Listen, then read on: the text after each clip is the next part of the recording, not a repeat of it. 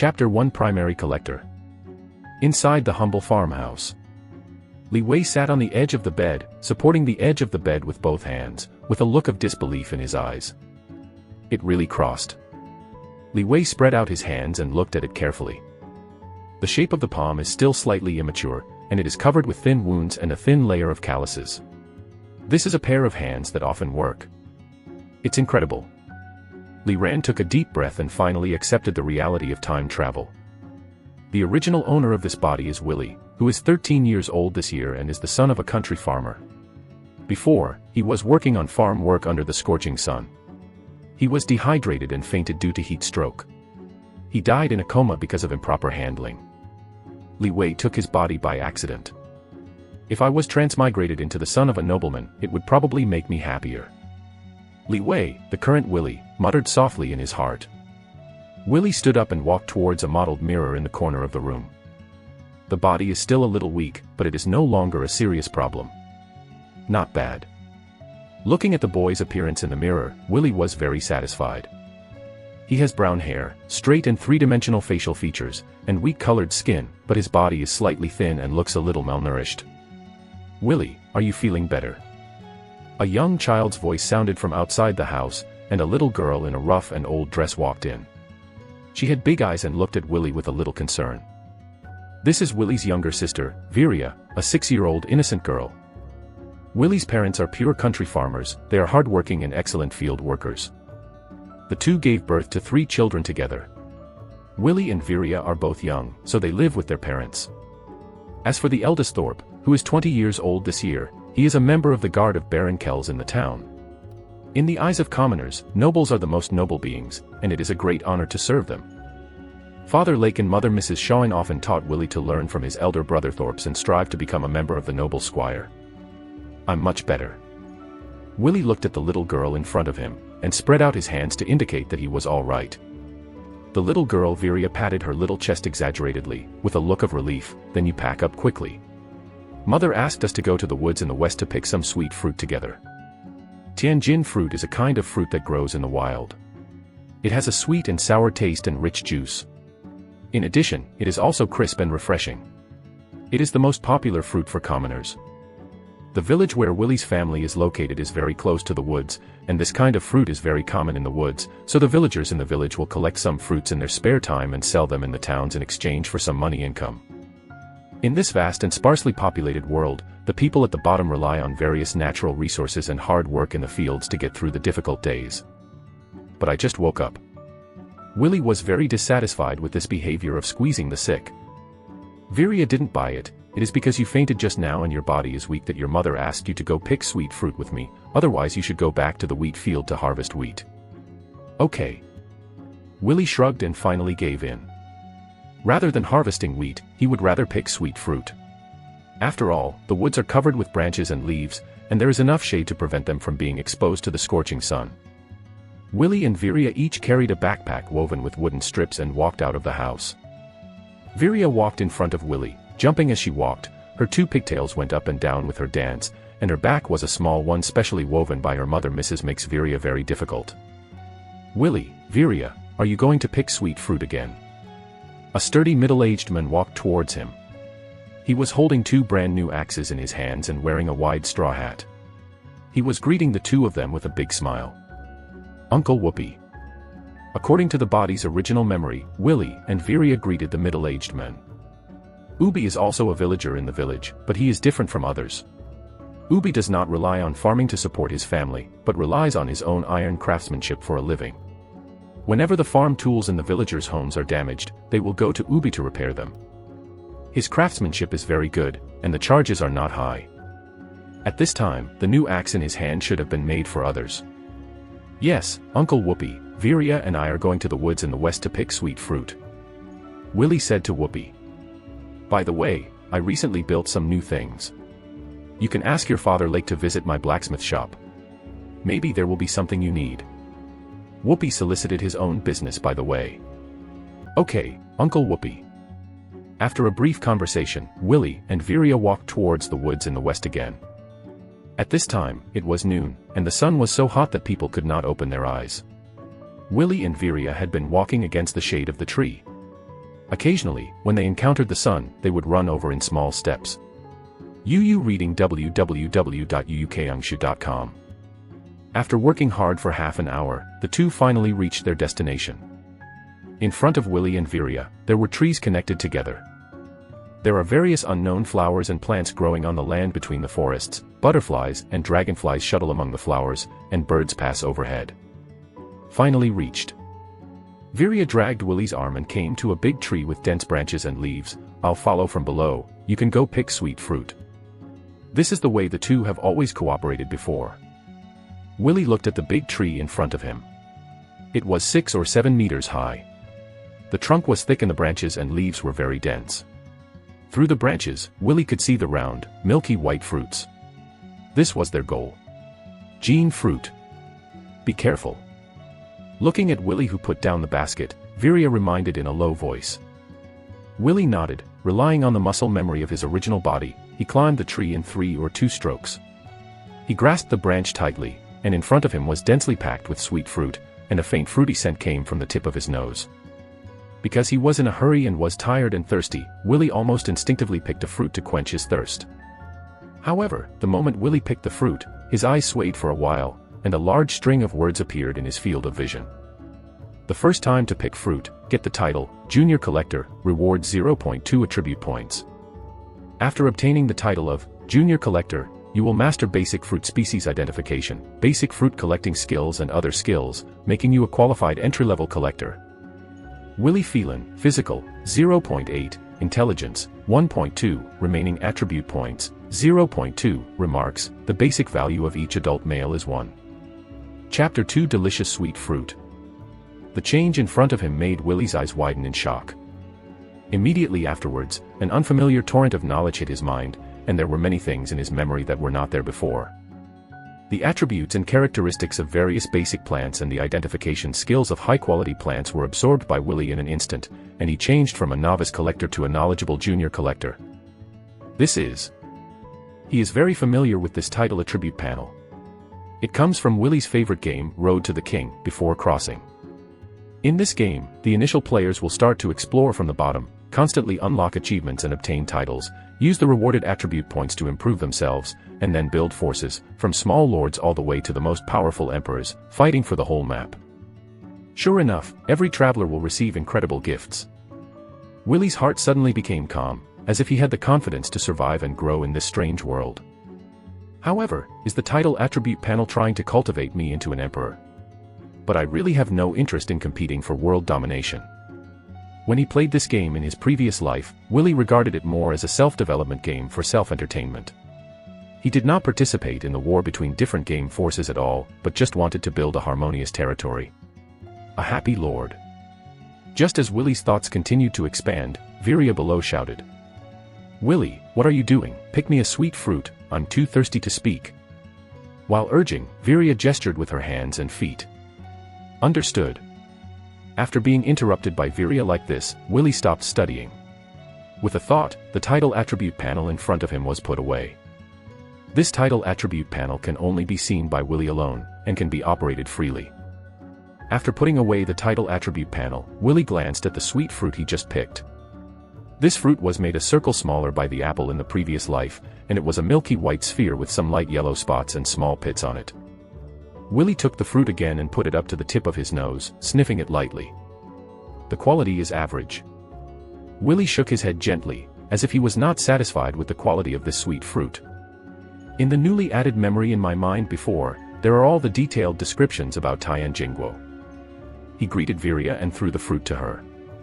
The quality of this fruit is very general, and it should feel a little sour after eating it. Willy shouted to Viria. Viria accurately caught the sweet fruit thrown by Willy and was about to take a bite when she suddenly heard Willy's words. She tilted her head, looked down at the fruit, and the scent of sweet fruit came from the tip of her nose. Just looking at the appearance and taste of this fruit is definitely of first-class quality. I haven't come here to pick sweet fruit more often than me, how could I have more experience than me? Viria murmured in a low voice. She didn't believe that Willy, who was busy in the fields every day, would know more about identifying sweet fruit than herself. Click. After Viria wiped the sweet fruit on her clothes, she took a bite. The sweet juice splashed from the fruit and flowed between Viria's lips and teeth. A cool and refreshing feeling spread all over Viria's body, as if the heat from her body just now was swept away. Willie is really pretending that he doesn't understand. Viria thought to herself, but when she was about to refute Willie's point of view, she was suddenly stunned. Just as she chewed the sweet fruit in her mouth and was about to swallow it, a sour and astringent feeling appeared in her mouth. The original fragrance and sweetness were replaced by this taste, and her teeth became dull and rough. The tongue is also a little numb. What Willie said turned out to be true. Viria swallowed the broken sweet fruit in her mouth with difficulty, and then threw the remaining sweet fruit directly to the grass. "How did you do it?" Viria opened her eyes wide and asked Willie in the tree. Of course Willie couldn't tell her the truth. Observe more, summarize more, and practice more. While talking, Willie threw another sweet fruit. This fruit tastes better, it has more juice, and it doesn't have the sour taste of the sweet fruit just now, but the sweetness is slightly lighter. Viria took the fruit and looked at it carefully before slowly putting it in her mouth. It's exactly the same as what Willie said. Thick juice, light sweetness, crisp flesh, everything is just as Willie said.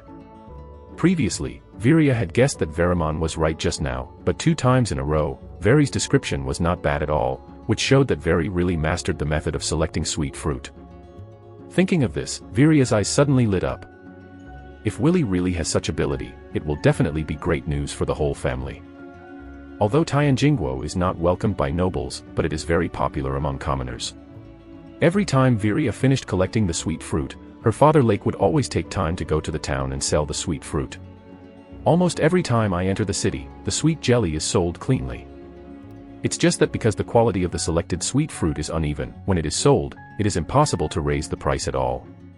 The good and the bad are mixed together, and it can only be cheaper, so the income obtained is not very satisfactory. If it wasn't to subsidize the family and let the children eat more white bread, Lake would not have made such a trip to the city. However, now, Willie has the ability to master the identification of sweet fruit, which means that when selling sweet fruit in the future, the price can be raised. If the quality is really good enough, he may be able to earn twice as much. Even double the profit. Willie, you're amazing.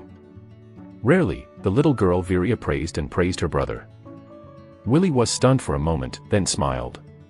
The original owner of this body had never enjoyed the treatment of being worshipped by his sister. But he also understands why Viria is so happy. Picking high-quality sweet fruit means an improvement in the family environment. Even if he has a title attribute panel, it will take a long time for him to truly gain a foothold in this world. This native family will be his most powerful support and backing in the early stage. I got it. Willie nimbly shuttled through the tree, picking off the high-quality sweet jelly fruits one by one and throwing them to Viria under the tree. After Viria took it, she threw it into the backpack she brought. There was a bright smile on Viria's face. This was the first time she felt that work can be so enjoyable. Chapter 3: The Envy of the Villagers. The sweet fruit on this tree is finished, let's replace it with another tree.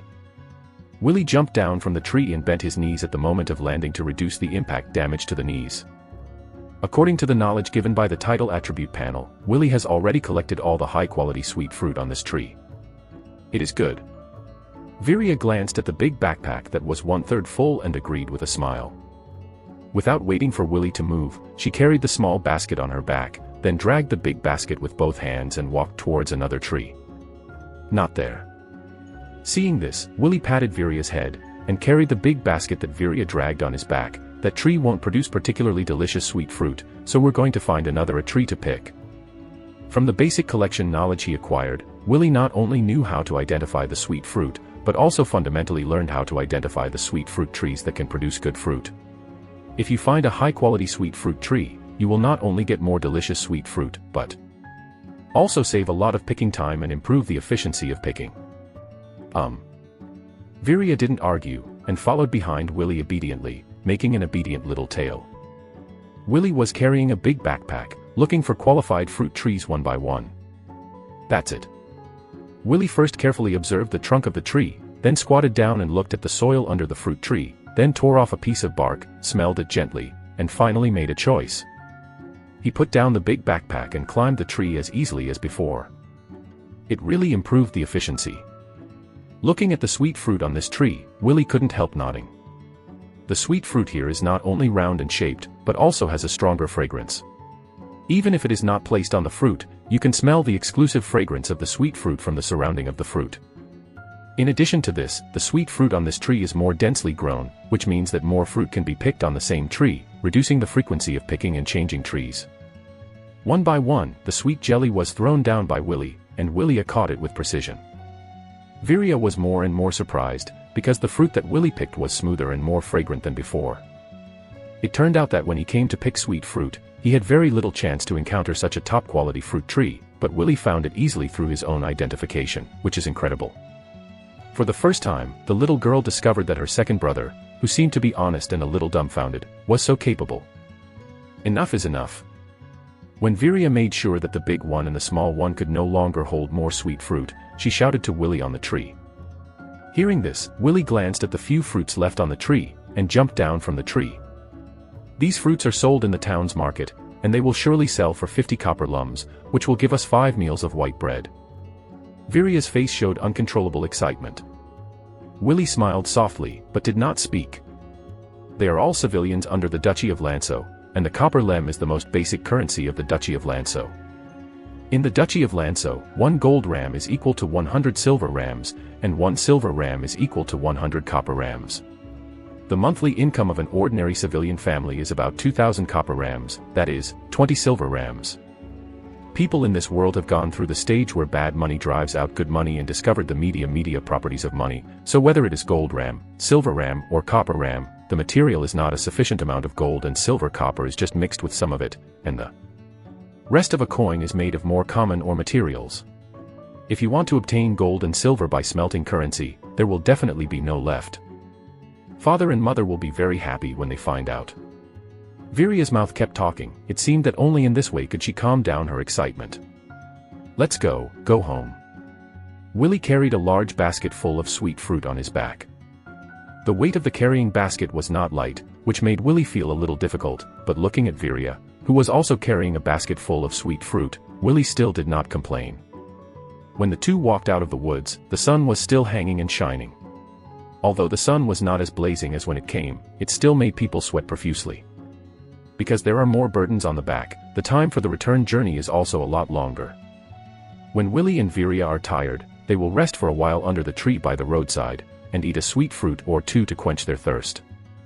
After more than an hour, the two returned to the village. At this time, the road to the village was not as invisible as it was in the afternoon, and many villagers who had harvested the wheat were already rushing to their homes. Willy, Virya, the hard-working children are picking sweet fruit again. A middle-aged woman with a scythe in her hands approached her. Aunt Shana. Willy and Virya still greeted politely, and Virya put the basket in front of Aunt Shana's face and asked her to pick out a few sweet fruit to take home to eat. My God, is this the sweet fruit you picked? Aunt Shana's eyes widened after seeing the quality of the two people picking sweet fruit. She and her husband and children also go to pick sweet fruit in the slack season, but none of the sweet fruit picked once can be as good as the one picked by Willy and Virya. Not only does it look good, but it also has a strong fragrance. Virya seemed to enjoy this enviable gaze, and explained loudly, this is all taken off by Willy. How did you do it? Aunt Shana picked up a sweet fruit and looked at it carefully, and asked suspiciously. I'm just lucky, I didn't expect to find such a high-quality sweet ferment fruit tree by accident. Virya originally wanted to talk about the picking process and show off her brother's talent, but she was snatched up by Willy. For the time being, Willy doesn't want to reveal his ability to the public. After all, jealousy is a human instinct. What a lucky boy. Aunt Shana doesn't doubt him, but she is envious. These 2 baskets of sweet fruit can be sold for a lot of money. After saying goodbye to Aunt Shana, Willy leaned on Virya's ear and whispered, don't tell outsiders that I know how to distinguish sweet fermented fruit trees, you know. Although Virya was small, seeing Willy's performance, she also guessed what he was thinking, got it. Afterwards, he met a few villagers he knew on the road. Willy used the same excuse to prevaricate it, making everyone marvel at the good luck of Willy and Virya. A few minutes later, Willy and Virya, who had been exhausted all the way, finally returned home. Chapter 4 Add a bit. As soon as he walked into his yard, Willy saw a shirtless middle-aged man, with a thin build, dark skin, and a beard, who was feeding the poultry in the yard with fodder. This is Willy and Virya's father, Lake. Father, look what Willie and I have brought back. After Virya saw Lake, she flaunted and ran to Lake's side. Lake looked at his innocent daughter, just smiled lightly, patted Virya's head, and then turned his eyes to Willie. How is it, Willie, are you still feeling sick? There are no problems anymore. Willie replied to Lake. That's good. Come in and eat. Your mother should have prepared lunch. Due to the relative lack of material resources, in the Principality of Lanso, the commoners only eat 2 meals a day. The afternoon meal is the most important meal of the 2 meals. It is relatively rich, and at least green leaves can be seen. Father, you haven't seen what Willie and I brought back. Seeing that Lake ignored her, Virya quickly grabbed Lake's arm and motioned him to look at the basket. Lake helplessly smiled, so he turned his attention to the small basket behind Virya's back, a basket full of sweet fruit, really an obedient and industrious child. Okay. The original Lake just wanted to perfunctory Virya's childish innocence, but when he really saw the sweet fruit in the back basket, he was surprised to find that the sweet fruit in the back was so round and glossy, with a rich fruit. Fragrant. Why don't you come in for dinner? The 3 of them gathered in front of the basket. A woman's voice came from the room behind them, and a woman wearing an apron and holding a spatula came out of the room. This is the mother, Mrs. Shawn.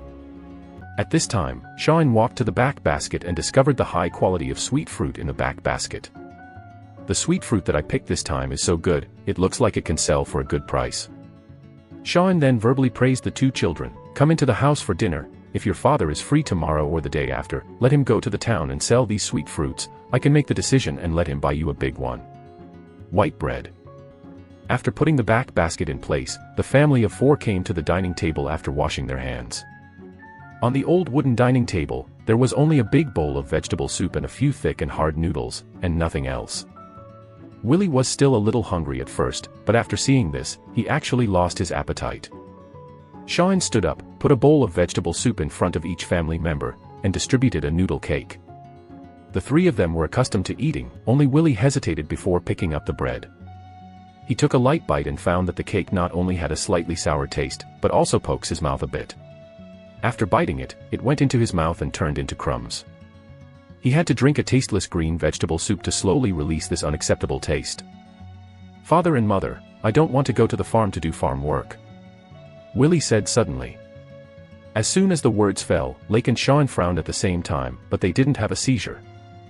Lake swallowed the crumbs in his mouth, and then said a little seriously, Willie, if your body is not fully rested, you can stay at home and do some light work.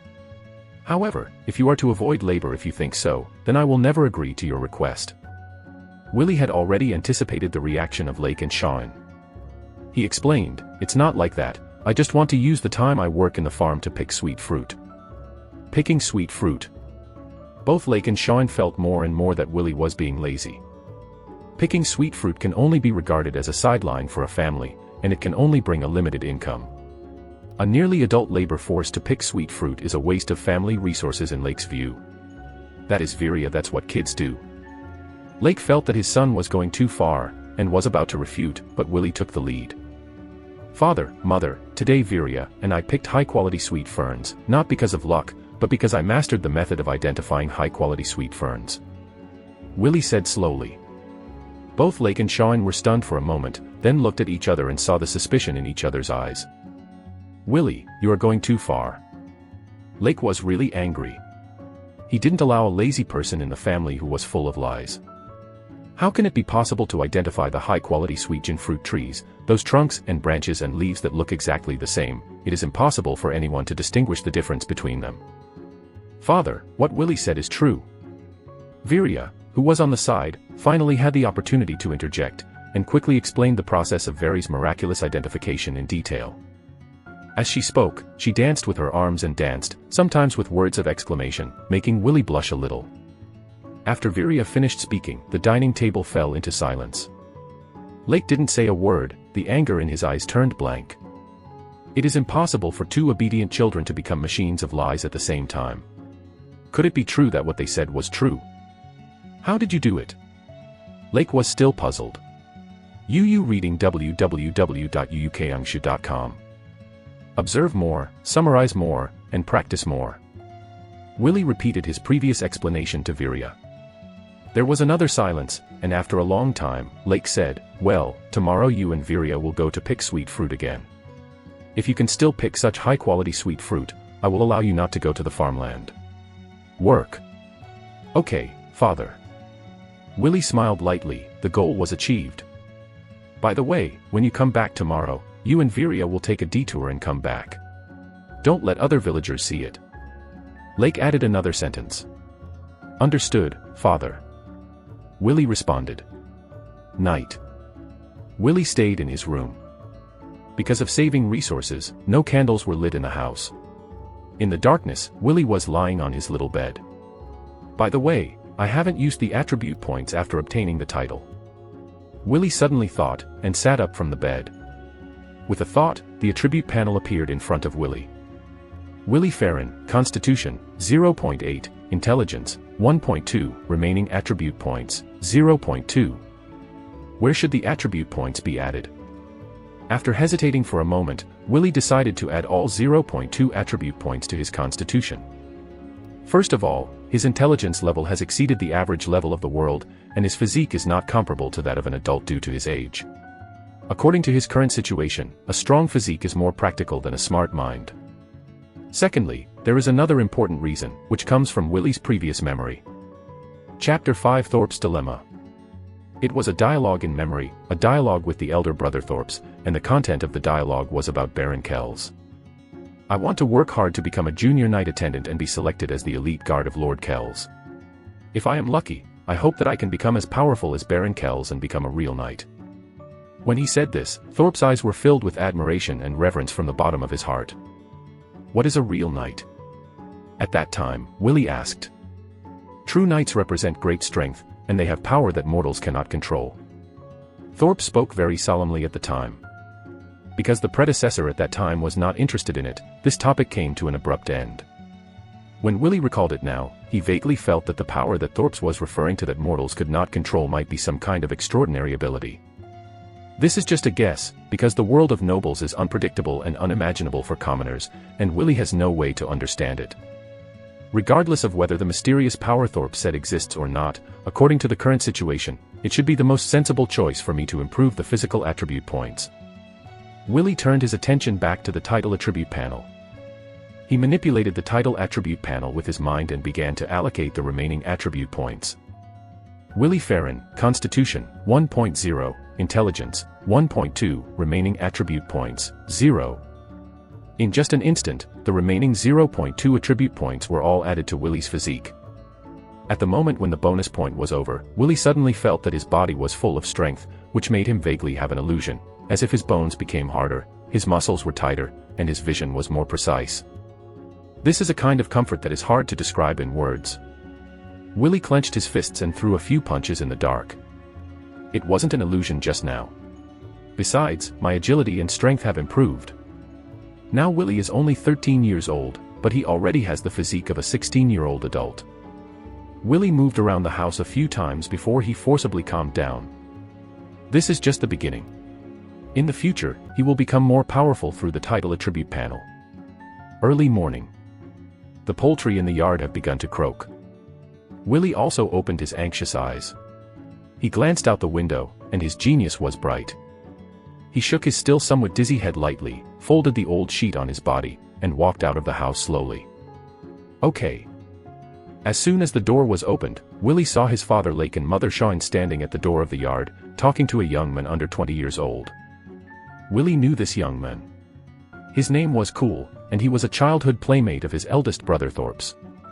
When the eldest brother was selected to be one of the guards of Baron Kells and entered the town to work, Cool also entered the town and became an apprentice in a shop, and the two of them were considered good friends. Because of Thorpe's work restrictions, he can't go home often, so the salary he earned as a guard and the words he said to his family were passed on by Cool. Now that Cool was here, it was probably Thorpe's who asked him to help deliver the message again. But what makes Willie feel strange is that the parents at this time did not smile as usual after hearing the news of the eldest brother. On the contrary, their faces were full of sadness and looked particularly solemn. The communication between the three was brief, but after a while, Cool left. Lake and Shine said nothing, as if full of thoughts. "Good morning, father and mother." Willie said hello first. Lake glanced at Willie, with a smile on his face, gave a simple gesture, and then walked into the house. Shaun responded with a reluctant smile, "Good morning, Willie." "Mother, what news did Cole bring about the eldest brother just now?" Lake had already entered the room, and Willie asked Shaun directly. Shaun hesitated for a moment and sighed softly. "Baron Kells is going to hold a temporary assessment of junior night attendance next month, and Thorpe's wants to try it." Willie frowned. "Isn't this a good thing? Once Thorpe's passes the assessment of the junior night attendant, not only his own status will be improved, but his income status will also be greatly improved. It's good news for Big Brother Thorpe's, and it's good news for the whole family." "That's right." Shaun's face was full of sadness. "However, it is not so easy to pass the test. Thorpe said that his experience and skills are enough to meet the content of the test, but his physical fitness is still not up to the standard. He needs to, with the help of some medicinal materials and supplies, we can improve our physical fitness. Thorpe's is a very responsible elder brother. After becoming a member of Baron Kell's escort, he still practiced hard, and sent most of his income back home, so that very little spend resources on yourself. Hence the present situation. UU reading www.Bakanshu.com opportunity came, but could not seize it. But the medicinal materials and supplies are too expensive. Shaun said the root cause of the problem. Willie knew that he was short of money. "How much do you need?" Willie asked further. "At least 5 gold rams are needed." Shaun let out a long sigh, as if giving no hope for this. 5 gold rams are 50,000 copper rams. It takes at least 6 or 7 years to save so much money on the premise of paying for a family's expenses. At home now, I can't get these 5 gold rams at all. How much assistance can the family provide to the eldest brother now? Willie was wondering if he could relieve some of the pressure through his primary collection ability. The family can only provide 2 gold rams, and that's all we have. Mrs. Shaun didn't seem to want to continue the topic. "My father and I will find a way to solve this problem. If we can't do it, we will borrow some money. Don't worry about it. You go to wake Viria first and have breakfast together later." Willie fell into contemplation as he watched Mrs. Shaun's back walk into the room. This dilemma is not completely unsolvable, but the risks to be taken are somewhat large. The knowledge conferred by the title of primary collector also includes the methods of finding and collecting some precious plants. As long as these precious plants are dug up, it is not impossible to sell 5 gold rams. It's just that these precious plants don't grow on the outskirts of the forest like the sweet fruit. They are often in the deepest part of the forest, full of beasts and venomous mosquitoes growing grass. If he entered by force, Willie might have to pay the price of his life. Chapter 6 Outlander. On the humble dining table, a family of 4 chewed sour brown bread. Savannah and Lake didn't say a word, and Willie didn't say a word. Sitting next to Willie, Viria also felt an unusual dignified atmosphere. She, who was always lively, also ate obediently without making a sound. The simple breakfast ended quickly. "Willie, your mother, and I are going to the wheat field. After you and Viria have cleared the table, let's go pick sweet fruit." Because there was still wheat in the field that needed to be harvested, Lake and Shaun ate faster than the two of them. "Understood," Willie responded. Lake and Shaun left the house with their tools, leaving only Willie and Viria at the dining table.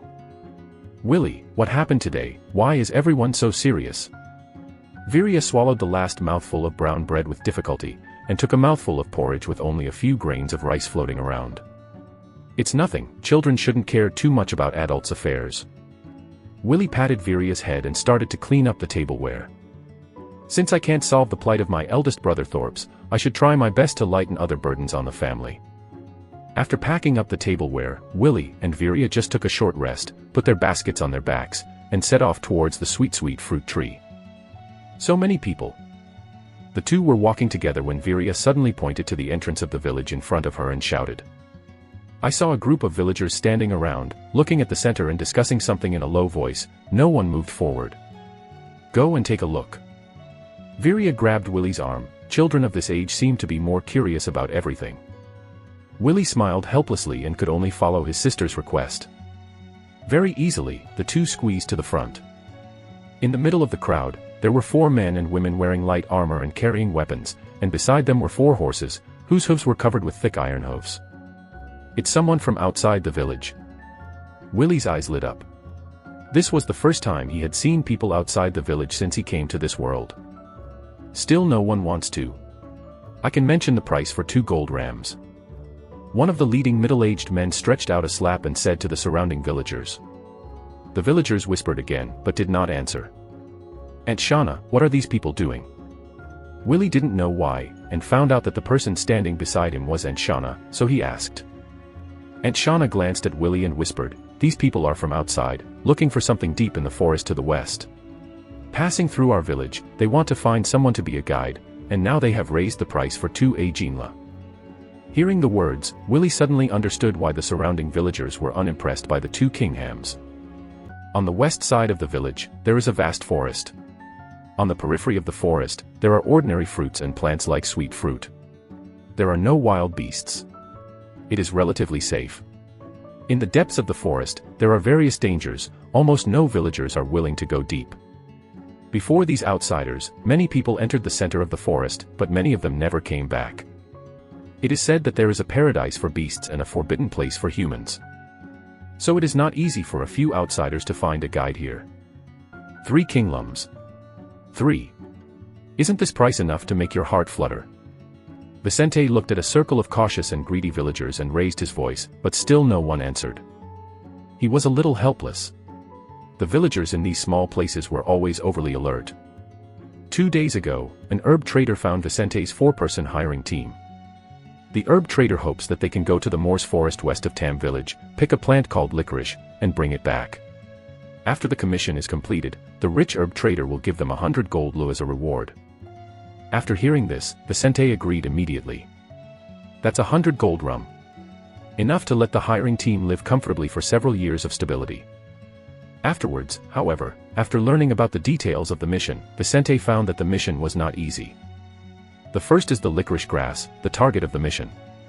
This is a kind of herb that looks like a weed. It takes a lot of energy to find it. If you are unlucky, you might have to search for a month. Next is the location of the mission, Morse Forest. This is a huge forest that grows on the border of the Principality of Lanso. It is full of tigers, black bears, wild wolves, and other wild beasts. The bones of many of the companions are buried there. If they want to find licorice grass as safely as possible, they must find a guide who is familiar with the terrain, so that they can avoid many deadly threats. At the very beginning, Vicente thought that 1 gold ram would be able to find a suitable guide in a nearby village, but he miscalculated, and the price was raised to 5 gold rams, but no one was tempted, and Vicente hated it in his heart. These people are greedy. Just when Vicente was in a hurry, a voice came from the crowd. 5. You reading www.uukangsha.com 5 gold ram, I can take you there. Under the astonished eyes of everyone, Willie walked out of the crowd and said to Vicente. Vicente frowned as he looked at the boy walking out of the crowd. The young man seemed very calm, but he was too young, which did not meet his expectations. He wanted to find an older person as a guide, who would have more experience. Are you really familiar with the terrain of Morse Forest? Vicente doesn't seem to believe Willie very much. For several consecutive winters, I would follow my father to the depths of Morse Forest. I am very familiar with the terrain inside. Willie didn't lie. In winter, many large animals in Morse Forest will choose to hibernate. Only some small animals such as hares are still foraging outside, so the safety is much higher. His father, Lake, also had hunting experience when he was young, so every winter, he would enter with Willie to find some lonely prey. In that case, I'd rather hire your father. Vicente laughed. Willie shook his head. He will not accept your employment. He is the pillar of the family. It is impossible for him to enter Morse Forest in this dangerous season. Vicente was silent, his eyes narrowed slightly. He felt that he could trust the calm young man in front of him. Beside Vicente, there were a man and 2 women, who also looked at Willie curiously. They have seen many villagers in small places. They are cautious, alert, and don't trust outsiders, but the young man in front of them is different from those people at all. 5 gold rum, deal. Vicente finally made a decision. Chapter 7 set off. It's a pleasure to work with. In fact, making this decision is a risk for Willie. Although these 4 people seem to have a high level of force, the Morse Forest full of beasts cannot necessarily allow him to come out unscathed. But in the end, Willie still made the choice to enter Morse Forest, because these 5 gold rams can change the fate of the elder brother Thorpes and the situation of the whole family. Now that he has a new identity, Willie also intends to try his best to integrate into this environment. Of course, this decision was made after consideration. Through the knowledge given by the primary collectors, Willie has mastered many attributes of grass and its living environment. In Morse Forest, Willie can avoid poisonous weeds, and can also determine whether there are any dangerous animals around through certain specific grasses, which can ensure his own safety to a large extent. "Can you pay me my salary first?" Willie added, "After all, Morse Forest is full of various dangers, and I can't guarantee that I can come out safely." Vicente was very cheerful. "No problem." With that said, he took out 5 coins with golden glow from the package around his waist and handed them to Willie. 5 gold rams, that's a lot of money. Willie could feel the envy and heat in the eyes of the surrounding villagers, but there was also a sense of regret in this envy, as if he thought that Willie's risk was not worth it. The Morse Forest in midsummer is the time when the beasts are most active. After taking the 5 gold rams, Willie turned and walked towards Aunt Shauna. "Aunt Shauna, please send these 5 gold rams to my parents." Willie said to Aunt Shauna, "Tell them that I will come back safely, so they don't worry." Aunt Shauna frowned and asked earnestly, "Child, are you really going on an adventure?" Willie couldn't say what Thorpes needed this kingdom to deal with the junior knight squire, just nodded firmly. "Villia, you don't have to collect sweet fruit today. You follow Aunt Shauna to find your father and mother." Willie exhorted the dazed Viria, and then handed Kingdom to Aunt Shauna. Under the watchful eyes of so many villagers, Aunt Shauna didn't dare to have any crooked thoughts, otherwise she would suffer contempt and scolding for the rest of her life. "Let's go." Willie handed the back basket to Viria, then turned around and said to Vicente. Vicente smiled. The young man's neatness and decisiveness made him very fond of him. "Get on the horse." Vicente and the other 3 jumped and straddled the horse.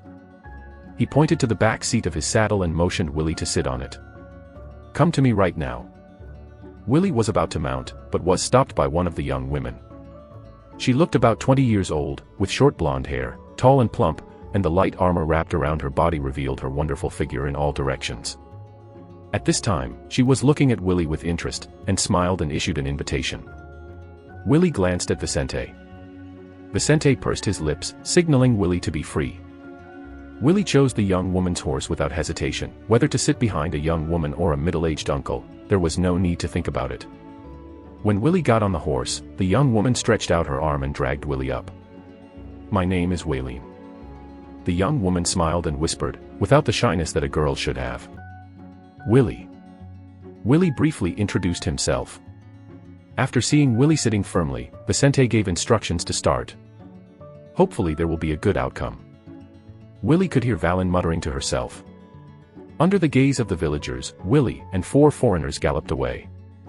Wheat field. Lake and Shawn were mowing the wheat with their heads down. Most of the villagers grow wheat, which is similar to spring wheat on Earth. It is sown in winter and harvested between summer and autumn. At this time, the sun is rising and the temperature is not very high. It is the most comfortable time to work in a day. They need to improve their efficiency as much as possible during this time. Lake and Shawn said nothing, full of thoughts. "Father, mother." Suddenly, Viria's voice came from a distance. Lake and Shawn looked subconsciously and saw Aunt Shauna leading Viria towards their lover. The 2 looked at each other, and both could see the doubt in the other's eyes. Didn't Viria follow Willie to pick sweet fruit? Why did she come with Shauna? Lake, Shawn. Aunt Shauna walked in front of the 2 of them. She spread out her clenched palms and put 5 gold rams in the hands of the blank-faced Shawn. "Sana, what are you doing?" She was stunned for a moment, and then Shawn came to her senses. "This is gold rum, 5 gold rums. This is what Willie asked me to hand over to you." Aunt Shauna recounted what happened to the 2 of them in detail. "You mean, Willie went to Morse Forest with 4 strangers?" When Lake and Shauna knew the reason, they both cried out in panic. Especially Lake. UU reading www.uukangshu.com. That is Morse Forest in midsummer.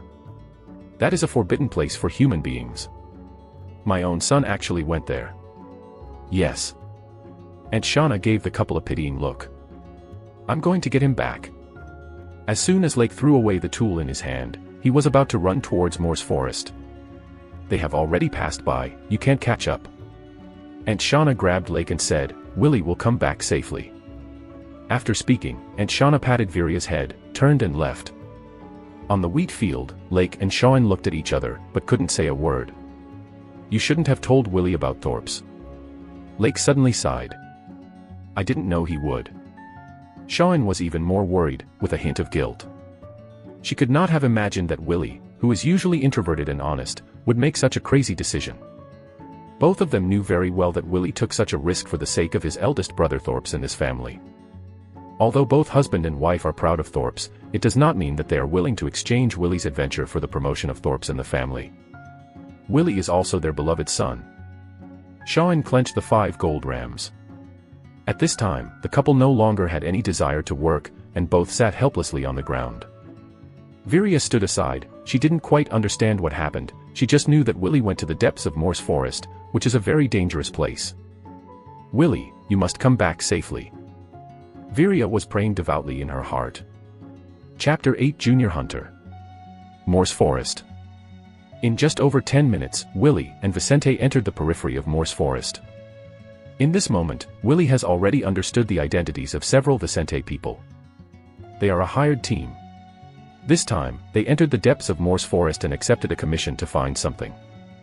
Vicente is the leader of the team, and under his command, there are Valen, Khalil, and Lainey. Wei Lin is the young woman who invited Willie to ride a horse before. She has a very active personality and is very interested in Willie, who is different. Khalil is a strong man in his 30s. He is not good at words. He doesn't talk much along the way, and he doesn't communicate much with the rest of the team. The remaining girl was named Lanny, and she was the youngest member of the hiring team, about 16 or 17 years old. That fruit looks delicious. When the 5 passed through the Tianjin fruit forest, Wei Lin curiously glanced at the fruit on the fruit tree and said to Willie, "It's a sweet fermented fruit, a very good fruit that can be used to quench thirst and relieve the heat." Willie explained to V-Line. Wei Lin's eyes lit up when she heard the words. She restrained the horse rope and looked at Vicente. "Boss, I think we can pick some as a material reserve for entering the deep forest. We haven't eaten yet." Before dawn, the 4 of them set off from the hotel in the town and ran all the way. Can. After thinking for a while, Wilson nodded. "Don't pick too much, it will affect our actions. In the depths of Moore's forest, there may be no such opportunity to collect materials at will. At that time, they need to be careful to guard against various possible dangers." The horses stopped, and the 5 got off the horses. Wei Lin took out a cloth bag from her backpack, and looked at the sweet-smelling fruit tree, looking eager to try it. "I'll go pick it, I can pick out delicious fruits." Willie took the bag and said to Wei Lin. Wei Lin nodded, and it happened that she could eat something while Willie was picking sweet berries to fill her empty stomach. After careful observation, Willie chose a sweet fruit tree with lush foliage. He climbed up easily and began to concentrate on picking sweet fruit. He's not like any other country guy I've ever met. It was Lanny who was speaking. She took out a piece of compressed white bread from her backpack, broke off a part and handed it to Wei Lin. After Wei Lin took it, she shoved it into her mouth without caring about the image. Culture. Hearing the conversation between the 2 women, Vicente smiled discreetly. Khalil kept his face straight and said nothing. Willie moved quickly, and a cloth bag was almost filled with sweet fruit. "Do you need some bread?" Lanny shook the white bread in her hand to Willie. "Come on, thank you." Willie was not hypocritical. The brown bread for breakfast today was too sour to swallow. He just filled his stomach a little, and now he is really hungry. Lanny covered her mouth and smiled. This Willie didn't have the shyness that a young man should have. "I want to taste this sweet fruit." Wei Lin took the cloth bag in Willie's hand and threw one of the sweet fruit in it to each of the other 3 partners. She didn't even wipe the surface of the fruit, she nibbled it down. In an instant, the cool and sweet juice seeped out from the pulp and flowed between Wei Lin's lips and teeth. Wei Lin's eyes lit up and she looked surprised. "It's so delicious." Not only Varen, Lanny, and Vicente were also amazed, only Carol still had no facial expression. At this time, Willie was in the same mood. The white bread in his hand was so delicious. Compared with the meal at home, this is simply delicious. After eating the white bread in his hand, Willie also felt full. Seeing that the four of Wei Lin were still resting, he got up and walked around. When he turned to Vicente's horse, Willy's eyes flashed with novelty. Beside Vicente's horseback, there is a crossbow made of stainless steel. The surface of the crossbow has been slightly worn, and it looks like it has some years. This crossbow has been with me for more than 10 years. I don't know when. Vicente walked behind Willy. If you like, you can try to shoot a few arrows. Vicente took the crossbow and 2 arrows off the side of the horse and handed it to Willy. The icy texture pervaded Willy's fingertips, and the arrowhead of the crossbow arrow was a little red, with a faint smell of blood. As a modern earthling, he has a different kind of curiosity about this cool-looking cold weapon. Then let me try it. With the help of Vicente, Willy put a crossbow bolt on the crossbow. He looked around and saw a sparrow on a branch. The sparrow glanced in Willy's direction, and then looked elsewhere indifferently. You reading www.uukangshu.com. It's just you. The sparrow was very close to him, so Willy had a better chance of hitting it. Willy held his breath, put the crossbow on his arm, raised it a little bit, and aimed at the sparrow. Whoosh! Willy pulled the trigger, and the crossbow bolt turned into a shadow and flew towards the sparrow. Puffed! The crossbow arrow directly penetrated the sparrow's body. The sparrow croaked miserably and fell directly to the ground. It fluttered desperately, and the blood stained the ground red, but after a few breaths, it stopped moving. It's pretty good. Vicente patted Willy on the shoulder and said with a smile. However, Willy was stunned at this time. In Vicente's view, this was Willy's accident that he hit his prey in the first shot. But the truth is not what Vicente thought. In Willy's field of vision, a few lines of text slowly appeared. The first time I caught a prey, I won the title, Junior Hunter, and the reward attribute point was 0.3. After obtaining the title of Junior Hunter, you will understand the habits of various beasts and understand their weaknesses and threats. In addition, you will also master various hunting skills and hunting experience, making you a qualified hunter. Willy Farron, Constitution, 1.0, Intelligence, 1.2, remaining attribute points, 0.3. The title properties panel reappears. Willy didn't expect that a simple crossbow attempt would unlock a new title.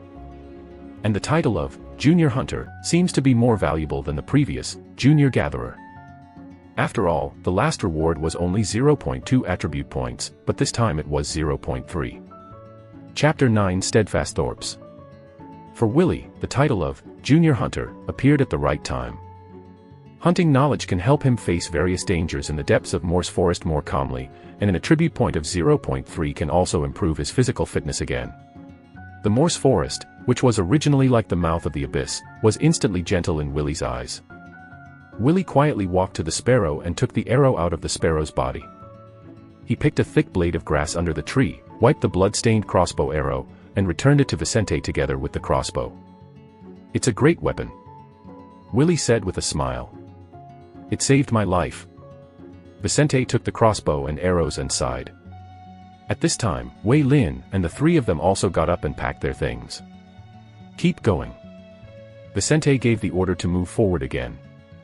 Among the trees and jungles, Willy sat behind Wei Lin, feeling the turbulence of the horse's movements, and her body also had a little friction with Wei Lin. But Wei Lin was wearing light armor, and Willy didn't feel anything good. These 0.3 attribute points are all added to the Constitution. Willy recalled his title attribute panel and manipulated it with his mind to add points. Willy Farron, Physical, 1.3, Intelligence, 1.2, remaining attribute points, 0. The usefulness of the intelligence attribute was not obvious in the early stage, and after gathering the current situation, Willy added all of it to the physique. In an instant, Verina's physique, comparable to that of an adult, improved by 30% again. Willy wanted to let out a loud roar to vent the surging muscle explosion in his body, but considering that in Morse Forest, a roar might attract terrifying creatures, so he forcibly held back. What's wrong with you? Wei Lin suddenly felt Willy behind him, his breathing became a little faster, and the hot air tickled her neck. Willy also realized this problem, and was slightly embarrassed. It's nothing, maybe it's going to go deep into the forest, and I'm a little nervous. Wei Lin smiled narrowly, as if she did not agree with Willy's statement, but she did not continue to entangle. After all, dangers and accidents may occur at any time here, and she must concentrate all her attention to face what may happen. At the same time, Diamond Town, the noble manor of Baron Kells.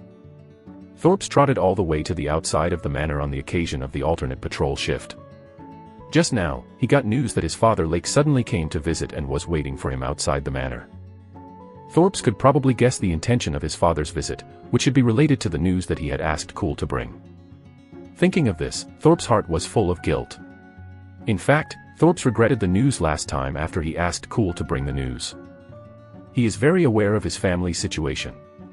Although the family can make a living in the countryside, it is almost impossible to take out 5 gold rams at once to help him pass the examination of the junior knight attendant. This selfish and stupid decision will make the parents bear huge material and psychological pressure, and also make my 2 obedient younger siblings unable to eat white bread for a long time.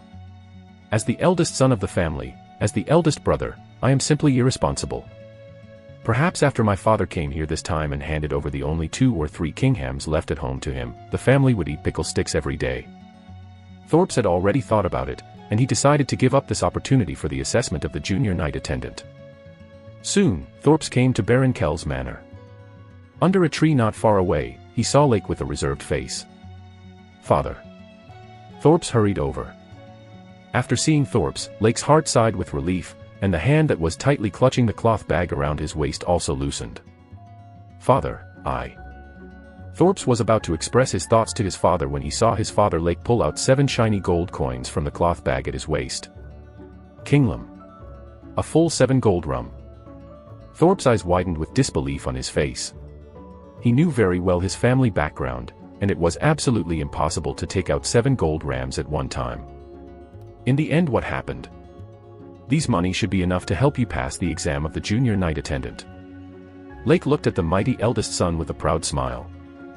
"Father, where did the money come from?" Thorps' hands trembled a little after he took the 7 gold rams. These Kim rums are the guarantee for him to achieve the leap in his life. Facing Thorps' question, Lake frowned, and he sighed. 2 of the gold rams were accumulated by your mother and I over the years, and the remaining 5 are your brother, Victoria. Profits are earned for you. Willie. Thorps couldn't believe how his honest and introverted brother could get so much money. Lake saw Thorps questioning and explained in a heavy tone, "This morning, a few outsiders came to the village. They wanted to enter the depths of Morse Forest, so they went to the village to find a guide www.mtlnovel.com So Willie became a guide and entered Morse Forest." Thorps' eyes widened, holding the 7 gold lums in his right hand, and blue veins appeared in his clenched hands. "Yes." A look of shame appeared on Lake's face. "Your mother and I should not have told him about you." Thorps was stunned, and his heart suddenly filled with deep guilt and emotion. These 7 gold rams were earned by his submissive, timid and honest brother who risked his life for himself. His lips trembled a little. After a long time, he said slowly and firmly, "Father, Willie will come back safely." Lake nodded and stopped talking. "It's almost time, I'm going back to work, Father." Thorps reluctantly calmed down his mood. "I will definitely pass the junior knight attendant assessment, I will definitely." His heart has never been so firm. Morse Forest. The sun has set, and the lush forests are already very dark. Somewhere among the bushes, a few figures were cautiously tugging at the dense grass, as if they were looking for something. It was Vicente's hired team. It has been half a day since they entered the depths of Morse Forest. In the past half day, Willie, through his knowledge of gathering and hunting, and the remaining memories in his mind, helped Vicente's hired team to avoid several dangerous terrains, and reach the place where they are now with twists and turns. As the guide to enter Morse Forest this time, Willie's excellent performance was praised by the entire Vicente hire team, including Khalil, who has been silent, who thinks that the 5 kinglums are too worth it. Chapter 10 Danger is coming. At this time, Willie was leaning against a big tree with the white bread he got from Laney in his mouth, watching the 4 Vicente who were looking for something in the grass. Vicente didn't tell Willie what they were looking for, so Willie didn't ask. After all, it was about the entrusted information of Vicente's hiring team, so it's not a good habit to find out other people's secrets. But this is not bad, at least I still have time to fill my stomach. In fact, Willie's idea was just a misunderstanding. At the beginning, Vicente also considered whether to let Willie help find licorice, but gave up after thinking about it. Licorice is an uncommon herb. Except for certain groups of people, few people know about licorice. At that time, in order to teach the four of them how to identify licorice, the herbal trader spent a week looking for a pharmacist to teach them. However, even so, the four of Vicente could not guarantee that they could find the licorice mixed in the ordinary grass. Come out. Willie is just a young villager. He has no way of knowing what Gangsinko is. If he asks him to help him find it, he will have to spend time teaching him to identify it. Instead, it is better to save the time and find it by himself. Willie swallowed the last small piece of white bread in his hand, then took another sip of the water from the water bag, and burped softly. How happy it would be if he could eat white bread every day at home. Willie is already thinking about ways to make money quickly. I don't want to be rich, I just want to improve the food at home first. This thing is too hard to find. Lanny straightened her body, pinched her hands around her waist, and bent over for a long time to search for licorice in the grass. Her waist was almost exhausted. If I knew it would be so troublesome, I might as well take on a more dangerous hunting mission. Wei Lin slapped her waist and expressed her approval. Khalil was still working hard, as if he didn't know how tired he was. As for Captain Vicente, although he also felt that the mission was torturous, he had the motivation to keep looking for the 100 gold rum reward after the mission was successful. It's going to get dark soon. Hold on for a while. If we can't find it, we'll find a place to spend the night," said Vicente. Looking at the hard-working people, Willie was rather bored. He picked off a blade of grass and played with it. Okay. Suddenly, Willie felt annoyed in his heart.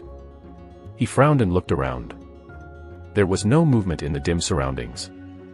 Willie frowned, his heart palpitations became heavier and heavier, which made him feel very uncomfortable. Something wrong.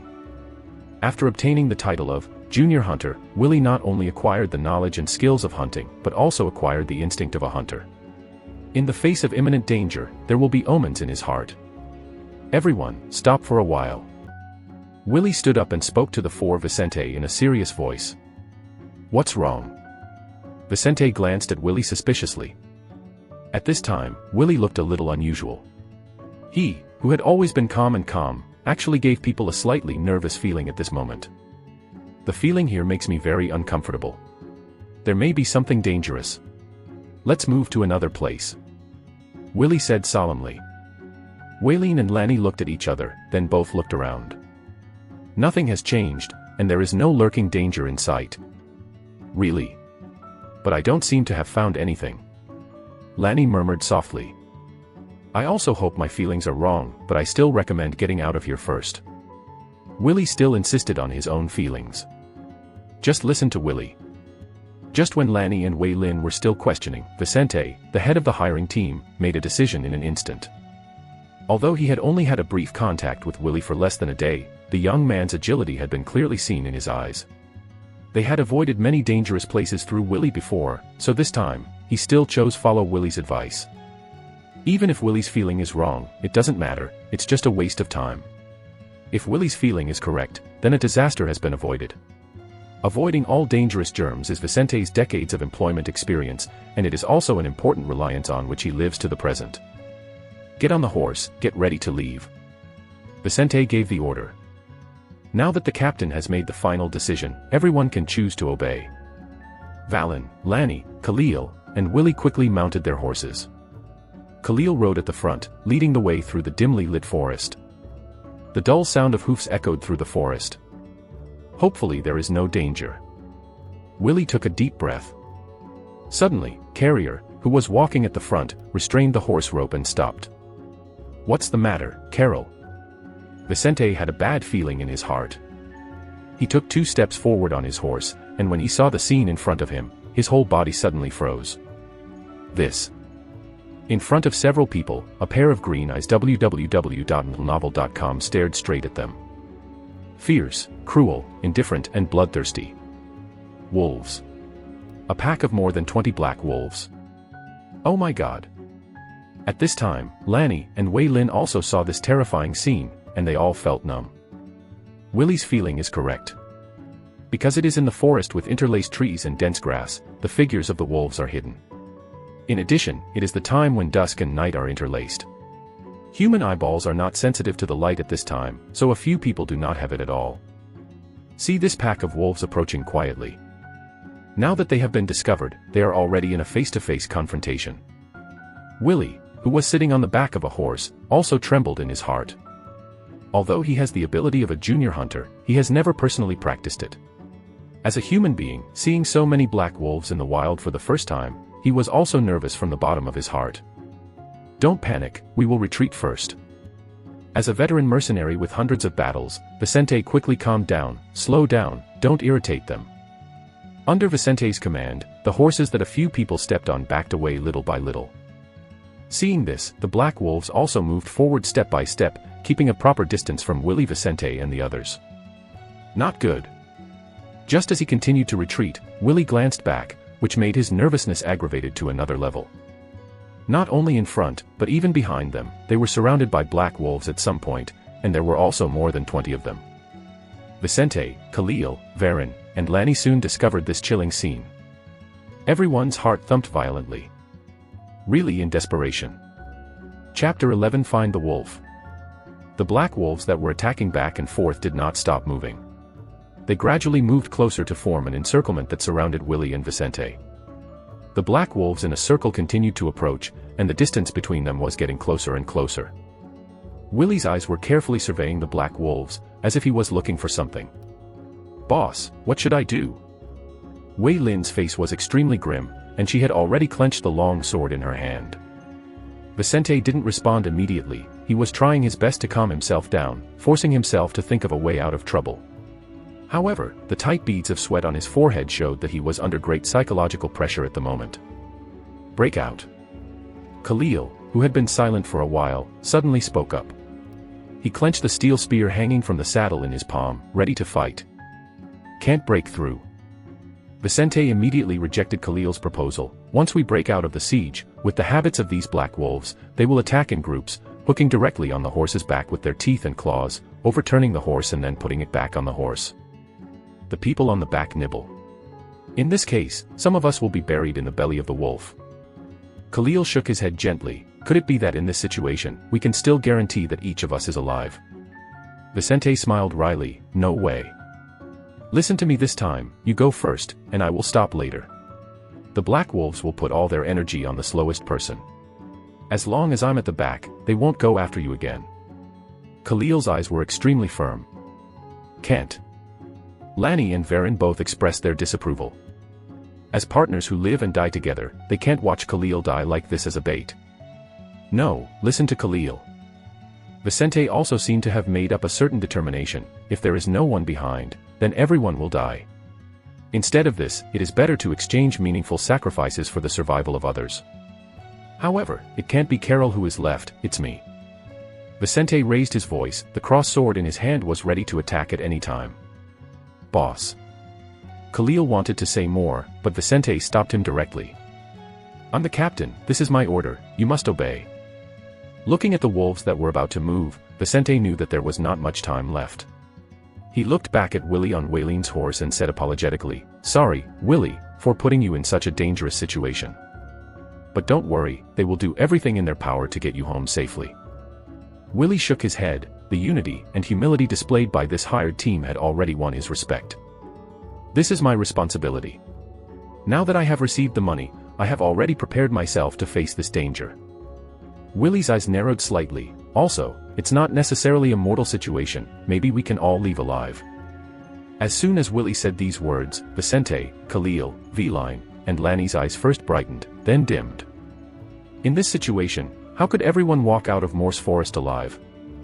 Seeing the sadness in the eyes of several people, Willy pursed his lips. It was not Willy who was comforting them when he said that all the members were fleeing, but that Willy really had a certain degree of certainty to disperse the black wolves. In the hunting experience given by junior hunters, there are detailed descriptions of this black wolf. Once this type of black wolf participates in some kind of group action, it must be given by the leader of the wolf pack. In group hunting, the head wolf of the black wolf will hide in the wolves. They will not charge directly, nor will they put themselves in danger. They will only wander in the chaos, constantly giving orders to manipulate the wolves. If you can find the alpha wolf among the 50 black wolves and kill it, the wolves will break up and flee. This is determined by the properties of this species of wolves. Killing the alpha wolf is also the only way for everyone to escape. Roar. Some black wolves in the front row couldn't hold back their urge to hunt, and they were already eager to try. "Can't wait any longer." Seeing this, Vicente immediately shouted, "Khalil, you charge first and open the gap. Valen and Lani follow, and I will hold them in your footsteps at the end." "Boss." Lani and Varen's eyes were slightly red, and Carol also took a deep breath. "Take care of my wife and children for me." Vicente made a final exhortation and looked at Carlier. Carrier nodded deeply. He grabbed the reins, and the horses under his crotch suddenly rushed towards the weakest line of defense of the wolf pack. With a loud shout, Khalil slammed 3 or 5 black wolves away in an instant. The spear in Khalil's hand suddenly swung and cut a black wolf's throat directly. "Follow!" exclaimed Vicente. Behind Valen and Lani Carol, they rushed towards the opening. Willie sat on the back of Wei Lin's horse and watched the black wolves rush towards them. With quick eyes and quick hands, he took out the long knife on the other side of Wei Lin's saddle and slashed at a black wolf who was about to jump on the horse's back. The rich hunting experience and the excitement between life and death allowed Willie to unleash 120% of his potential, cutting the black wolf's throat with a neat knife. More and more black wolves are chasing after the 3 of them. www.novel.com. Look here, beasts.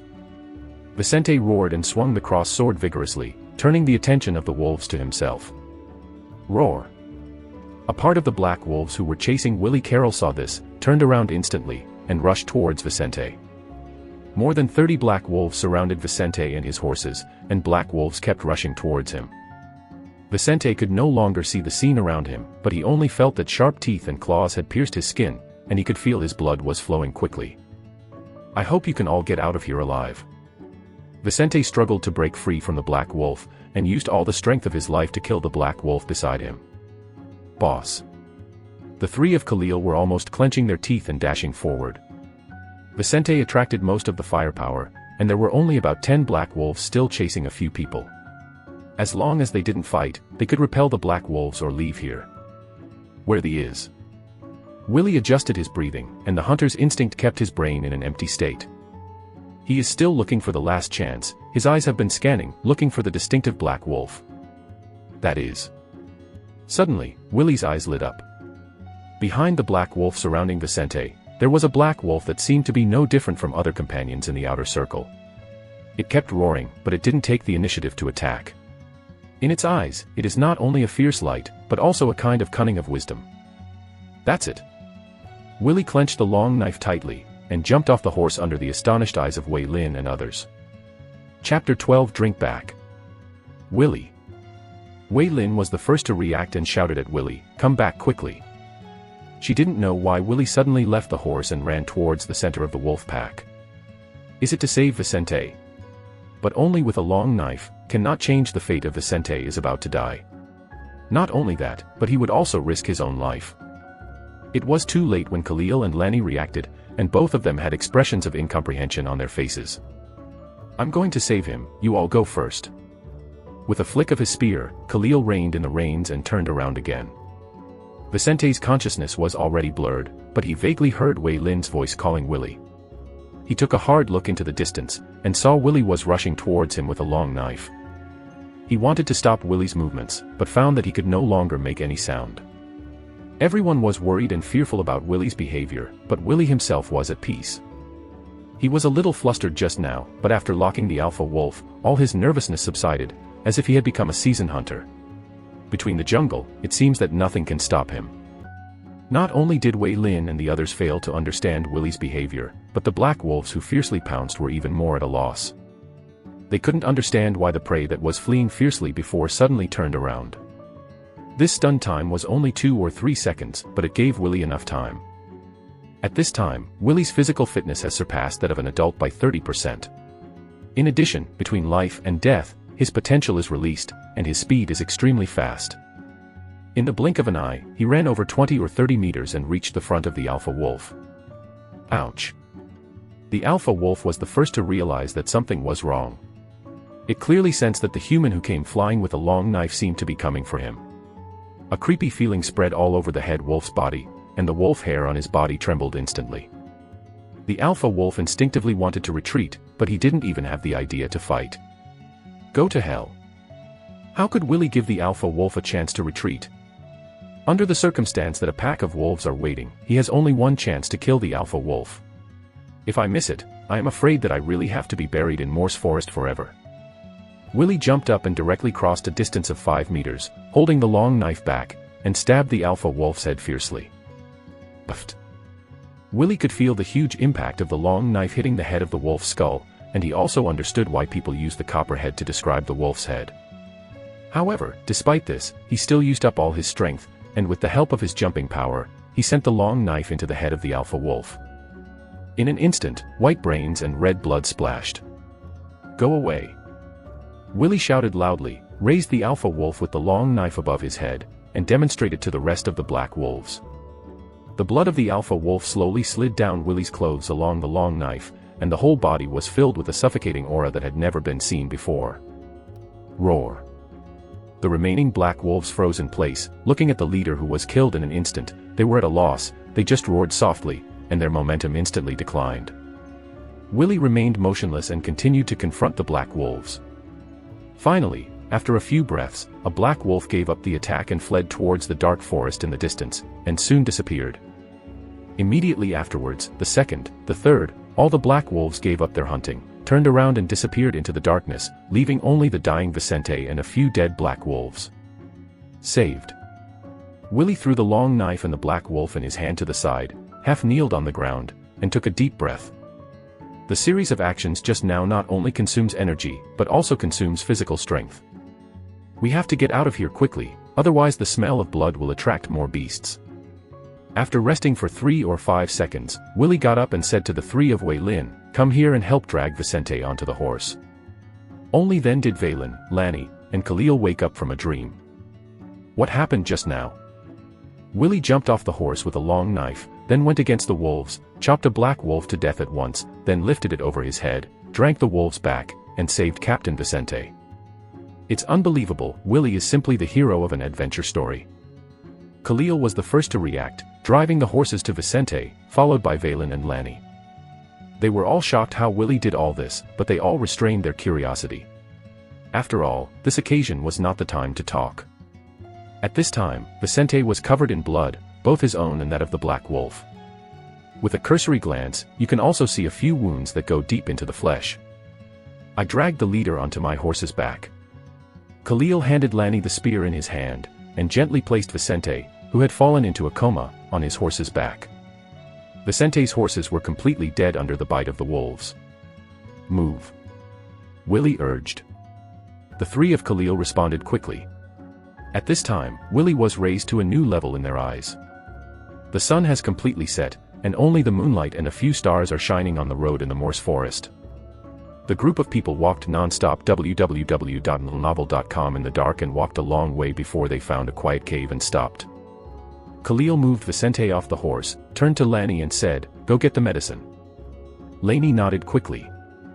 She took out a white cloth bag from her backpack, and first took out a bottle of potion from it. Khalil squeezed Vicente's chin and asked him to open his mouth, and Lanny poured the potion into Vicente's mouth. "What's this?" Willie asked a question. "A medicine that can prevent the symptoms of infection caused by the attack of wild beasts." Wei Lin explained to Willie. Willie nodded. This is probably similar to the preventive vaccine in a previous life.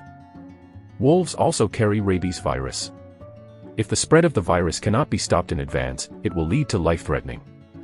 Willie's heart was filled with curiosity.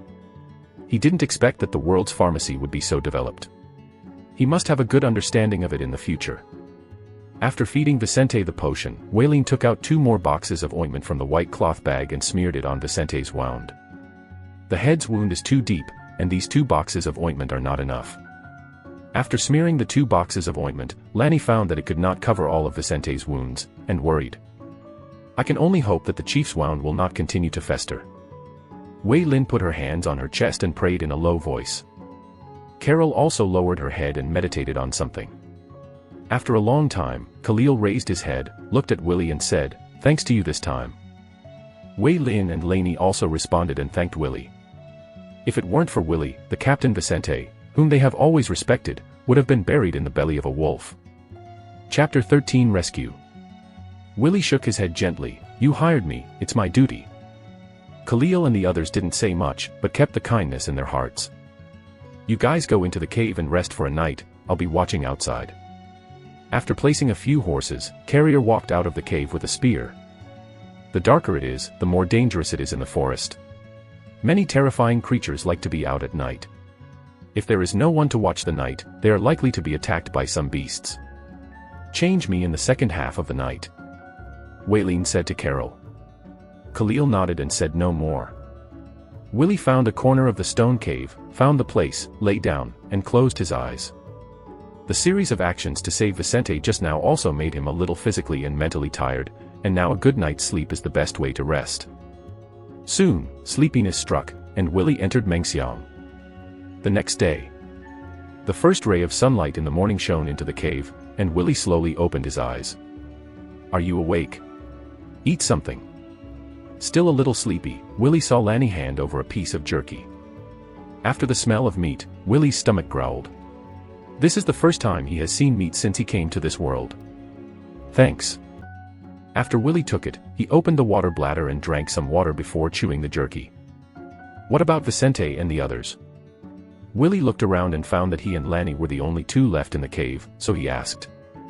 Lanny pointed to the outside of the cave. The boss said it's too stuffy in the cave, and Varen and Khalil are looking after him from outside. Vicente is awake. Willie thought that Vicente would continue to be in a coma for a while, but he didn't expect to wake up overnight. I'm awake, but I'm not in a good state. A worry appeared on Laney's face. The amount of trauma ointment is not enough. Although the wound has been wrapped, it still cannot stop the signs of festering. Willie frowned, swallowed the last mouthful of jerky, got up and said, I'll take a look. Willie walked out of the cave, and immediately saw Vicente leaning against the trunk of a tree not far away. Beside him, Valen and Carol Saturday. Seeing Willie coming, Vicente's face showed a grateful smile. Thank you, Willie, thank you for saving my life. After falling into the wolf pack and continuing to attack last night, Vicente's consciousness was already blurred. He only vaguely saw Willie coming towards him with a long knife, and then he lost consciousness. It wasn't until he woke up this morning that Khalil told him what happened last night, and Vicente didn't know that Willie drove the wolves away and took the risk to save himself. It should be. Willie didn't want to dwell too much on this topic. He squatted down and looked at the wound behind Vicente's wrap. At this time, the blood on Vicente's body has been cleaned up, but the wound wrapped in white gauze is still overflowing with blood. I'll take a look at your wound. Willie gently opened the white gauze that wrapped the wound.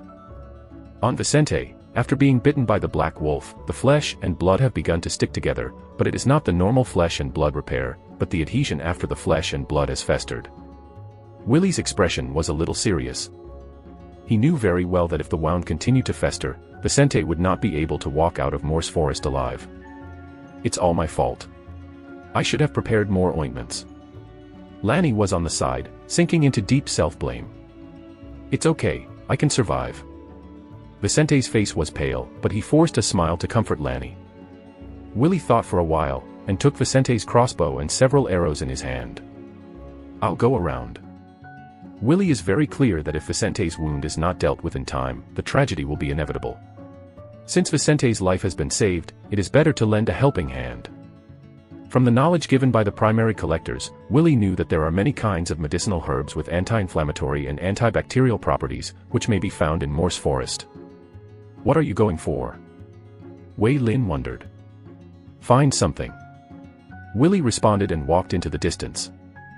Wei Lin hesitated for a while, then got up and held the long sword in her hand. She was worried that Willie was walking through the forest alone. I'll go with you. Willie did not refuse, one more person and one more security guarantee. Willie walked among the weeds, looking for the medicinal herbs in his memory while watching for possible dangers. What are you looking for? Wei Lin followed behind Willie, observing whether there would be beasts attacking suddenly.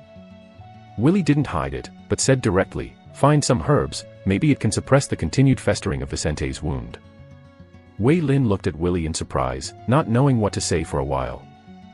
He actually still understands the knowledge of herbs. But he was obviously just a country boy. Since he met Willie, he seems to have been doing a lot of things that are difficult for ordinary people to do. Found it. Willie kept looking at the weeds under his feet, his eyes suddenly lit up. Willie bent down and uprooted a cluster of dark green grass blades. He brought the root of the blade of grass to the tip of his nose and smelled it, and nodded lightly. Go back www.novel.com. Willie turned around and rushed towards the cave. Perhaps this blade of grass, which is also like a weed, can save Vicente's life. Lanny, please remove the gauze from Vicente's wound. Willie had already returned to Vicente's side. He smashed all the herbs in his hand and twisted them into a ball. Lanny looked at Willie blankly, not knowing what Willie, who had hurried back, was going to do. This is the herb that Willie found. It may be able to restrain the head's wound from festering. Wei Lin explained on the side. Lanny and Khalil glanced at Willie in surprise, while Vicente froze with a grateful look on their faces. He wanted to say something, but Willie stopped him. After Lanny opened the gauze from several of Vicente's wounds, vague flesh was revealed. Willie spread the crushed herb evenly on Vicente's wound. During the process of applying the herb, Vicente's expression twitched, and it was obvious that when the herb touched the wound, it would have a strong sympathy. After applying the herbs, Willie said, "Don't rewrap the wound first. After half an hour, some changes may occur." "How sure are you?" Carol asked in a low voice. 5%. In fact, Willie is 70% sure that Vicente can get through this difficulty, but he didn't say too much. Enough is enough. Vicente smiled. No matter whether he can continue to live or not, he must keep this kindness of Willie in his heart. Since the moment he decided to form a hired team, Vicente has been prepared for the worst. He has experienced too many life and death situations. This time, his mentality is very calm. Chapter 14 Mission completed. Time passed by minute, and while waiting, Vicente forcibly activated the atmosphere in the world, so that everyone would not be too dull because of his injury. My wound. Suddenly, a look of surprise appeared on Vicente's face. He could clearly feel that a cool feeling appeared on his wound, gradually dispelling the pain and stickiness. "What's the matter, boss?" The three of Carlier looked at Vicente nervously. "I feel that my wound is no longer painful." In a trance, Vicente thought he had a perceptual bias. The effect of the drug kicked in, and you survived. Willie smiled lightly. His efforts were not in vain. He took the herb ball out of Vicente's wound and found that the wound that had grown rotten flesh had partially returned to its normal color. "Willie, you actually know pharmacy." Wei Lin raised her tone unconsciously, looking at Willie with a strong sense of admiration. "Pharmacy, what a complex and tedious knowledge." "It's not pharmacy, it's just that I know some herbal knowledge." Willie is telling the truth. These are all conferred by the title of primary collector, and have nothing to do with pharmacy. "You know the knowledge of herbs?" Lon and I seemed to have thought of something, and asked tentatively, "Then do you know licorice?" When Lanny asked this sentence, Valen, Carol, and even the injured Vicente suddenly lit up. Licorice, this is the fundamental reason why they are willing to go deep into danger, a mission goal worth 100 gold rum. Is licorice grass? Willie's eyes suddenly turned to the haystack under Lanny's butt, with a strange look on his face. Lanny was stunned for a moment, and found that Willie was staring at her buttocks, and was speechless for a while. "Please move it." Willie suddenly walked up to Lanny's side and squatted down. Lanny frowned, not knowing what Willie was doing, but she obediently stepped aside. I saw Willie stretched out his hand to the haystack where Lanny was just now, and pulled out a blade of grass from it. "It turns out that what you've been looking for is licorice." So far, Willie has guessed the mission goals of several people. Licorice, an extremely tasteless herb, is a life-saving medicine for some people, but for others it is no different from dog's tail grass. It is clearly marked with a high price in the market, but because few people need it and it is difficult to find, no one collects it at all. Oh my god. Wei Lin was the first to react. She took the licorice grass from Willie's hand and put it in her palm to examine it. She compared the characteristics of the licorice grass taught by the pharmacist in her memory with this blade of grass one by one, and found that it was exactly the same. This is really licorice. Boss, our mission seems to be completed. Wei Lin handed the licorice grass to Vicente. Vicente is still confused. Originally, he should have lost his life, but he did not expect that he is still alive to complete the task. Every member of the hiring team was staring at Willie with incredible eyes. The hiring team searched for so long and couldn't find it, but Willie found it with just one look. Is this guy Willie the child of miracles? Willie, can you sell this licorice grass to us? Although he was very excited, Vicente still kept a clear head. This licorice grass was discovered by Willie first, and he is the master of this mission target. Moreover, Willie is his own savior, and Vicente has no idea of taking this licorice in vain. Give it to you. Willie is not particularly concerned. This trip to Morse Forest, Willie also has a huge harvest. Except for the first 5 gold rum rewards, he also obtained the title of junior hunter with the help of Vicente, with new knowledge, but also greatly improved physical fitness. Do you know what price the client offered us for this licorice grass? Vicente wasn't going to hide it. Willie frowned. In fact, he was still very curious about the market prices for the scarce items needed by such a small group of people. 100 gold lums. Vicente gave the answer very succinctly. 100 gold rum. Willie sucked in a breath, it was so tall. If it weren't for the fact that this thing was too niche, Willie would have planned to sell it all over the world to get rich. Vicente saw Willie's shock and continued, sell it to us, and I'll pay you 70 gold rams, how about it? He didn't want to make a profit in this mission at all, but in order to prepare for this mission before, there were travel on the road and losses caused by various reasons, plus the remuneration for the team members, he needed to eliminate these costs, otherwise he would 100 gold lums all too. Willie. Everyone, do you have any opinions? Vicente finally asked Carlier for their opinions. Khalil, Valen, and Lanny shook their heads. Willie had won the approval of all of them. www.novel.com 70 gold rams. Facing such a huge sum of money, Willie was silent for a moment. 10 gold rams, I'll sell them to you. Willie said a number that surprised several people. This is not Willie's deliberate betrayal, but the result of his own thinking. Although this licorice grass was found by myself, it was just a coincidence. As long as Vicente's hired team continues to search for the licorice grass in Morse Forest, they will find it sooner or later, it just takes more time, and their actions are only shortening their mission time. Willie didn't want to take advantage of this, after all, several of them were considered dead partners. This is too low. Vicente shook his head and wanted to say something, but Willie stopped him. Without me, as long as you continue the mission, you will find it too. I just made your mission a little easier. I am very satisfied with these 10 gold rams. Willie replied firmly and calmly. Vicente, Khalil, Lanny, and Varen glanced at each other and exchanged opinions secretly. Then we are taking advantage of you. Vicente said a little ashamedly, walking along the way, he knew that Willie was an independent and wise person, and this kind of person would not easily change his decision. After speaking, Khalil took out 10 gold rams from his backpack and handed them to Willie. Willie was not pretentious and accepted it calmly. Now that the mission is complete, everyone, prepare to set off and return. Willie took Kingdom and said to a few people, return. The faces of Vicente, Khalil, Lanny, and Varen finally showed a relieved smile. Chapter 15 Go Home. Village in Trance. The trip is over, Willie and Vicente are saying goodbye to each other. Although I've said it many times, I still want to thank you, Willie. With the help of Carrier, Vicente stood with difficulty and hugged Willie gently. This was the most dangerous experience in Vicente's career. Without Willie, his life would have come to an end. Thanks. Khalil also hugged Willie, I hope we can have a chance to meet again. Thank you for saving the boss, and thank you for helping us complete this mission. Lanny's tone was full of sincerity, without the slightest embarrassment, and hugged Willie generously. Willie sniffed. Although Lanny was only 2 or 3 years older than herself, her physical development was really good. You are a very interesting person, I hope to see you again. Varen hugged Willie for the last time. She was the first person in the hiring team to become interested in Willie. At first, she thought Willie was like a merchant's child, stable and rich in culture. Now she thinks Willie is more like a nobleman, confident, humble and brave. Having said that, Wei Lin kissed Willie's cheek like a sneak attack, and then quickly dodged. Her smile was narrow, without any shyness. Willie touched his face, feeling good. Goodbye. Seeing the figures of several people leaving, Willie was also a little embarrassed.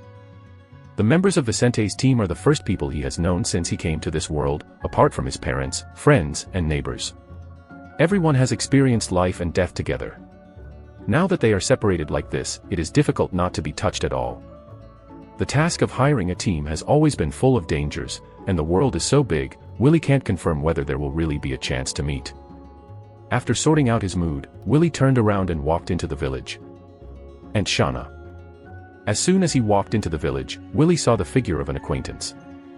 Aunt Shauna was carrying the sheaves of harvested wheat home when she suddenly found someone calling her from behind. Willie. You are back safely. Aunt Shauna was surprised to find that Willie, who had ventured into Morse Forest, returned to the village unscathed. No wonder Aunt Shauna was so surprised. After all, this season is the most active time of wild beasts in Morse Forest. Even a skilled hunter can't guarantee that he will be able to return safely, but Willie has returned safely. Go home quickly, child, your father and mother have been worried for 2 days. Aunt Shauna urged. Okay, Aunt Shauna. After Willie finished speaking, he walked towards his home.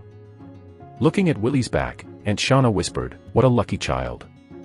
She suddenly envied Willie, and she just went to Morse Forest and got 5 gold rams as a guide. That's 5 gold rams. For ordinary villagers, it is a huge sum of money that can be accumulated without food or drink and hard work for several years. However, Aunt Shauna thought about it, it was not easy to earn these 5 gold rams. After all, no one knew beforehand whether Willie would be able to come back alive. She still clearly remembered the worried expressions of the couple when they delivered the 5 gold rams to Lake and Shine. At home. Mrs. Shine and Lake were both sitting worriedly at the table, silent, and the room was eerily silent. Viria couldn't stand the dull atmosphere, so she went to play in the yard alone. Since Willie entered Morse Forest, Lake and Shine have no intention of working anymore. After hurriedly handing over the family's kingham into town to Thorpe's, Lake and Shine have been waiting at home for Willie's return. They have been praying non-stop, hoping Willie can return home intact. Viria squatted in the yard, picked up small stones, and smashed them at the goats and poultry at home. Whenever they were hit, Viria's eyes showed a childish smile. But with a smile, Viria's little face suddenly showed a sad look. Willie has been in Morse Forest for 2 days. During this time, she has learned about the dangers of that place from her parents. There are all kinds of beasts that eat people, it is a very scary place. Will Willie be eaten by tigers? As soon as the idea came to her mind, Viria shook her head vigorously to throw this absurd idea out. Willie is so smart, he will be back soon. He also had to take himself to Morse Forest to pick delicious sweet fruit, sell the money and buy white bread and candy to eat. Viria felt that playing with stones was boring, and when she was about to return to the room, she suddenly heard the familiar footsteps in the yard. She raised her head suddenly, and found that Willie had walked into the house and was looking at herself with a smile.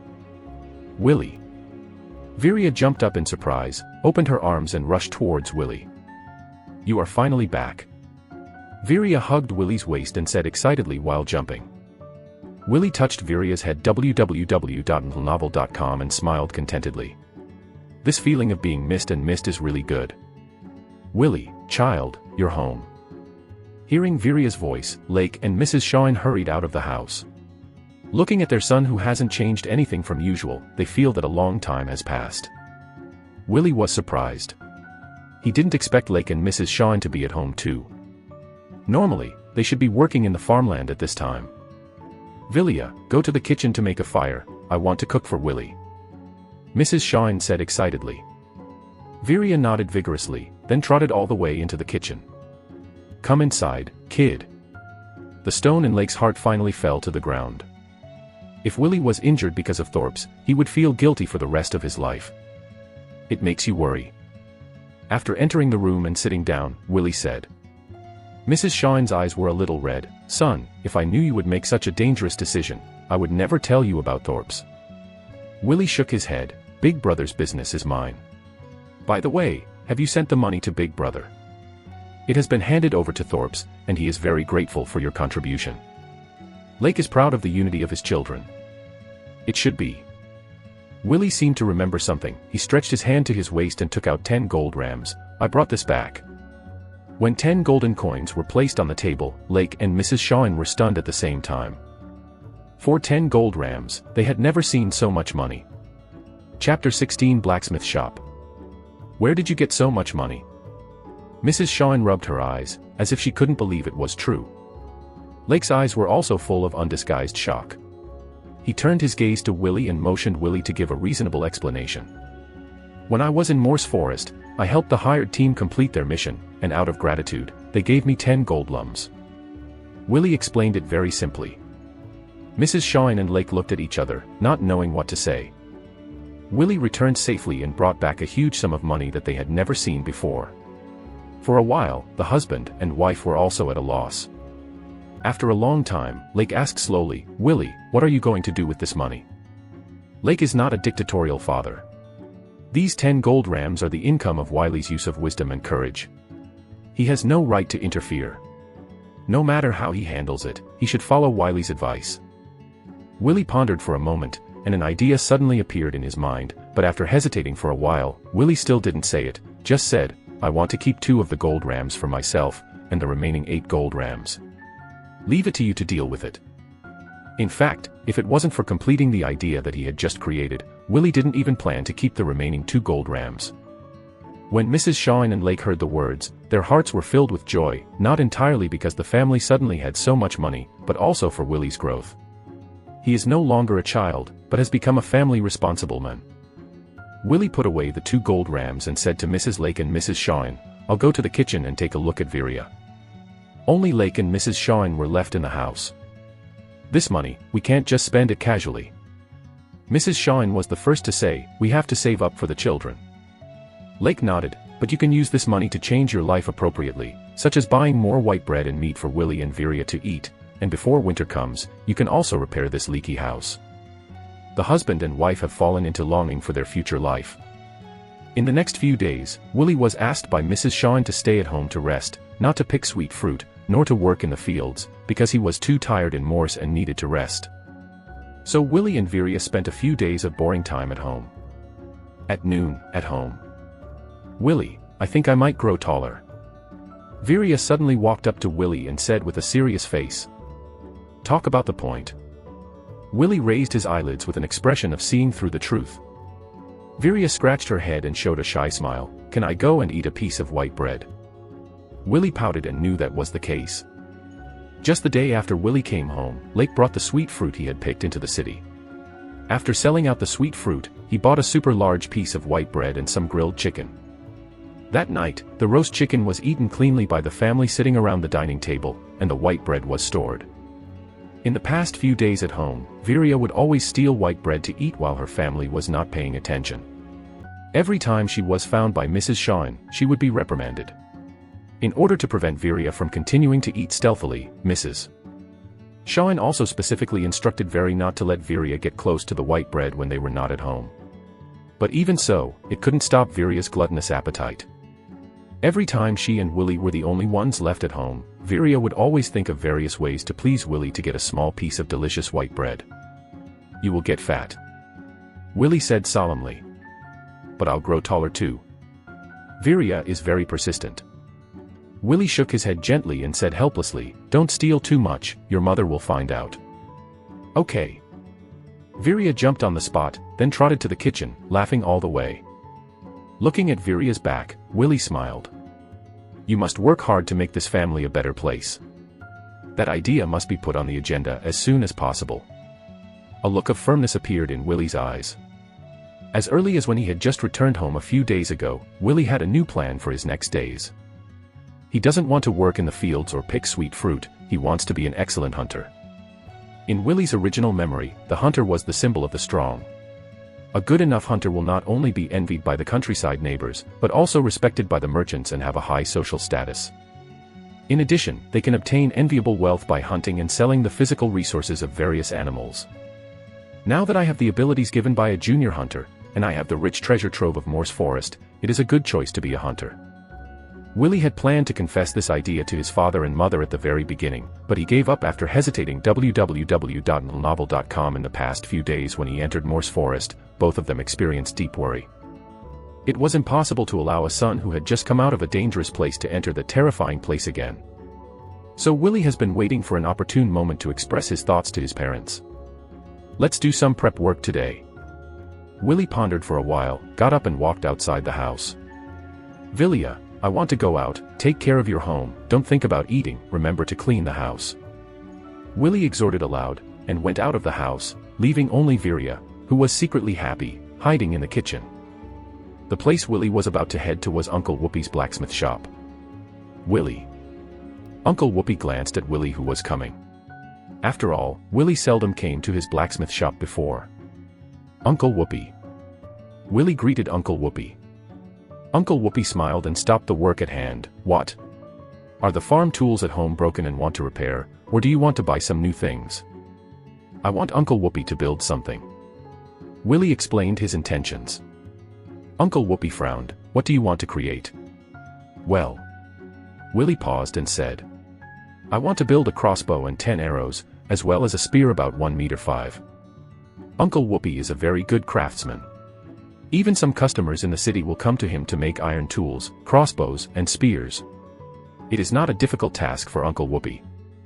Is it your father who wants to build these things? Uncle Whoopi asked suspiciously. Chapter 17 Father's Approval. No, I made it myself. Willie told the truth. You want to build it yourself? Uncle Whoopi's eyes showed a thoughtful look, and he looked at Willie seriously. These things are not simple things, they are all lethal weapons. Children, you must use these things doing what? Facing Uncle Whoopi's doubts, Willie was helpless. Although I had guessed that this would happen in advance, there was still no good way to avoid Uncle Whoopi's problem. If possible, Willie even wants to build these weapons himself, so that not only can he keep a low profile, but he may also unlock new titles. But there is no way, there are no other blacksmith shops around, and Uncle Whoopi doesn't allow others to interfere in his blacksmith shop, so he has only 1 inch. Way to seek help from Uncle Whoopi. I want to be a hunter and go hunting in Morse Forest. Willie can only tell the truth. In fact, he can't make up any other excuses. Hunter. Uncle Whoopi looked at Willie with surprise. Becoming a hunter, in this world, represents the strength and status of a man. For civilians, this is a good development path, provided that you have to bear the risks of hunting moments. Have you discussed it with your parents? Uncle Whoopi stared at Willie seriously. No. Facing Uncle Whoopi's questioning, Willie had a headache. He even felt that it was not a wise decision to come to Uncle Whoopi. Willie, I know you just came back from Morse Forest. Maybe you didn't encounter any danger during your trip to Morse Forest, but that doesn't mean the forest is safe. Listen to me and go back. After consulting with your father, and when he agrees, you will build these things. Uncle Whoopi watched Willie grow up. He didn't want to see Willie make a decision that he regretted for the rest of his life because of a spur of the moment. Willie is completely speechless. He can't tell Uncle Whoopi directly that he has rich hunting experience and has killed 1 wolf in a pack of wolves. This is too ridiculous, Uncle Whoopi won't believe it. I will discuss this matter with my father tonight. He will definitely agree with my decision. Uncle Whoopi, please help me this time. Willie said sincerely. Uncle Whoopi was dull and silent. After a long time, he slowly said, Okay, I promise you, but when hunting, you must not go too deep into the forest, where there are dangers that you can't imagine. When Willie heard the words, he breathed a sigh of relief. Okay, Uncle Whoopi, I will follow your advice. By the way, how much does it cost to build these things? Uncle Whoopi thought for a moment. 30 silver rams. This is a fairly fair price. After taking the cost out, Uncle Whoopi can't make a lot of money at all. It's a gold rum. Willie handed a golden coin to Uncle Whoopi. Uncle Whoopi knew that Willie had received a sum of money from the hiring team, so he was not surprised that Willie could come up with a gold rum. He went into the inner room, stayed for a while, and took out a small bulging bag. There are 70 silver rams inside, count them. Uncle Whoopi handed the purse to Willie. There's no need to count. After Willie accepted the money, he asked Uncle Whoopi, Please don't tell my parents about this. Uncle Whoopi nodded, I see. Walking out of Uncle Whoopi's blacksmith shop, Willie suddenly felt a little uneasy. He always felt that Uncle Whoopi was not very reliable. At home, on the dining table. After Mrs. Shawin and Lacklaw had made dinner, Willie and Viria had already prepared dinner in advance. The vegetable soup boiled with the leftover bones of the roasted chicken, the radish dish with a few shreds of pork, and a large piece of white bread. Compared to the original, this is an extremely rich meal. I went to the kitchen to take a look just now and found that there seemed to be less white bread. After Mrs. Shawin took her seat, she looked at Viria with questioning eyes. Valia, did you steal it? Viria shook her head like a rattle. No, mother, I didn't steal it. If you don't believe me, you can ask Willie, he can testify for me. Is that so? Willie. Mrs. Shawin looked at Willie. Mother, I can testify that Viria did steal white bread while I was not paying attention. You should discipline her well." Willy's serious attitude seemed to really persuade his mother. Viria's eyes widened in disbelief. She didn't expect Willy to betray herself. "Vilia." Mrs. Shawn raised her face. She didn't want to educate her only daughter into a mischievous person. "No, next time, or I will punish you for not allowing dinner. As punishment, after dinner today, I will supervise your scrubbing tableware." "Okay, mother." Viria was very aggrieved. She lowered her head and looked at Willy with angry eyes. Willy pretended not to see. This is Viria's own fault. She agreed to eat only a small piece, but she ate so much when she was not at home. My mother couldn't see it, so why couldn't she find the less white bread? Today's table is a little deserted, mainly because Viria, who is usually lively and talkative, has always been sullen. After dinner, only Willy and Lake were left at the table. www.novel.com. Mrs. Shawn and Viria had gone to the kitchen. "Willy." Lake suddenly raised his head and looked at Willy. "Whoopi came to me today, and he told me that you want to be a hunter." Willy knew what was going to happen when he saw Lake's expression, and it was revealed. "Father, Willy was having a headache. How to explain, but was interrupted by Lake. There was no anger in Lake's eyes, and his tone was quite calm. "You want to be a hunter, I respect your choice. Okay." Hearing Lake's words, Willy was surprised. "How dare your father agree to such a dangerous thing?" For a while, Willy didn't know what to say. Looking at his grown son, Lake was very relieved. "I have seen your growth from a series of recent events. I'm sorry I treated you as a child before. But now I don't think so. You've grown up and it's time to choose your own path. It's a tough job to be a hunter. I hope you stick with it. More importantly, protect yourself." "I will, father." Willy straightened his back and looked directly into Lake's eyes. Lake smiled gratified. "It has been a long time since there has been a good hunter in the village. I hope you can become a person respected by the villagers." Willy nodded firmly, and seemed to think about it again, looking a little embarrassed, but on the mother's side. "Will she agree?" "I will convince her." Lake showed his support for Willy. "I'll be a good hunter." Willy made his promise to Lake. Chapter 18. Mutant White Bear with new title. 10 days later. In Morse Forest. A swift figure shuttled rapidly. He was wearing coarse linen clothes, carrying a silver crossbow and 10 sharp crossbow arrows on his back, and a spear of about 1.5 m hung on his back waist. He consciously avoided the giant. The area where the beasts are active. It was Willy.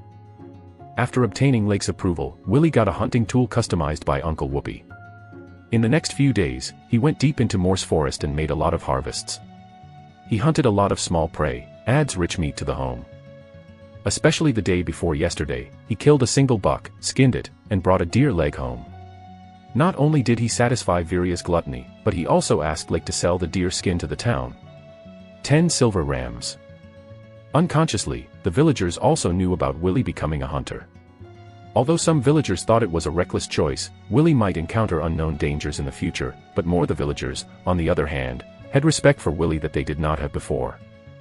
A man who had entered Morse Forest over and over again but was unscathed, and returned with a rich prey, has become a strong man in the hearts of the villagers. This made Mrs. Shawn, who was still quite opposed to Willy becoming a hunter, gradually lost her reason for objection. The family environment was indeed improved, and she was more and more envied by the surrounding villagers. Sometimes Mrs. Shawn felt a strong sense of pride when she thought of her 2 sons.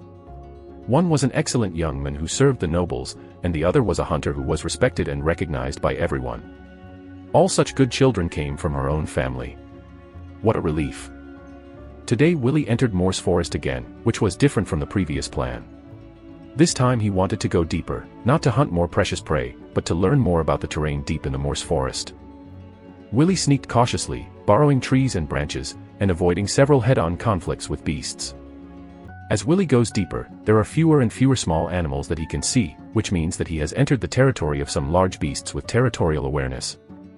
Roar! Suddenly, Willy, who was hiding among the branches and leaves of the tree, heard an angry roar.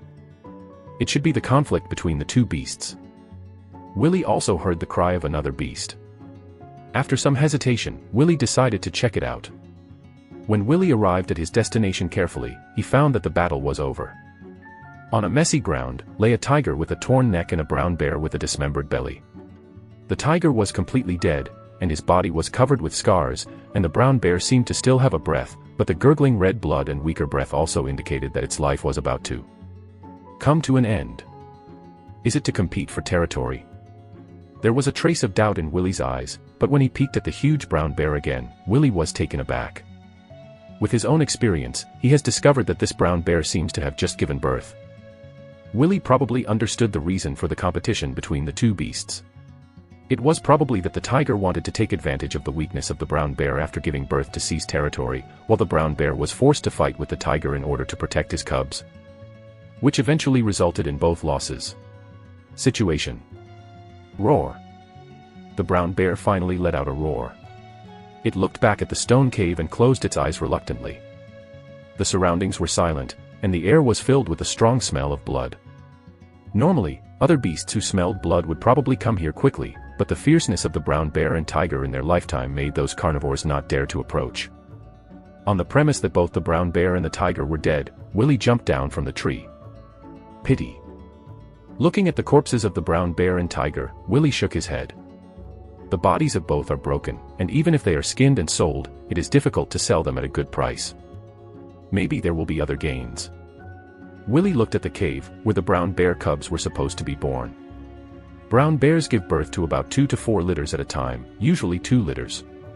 If 2 brown bear cubs can be caught, they may be able to sell for a good price. Willy walked into the cave. A stench unique to the habitat of beasts came from the hole. Willy subconsciously covered his mouth and nose. The cave was dark and the ground was very dry. Suddenly, there was a weak cub cry in the cave. Willy quickened his pace and walked deeper into the cave. Soon, Willy saw a meatball curled up into a ball. However, this scene did not surprise Willy, but surprised him. There was only one bear cub on the ground, but the whole body of this cub was snow white, and he couldn't see the appearance of a brown bear at all. Is this the brown bear's cub? Willy had an inconceivable expression, and he held the lump of meat in the palm of his hand. How does it look like the polar bear in the previous life? www.novel.com. But in this environment, there is no such species as polar bears at all.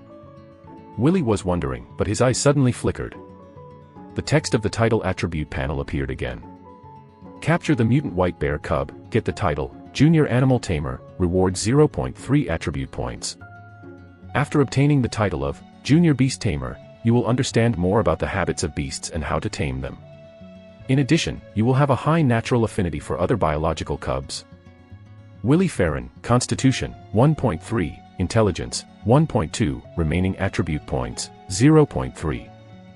Willy never imagined that the title of Junior Beast Tamer could still be triggered. The thing that the title is given this time seems to be a bit special.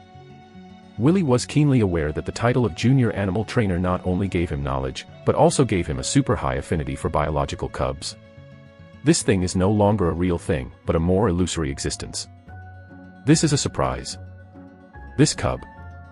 After calming down, Wei looked at the little white bear in his hand with complicated eyes. According to the hint on the title attribute panel, it seemed to be a mutant. According to the urine quality of various online games in the previous life, the ones that mutate are all good things. Since that's the case, I can't sell it either. Willy has already made a decision in his heart: take it home, raise it, and see the ability conferred by the title of Junior Animal Trainer by the way. At this time, the white bear cub couldn't open its eyes, but after sensing the breath on Willy's body, it instinctively approached Willy's arm, wanting to curl up more tightly. It likes the feeling of being close to Willy. Chapter 19 Thunder Roar. Willy stuffed the white bear cub into the clothes on his chest and made sure it wouldn't fall out before walking out of the cave. He glanced back at the corpses of the brown bear and tiger. Before long, predators who could not bear the temptation of the smell would come and turn them into meals in their belly. This is the law of the jungle in nature: the strong eat the weak. Willy sighed and ran out of the forest. On the way home, Willy also hunted a few hares, which provided the family with plenty of meat for a few days. When Willy came home, only Viria was at home. Since Willy became a hunter, the family environment has improved, and Viria, a 6-year-old child, is no longer required to pick sweet fruit. She spends more time at home learning to do chores, or sneaking out to play with other children. Willie, you came back very early today, neither father nor mother has come back yet. Viria's hands were covered in oil, and she was chewing something hard in her mouth. The white bread at home has been eaten, but Viria is not sad about it, because the meat at home is very rich recently. She will always take a piece of marinated meat into her mouth when she has nothing to do. You brought back the hair again. Viria's eyes lit up.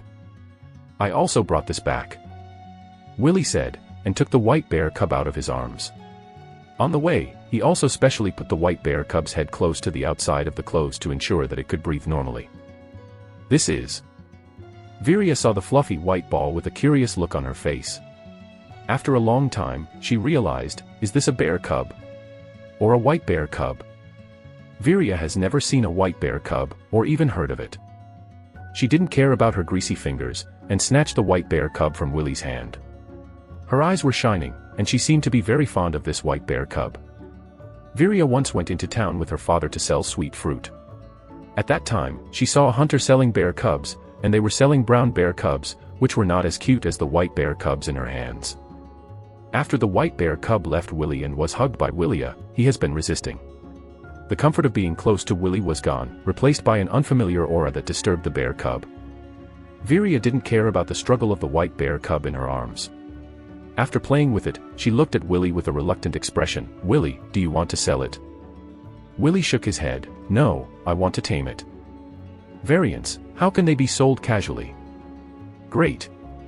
Viria was excited for a while, thinking that she would have a white bear in her home in the future, which made her excited and unable to calm down. Viria has been pacing the house holding the white bear cub, and suddenly, she stopped and turned to look at Willie. We need to give it a name. When Willie heard the words, he nodded in agreement. Just call it Daisy. Viria lifted the white bear cub up to her face. It's a male bear. Willie reminded. It's such a pity. Viria frowned. What should it be called? Willie was also lost in thought. He should have given the little guy a decent name. Suddenly, Willie thought of the white giant bear known as the Freljord Thunder Demigod in the game in his previous life. It has been baptized with thousands of swords and guns, and symbolizes the fighting spirit of the Freljord. It can manipulate lightning and storm winds, terrifying enemies. It's called Volibear. Besides, it has another name called Thunder Roar. There is. Willie finally made a decision. Its name, it's called Wally Bell. We can call it Wally in the future. Wally. Viria recited the name in a low voice, with a bright smile on her face. She was very satisfied with the name. Wally, remember, from now on, I, Viria Phelan, are the master you are loyal to in this life. Viria said to the white bear cub Wally with a solemn expression, not caring whether it understood or not. Viria didn't get Wally's response, but she was slapped on the back of the head by Willie. Wally is my pet and has nothing to do with you. I disagree. Viria chose to resist. Objection is invalid. Willie easily took Wally from Viria's hands, but, if you are obedient, I will give you the right to raise Wally. Viria was puffed up, but in the end she chose to compromise. It doesn't matter whether Wally is the master or not, the important thing is to make Wally his playmate. You are now taking a hare to Aunt Shauna's house to change some milk for Wally's food. With the knowledge of a junior animal trainer, Willie knew that it was time for Wally to eat. Now Wally was born only a short time ago and can only eat liquid food, but the goat in his family is a male goat and cannot produce milk, so he can only ask Viria to go to Aunt Shauna's house to exchange some milk. Okay. I'll go right now. Viria quickly entered the role of Wally's nanny www.novel.com and ran out of the house at once. Wally, I hope you can be as powerful as the one from the Freljord in the future. Willie said softly. In the next 2 days, Willie did not continue to go out hunting, but built a nest for Wally, and taught Viria how to feed Wally in detail, and Viria learned very seriously. When Lake and Mrs. Shawn knew that Willie was going to raise a cub, they were surprised, but they both chose to follow Willie's advice. In the past, it was impossible for the family to afford the food of a cub, but now, Willie is an excellent hunter. In addition to the trouble of feeding milk in the early stage, Willie completely hunted meat for Wally in the later stage, and even took Wally to the forest to forage for food. Morse Forest, that is an endless treasure trove of resources. In the past 2 days, Wally has also been able to open his eyes. Its eyes are dark and bright, with a little blue in the depths of the pupils, which makes Willie wonder if it is really a thunder giant bear. After all, in this world, There may be the kind of extraordinary power that the elder brother Thorpe said, like a knight. In a few days, it will be able to try to walk. Willie and Viria squatted in front of Wally's bear den, talking in a low voice. Viria looked at Wally with doting eyes. She had completely become Wally's nanny. Is anyone home? The two were looking at Wally when a familiar voice suddenly came from outside the house. It was Cool, who should have brought news of his elder brother Thorpe's coming. Before Willie made a move, Lake and Mrs. Shine had already arrived at the door. Chapter 20. Good news for Thorpe's. Cool is a thin young man. He is not very tall, but he looks very energetic. Before Lake and Mrs. Shine could reach the door, Cool had entered the yard. Uncle Lake, Aunt Shine. Cool greeted the two with a smile. Cool, boy, what news did Thorpe's bring this time? Mrs. Shine was very nervous, because the 2 days nearby were the days when Thorpe's conducted the assessment of junior night attendants, and Cool came here at this time. Maybe he brought something about the assessment of Thorpe's. Not only Shine, but also Lake looked at Cool with earnest eyes. Seeing that the two were looking forward to it, Cool grinned, but he did not respond immediately. He believed that the good news of Thorpe's should be shared by their entire family. What about Willie and Viria? Cool stretched his neck and glanced inside the house. It's here. Hearing Cool's movement just now, Willie also took Viria away from Wally's nest and came to the center of the yard. Seeing that the family had gathered, Cool put away the smile on his face and looked solemn. He cleared his throat. Today, I have brought great good news about Thorpe's. Mrs. Shine and Lake's eyes lit up, their hearts thumping fast. Just this morning, the pride of the Phelan family, Thorpe's Phelan, passed the junior night attendant assessment held by Lord Baron Kells of Diamond Town. Cool's voice suddenly increased. The current Thorpe's has been selected as Baron Kells' bodyguard. Oh my God. Mrs. Shine's eyes were closed, her breathing was rapid, and her excitement was beyond words. Lake also covered his heart with his right hand. He was afraid that his heart would explode because he was too excited. Even Willie on the side had a smile on his face. This is good news. Thorpe's has passed the assessment of the junior night attendant, and he has gone further in terms of status and strength, which is a huge benefit for his family. Only Viria was a little dazed. She acted calmly, as if this matter was not worth celebrating at all. Cool, good boy, thank you for bringing such exciting news, and as a thank you, stay home for dinner tonight. Mrs. Shine struggled to stabilize her mood, but her trembling hands still revealed her joy. Hearing this, Lake hurriedly said, yes, Cool, stay tonight, I'll go to the cellar to get the wine out, let's have a few drinks together. Okay, then I'll trouble Uncle Lake and Aunt Shine. Cool grinned and didn't shirk. He and Thorpe's were friends from childhood to adulthood, and it was a regular thing to eat at each other's house. Willie, Viria, you take Cure to rest first, and your father and I are going to prepare dinner. Mrs. Shine said to the two children. Okay, Mother. Willie responded. Uncle Lake and Mrs. Shine had already walked towards the back of the house, and there were only 3 people left in the yard. Viria, you don't seem to be interested in the good news brought by Thorpe's. When announcing the good news just now, Cool found that Viria looked indifferent. He knew that Viria, a little brat, probably couldn't understand the significance of Thorpe's promotion to the junior night attendant, so it was necessary for him to popularize the importance of this matter to Viria. Why should I be interested? Viria frowned, with a puzzled look. After eldest brother becomes the junior night attendant, can you let me eat meat every day? Eat meat every day? Cool was a little dazed. He didn't know why Viria asked such a question. He thought about it carefully. Thorpe's was transferred from Baron Kells Ordinary to a member of the SS, and his monthly salary was increased to 20 silver lums. If you want to save some money, it should be difficult to eat meat every day. Cool reorganized his language. Maybe you can't let you eat meat every day, but Willie can do it. Willie brings back fresh meat every day. There are hares and even deer legs. Viria interrupted Cool's words all of a sudden and said solemnly. She didn't realize that in her subconscious, Willie's status had surpassed Thorpe's status. What? Kurt looked at Willie for no apparent reason. Will Willie bring meat every day? How can that be? Meat is a more precious food than white bread. Willie is an excellent hunter now. Viria straightened her back and said proudly. For children, showing off their brother's excellence to outsiders can get an extraordinary sense of satisfaction. Hunter? You mean Willie is a hunter now? Cool looked at Willie in disbelief. as if this was more shocking than Thorpe's becoming a junior night attendant. Hunters represent the courage and wisdom of men. Even in my village www.novel.com, there have been no hunters for many years. And Willie has become a hunter. This is real. Cool looked at Willie with questioning eyes. He couldn't believe that the little stupid boy who followed behind him and Thorpe's with a runny nose when he was a child turned out to be a hunter. It is true. Willie shrugged, acting calm. Kewer gently supported his forehead. The two brothers of the Farron family, one is a member of Baron Kell's team, and the other is a respectable hunter. An ordinary country family can cultivate two such outstanding talents at the same time, really enviable. The Farron family is about to rise, this is the only thought on Cole's mind at the moment. Cool took a deep breath, but he was not jealous, because he had a deep friendship with the Phelan family, and the rise of these two brothers was also a good thing for him. Come on, I'll show you a good thing, which Willie brought out of Morse Forest. Viria's childlike innocence flooded again, she wanted to show all the novelties in her eyes to outsiders. Go and have a look.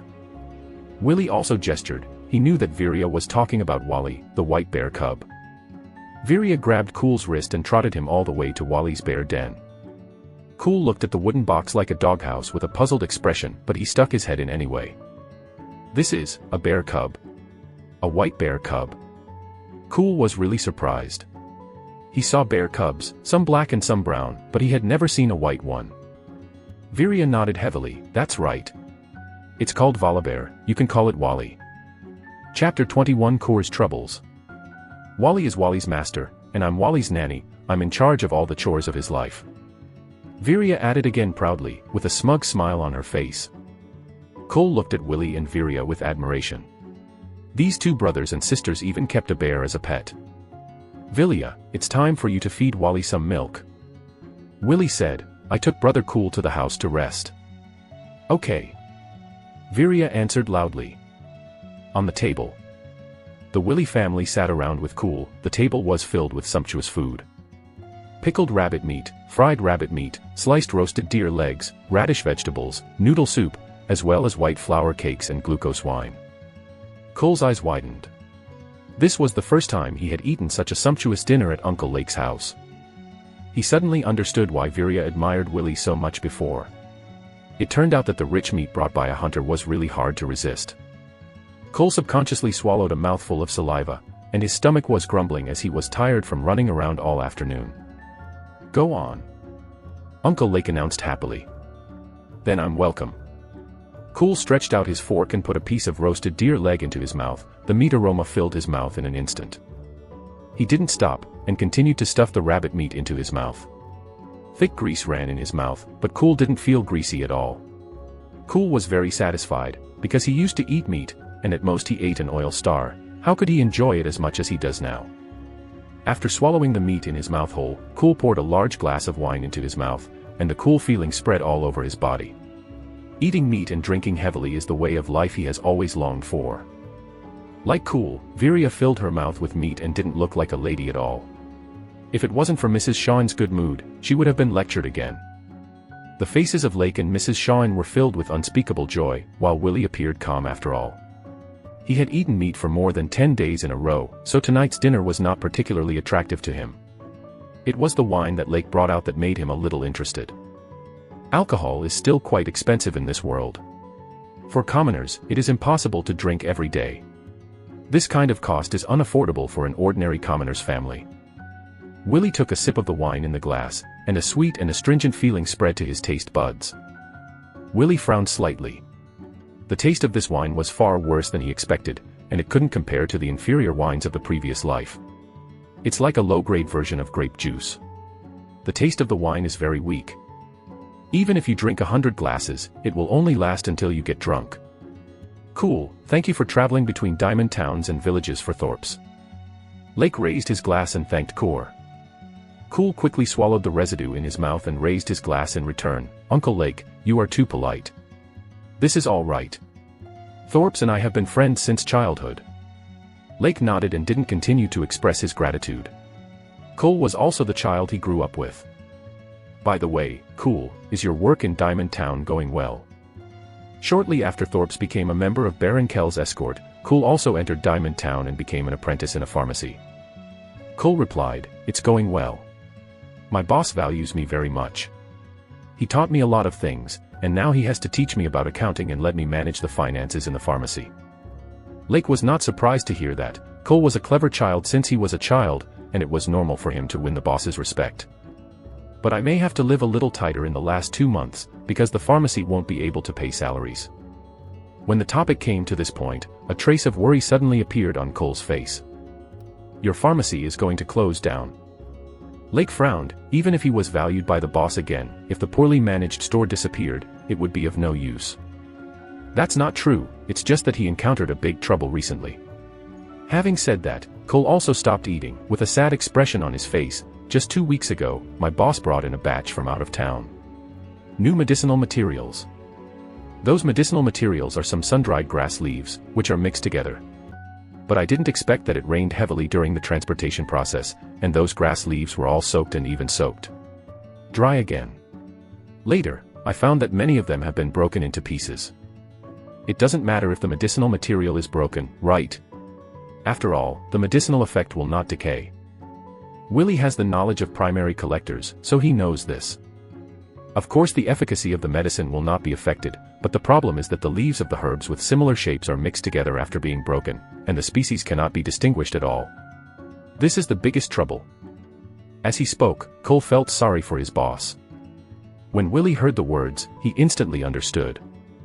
The leaves of some herbs are very similar, but can be identified by the details of some rhizomes www.novel.com, but if they are all crushed and put back together, then it is difficult to distinguish, because the leaves are mostly convergent, you can't tell which kind of herb the leaves are. If these leaves cannot be separated, they cannot be sold at all. Using the wrong herbs can be fatal. Didn't your boss ask a professional herbalist to help with sorting? Willie continued to ask. Kewer showed a look of regret. "Of course I found it, but those herbalists said that the herbs were too damaged and they couldn't tell them apart. This transaction has caused the boss to lose a lot of money, so he can't pay his salary for the time being." Cole continued, "My boss is a good man. This time something like this happened, I'm really sorry for him, I hope he can get this out of the way." Cole suddenly felt a little dull. Willie rubbed his chin, pondered for a moment, and said, "Maybe I can help your boss." "You?" Cole looked at Willie questioningly, with a look of disbelief. "I often enter Moore's forest, and I am relatively familiar with some medicinal herbs." Willie was not particularly full of words. "Maybe Willie can really help you," Mrs. Shawn said suddenly. "He can accurately identify the quality of the sweet fruit. The sweet fruit he picked last time was sweet and fragrant, and it was sold in Diamond Town. A good price. Originally, this was a little secret in the family, but now that Willie has become a hunter, there is no need to hide this little secret from outsiders." But Kewer still felt a little unreliable. There is a huge difference between distinguishing the quality of sweet fruit and distinguishing the types of medicinal materials. Chapter 22 Diamond Town. Cool instinctively wanted to refuse, but seeing the enthusiastic Farron family, he couldn't say anything to refuse. Whether it's Willie or Aunt Shawn, it's all for the sake of helping himself, and he can't be so rude. If that's the case, then I'll trouble Willie. Kewer finally chose to accept Willie's kindness. "I will rush back to Diamond Town tomorrow morning. You will wait for me at home in the morning, and we will go back together." "Can?" Willie nodded. Next, Cool and Viria went into a state of eating frenzy again. Willie and Lake didn't move their knives and forks much, just watched Cool and Viria swept away the food on the table. Lake sat aside, taking a sip of wine from time to time, with an intoxicated look on his face. Looking at Willie in front of him, and thinking of Thorpe's and Baron Kell's escort, Lake fell into longing. The ordinary Phelan family seemed to be moving in a good direction little by little. After eating and drinking enough, Cool said goodbye to the Lakers and the Willis. His home is also in the village, so he naturally wants to visit his parents at night. When she left Phelan's house, Mrs. Shawn was extremely enthusiastic and asked Cool to bring a hare back, not only for dinner, but also to bring something back, which made Cool very embarrassed. In the room, Willie put out the candle. He stretched his body and felt the abundant strength in his body. The 0.3 attribute points rewarded by the title of Junior Beast Tamer before have also been added to his physique by Willie, and his attribute panel has been updated again. Willie Farron, Constitution, 1.6, Intelligence, 1.2, remaining attribute points, 0. His physique has exceeded 60% of that of an ordinary adult, and can be equivalent to a strongman. He even guessed that his physical fitness might not be much worse than Thorpe's, who passed the assessment of the junior night attendant.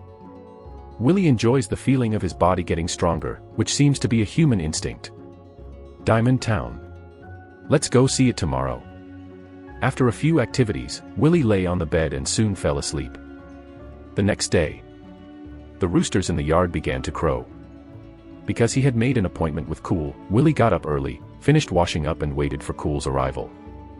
Mrs. Shawn knew that Willie was going to Diamond Town early today, so she also got up early to prepare white bread for Willie to eat with Cool on the road. Willie. Cool's voice sounded from outside the yard. Coming. Willie didn't have anything to pack either, so he went out with the packaged food. When Cool saw Willie, he simply said hello. His hair was messy, his eyes were still a little sleepy, and he obviously didn't have a good rest. After leaving the village, we can find a carriage and we can go directly to Diamond Town. Cool often travels to and from Diamond Town, so he is familiar with the situation. On the path from Diamond Town to the suburbs, there are special grooms who are engaged in this profession. They select those old horses that are in their prime and put them on a simple wooden trailer. Whenever passengers travel between Diamond Town and the suburbs, they only need to pay a certain amount of money to get together. We will leave when there are enough people. Kerr and Willie saw this type of coachman not long after they left the village. After each person paid 3 copper rams, they set off directly to Diamond Town. On the way, Willie took out the white bread prepared by Mrs. Shawn and solved the meal problem with Cool. The carriage was not very fast, and it took the two of them nearly 2 hours to reach Diamond Town. Diamond Town is only a border town, so it is not prosperous. Even if the surrounding villages are counted, the total number of people is just over 5,000. After getting off the carriage, Willie saw the closely connected buildings and the sparse pedestrians at a glance. Although there were previous impressions of Diamond Town, this was the first time I saw it after crossing. Let's go. Cool led the way, and Willie followed in his footsteps. As you go deeper and deeper from the edge of Diamond Town, there are more and more people in the town, the buildings are more and more luxurious, the houses are connected together, and the spacious streets are clean and tidy.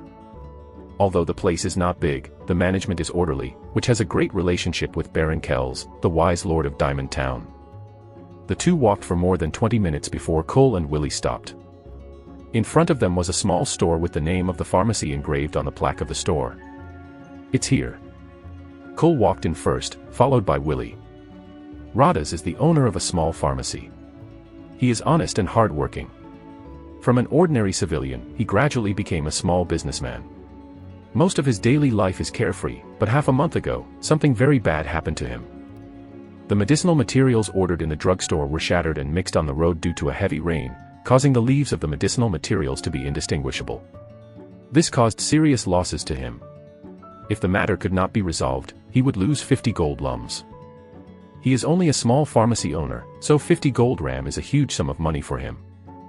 In order to solve this difficulty, Lotta specially hired a herbalist to sort these herbs, but because the damage was too severe, and the several herbs were too similar, the herbalist could not complete the sorting smoothly at all. This gave the pharmacy owner Radas a very headache, and his worry had made him not sleep well for several days. Because of the temporary shortage of medicinal materials, he couldn't pay the salaries of the apprentices, so he sent them home temporarily and recalled them when needed. Although when the apprentices were dismissed, Radas told them that they would return to work if the troubles at the pharmacy were resolved, but he knew very well that if the medicinal materials could not be sorted out, the pharmacy might not be able to open again. Radas, who was sitting in the pharmacy, was worried when he saw 2 young people entering the pharmacy. Cool. Seeing Cool at the head, Radas frowned slightly. Cool had returned home yesterday, why did he come back? Cool, you should rest at home for a few more days. After all, there is no work to be done in the pharmacy right now. For Cool, Radas still appreciates it. He is a smart and industrious young man, very hardworking as he was when he was young, and he has planned to teach Cool accounting knowledge, so that he will gradually accept the pharmacy. Of course, you have to get through the difficult times. I came back this time to try to solve your trouble. Cool didn't hesitate, and explained his intention directly. He turned around and patted Willie on the shoulder, and said to Radas, "This is Willie, my friend, he is an excellent hunter, because he often enters the forest, he knows a lot about planting grass and may be able to solve your troubles. Hunter. When Radas heard this, he glanced at Willie with a puzzled look. Chapter 23 Herb. If it wasn't for Willie brought by Cool himself, Radas would never believe that this seemingly immature child turned out to be a hunter. Hunters are a very respectable profession, especially for their medicinal herb dealers. Whenever they need to go into the wild to pick medicinal herbs, they will pay a lot of money to hire a hunter as a guide. In a field full of dangers at all times, a good hunter can help gatherers avoid many dangers, and even some experienced hunters know more about planting than those herbalists. A smile appeared on Lada's face. "Hello, Willie, my name is Ladas, and I am the owner of this pharmacy." Although he knew that Willie was a hunter, Radas was not excited about it. Because Willie is so young, he must not have been a hunter for too long. It is impossible for such a young hunter to have extensive experience in planting grass. "Hello, I'm Cool's friend. He asked me to solve the trouble of sorting your medicinal materials." From Radas' expression, Willie could see that he was not very eager for his arrival. Willie understands Radas' psychology. After all, it's hard for people to trust him with his youthful appearance. "Thank you for your enthusiasm, but..." Although Radas understood Cole's good intentions, his distrust of Willie made him instinctively refuse. However, before he could finish speaking, he was interrupted by Cool, who had already seen Lada's perfunctory. He needed to use other methods to attract the boss's attention. "By the way, boss, not only is Willie young, he has become an excellent hunter, and his brother is also very good, the Thorpes.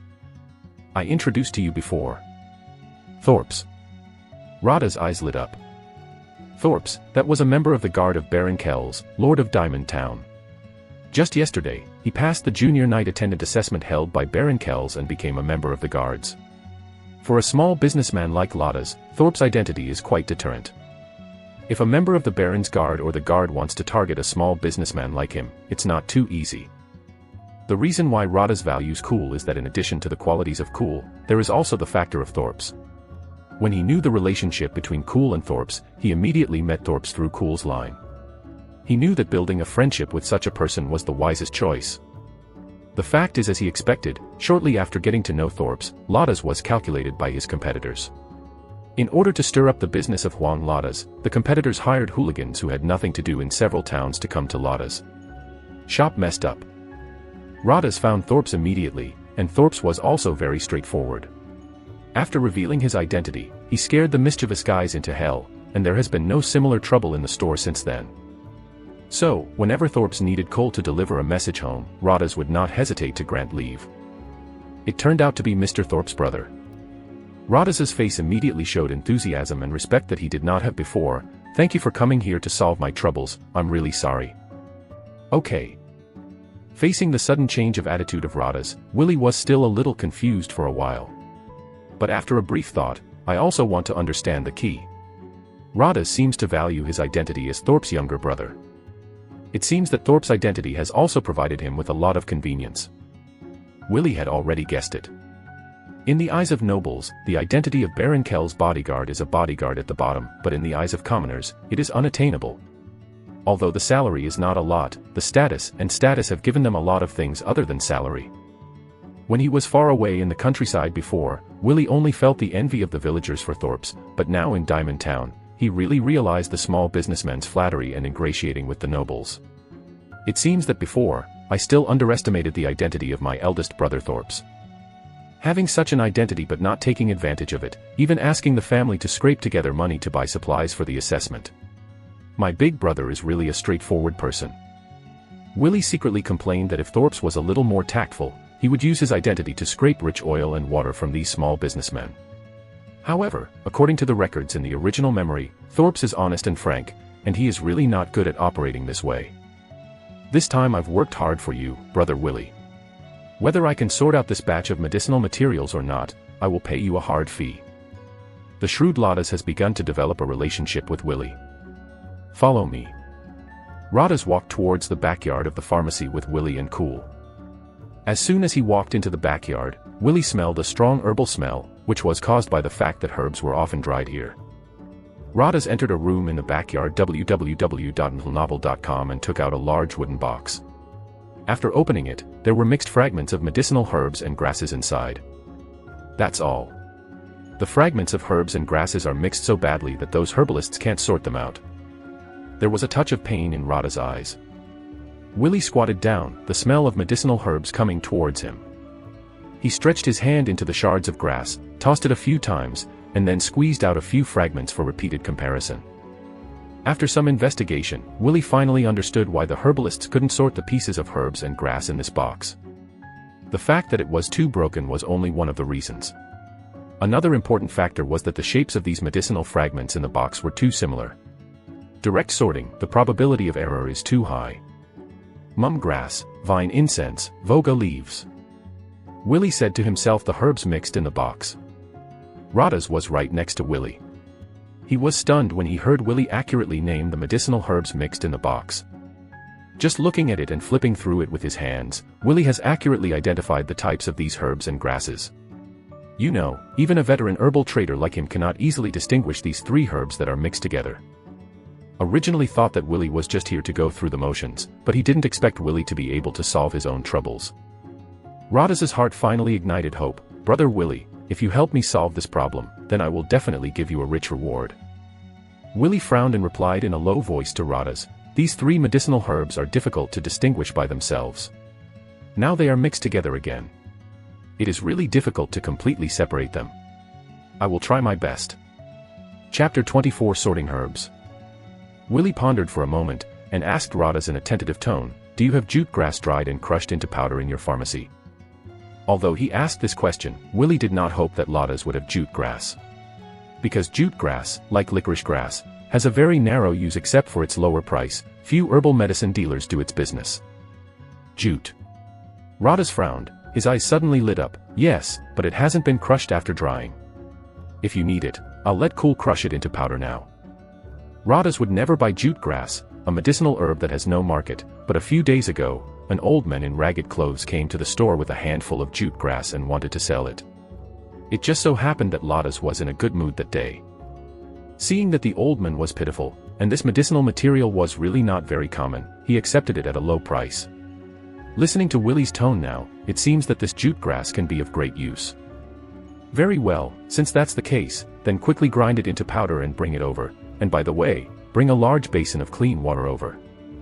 Willie didn't expect that Radha's actually had something like jute grass, which would save him a lot of effort. Cool didn't wait for Radha's orders, and trotted all the way out of the yard. In 5 or 6 minutes, he came over with a large basin of clean water, and took out a ceramic jar from his arms. The jar was open, and there was pale yellow powder inside. Willie didn't deliberately lean forward to sniff it, but he also smelled a faint pungent odor. It was jute grass powder. Is it enough? Cool handed Willie the jar full of jute grass powder.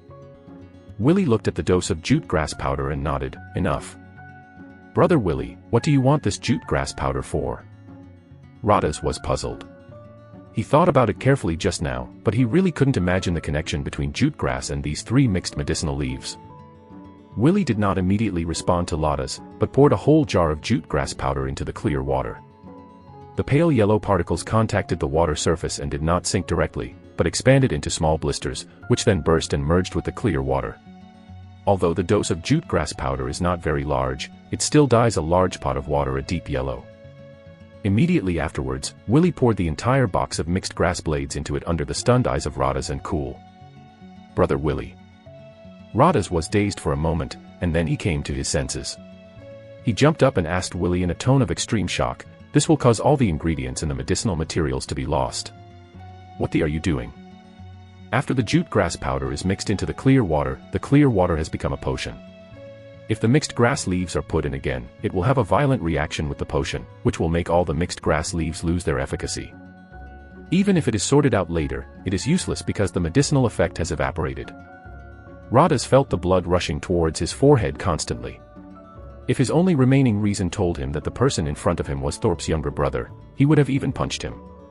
This Willie, he completely destroyed this batch of his goods. Willie, you are. Cool was a little overwhelmed, and he didn't understand why Willie would make such a crazy move. Seeing Radha's frantic appearance, Willie knew that this drug dealer had been in the business of medicinal herbs for more than 10 years, and he had not learned any useful knowledge. Relax, Radha's. Willie's face did not change, and he did not have any mood swings because of Radha's questioning. I need to correct you first, not all medicinal materials and potions will lose their effective ingredients when they are mixed together. What did you say? Seeing Willie's calm look, Radas was a little dazed for a while. The potion synthesized from jute grass powder will not lose its efficacy after mixing with 17 common medicinal materials. Among these 17 medicinal materials, we need to sort mam grass, vine incense, and vodka leaf.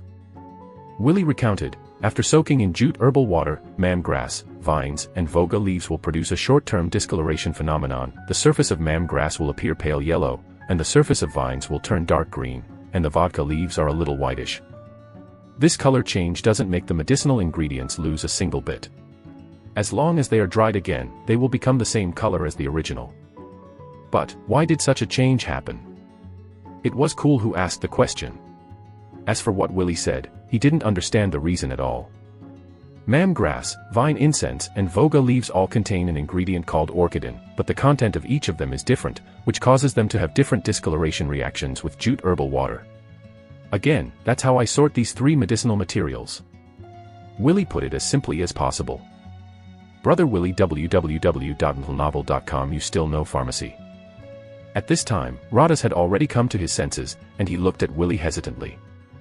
Pharmacy is the most profound and extensive professional discipline in the knowledge of medicinal materials, and only aristocrats and a few commoners can access it. Only those big herbalists would hire pharmacists as their advisors and pay huge fees for it. For a small herbalist like himself, the pharmacist wouldn't give them a second glance. I'm just familiar with the habits of planting grass, but I don't know pharmacy. What Willie is telling the truth is that he really doesn't know anything about processes such as pharmaceutical research and development in pharmacy. Radas nodded lightly, and then showed an embarrassed smile. He clearly realized how wrong his excited behavior just now was, and it was the price of ignorance. I'm sorry, Willie, Radas wanted to express his apology. I was too abrupt. I should have explained it to you just now before doing this.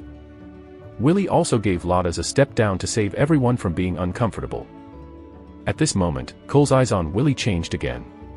This brother next door, who he hadn't seen for a long time, has become a figure he can't fathom. For a time, he even thought that Willie was better than his big brother Thorpe's. Now you can pour out the water in the basin. Willie stepped forward himself, tilted the basin, and the dark yellow potion was poured out continuously. Radas's heart was pounding. This was about the future of his pharmacy. Although Willie explained the principle to himself before, he still couldn't rest assured that he didn't see it with his own eyes. Under the expectant gaze of Radas, the water in the basin continued to flow out, and soon the water flowed cleanly, revealing 3 grass blades of different colors. Chapter 25 Notice. Oh my God. When Radas saw 3 grass blades of different colors, he knew that he had escaped the crisis of the drugstore's collapse.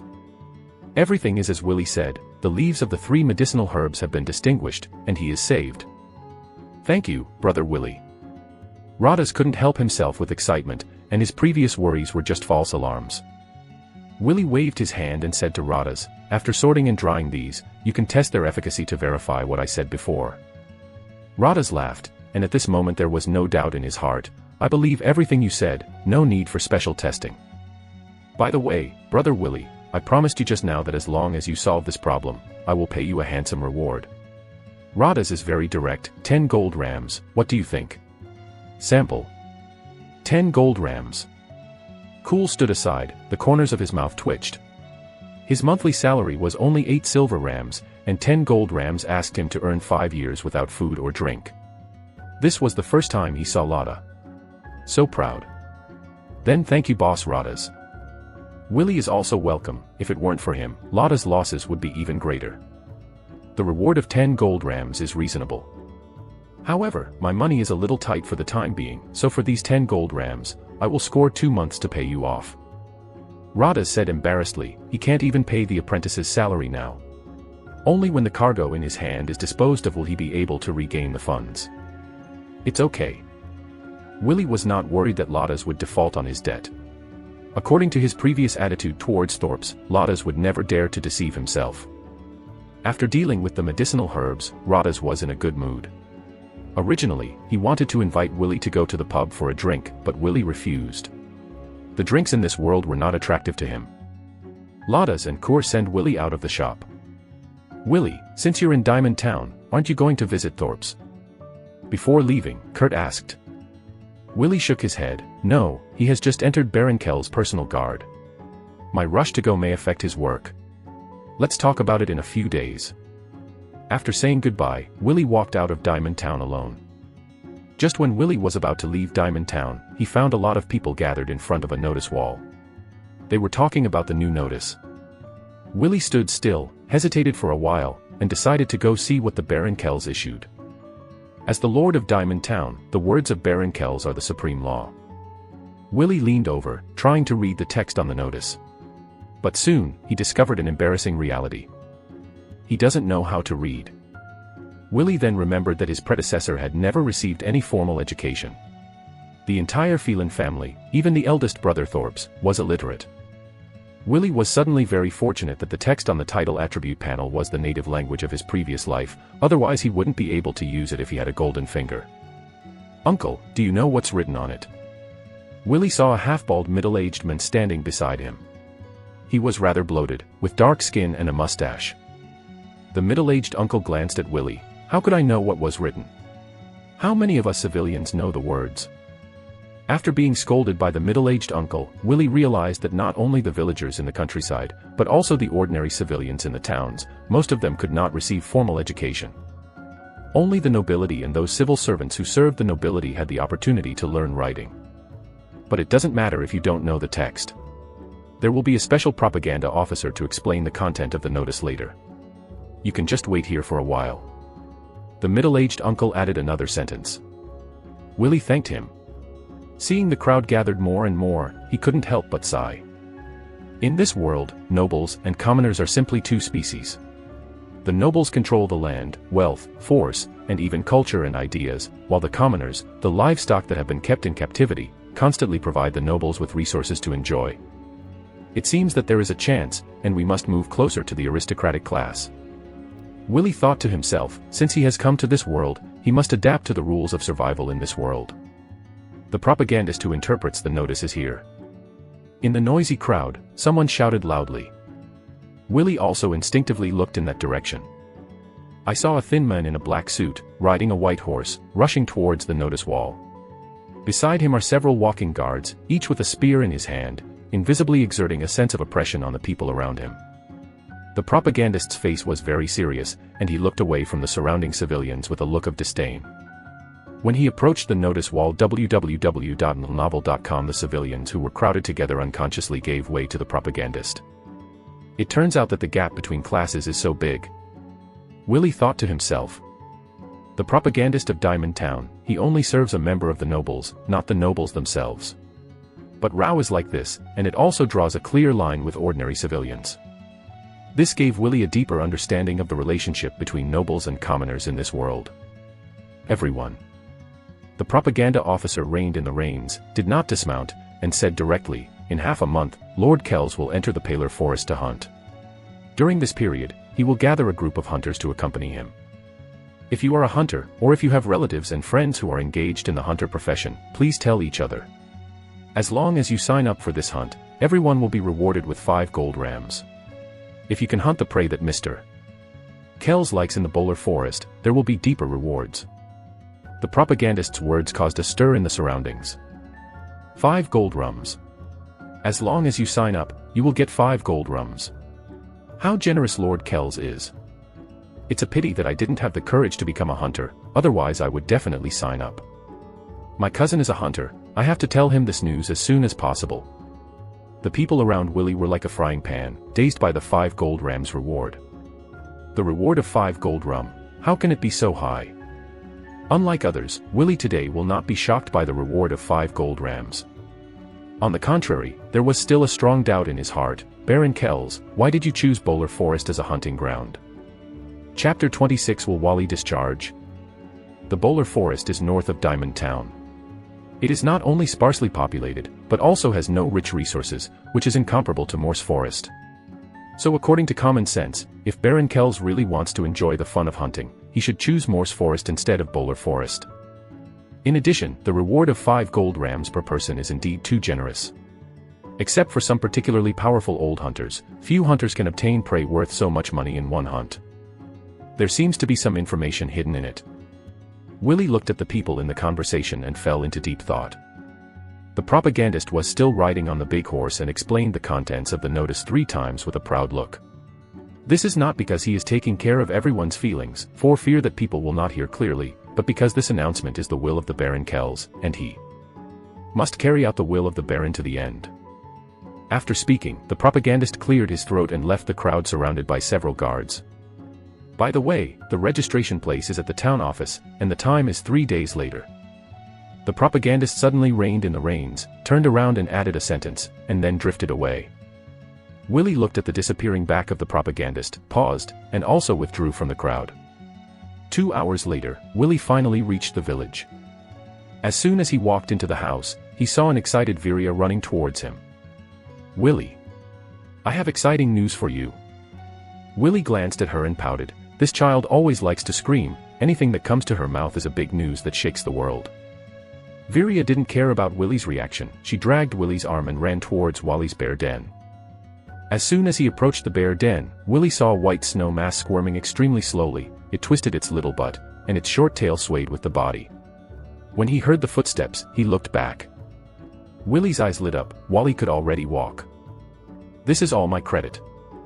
Viria quickly took the opportunity to claim credit. "Next time I go to the city, I'll buy you candy." Willie perfunctory, Viria said, then walked over and hugged Wally. Wally likes the feeling of being close to Willie very much. He called out a few times in a low voice, and his furry head kept rubbing against Willie's arms, which gave him an inexplicable sense of security. "From today onwards, we can't just feed Wally milk, we should feed him some porridge with meat." Willie told Viria about the next feeding plan. Meat porridge may be rare on other people's dining tables, but in the current Farron's house, it's just a very common food. Aren't father and mother at home? Willie found that there was no movement from Lake and Mrs. Shine in the house. At this time, the wheat had been harvested, and there was nothing to work in the fields. They shipped the family's wheat to the mill to be ground into flour. Viria explained to Willie, "Mother said that after paying taxes, all the grains harvested this time will be stored at home and will not be sold in Diamond Town again." In previous years, after paying the taxes to Baron Kells, Lake and Mrs. Shine would go to Diamond Town together to sell most of the flour, leaving only a small part to mix with the ground bran. Together, make home food. Black bread and sour bread are baked from this whole grain. Now that the family environment has improved, Mrs. Shine decided to keep all the flour after taxation, which means that in the future, the family's table will no longer have that kind of unpalatable staple food. Willie nodded. Originally, he wanted to discuss with Lake about signing up for hunting in the Paler Forest. Since Lake is not at home, he will speak his mind at dinner. On the way back, Willie had already decided to sign up for the Baron hunt in the Baler Forest. Although the doubts about the super high reward have not been solved, Willie also made some guesses. The high reward must be to deal with higher difficulties. According to his guess, Baron Kells may be looking for some kind of very cunning animal. Only professional hunters can find its traces. Otherwise, if you want to hunt down a certain animal, the target, Baron Kells sent his own guards directly, and their force value was much higher than that of the hunters. After ruling out the possibility of confrontation with dangerous animals, Willie felt that the risk of hunting in Paler Forest was manageable for him. In this case, Willie will naturally not give up this opportunity. One is for the 5 gold rams, and the other is for Baron Kells. This opportunity may allow him to meet the real nobles. Approaching nobles, becoming nobles, and being promoted to lords, this is the purpose of Willie, and it is also the best way to maximize the value of the title attribute panel. After Lake and Mrs. Shine went home that night, Willie told Lake of his thoughts. After hearing this, Lake agreed and encouraged Willie. In his opinion, if both sons can serve the nobles, that would be the most perfect thing. www.novel.com night. Willie was lying on his cot and just closed his eyes when he suddenly heard his door shaking slightly, as if something was hitting his door. Willie sat up instinctively and asked tentatively, "Who?" "Viria, are you playing a prank?" Lake and Mrs. Shine had gone to bed early after a busy day, and it was impossible to disturb them at this time. There was no response from outside the house, but the door was still being gently knocked and shaken.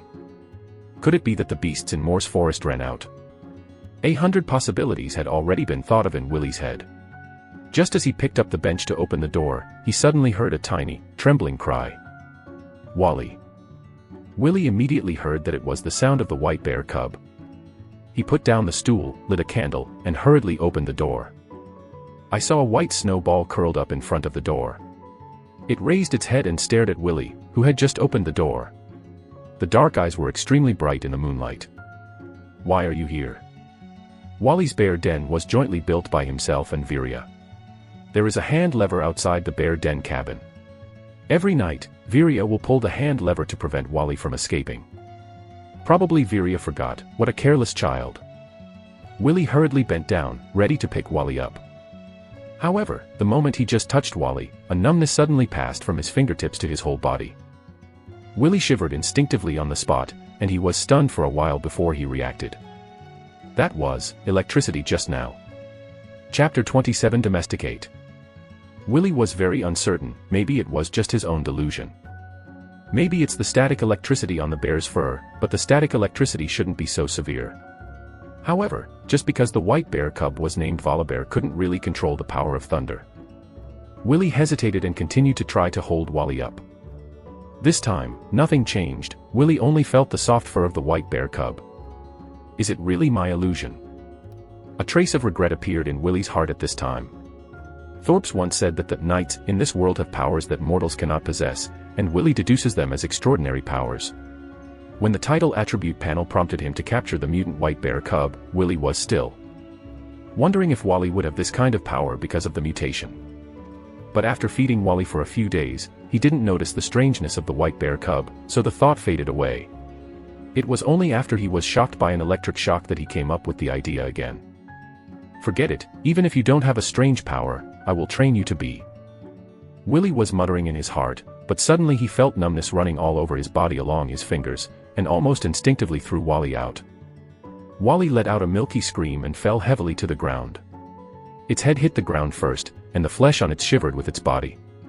With difficulty, it turned over, swayed and stared at Willy, grinning with an anthropomorphic smile. The numbness on Willy's body quickly subsided. When he saw Wally's expression, he already understood that this little white bear can really discharge electricity. Sure enough, mutants are good things. Willy finally understood why Wally came to look for him in the middle of the night, probably because the generation of electricity made Wally excited, so he found him instinctively. After all, he has a high affinity for juvenile animals. "Can you control your current flow?" Willy crouched down and tried to communicate with Wally in words, in case this mutant could understand. But the fact was not as Willy wished. After hearing Willy's words, the little white bear did not react, but kept swaying, wanting to keep rubbing against Willy's body. Willy didn't want to try the feeling of being electrocuted again, so he distanced himself from Wally. "You can't attack me with electricity." Willy's face was stern, looking very serious. He knew that the little white bear could not understand his speech, but he could perceive his emotions and observe his facial expressions. This is very common in animal taming in previous lives, and encountered animal performances in aquariums and circuses. The surface appears to obey the master's verbal commands, but in fact it is the master's designated movements and facial expressions that play a role. This requires training again and again, allowing these animals to form instinctual conditioning. Willy put his hand on Wally's forehead again, and sure enough, he was electrocuted again. Willy repeated the instruction just now, and took a wooden stick in the corner of the wall in his hand, and hit Wally's little a few times, making Wally feel the pain of being beaten. Wally, who was beaten, cried a few times in grievance, but because of his attachment to the feeling on Willy, he still did not escape. Willy looked at poor Wally without the slightest distress. If this problem could not be solved, he might be played to death by Wally in the future. He reached out to touch Wally again, and was shocked again as expected. Just like last time, Wally was punished. This process lasted 5 times, and Wally finally stopped firing electric attacks on Willy. It has ignorantly understood the relationship between electric shock and punishment. Very good. Willy took Wally in his arms, walked into the kitchen, took out the leftover rabbit meat, chopped it and mixed it with wheat porridge to make a simple meat porridge. In Willy's view, the release of this current should consume Wally's body energy, so he needs food to supplement it. Sure enough, Wally showed a stronger appetite than usual. He actively clawed at the mouth of the bowl and licked the food in the bowl. It didn't stop until there was only a trace of the bottom of the bowl, and it got close to Willy's feet again. Willy was very satisfied with little white bear's response. At least after experiencing his own admonitions and rewards, he still maintained his dependence on him. However, this does not mean that Wally's electric shock attack has stopped. Maybe at dawn, it will be dominated by the instinct of electric discharge, so in the next 2 days, Willie needs to train it again. Sleep in my room tonight. Willie moved Wally's bear den into his house and put it in. Because Willie was right next to him, this sense of security made the little white bear fall asleep quickly. Looking at the sleeping Wally, Willie fell into contemplation. Up to now, he doesn't know what kind of impact a white bear that can discharge will have on the world. According to Thorps, there are knights who surpass the power of mortals in this world, so there should also be variants that surpass the beasts, and Wally should not be the only exception. He is very grateful to Thorps for implanting the bud of the concept of transcendence in his mind in advance. www.novel.com, and the title attribute panel indicates that it is a mutant, otherwise he does not know how to face Wally will discharge fact. Anyway, it's better not to reveal the secret of Wally's ability to discharge for the time being. Willie is already thinking about how to explain this to Viria. He can't guarantee that Viria won't be powered on by it when she is taking care of Wally.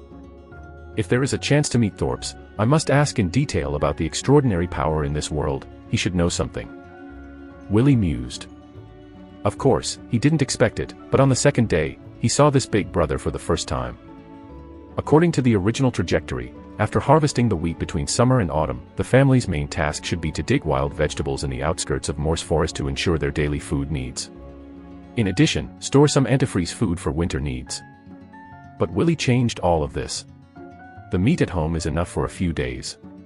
Even if there are no wild vegetables, he can exchange meat and neighbors for some, and everyone will be very happy. Mrs. Shine and Lake turned all the wheat into flour yesterday. After a hard day, they decided to give themselves a day off. At noon, not long after eating, Willie and Viria practiced walking with Wally in the yard. He walked very smoothly and could run easily, but his footsteps were still a little vain. The temperature is still very high now, and Willie is a little thirsty. When he was about to enter the house to drink water, he heard footsteps in front of the yard. The footsteps were fast and very powerful. Willie and Viria looked towards the door at the same time. Willie, Viria, I'm back. A tall and straight young man appeared at the door of the courtyard. Chapter 28, Frost-Spraying Red Deer. The young man's figure instantly overlapped with the memory of his predecessor. Big brother. Viria immediately put down Wally and exclaimed in surprise, "Why are you back?" Thorpe stepped forward and rubbed Viria's head lightly, but did not respond immediately. Big brother. Willie stepped forward and greeted the elder brother for the first time. Willie. Thorpe walked forward, patted Willie on the shoulder lightly, and said sincerely, "Thank you. If it wasn't for you, I wouldn't be able to pass the assessment of the junior knight attendant at all. This is what I should do," and the money was not just taken out by me, but also from the savings of my father and mother. Willie replied, but he was only halfway through the words, when both Lake and Mrs. Shine in the room heard the movement and ran out. Father, mother. Thorpe has been away from home for half a year. He thought he would be able to go home only when the new year was over, but unexpectedly he came back early. Lake's emotions were relatively restrained. After all, he had just met his son not long ago, and Mrs. Shine, who had not seen Thorpe for half a year, hugged Thorpe excitedly. "Thorpe, why are you going home now?" There was concern in Mrs. Shine's tone, fearing that something was wrong with Thorpe's work. Thorpe responded with a smile, "Because I just joined the guards, Lord Kells gave each of us 3 days of vacation, so I took this opportunity to rush home." Okay. Thorpe was about to enter the house with his family, but suddenly found that there was a wriggling white bear cub under his feet. Wally looked at Thorpe with a strange look in his eyes, and it instinctively moved to Willie's feet. "Is this your prey?" Thorpe said in surprise that the two had a brief exchange when passing by the pharmacy where Cool worked in the morning. He also just found out that his younger brother Willie had become a hunter. This surprised Thorpe greatly. It seems that in the 6 months since he left home, his younger brother Willie has undergone a reborn change. Accurately, it's my pet. I brought it back from Morse Forest. Its name is Wally. Willie grabbed the back of the little white bear's neck and lifted it directly. Thorpe also looked at Wally curiously before entering the house with his family. The sun hasn't set yet, and tonight's meal is ready. There are meat and vegetables, even more abundant than the day when Cool was served. Looking at a table of dinner with oily water, Thorpe suddenly felt a little ashamed. As the eldest son of the family, he worked for the nobles, but he kept his family poor, and even turned to support himself. As for his younger brother, he silently accepted the responsibility on his shoulders and kept the house better and better. "Welcome home, big brother," Willie said with a smile. The family of 5 quickly entered into a happy atmosphere. Halfway through the meal, Thorpe seemed to have thought of something. "By the way, Willie, in 2 days, Baron Kells will invite hunters at the town hall to enter the Bowler Forest together, you know." Willie swallowed the meat in his mouth. "I know, my father and I have discussed it, and I'm going to sign up in 2 days. Thorpe nodded. "This is a good opportunity. Lord Kells attaches great importance to this hunt. If he behaves well, he will even be noticed by him." Mrs. Shaw's eyes lit up when she heard the words, "Willie, you have to behave well. If you and your elder brother can serve Baron Kells together, then our Farron family will be envied by all the villagers." In Mrs. Shaw's mind, being close to the rules represented honor and status. Willie responded, and then asked, "Brother, do you know why Baron Kells held this hunt?" If Thorpe knew the motive for the hunt, Willie would be more proactive. "I know some, but if I say it, you may not believe it." Thorpe shrugged. He has learned a lot of strange things during the 6 months he has been serving as Baron Kells' bodyguard. Willie's heart moved, and he vaguely guessed something. The reason why Baron Kells called so many hunters was to find an animal. Thorpe paused and lowered his voice, "A red deer that sprays frost. A red deer that sprays frost." Viria's reaction was the most intense, and she couldn't even swallow the food in her mouth. For children, this seemed to be a creature that only existed in the story. How can that be? Lake and Mrs. Shaw subconsciously thought Thorpe was telling a story. Thorpe looked at Willie. "Do you believe it?" "I believe." Of course Willie believed it, because now in his house, there is a little white bear that can only discharge electricity. Thorpe smiled. "There are many things in this world that we can't understand, but that's the reality. Diamond Town is just a border town in the Principality of Langton, and it is inaccessible. www.novel.com does not know much about the outside world." Thorpe knew that this was the limitation of his family, so he did not intend to continue talking about it. The concept of father and mother for decades could not be changed with just a few words. After dinner, in the yard, Willie and Thorpe were sitting on the rocks.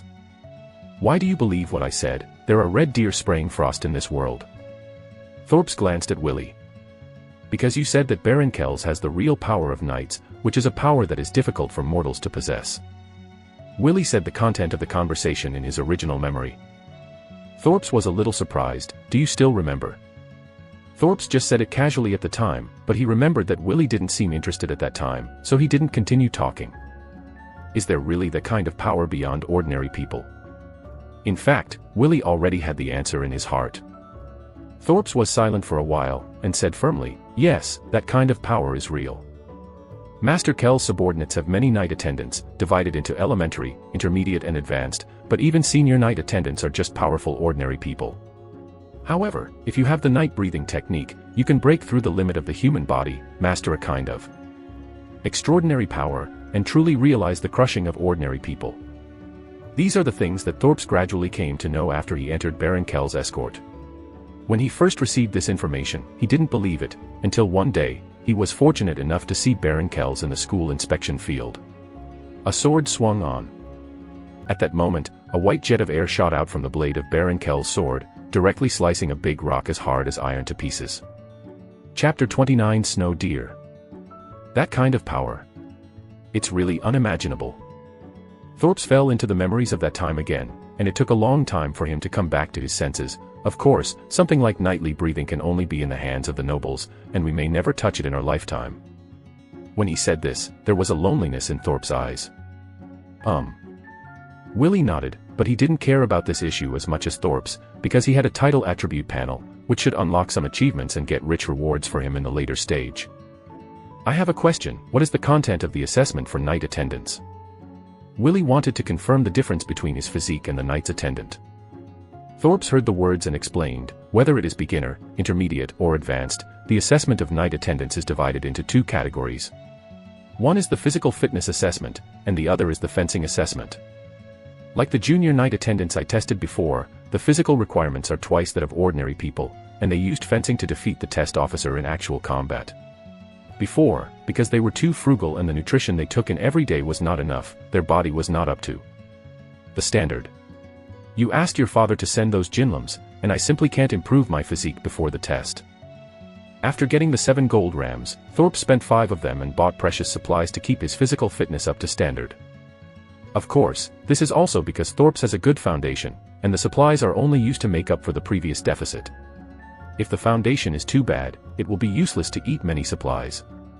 When it comes to the intermediate night attendants, the physical fitness requirements are 1.5 times that of ordinary people.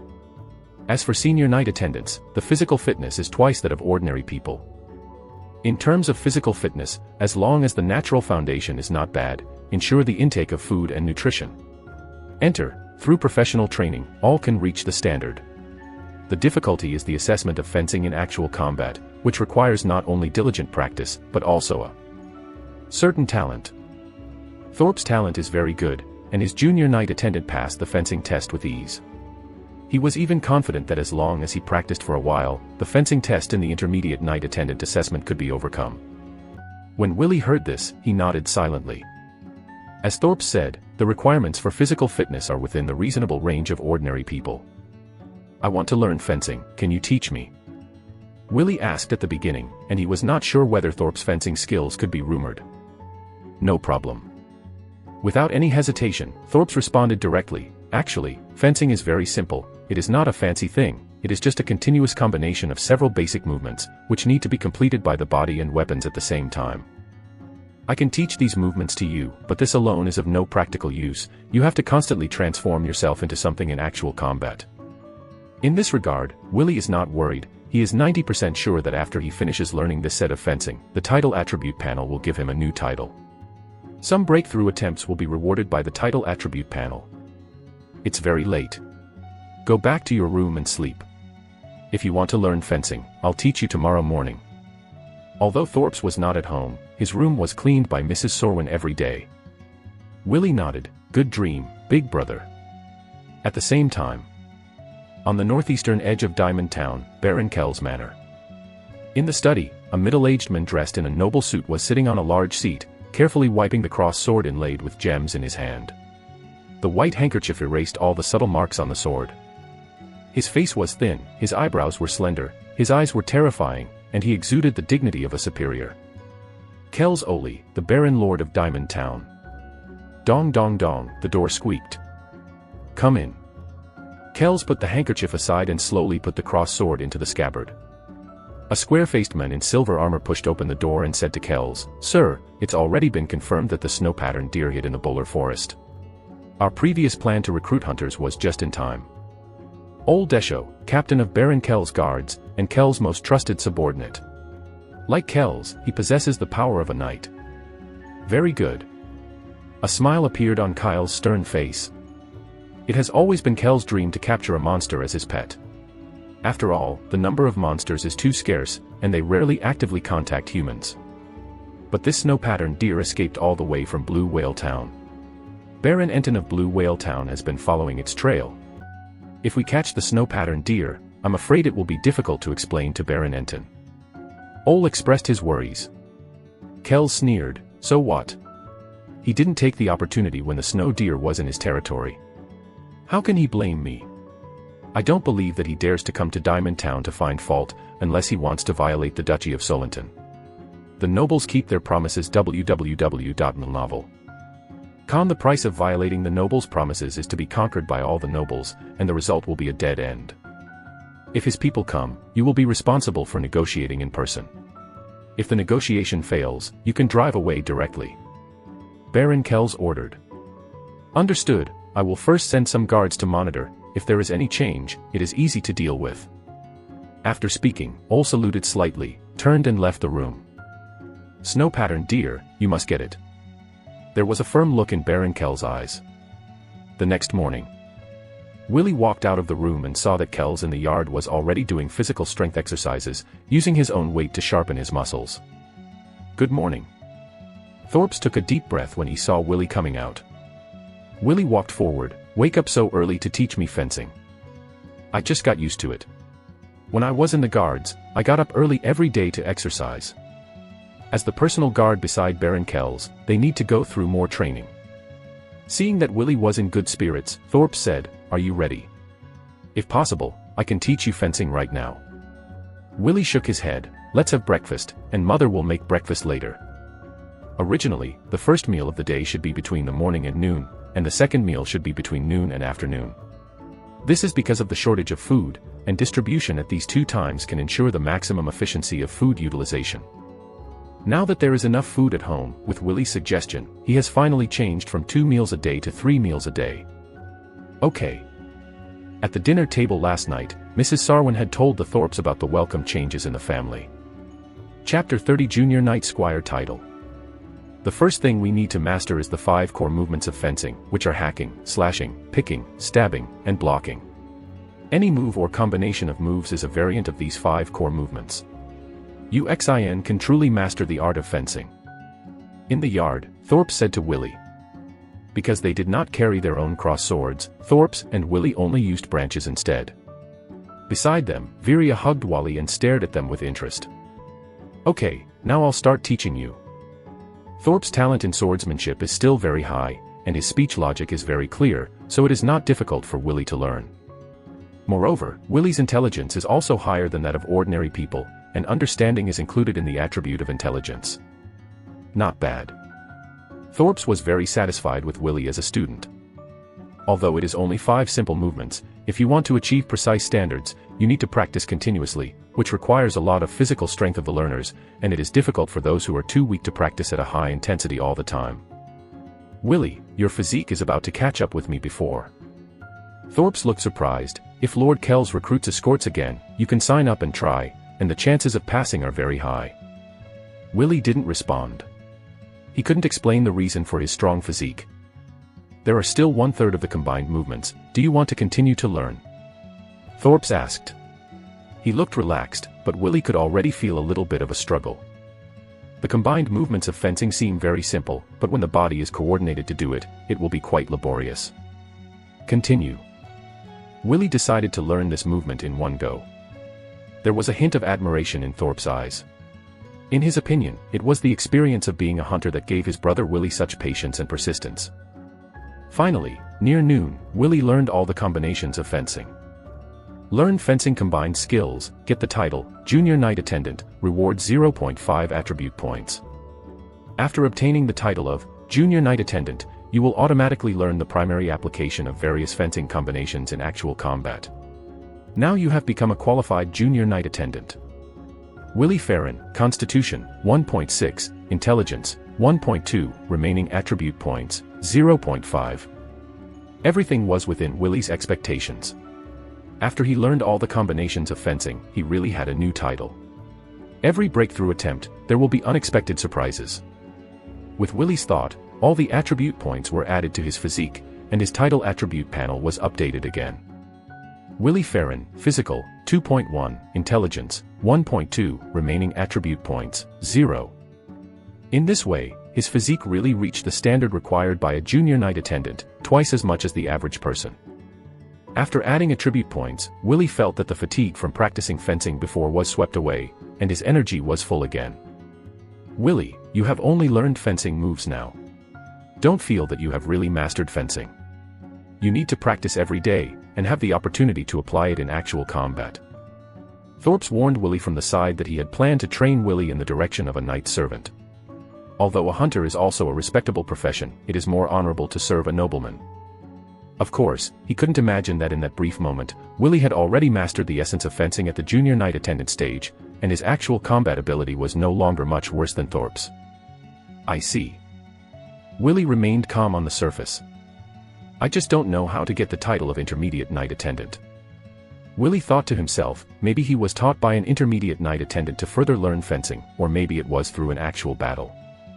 I also want to learn. Viria watched with relish from the side, and when she saw the two were free, she hurriedly came forward. Thorpes laughed when he heard the words, "You can't learn fencing now. I'll teach you when you grow up." Thorpes is not trying to coax Viria. There are really female knight attendants in Baron Kessel's personal guard, but most of them are of age, and they are slender and beautiful. A level of identity. In addition, Thorpes has also heard other rumors that there are even female knights in the more prosperous territory. 2 days later, Diamond Town. I'm going back to Lord Kell's manor first. Go and sign up yourself. Good luck to you, Thorpe said to Willie, who was fully equipped. Okay. Willy responded. For the past 2 days, Willy tamed the little white bear Wally while pretending to learn fencing with Thorps. Now Willy is more at ease with Wally. The mutants have a high IQ and can easily understand what he means.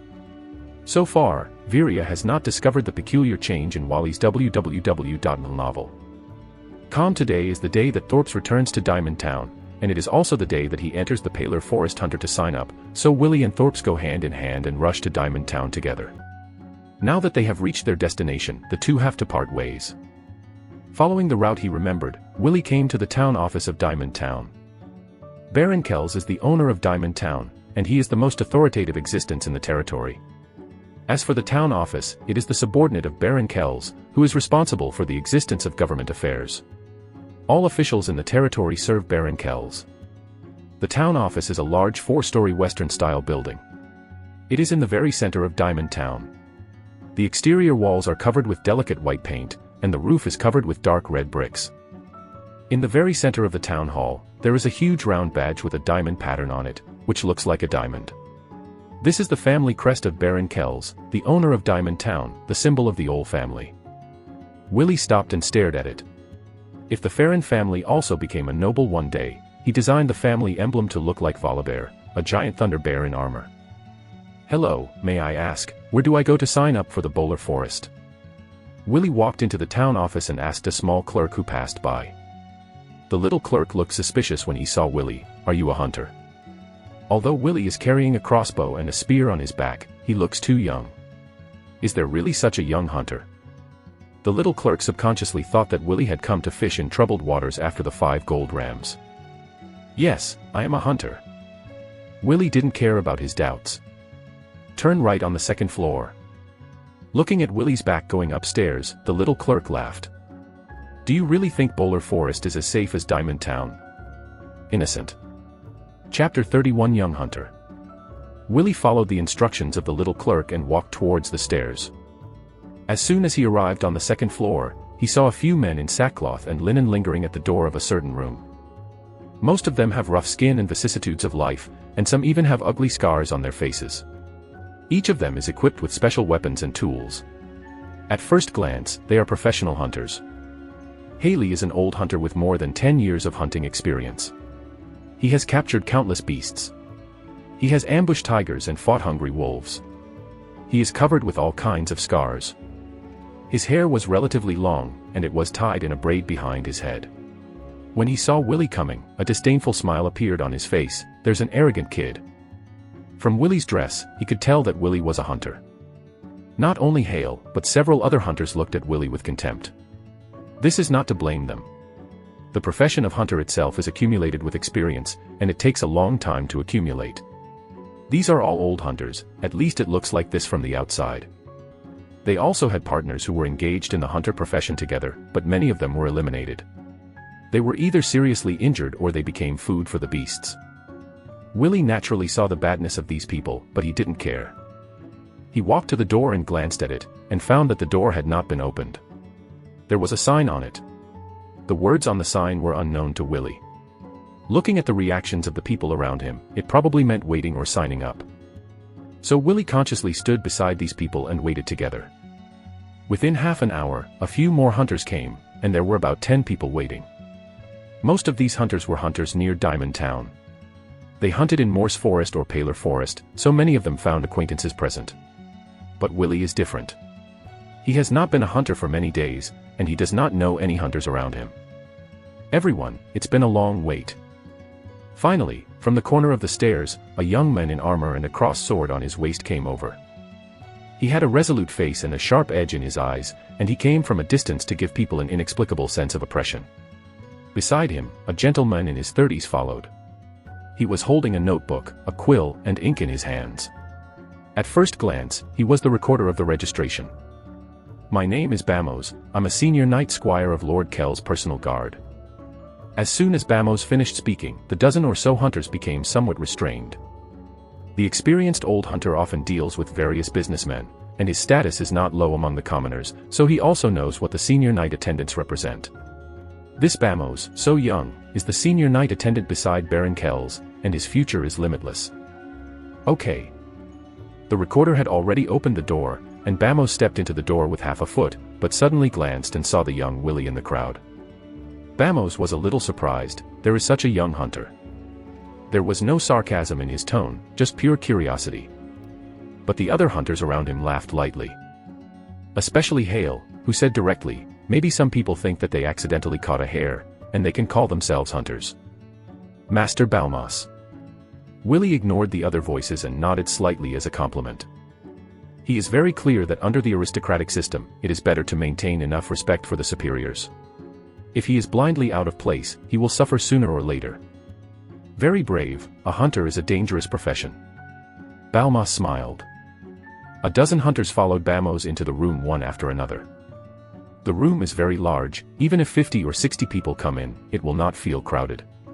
This can also be regarded as the advantage of the vast land and sparsely populated. When building a building, you don't need to worry about the area of the land, you only need to worry about whether there are enough building materials. Okay, everyone, start registering now. Balmas stood aside. The recorder had already dipped the quill in ink, ready to write. Line up one by one and name each of you. If I have heard of your name, then you will go through the registration directly. If I have not heard of your name, you need to prove to me that your strength. He is not worried that someone will pretend to be a name, because there are many old hunters present, and whoever lies will easily be exposed. Bamos's words made everyone understand that Baron Kell's hunting trip to the Paler Forest was not something that could be taken casually. I'll come first. Haley with braids stood at the front, and behind him was Willy. Your name? Balmas asked. Haley. When saying this, Haley's face showed a hint of pride. Bamos frowned, as if he was thinking about something, and suddenly smiled. I heard your name. I once accepted a commission from a certain medicinal herb in Blue Whale Town to hunt tigers in the Bull Forest, and obtain tigers. Darling, you did it. It's me. Haley tried his best to keep himself humble, but the corners of his raised mouth still revealed his thoughts. Very good, pass, take note. Balmas made a decision and motioned for Haley to sit down in the far seat. Next, to Willy. Your name? Balmas narrowed his eyes slightly, as if he was very interested in this overly young hunter. Before that, he had guessed that someone would come to fish in troubled waters in order to seek 5 gold rum rewards, but after seeing Willy, he didn't think Willy was such a person. Novel. Calm, because this young man people are too calm. If he is going to get away with it, he should show some nervousness. Willy. Willy replied. Bamos pondered for a moment, then shook his head regretfully. I'm sorry, I haven't heard your name. You need to prove your ability to me. Just drive it out. How could this kid be a good hunter? Hera in the seat still couldn't control her stinky mouth and said with a smile from the side. The rest of the hunters also laughed. Everyone had the same idea. How do you prove your strength? Can you do it? Willy's performance was still very calm and not disturbed. Balmas nodded. Of course, skill can prove a lot of problems. Hearing that, Willy suddenly pointed to Haley. I want him to be a target for me. Bamos was stunned for a moment, then laughed. He didn't expect this humble young man to have such an aggressive side. Yes, I agree. Boy. You. Hale was furious. This was no secret that he was trampling on his own dignity. He got up angrily and walked towards Willy. However, at this moment, Haley suddenly saw Willy make a move. He removed the crossbow from his back with one hand, and held a crossbow arrow with the other. Up arrow, launch. It was just for a moment. Willy didn't take aim at all. Whoosh. The crossbow shot out. Haley was horrified. He had never seen such a skillful movement. This is too fast. He didn't have time to think, and he didn't have time to avoid it. Death seemed to be imminent. Chapter 32 Scary Young Hunter. Haley had never felt this way before. Even when he was ambushing the tiger back then, he didn't have such a heart-pounding feeling. The crossbow arrows flew towards him, as if his own life would come to an end. He suddenly regretted why he wanted to provoke this innocent-looking kid. Judging from the way he shoots the crossbow, this kid is definitely a veteran, a terrifying jungle hunter. Whoosh. Just when Halai thought he was dead, he didn't feel any pain, just felt a chill on the top of his head, and then came the sound of crossbow arrows hitting the wall. Haley was in a trance. He didn't die. The experience and confidence of being a hunter for many years kept him from slumping directly to the ground. Did this kid miss the shot? Halai was puzzled. He glanced at Willie and found that Willie did not speak, but just stood silently and put away the crossbow. Immediately afterwards, Hera glanced at the others, only to find that Balmas and the recorder were looking at him with a half-smiling expression, while the hunters were shocked. Haley suddenly thought of the feeling of cold on the top of his head just now, and he subconsciously touched it with his hand. When Haley touched the top of his head, his arm stopped for a moment. The bunch of hair in the middle of his forehead actually disappeared, leaving only a bald forehead. He looked back suddenly, and found a bunch of hair scattered on the ground behind him. This young hunter even shot arrows between lightning bolts and flints. He didn't even do standard actions, but without hurting himself in the slightest, he shot off all the strands of hair on top of his head. This kind of shooting difficulty is higher than directly killing yourself. Halai didn't know what to say for a while, but felt his face was hot and embarrassed. He hesitated for a few seconds, and chose to return to his seat obediently, assuming that nothing happened. Sharp. Bamos laughed, ignoring Hale's feelings at all. Your shot proves your strength. Remember his name. Balmas said to the recorder behind him. This kid is too appetizing for himself. He is calm, and decisive. The emphasis is on youth. Bamos' eyes reveal an undisguised admiration look. When Willie heard the words, he bowed slightly to greet him, then walked to the wall, pulled out the crossbow arrow he shot before, and sat next to Haley. Haley pursed his lips and cleared his throat, feeling a little uncomfortable. Next, Bamos assessed the remaining hunters. During the assessment, new hunters came one after another, and some of them were hunters from other towns. They were specially rushed for this rich reward. Come. Bamos's movements were very agile, and more than 20 hunters had completed the assessment. There were only 3 or 5 of them who didn't meet Bamos' requirements, and they showed signs of fishing in troubled waters, so Bamos politely drove them away. There are 19 people in total. This number is enough. Basically, all the famous hunters near Diamond Town are here. Therefore, the registration of hunters for this hunting trip in Paler Forest is over.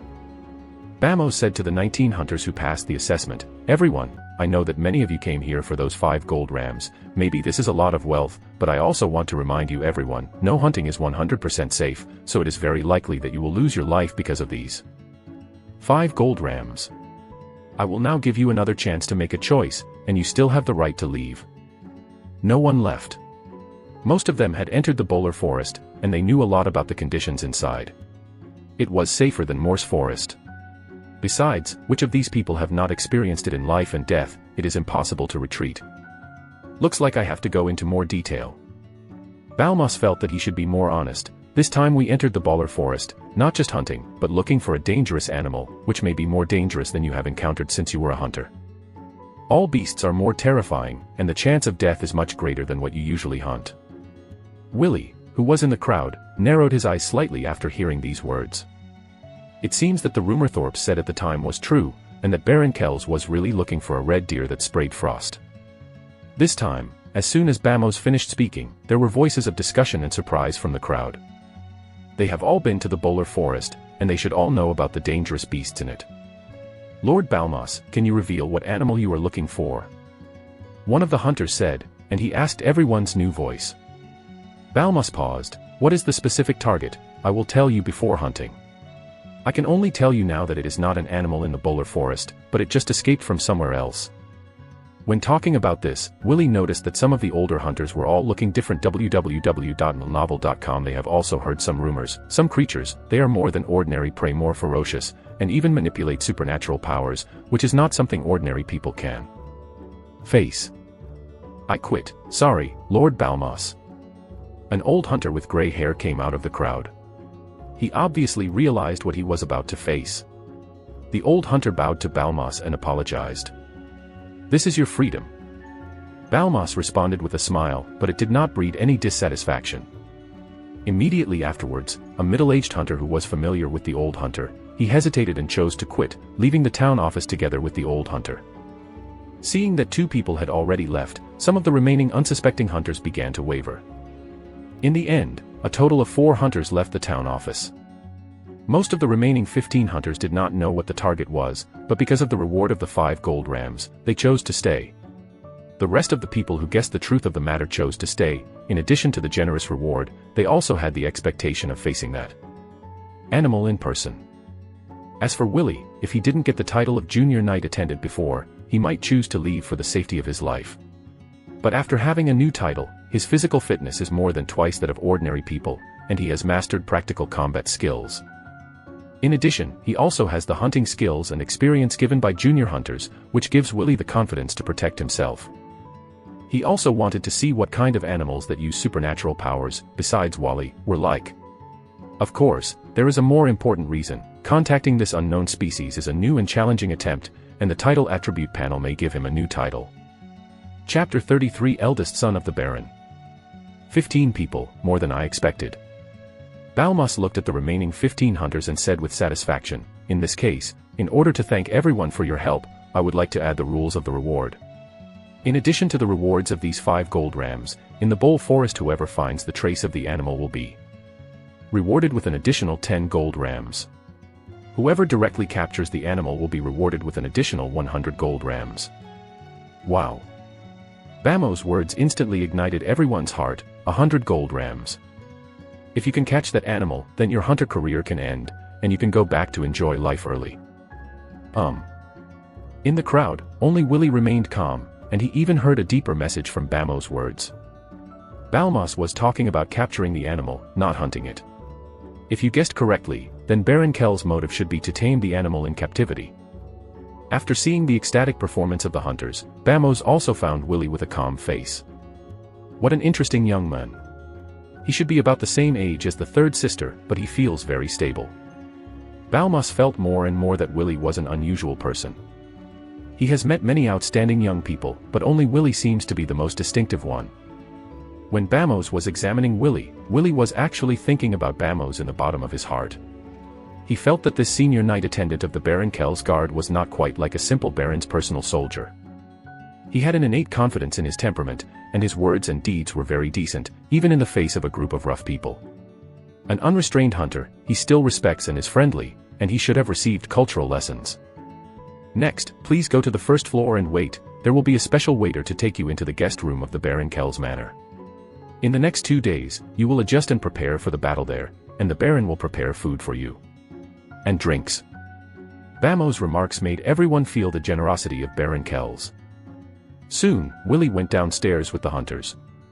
This time, someone has begun to take the initiative to chat with him, and it is no longer the despised situation before. His shot just now has won the respect of everyone present. No matter where, only those who have real ability will be respected by others.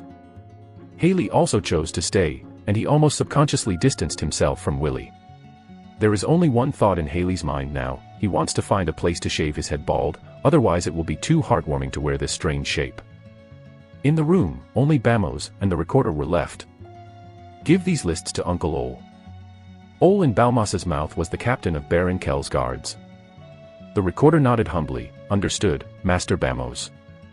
Baron Kell's study. At this time, Baron Kells, dressed in loose and exquisite clothes, was sitting in front of the desk, turning over a thick book. Dong dong dong. The door knocked, and Baron Kells frowned. He was very disgusted that someone would disturb him while he was reading, but the restraint in the noble etiquette made him calmly say, "Come in." The door opened, and a tall, handsome young man in light armor walked in. When he saw the person coming, Baron Kell's previous dissatisfaction all disappeared, replaced by kindness and pride. The person here is his eldest son, his most beloved child, and the future heir of Diamond Town. Father. If Willie was here, he would be able to recognize that the future heir to the Baron was the Barmos just now. Because this time it was about the snow-patterned deer, his father, Baron Kells, took it very seriously, so Bamos directly intervened in the preparation of every aspect of capturing the snow-patterned deer. The selection of hunters is the top priority, so Bamos himself went into battle. But in order not to draw too much attention to his identity, Bamos lied that he was a senior knight attendant of the Baron Kell's guards. I have already screened the registered hunters, and in the end, 15 people were left. With that said, Bamos put the list in his hand on Baron Kell's desk. Baron Kells just glanced at it lightly, and didn't look at it again. He was very relieved and trusted in what the eldest son, Balmas, did. Thanks a lot. Baron Kells said with a smile. In fact, in Diamond Town, the only people who can be treated so peacefully by Baron Kells are the captain of the guard, Ole, and the eldest son, Bamos, and none of his other children. Father, I have a question. Unlike his other brothers and sisters, Balmos was very restrained in front of Baron Kells, and he behaved very naturally. Since the hunters have already found them, why not go directly looking for the snow-patterned deer? After all, the earlier you act, the sooner you will find its trace. www.novel.com. Baron Kells shook his head gently. When this snow-patterned deer escaped from Blue Whale Town, it was he has been seriously injured, and with his cautiousness, he will definitely not show his feet. At this time, looking for it directly will intensify its vigilance. It would be better to wait until it feels the danger dissipates and expose itself. Balmos nodded. It's still my father's thoughtful consideration. By the way, father, among the hunters who signed up this time, there is a very interesting boy. Balmos seemed to have thought of something and said to Baron Kells. A look of surprise appeared on Baron Kells' face. Young man. There is a child among the hunters this time. Yes, I investigated his identity. His name is Willie Phelan. He is 13 years old this year. He is from Xiangwa village. He has an older brother named Thorpe's Phelan, who was just selected a few days ago your bodyguard. At this time, Willie had no idea that Baron Kells already knew the name of his country boy. Today I saw his shot, no less than any old hunter. More importantly, he showed a steady and decisiveness that did not match his age. Bamos continued, I think he is a very good man. He has potential, so I plan to wait until the end of this capture of the snow-patterned deer to recruit him into the personal guards for training and become a retainer of my family. I hope you can approve. I trust your vision. Baron Kells did not take this as an important matter. After a simple conversation, he suddenly exhorted, Bamos, regarding the practice of Frost Knight's breathing method, you have to persevere and not relax. It is the foundation of the inheritance of my family, and it is the real power of knights. Balmos' face was full of solemnity. I will, father. Chapter 34. Enter the Baller Forest. Outside the guest room area of the Baron Kells Manor, Willie holds a longbow, the length of which is about 1 meter long, and the whole body is made of stainless steel. He straightened the bowstring, drew the bow full moon, and shot at the distant target. Whoosh! The bow and arrow hit the bullseye steadily, causing the surrounding hunters to exclaim. Willie was 200 meters away from the target, which was almost 50 meters beyond the normal maximum range. Not bad. Willie was satisfied with his trial. The original Willie has always used the crossbow as his hunting long-range weapon, because it is more convenient to shoot and saves time. After arriving at the manor, Baron Kells ordered new weapons to be prepared for all hunters, and everyone could choose freely. When Willie saw the bow and arrow, he thought about it, and decided to give up the crossbow and use the bow and arrow instead. The reason for making such a decision is because after his physical fitness has been improved again, the bow and arrow can exert more power than the crossbow in his hands. The arm strength of an ordinary adult man to draw a bow is about 40 to 50 kilograms, and now Willie, his arm strength can reach more than 100 kilograms, and he can easily pull the full moon. In this state, the bow and arrow shoot out. More lethal than a crossbow. Seeing this scene in the distance, Haley couldn't help breaking into a cold sweat. Now he is considering whether to quit the hunt. He is afraid that Willie will overshadow himself when he looks for the frost-spraying red deer. Just yesterday, after arriving at the manor, Baron Kells specially sent someone to tell all the hunters the details of the mission target. Hunters like Willie, who had vaguely guessed the mission target before, didn't respond, but hunters like Halai who knew nothing about it were shocked. Their three views seemed to be refreshed once, and they didn't expect this at all. There are also beasts in the world that can control the forces of nature. After knowing this, Haley's heart began to shake, and he wanted to quit the hunt, but after thinking about it, he gave up the idea. He didn't think Baron Kells would tolerate his backstepping. Maybe he just walked out of the manor. It will be killed by the Baron's guards. Your Excellency, Balmos is here. In the crowd preparing for the outdoor practice, a voice suddenly came out. Everyone's eyes looked into the distance, only to see Balmos in armor and a crossed sword on his waist, riding a warhorse wrapped in iron, rushing here. Beside him, followed by several well-equipped guards. Everyone. Balmos stopped the warhorse in front of everyone and said in a deep voice, please prepare, now, we are going to Bowler Forest together. I hope everyone can find the trace of the snow-patterned deer and get high the amount of reward. If you are unfortunately injured in the hunt, then the Baron will give you enough medical expenses. If you are unfortunate enough to die, then the Baron will give your family a high pension. I, Bamos Ao Ray, as the eldest son of the Baron, promises you. The eldest son of the Baron. There was an exclamation from among the hunters. This guy who used to call himself a senior knight attendant turned out to be the eldest son of the Baron. A hint of surprise appeared in Willie's eyes, but it disappeared in an instant. He had seen the temperament of Bamos that was different from ordinary people before, so he was not too surprised. Get ready, let's go. Balmas gave the order. After half a day. Outside of Bowler Forest. Dozens of guards have been assembled here, and hunters have arrived here. Everyone, the signal arrows given to you just now will be used after you encounter the snow-patterned deer. We will rush over to support you when we see the signal from the signal arrows. Please pay attention to your own safety. Bamos made his last request. The hunters dismounted one after another, scattered in all directions, and stalked toward the Bowler Forest. Not long after, another line of guards arrived, and the front row of the guards was none other than Ol. Bamos. Ol asked, have the hunters entered the Bowler Forest? Yes, Uncle Ol. Balmas nodded, I have already told them all the possible traces of the snow-patterned deer, and I have also sent other guards to look for it together. After discovering the snow-patterned deer, I can quickly provide support. Ol hummed, I hope to catch it successfully, after all, Lord Baron has been looking forward to owning a magical beast for too long.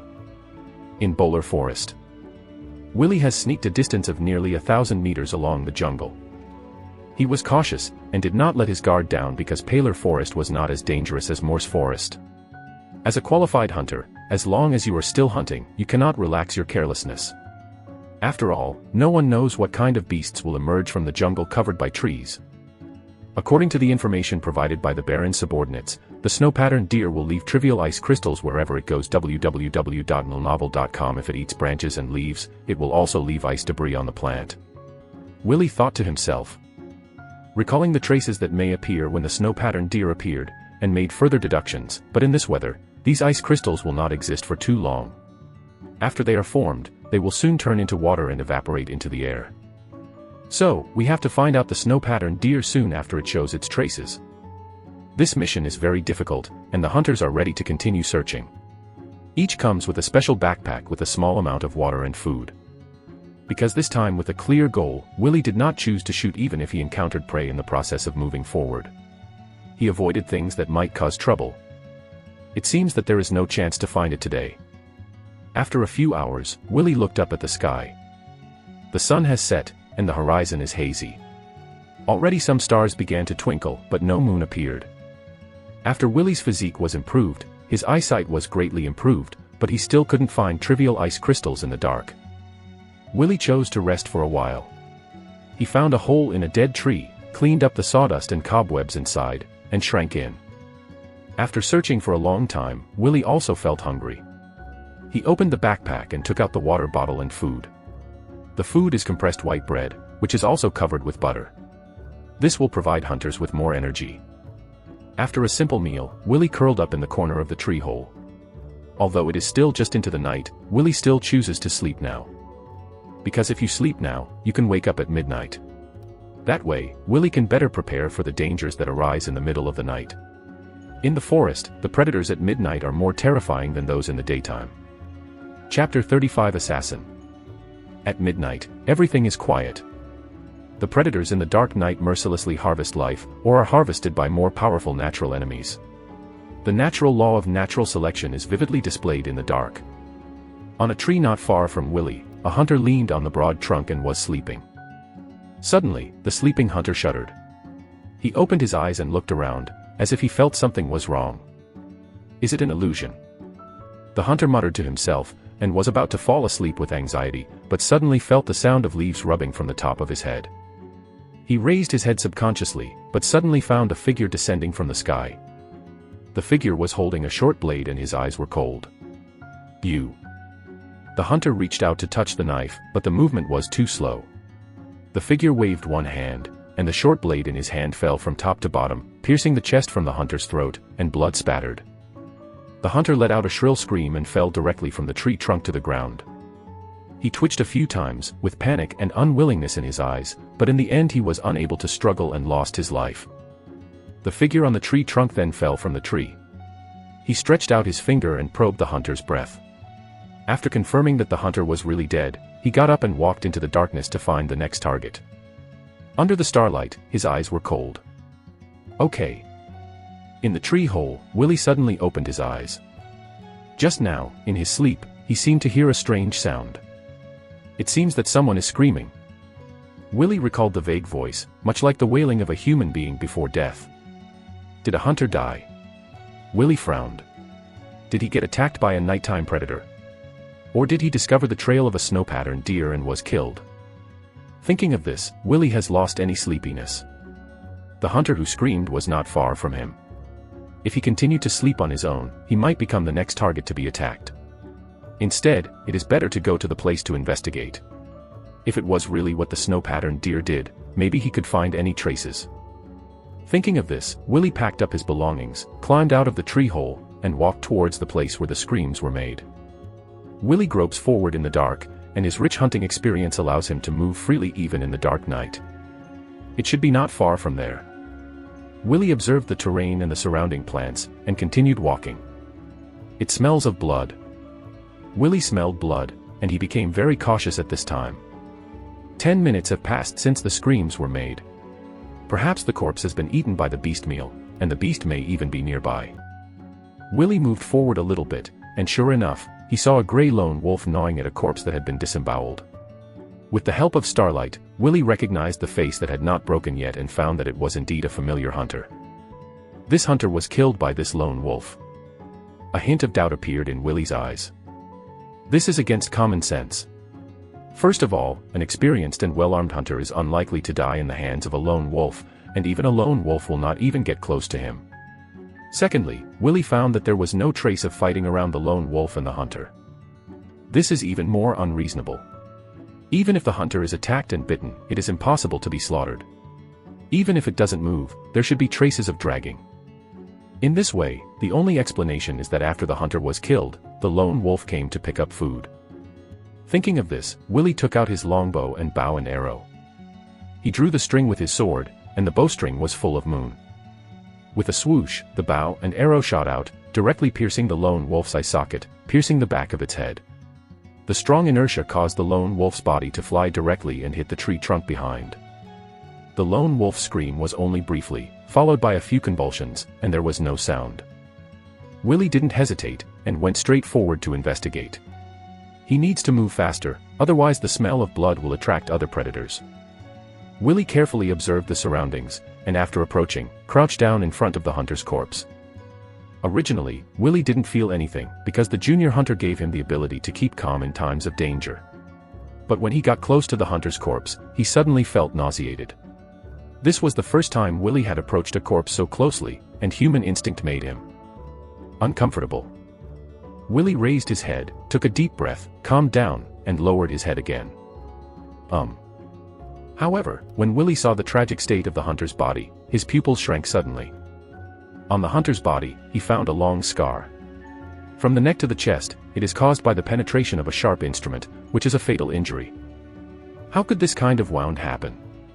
It's obviously man-made. Willie was sure, because it was impossible for a beast to make such a neat wound. Even the snow-patterned deer with supernatural abilities www.novel.com kills things like this. Why did someone kill him? Who would do it? Willie's body was filled with a layer of coolness, and the atmosphere of the paler forest seemed to drop 10 degrees in an instant. The polar forest, which was already full of crises, has become even more dangerous. There are not only man-eating beasts, but also murderous executioners. Will it be the hands of other hunters? Willie's eyes narrowed slightly. He was guessing whether it was a contradictory hunter who, after entering the polar forest, killed him in a place where no one else was. If it was really a hunt for revenge among hunters, it would be fine, but what if it wasn't? That means that all hunters may be the target of being hunted. Willie's sense of unease grew stronger. I can't stay any longer. Willie got up. He was about to give up this search for the snow-patterned deer. At the very least, Bamos must be informed of this abnormal situation first, and Bamos will make a decision. Willie hurried out of the polar forest. However, just after walking a few steps, Willie suddenly felt a thorn on his back, as if something dangerous was staring at him. For a moment, Willie shuddered, This is the sixth sense bestowed by the hunter's instinct. Dangerous. Willie almost subconsciously got out of place. Just as he dodged, a figure fell from the tree, a short blade slid past, and made a sound of breaking through the air. Someone wants to kill himself. Willie turned around and saw a thin, pale man. He was about 30 years old, his features were cold, and his eyes revealed undisguised killing intent. After his first move was empty, he unhesitatingly delivered the second strike. Willie quickly took out the hunting knife gifted by Baron Kells from the lower back, and made a block action. Chapter 36 Junior Killer Title. The attacker slashed out with a knife and slashed towards Willie's head. The blade collided with Willie's hunting knife. The strength of the blade contact made Willie feel his arm shake, and his arm was slightly numb. He was instantly certain that the person in front of him was physically stronger than himself. Willie's heart tensed. This man gave him the feeling that his life was threatening. However, Willie's mind is very calm. At this time, the more he can't be in a hurry, otherwise, a mistake will mean a different death. With the help of hand-to-hand combat, he distanced himself from the attacker. A surprise finally appeared in the attacker's eyes. According to his expectations, he should have been assassinated with one knife, but the young man in front of him could actually confront him head-on. However, without any pause in his movements, he continued to press, and the blade stabbed Willie's throat. Willie also wielded a hunting knife to fight. Although the weapon in his hand was not a cross sword, it did not affect his fencing. His fencing skills have reached the level of perfection, and he can exert great strength in actual combat. Because it is the ability given by the title attribute panel, although it is only a fencing at the level of the junior knight attendant, it is not too far from the intermediate knight attendant. Blade contact. Both the attacker and Willie have already made up their minds to kill each other. No. During the battle, Willie grasped a wrong fact from the details. This assassin also used fencing. He was quite sure that with his ability, it was impossible to see it wrong. This kind of fencing is almost the same as mine. Isn't this something that only noble guards can master? Although this kind of fencing is also spread outside, it is impossible for ordinary people to use it so proficiently even if they learn one move and two styles. Must go through a long period of actual combat practice in order to play a strong power. Being able to use fencing so smoothly, this attacker can never be a civilian, he must belong to a noble organization. Is it from Baron Kells? A lot of things flashed through Willie's mind. If this attacker was a subordinate of Baron Kells, why did he come to kill these hunters? For a while, Willie couldn't understand, he still couldn't guess the identity of the attacker. The confrontation has lasted for 2 or 3 minutes, and the attacker's movements have become more and more rapid. He can't guess now, how can a hunter perform fencing so perfectly? He has already wasted too much time on this young hunter. If he encounters other subordinates of Baron Kells during this period, he may fall into a passive state. He knew what his real mission was, and killing these hunters was just a matter of convenience. Boy, you are amazing. The attacker suddenly stopped the knife, he sneered, stopped the attack and turned to flee. Escaped. Willie was a little surprised. Up to now, he still hadn't guessed the man's intention. However, Willie did not continue to struggle with this issue. Seeing the figure of the attacker fleeing quickly, he made a decisive decision and quickly took the longbow and some in his hand. If the attacker was fighting with him, he really couldn't do anything about him, but if he pulled away, the situation would change. The attacker probably forgot the fact that he was a hunter. Pulling the bow and string, the arrow was like a long rainbow, flying towards the attacker with a piercing sound. Okay. The attacker had already disappeared into the bushes in the forest, but suddenly heard the sound of rubbing the air behind his ears. This is the sound of bows and arrows flying. The attacker was horrified. How could this be possible?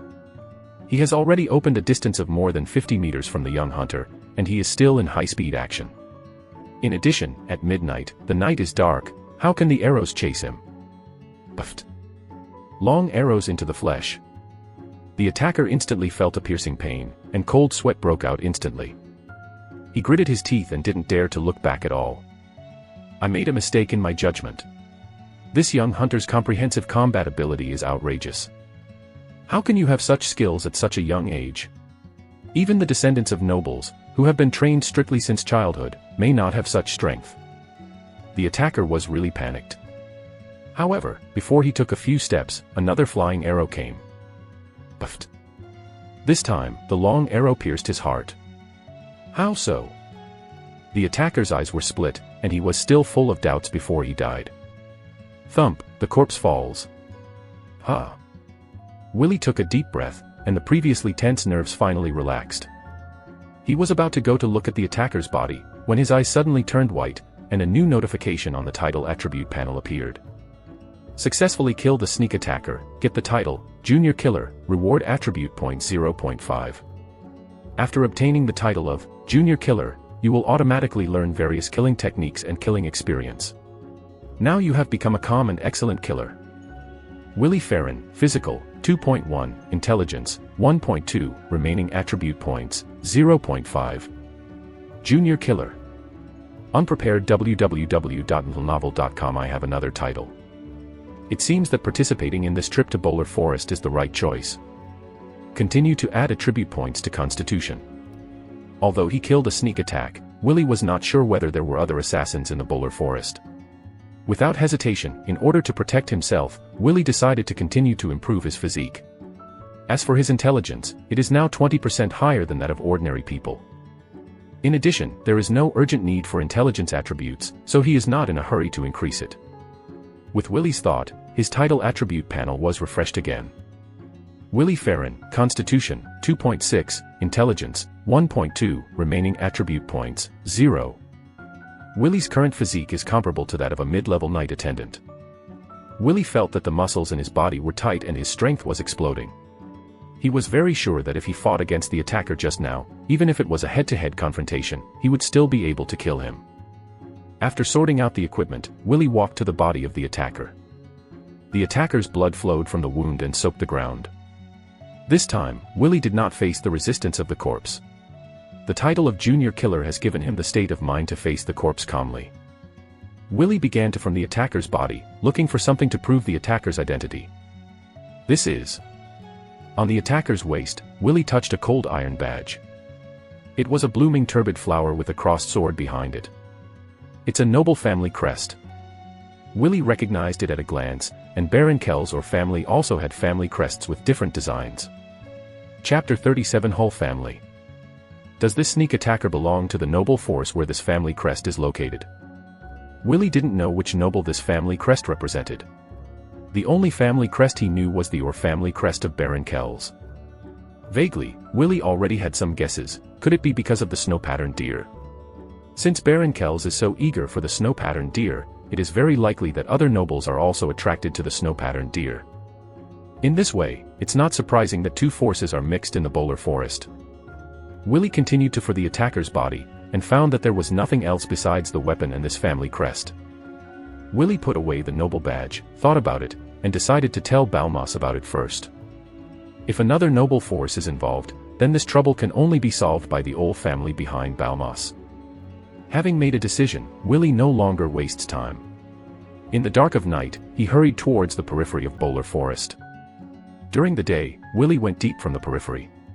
Because he needed to find the traces of the snow-patterned deer all the way, the distance was not too far. But within 2 hours, Willie had arrived at the location where he had entered the forest before. As soon as Willie arrived outside, he saw several tents had been set up on the open space where the bonfire had been lit, and dozens of heavily armed guards were guarding around the tents. Baron Kells attaches great importance to the action of catching the snow-patterned deer, so Ol and Bamos will handle it directly. Naturally, the two of them do not dare to neglect, and they are directly stationed outside the forest, waiting for news at any time. Who? Just as Willie approached the tent, a guard spotted him. The guard held a spear and made a warning gesture to Willie. I am the hunter who entered the Bowler Forest before. Willie opened his hand to signal that he was not malicious. When the guard heard the words, he took a closer look, looked at the equipment on Willie's body, and determined his identity. Why did you come back from the Bowler Forest? The guard put down his weapon and asked Willie. I encountered some unusual situations in the Bowler Forest, and I need to report it to Master Bamos. Willie is huge as he really is. The guard heard the words and pondered for a while. Wait a moment, I'll go and report to Master Balmas first.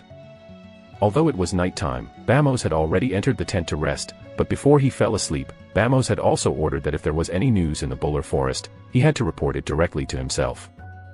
After the guards entered the tent, they came out soon after.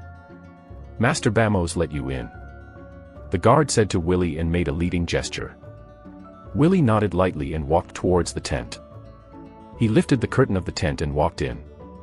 The tent is very big, not just for sleeping. In addition to the bed, there are tables and chairs. It is simply a room. At this time, Bamos was already sitting in his seat, waiting for Willy. "Is that you, Willy?" Bamos looked at Willy, who walked into the tent somewhat unexpectedly. He was deeply impressed by this young man. Willy didn't think that Bamos could remember his name, so he bowed slightly. "Master Bamos. Did you come here so late? Did you find the snow-patterned deer?" A look of anticipation flashed in Balmas' eyes. Willy shook his head. "No, it's about another thing." "What's the matter?" Bamos didn't speak when he saw the tent's curtain lifted and Ole strode into the tent. He lived in another tent, and Ole just heard the guard's announcement, and he couldn't put it down, so he also followed. "Master Ole." Willy greeted Ole, who knew Ole's identity when he was at Baron Kell's manor. Willy didn't talk too much, and went straight to the topic. He recounted in detail what happened to the attacker tonight.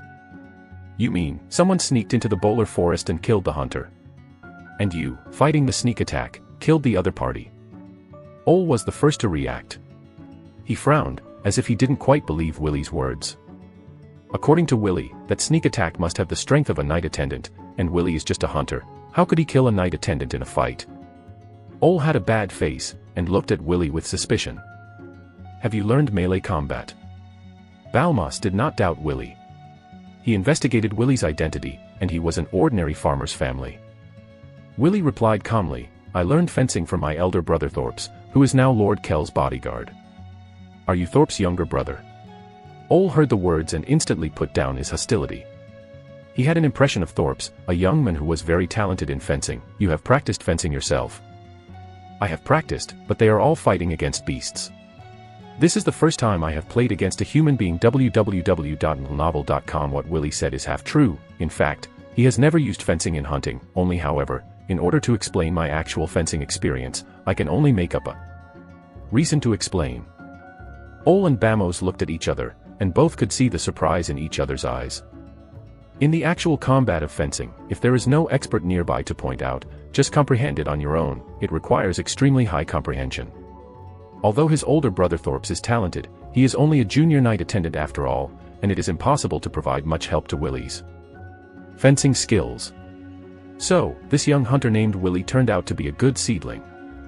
Bamos had always been fond of Willy, but at this moment Ole also had a flash of admiration in his eyes. "By the way, you said that you touched a noble badge from that person, and brought it to me to see," Bamos said suddenly. Willy nodded and handed the metal noble badge in his pocket to Balmas. Balmas took it, glanced at it, and then showed anger. "This is the emblem of the Hure family." Balmas handed the noble badge to Ole. When Willy heard the whole family, his heart moved. He had heard the name of this family. It was the family of Baron Enton in the Blue Whale town next door. If it's the Hure family, then everything makes sense. Ole's face was also not good-looking. Lord Baron had instructed us to be vigilant against Baron Enton's people getting in, but there were still loopholes. They also came for the snow-patterned deer. However, even if they come, and want to take the snow-patterned deer from the Bowler Forest, they must pass through our Diamond Town territory. If so, they will definitely be found. This doesn't make sense logically. Balmas wondered. Chapter 38. Find the trail. Perhaps, they didn't want to take the snow-patterned deer out. Ole narrowed his eyes, vaguely guessing something. Or to be more precise, they didn't even want to take the living snow-patterned deer out. Huh. Balmas frowned. They want to kill the snow-striped deer. Yes. Ole nodded. Since they can't domesticate the snow-patterned deer, they naturally don't want us to get it. In their opinion, it is better to kill the snow-patterned deer and take away its precious body rather than cheap us. It will not benefit us, and we can easily leave Diamond Town undetected. You must know that the materials on the monsters are also extremely cherished things. Willy listened from the sidelines, and finally learned that the snow-patterned deer and Wally, the animals with supernatural powers, are collectively called beasts. Aren't they afraid that we will report their actions to Count Lumbar? Balmas said angrily with an angry look on his face.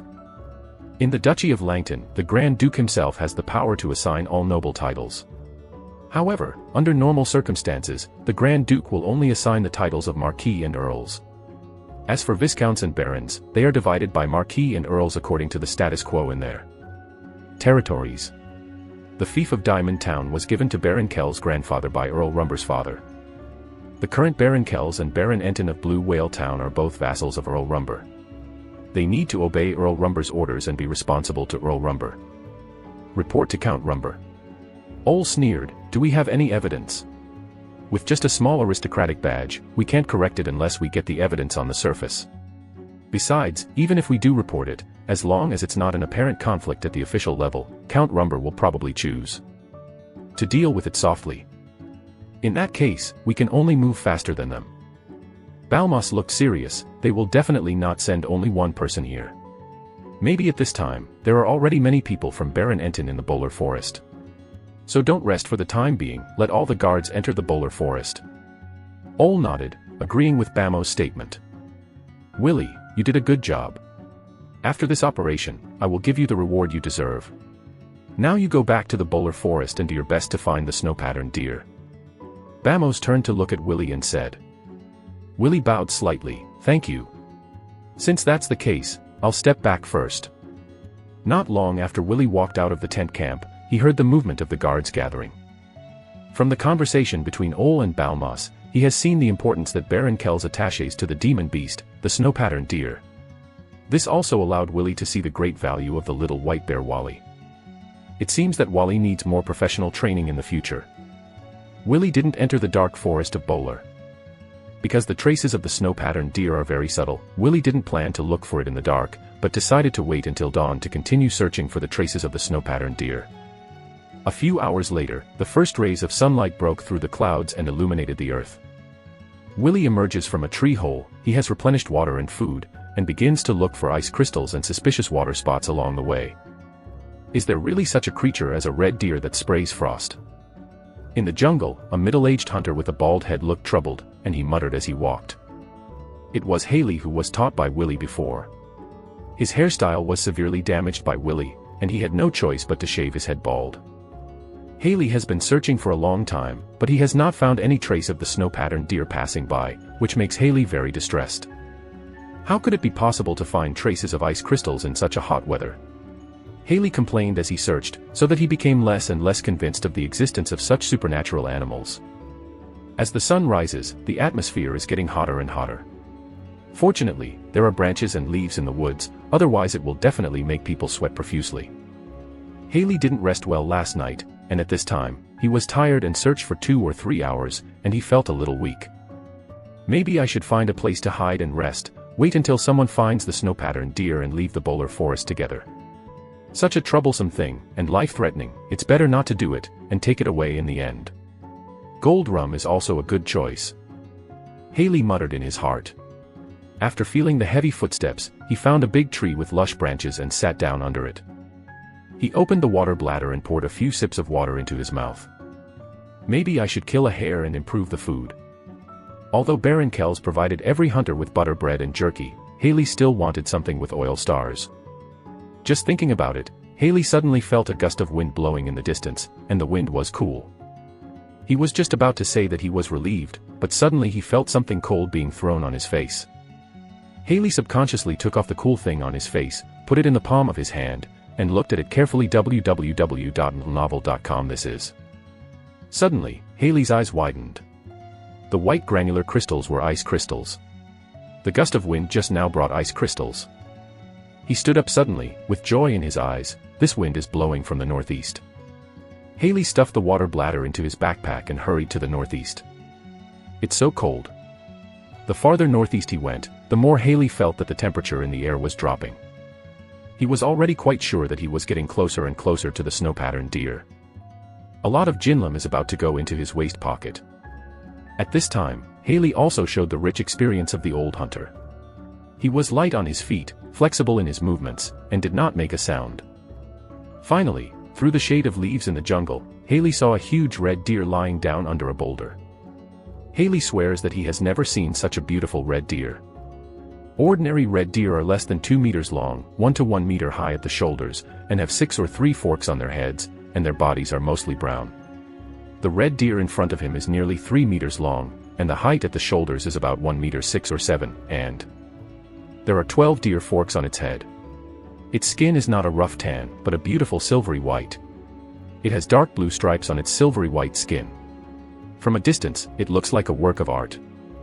Haley's heart was pounding. He was thinking whether to send the signal arrow directly now, or to find a way to catch it. In the tension, Haley's elbow rubbed against the grass next to him inadvertently, making some slight rustling noises. Not good.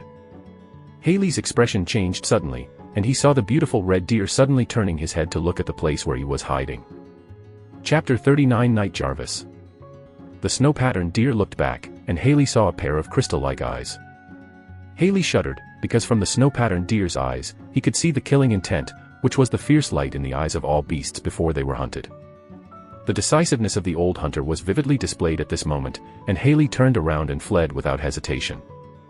Sure enough, the snow-patterned deer got up directly, drilled out from under the boulder, and charged towards Haley. Haley turned his head and glanced, and found that there were bright red bloodstains on the underside of the snow-patterned deer's abdomen and on both hind limbs. His heart was overjoyed. It seemed that the snow-patterned deer had been injured before. In this way, maybe he still has a chance to fight back. However, in the next moment, Haley's thought was completely dispelled. I saw the snow-patterned deer open its mouth, and a piece of white ice mist sprayed out from its mouth. Hale was horrified, rolled sideways, dodging the ice fog. After the ice fog was dodged by Haley, it sprayed directly onto a piece of grass. The clump of grass condensed into ice crystals at a speed visible to the naked eye, and a gust of breeze hit, and the clump of grass that was frozen into ice crystals turned into snow foam and scattered. Haley's heart twitched, his legs softened with fright. If the icy mist sprayed onto him just now, he would probably have dissipated between heaven and earth. He didn't dare to hesitate any longer.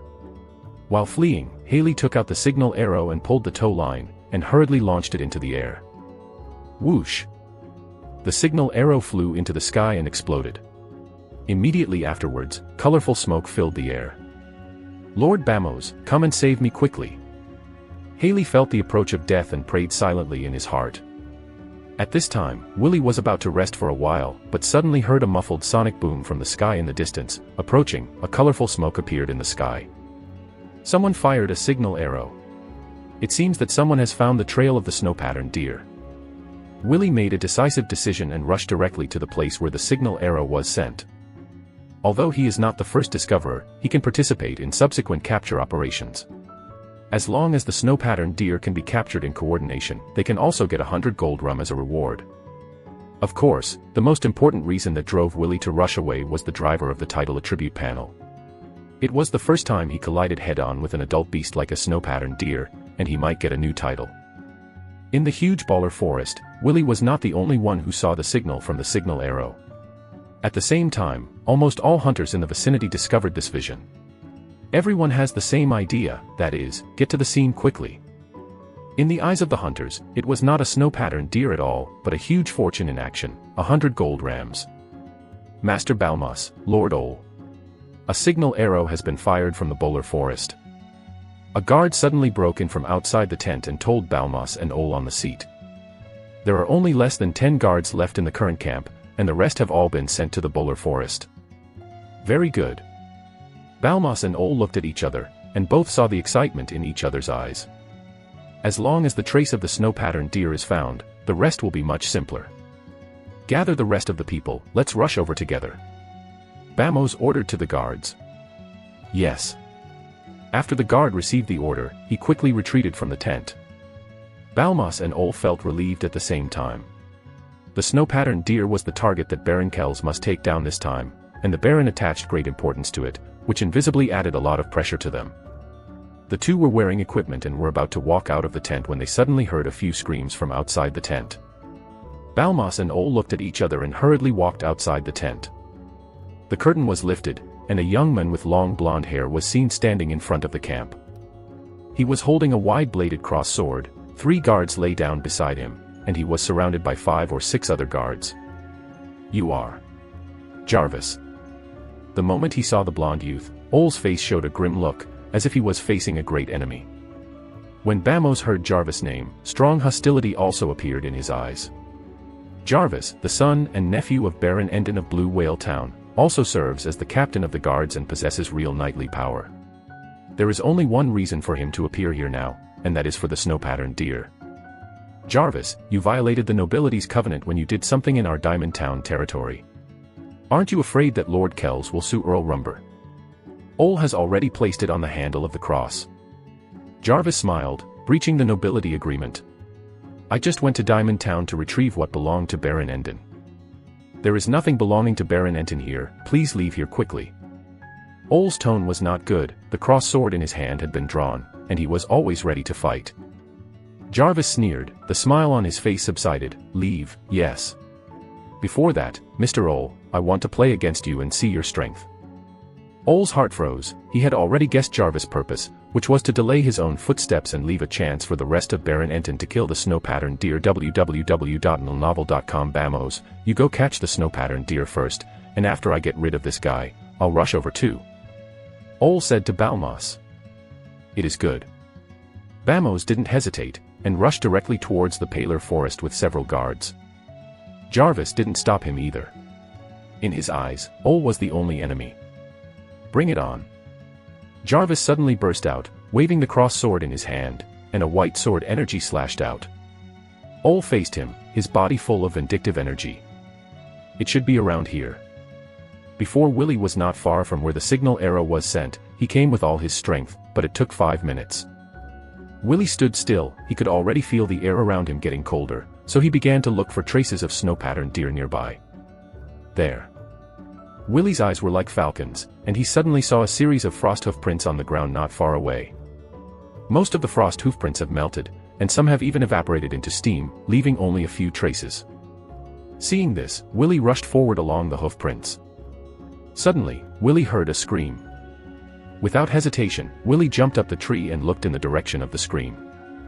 I saw a silver-white red deer with dark blue stripes standing in the distance, and in front of it was Hale who provoked him before. At this time, Haley had an ice pick nearly 1 meter long in his chest. The cold air spread to Hale's body from the ice cone, and it quickly froze Hale into ice cubes. The snow-patterned deer stepped forward, trampling on top of the frozen Haley's head. Wow! Haley turned into ice cubes of flesh and blood, scattered all over the place. Chapter 40 Catch. This scene made Willie's pupils shrink.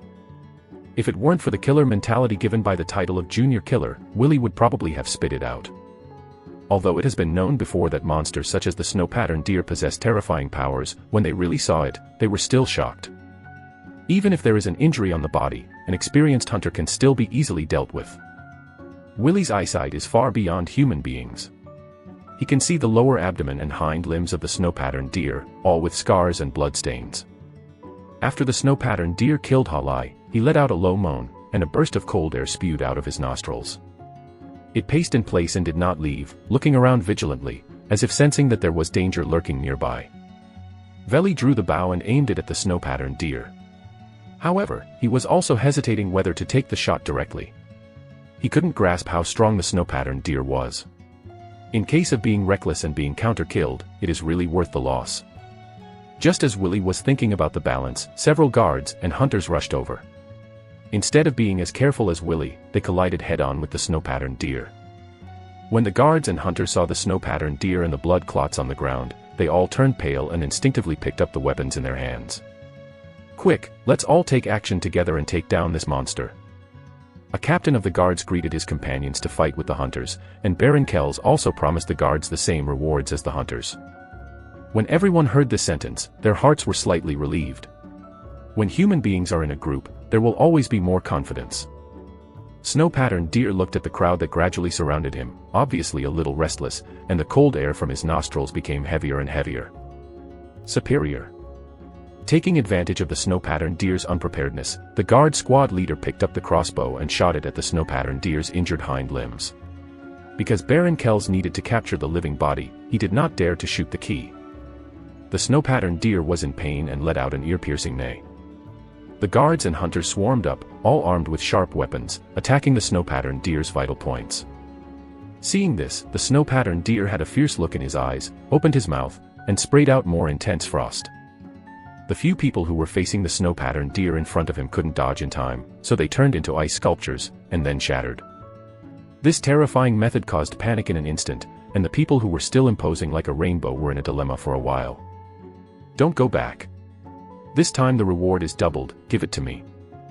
At this critical juncture, Bamos came on horseback, and his roar directly stabilized the scene. The guards and hunters face the challenge again, and their greed for money overcomes their fear. Puff puff. In the chaos, the snow-patterned deer was stabbed in the rear buttocks and forelimbs, and blood spurted out. The snow-patterned deer panicked. It kicked away several people close to it and began to flee in a panic. Leave it. Balmas went straight on his horse, facing the snow-patterned deer hard. In fact, Bamos doesn't want to take such a risk, but there really is no manpower available right now. If Ole is here at this time, or if there is a senior night attendant with 2 helpers, then the current situation will be easily controlled. But now, Ole was dragged by Jarvis, and the 5 senior night attendants of Diamond Town were all sent to the border defense line. Diamond Town is a border town, which is located between the Principality of Langton and the Principality of Wada. Because of the competition between the Principality of Langton and the Principality of Veda in terms of resources, the relationship between the 2 countries is not harmonious. Although the 2 countries have not started a war for the time being, there have been frictions on the border from time to time. As the Lord of Diamond Town, Baron Kells naturally has the obligation to guard the border defense line. Just half a month ago, there was a little conflict between Diamond Town and the border station of the Principality of Veda. In order to ensure the safety of Diamond Town, Baron Kells had to send all 5 high-level knight attendants, leaving Ole, the only high-level combat power. Therefore, in this operation to capture the snow-patterned deer, the only people Baron Kells can use are Ole, the knight, and Balmas, who has the strength of a high-level knight attendant. As for Baron Kells himself, he needs to keep an eye on the news of the border defense line, so he cannot leave his manor without authorization. Right now, in order to leave the snow-patterned deer, Bamos is ready to fight hard. The snow-patterned deer wanted to flee directly, but suddenly found a figure riding a horse suddenly appeared in front of him. The snow-patterned deer, who was already panicked, turned red this time. It opened its mouth, and another icy mist sprayed out. Balmas felt a chill in front of him, and even his joints were a little stiff. But he is not timid, he has also seen that this snow-patterned deer seems to have reached its limit. He jumped off the horse and avoided the ice fog. And the war horse under him directly turned into ice cubes. Not good.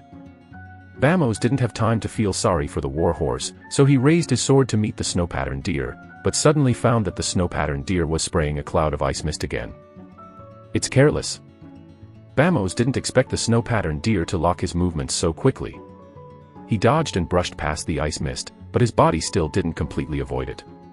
His clothes festered directly, and the flesh on his body also directly frozen. Balmas clenched his teeth and was about to escape, but saw that the snow-patterned deer no longer fled, but came towards him. UU reading www.uukyungshu.com. Help me. Bamos's hands and feet were stiff at the moment, and he couldn't escape the revenge blow of the snow-patterned deer.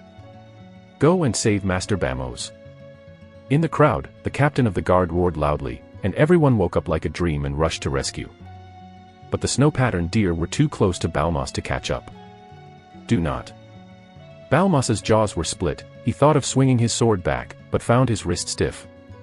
For a moment, Bamos' heart was ashes. Go away.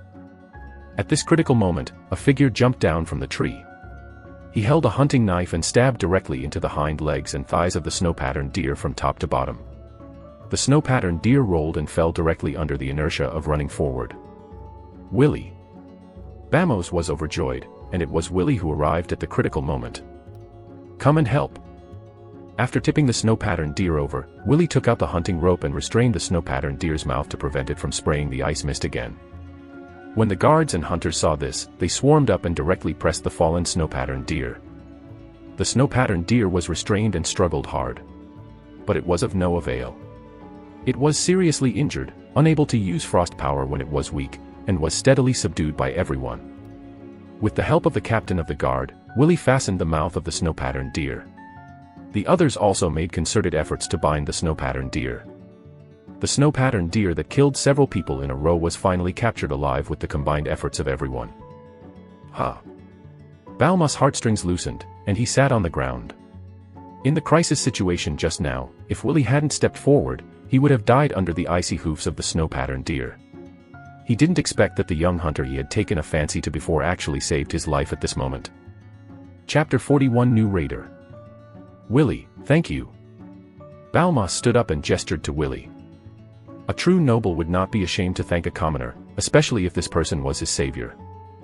This is what I should do. Willie also bowed slightly in return. Although he rescued Balmas and took down the snow-patterned deer, Willie felt some regret in his heart.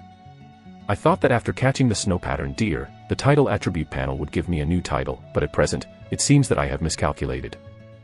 However, this kind of regret flashed in my heart. After all, I was not completely without gain. He not only won the title of Junior Killer before, but also won the favor of the Baron Heir Bamos. Bamos didn't promise any verbal rewards, but he was already thinking about Willie's training plan in his heart. In his opinion, Willie is very young, full of courage and wisdom, and has an innocent family background. If Willie still has the talent of knighthood, he might be the next Ole. Let's go back to the manor. With the help of the guards, Bamos got on his horse with difficulty. His back had festered and frozen and was in urgent need of returning for treatment. The guards and hunters were very excited, and after all the hardships, they finally caught the snow-patterned deer, which will bring great rewards to everyone. Under the command of the captain of the guards, several guards the snow-patterned deer again, lifted it, and followed behind Bamos. Willie, find a horse and go with me. Bamos said on horseback. The guards and hunters around him all looked at Willie with envy. Just now, Willina stepped forward to rescue, and in their opinion, he has obtained the key to open the door to the future. Bamos is destined to become the next lord of Diamond Town, and being held in high regard by him means the rise of the entire family behind him. This is the dream of all the civilians in Diamond Town, but it was realized by Willie at this time. The captain of the guards handed over his warhorse to Willie. After Willie thanked him, he mounted his horse and ran alongside Bamos. You are very talented in the field of fencing. When Willie shot just now, although he used a hunting knife, he actually used fencing, which Bamos clearly saw. I only know a little bit. Compared with the personal soldiers under the Baron, there is still a big gap. What Willie is telling the truth is that his fencing is at the level of a junior knight attendant. Although he uses it very skillfully, it is still insufficient compared to higher-level fencing. He must unlock the new title as soon as possible. Balmas smiled slightly. Willie, I have a suggestion for you. Please speak. Willie responded. Palmerston took a moment. I hope you can enter the Baron's manor and become my father's personal soldier. I will ask Uncle Ole as your teacher to teach you fencing and fighting skills in person. Do you agree? Willie was also a little surprised when he heard the words. He didn't expect Balmas to value him so much. It is not an easy task to become the Baron's personal soldier. First, you need to enter the guards, perform well in the guards and be recognized. In addition, you must pass the assessment of the junior knight attendants, and think that you have the potential to continue to improve. Become a janitor. And Bamos directly let himself omit the long process and get it right in one step. It's my pleasure. Willie responded directly without hesitation. Willie has long seen the social structure of this world. No matter how hard the commoners are, they are humble in front of the nobles. Not everyone has a golden finger like himself, and can achieve social stratification with the improvement of their own strength. Jump. For most commoners, they have to live under the control of nobles all their lives, and it is impossible to achieve the simplest equality for everyone. Just like Lake and Mrs. Shawing, their greatest wish is to hope that their children can become excellent talents who serve the nobles, which is determined by the cultural concept of the whole world. If they knew that they had also become Baron Kell's personal soldiers, they would be excited and unable to control themselves. Very good. Balmas was very satisfied with Willie's attitude. Because the snow-patterned deer was carried behind him, the speed of the movement was not fast. During this period, their movements also attracted the attention of some jungle beasts, but because there were too many beasts, no beasts dared to take action, so the journey was safe. I'm going out of the Bowler Forest soon. Bamos felt a burning sensation on his back. Although it was frostbite, it was extremely painful. However, at this time, he did not focus on his wounds, but was thinking about whether Jarvis was driven away by Ole, which was a troublesome existence. Willie followed Balmas and acted very silent. Instigation. Suddenly www.novel.com Willie heard the sound of leaves rubbing on the top of his head. In an instant, he thought of the scene where the sneak attacked him last night. Protect the snow-patterned deer. Without warning, Willie shouted. Everyone, including Bamos, was stunned and didn't react. But the next moment, they understood what Willy meant. On the top of the tree, two figures jumped down from the top, holding sharp short blades in their hands, stabbing at the neck of the bound snow-patterned deer. Their purpose is very clear, that is to take the life of the snow-patterned deer. It's from Baron Enden. Bamos roared, and he suddenly understood the intention of the person who came. Previously, Baron Enten dispatched a large number of manpower and lost a lot of elites in order to capture the snow-patterned deer. As a result, after injuring the snow-patterned deer, he failed to capture it and let it escape to Diamond Town. It was a long day of hard work, but in the end, the fruit was handed over to someone else. Baron Enten was at odds with Baron Kells, so he was very unwilling, so he secretly sent someone to sneak into the Bowler Forest. His purpose is very clear, either to bring the snow-patterned deer back to Blue Whale Town, or to kill the snow-patterned deer so that Baron Kells can't get it either. Willy was the first to react, and he drew the bow, and two sharp arrows were shot at the same time. Whizzing. The sharp blades of the two sneak attackers were about to pierce the throat of the snow-patterned deer, but they saw two sharp arrows shot from a distance. They forcibly changed their movements and avoided Willy's ultimate move. But at the same time, he also lost the best chance to assassinate the snow-patterned deer. Take them. The captain of the guards commanded the crowd to surround him and slashed with a cross sword. Balmos' complexion was ashen, and he was obviously intolerable for Baron Enten's behavior. Kill them directly. Chapter 42 First Intermediate Title. The guards obeyed the order and stabbed them with spears and cross swords. But the skills of the two were obviously extraordinary, and the short blades in their hands were staggered, making it impossible for everyone to get close.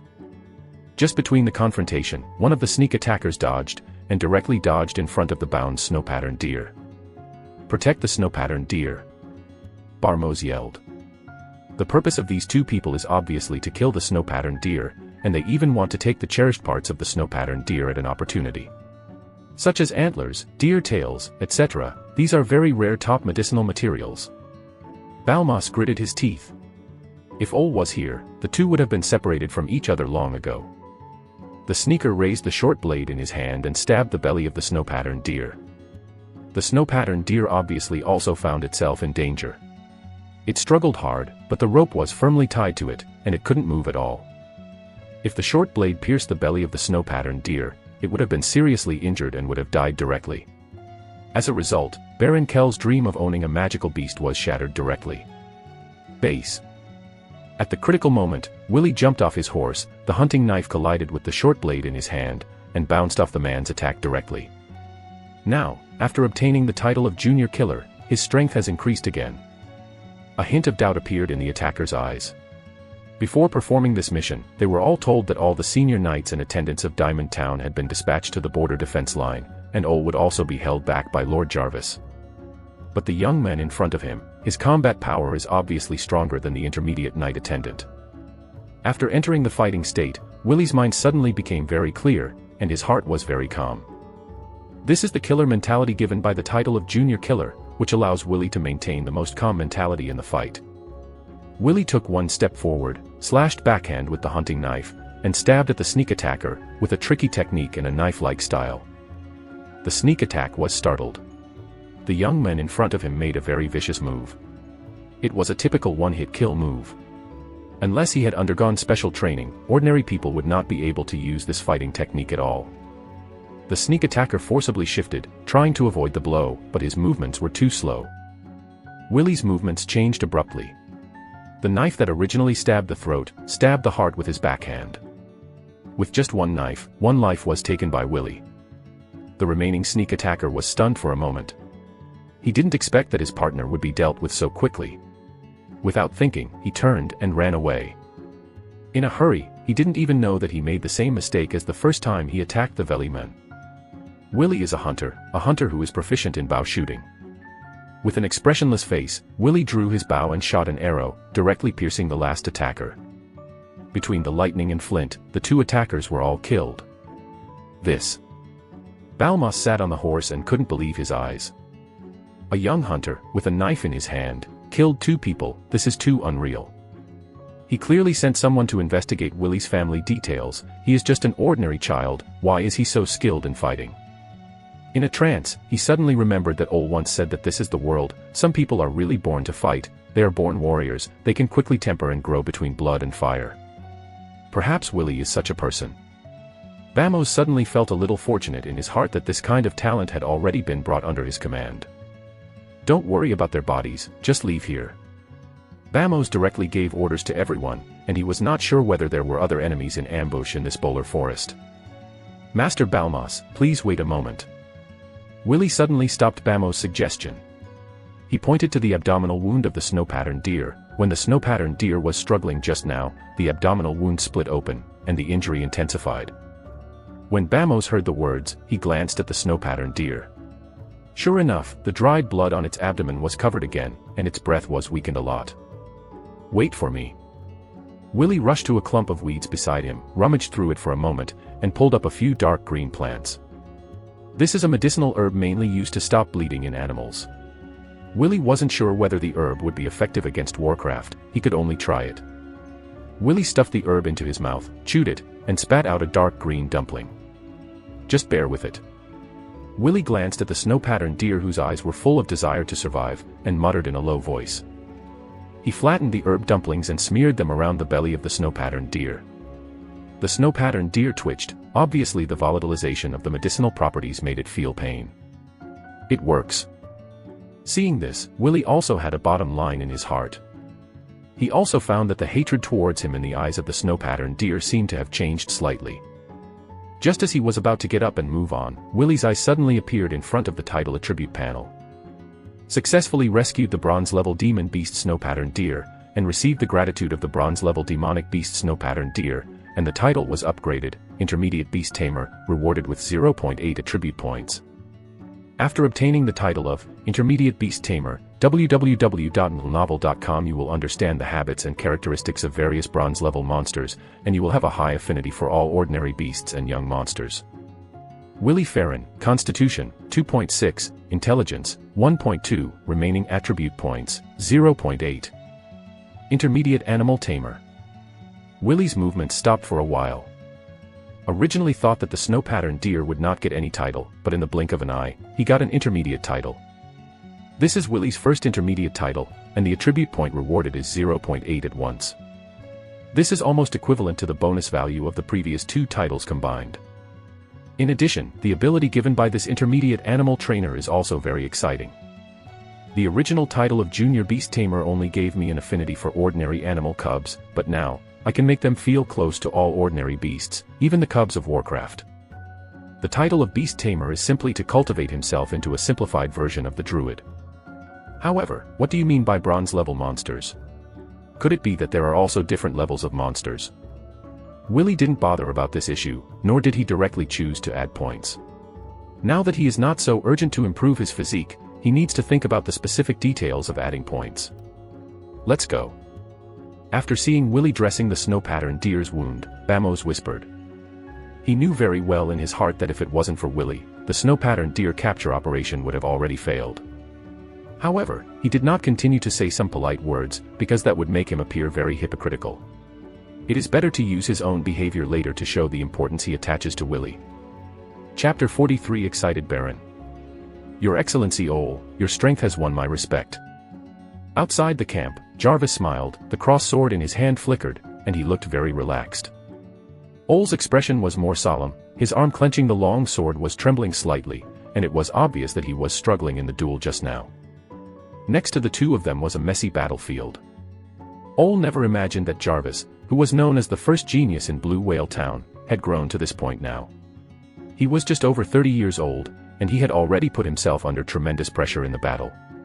In the next few years, he will definitely be completely suppressed. Thinking of the grievances and gaps between Baron Endon and Baron Kells, Ole was a little worried. Jarvis, I have to admit that your talent is astonishing. But don't think that with force, you can do whatever you want in Diamond Town. If you anger Baron Kells, you will pay an unbearable price, even if Baron Endon is protecting you, but it's no use. Ole's eyes were cold, he wasn't intimidating Jarvis. Under the rule that the nobles rule everything, even if Jarvis is a real knight, as long as he challenges the dignity of the nobles, he will face the most tragic end. Unless Jarvis' strength can grow to the point where even the rules can be ignored. Diamond Town is the territory of Lord Kells, so I naturally dare not be presumptuous. Jarvis is still neither humble nor arrogant. With a light-hearted look, I have benefited a lot from the fight with your excellency Ole. I hope next time I have the opportunity to learn your fencing skills. I will not stay too much, return to Blue Whale Town first. Jarvis estimated that the delay time was enough for his subordinates to act. Whether they succeeded or not, they left Diamond Town by themselves. Otherwise, he would not be able to bear the wrath of Baron Kells tore his face. No. Ole looked at the figure of Jarvis leaving, his eyes narrowed slightly, with a hint of coldness in his eyes. He pondered for a moment, put away the crossed sword, and prepared to go to the Bowler Forest. Now Ole is very worried. If Jarvis's men succeed, then Baron Kells' wish for monsters will be in vain. The current Baron Kells is worried about the border defense line. If he gets the news of the failure to capture the snow-patterned deer, he is afraid that he will be furious. Ole was about to head towards the paler forest when he suddenly saw guards and hunters coming out of the forest. Bamos and Willie rode side by side, and behind them, several people were carrying a bound animal. The animal was all silver and white, with dark blue stripes on its body, and 12 antlers on its head. Snow-patterned deer. Ole's heart trembled. Uncle Ole, the snow-patterned deer has been caught. The moment he saw Ole, Bamos's heart was finally relieved. At this time, he had completely forgotten his pain, and his tone was excited. Very good. Ole burst into laughter, releasing all his depressed mood after fighting Jarvis, return to the manor and bring this good news to Lord Baron. Inside the Baron's manor. Baron Kells sat in front of his desk, his brows furrowed and his expression very serious. He looked at the border defense information on the table and fell into deep thought. The Duchy of Veda has increased its troops on the border again. Although there is no attack, the continuous increase of the garrison has put great pressure on Baron Kells. Other lords can do whatever they want in their territory without any sense of urgency. But Baron Kells is different, he has to bear the pressure of the frontier. If the Principality of Veda really started a war, the first one would be Diamond Town. If Diamond Town is destroyed, he will not be able to be a baron anymore. Come here, send this letter to Count Rumber. Baron Kells commanded to the door. Count Rumber is his immediate superior, and he must report the difficulties facing Diamond Town one by one. In the letter, Baron Kells stated the current pressure on Diamond Town and made a request for additional troops. Soon, a personal soldier came in and took out the envelope. Baron Kells crossed his fingers and pressed against his forehead, looking a little tired. I hope to hear some good news recently. Baron Kells sighed slightly. Dong dong dong. Suddenly, there was a knock on his door. Come in. Baron Kells' voice instantly regained its majesty, he couldn't let others see his worries. The door opened, and Balmas and Ole entered side by side. At this time, Bamos, the broken armor on his body has not been replaced, and the wound has only been treated briefly. You are. Baron Kells was a little surprised when he saw the two of them, and then a surprise appeared in his eyes. Ole and Bamos were both sent out by himself to find the snow-patterned deer, but now they have returned together. Could it be that they have brought good news? Sure enough, Balmas said with a smile, Father www.novel.com did not live up to your hopes. Uncle Ole and I brought you the snow-patterned deer. When Baron Kells heard this, the seriousness on his face disappeared, replaced by a smile that could not be concealed. He laughed and stood up directly from his seat. Good job. Anxiety was swept away at this moment. Snow-patterned deer, this is a monster, the monster that he has been expecting. If the snow-patterned deer is tamed, then Diamond Town will add another high-level combat power, which is comparable to the power of knights. The good news comes all too soon for the now potentially war-torn Diamond Town. Congratulations, Lord Baron. Ole stood aside and said with a smile. Ole, Bamos, thank you. Baron Kells walked in front of them and patted them on the shoulders at the same time. When he saw the frostbite on Bamos's back, there was a hint of distress in his eyes, but it disappeared in a flash. Father, the successful capture of the snow-patterned deer this time is not only because of Uncle Ole and me, but more importantly, because of Willie. If it weren't for him, we would not have been able to catch the snow-patterned deer at all. Bamos said. Ole next to him also nodded. On the way back to the manor just now, Balmas had already told Ole about Willie's performance. After listening to Ole, he was also very surprised. He did not expect that the young hunter who brought the news of the sneak attack was so good. Before Balmas could make his proposal, Ole had already decided to take Willie as a student. Even a bolder idea appeared in his mind. He wants to apply to the Baron to teach Willy the chivalrous breathing method. He wants to cultivate a talent better than Jarvis himself. Chapter 44 Grown Up. Willy. Baron Kells frowned slightly, as if thinking about who the owner of this name was. As a busy lord, it is difficult for him to remember an ordinary country boy. Willy is the young hunter I recruited a few days ago, the young man from Xianghua village. Balmas made a slight mention. A stunned look appeared on Baron Kell's face, and he suddenly remembered that this young man was highly respected by Balmas.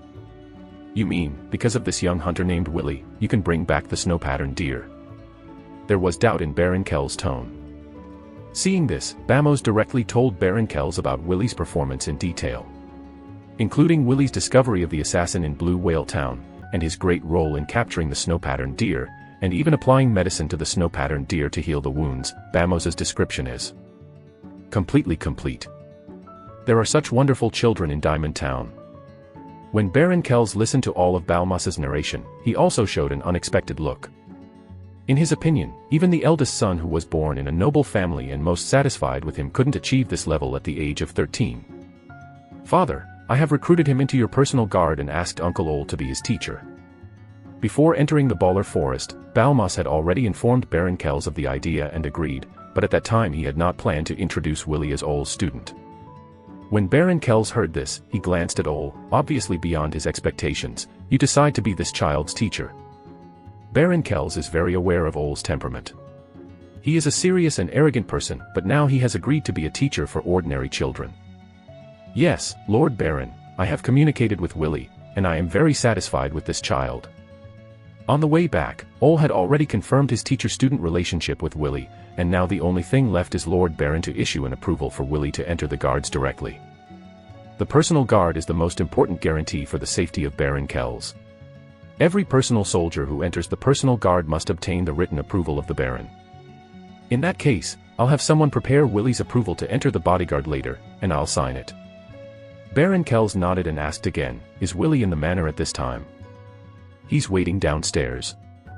Balmas had long guessed that after acknowledging Willy's credit, Baron Kells might summon him in person.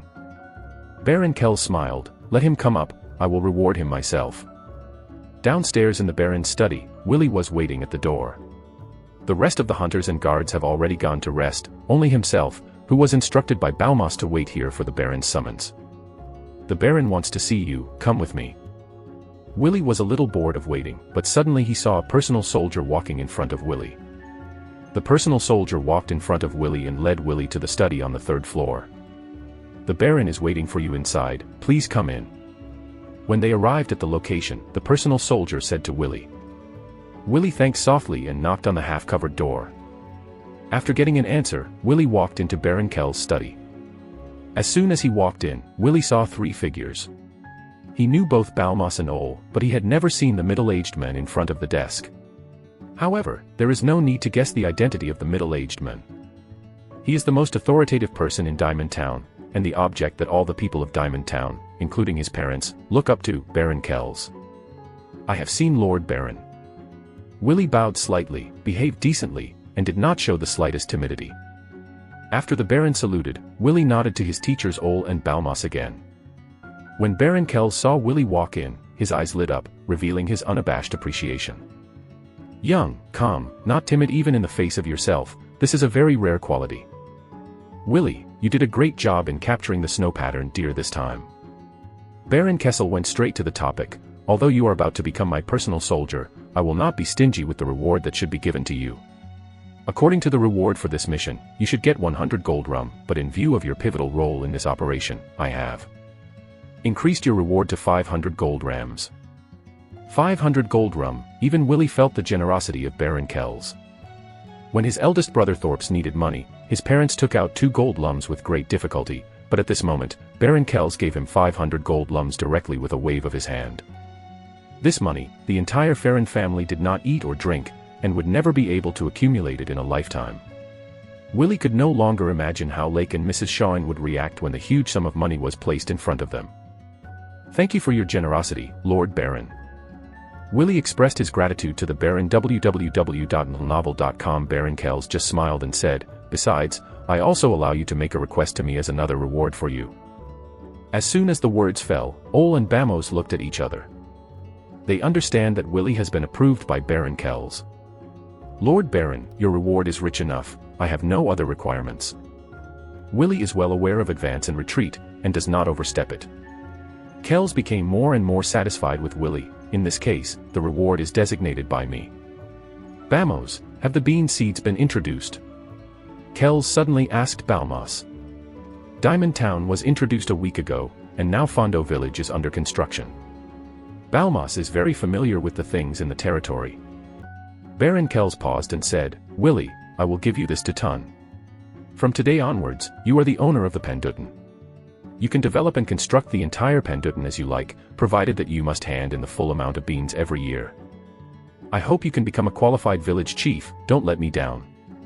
After hearing the reward, Willie was stunned for a moment. Baron Kells actually gave him a colony.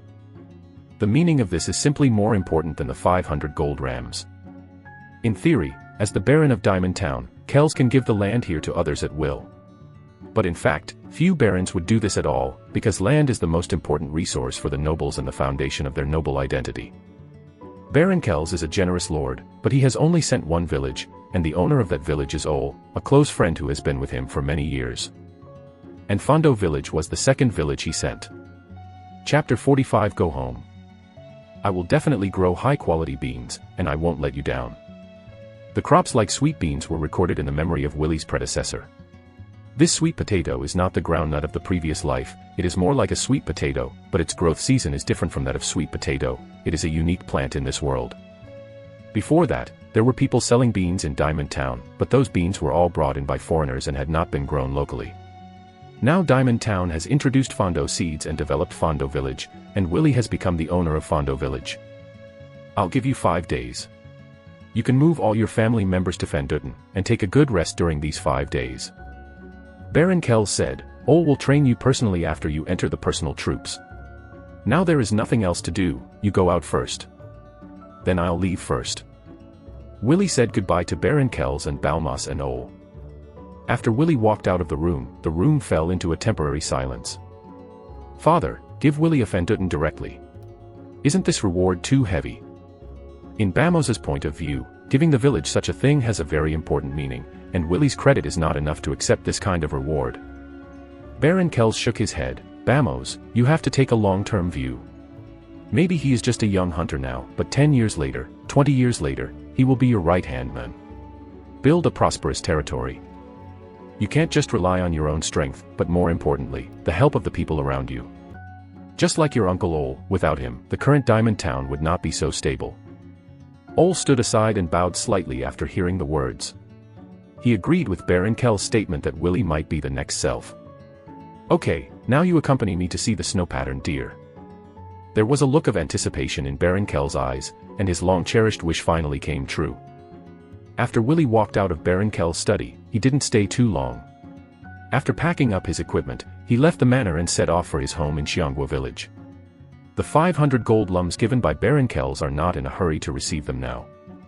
Originally, Willie wanted to see Thorpe's, but after inquiring, he learned that the guards who had just joined the team were training, so he dismissed the idea. This trip to Bowler Forest was Willie's most rewarding experience since his rebirth. In Bowler Forest, he unlocked the title of Junior Killer, and also unlocked the first intermediate title Junior Beast Tamer, which essentially enhanced his strength. In addition, Baron Kells also gave him huge wealth, and the most important reward Penduten. In this world, villages have similarities, but they also have obvious differences. A village is a place where people gather and live, while a village is mostly a place where people gather and live based on some kind of agricultural activity. As a new village in Fondo Village, there may not be many villagers living in it, and Whaley estimates that there are only a dozen households. But Rao is so, these dozen households are all under their subordinates, and they are responsible for themselves, not Baron Kells. In a way, Willie is already a miniature lord, albeit without a noble title.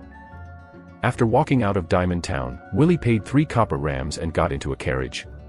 2 hours later, the carriage stopped in front of Xianghua village. It is now the end of midsummer, and it is about to enter autumn. During this period, the villagers are relatively leisurely, and there is no busy farming work for the time being. These days, Lake and Mrs. Shawn have had a much easier time than in previous years, because after the family environment has improved, they no longer need to go to Morse Forest to pick fruits and wild vegetables to exchange money as in previous years. Willie's footsteps were fast, and within a few minutes, he arrived at the gate of his own courtyard. "I am back," Willie shouted into the yard. Immediately afterwards, a small figure came out of the room, running towards her. It was Viria. At this time, Viria was surprised and full of smiles, and threw herself into Willie's arms. "You are finally back." In the days when Willie was away, Viria suddenly felt that the house was much deserted. If it wasn't for Wally, she'd probably go mad with depression. Willie. Mrs. Shawn also came out of the room, and when she saw Willie returned safely, she was slightly relieved. Although she knew that her son was an excellent hunter, Mrs. Shawn could not be completely relieved after entering the forest for so many days. Mother. Willie enjoyed the feeling of being waited for by his family. He patted Viria on the head, and as he entered the room, he asked Mrs. Shawn, "Where's my father? Why aren't you at home?" "He went to your Uncle Whoopi's house to get new farm tools, and he'll be back in a while." Mrs. Shawn replied, "You rest for a while, and I'll make lunch." Mrs. Shawn entered the kitchen, and only Viria and Willie were left in the room. "Willie, you're finally home. The meat at home is almost exhausted. Can you go hunting in the forest tomorrow and bring back some new prey?" Viria looked at Willie with longing eyes. www.novel.com. Willie flicked Viria's head. "No." "Why?" Viria grabbed Willie's sleeve and shook it vigorously, looking unreasonable. "Because." Willie smiled. "We're moving." "Move place?" Viria's little brows knit together. Why are we moving?" "I'll explain it to you at the dinner table later," Willie responded. Viria sniffed her little nose, rolled her eyes, and seemed to think of something. "Willie, I discovered Wally's little secret during the few days you were away." "Wally's little secret?" Willie then remembered that there was a white bear cub waiting to be taken care of at home. "Twice, when I was holding Wally, I felt like it stabbed me with a needle."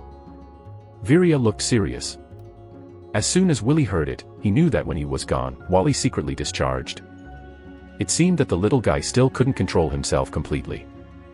However, Willie is not too worried about this problem. Now that he has the ability of an intermediate animal trainer, he can completely tame Wally to be more obedient and control his behavior. "It must be your illusion. How could a little white bear stab you with a needle?" Willie defends Wally. "No, but I really feel it." Viria still insists on her point of view. Willie directly stretched out his hand and squeezed Viria's mouth, so she was forcibly shut up. "Don't say it again, it must be your illusion." "Okay, now let's go and see Wally." Willie grabbed Viria's pigtail and walked towards Wally's bear den. Chapter 46. Shocked Parents. Wally. Walking to Wally's little bear den, Viria crouched down and removed the wrench on the little house of the bear den. The next moment, a white snowball squeezed out of the bear's den. At this time, Wally seemed to be a bit bigger than Willie before he left, and it was already a little difficult to get in and out of the bear den. As soon as Wally got out of the bear's den, he rushed directly to Willie's feet. Its senses are very sensitive, and when Willie approaches, it has already smelled Willie's breath. "Vilia, what kind of food did you feed Wally? It's only been a few days since he didn't see him. How could he gain so much weight?" Willie crouched down, took Wally in his arms, and stroked its smooth fur. Viria answered proudly, "As an excellent nanny, I naturally fed Wally all the delicious food at home." Willie pouted and had to admit that children are more responsible than adults when they are serious. Wally looked very comfortable in Willie's arms. It instinctively felt that Willie's breath smelled better than before he left. While stroking the little white bear, Willie watched its changes. In addition to the larger size, Wally's fur color has also become purer, and the dark blue in his pupils seems to be heavier. Willie was not surprised by these changes. As a mutant born from an ordinary beast, it would be abnormal without these changes. When we reach Fenduten, we need to build a bigger bear den for Wally to ensure that it has enough range.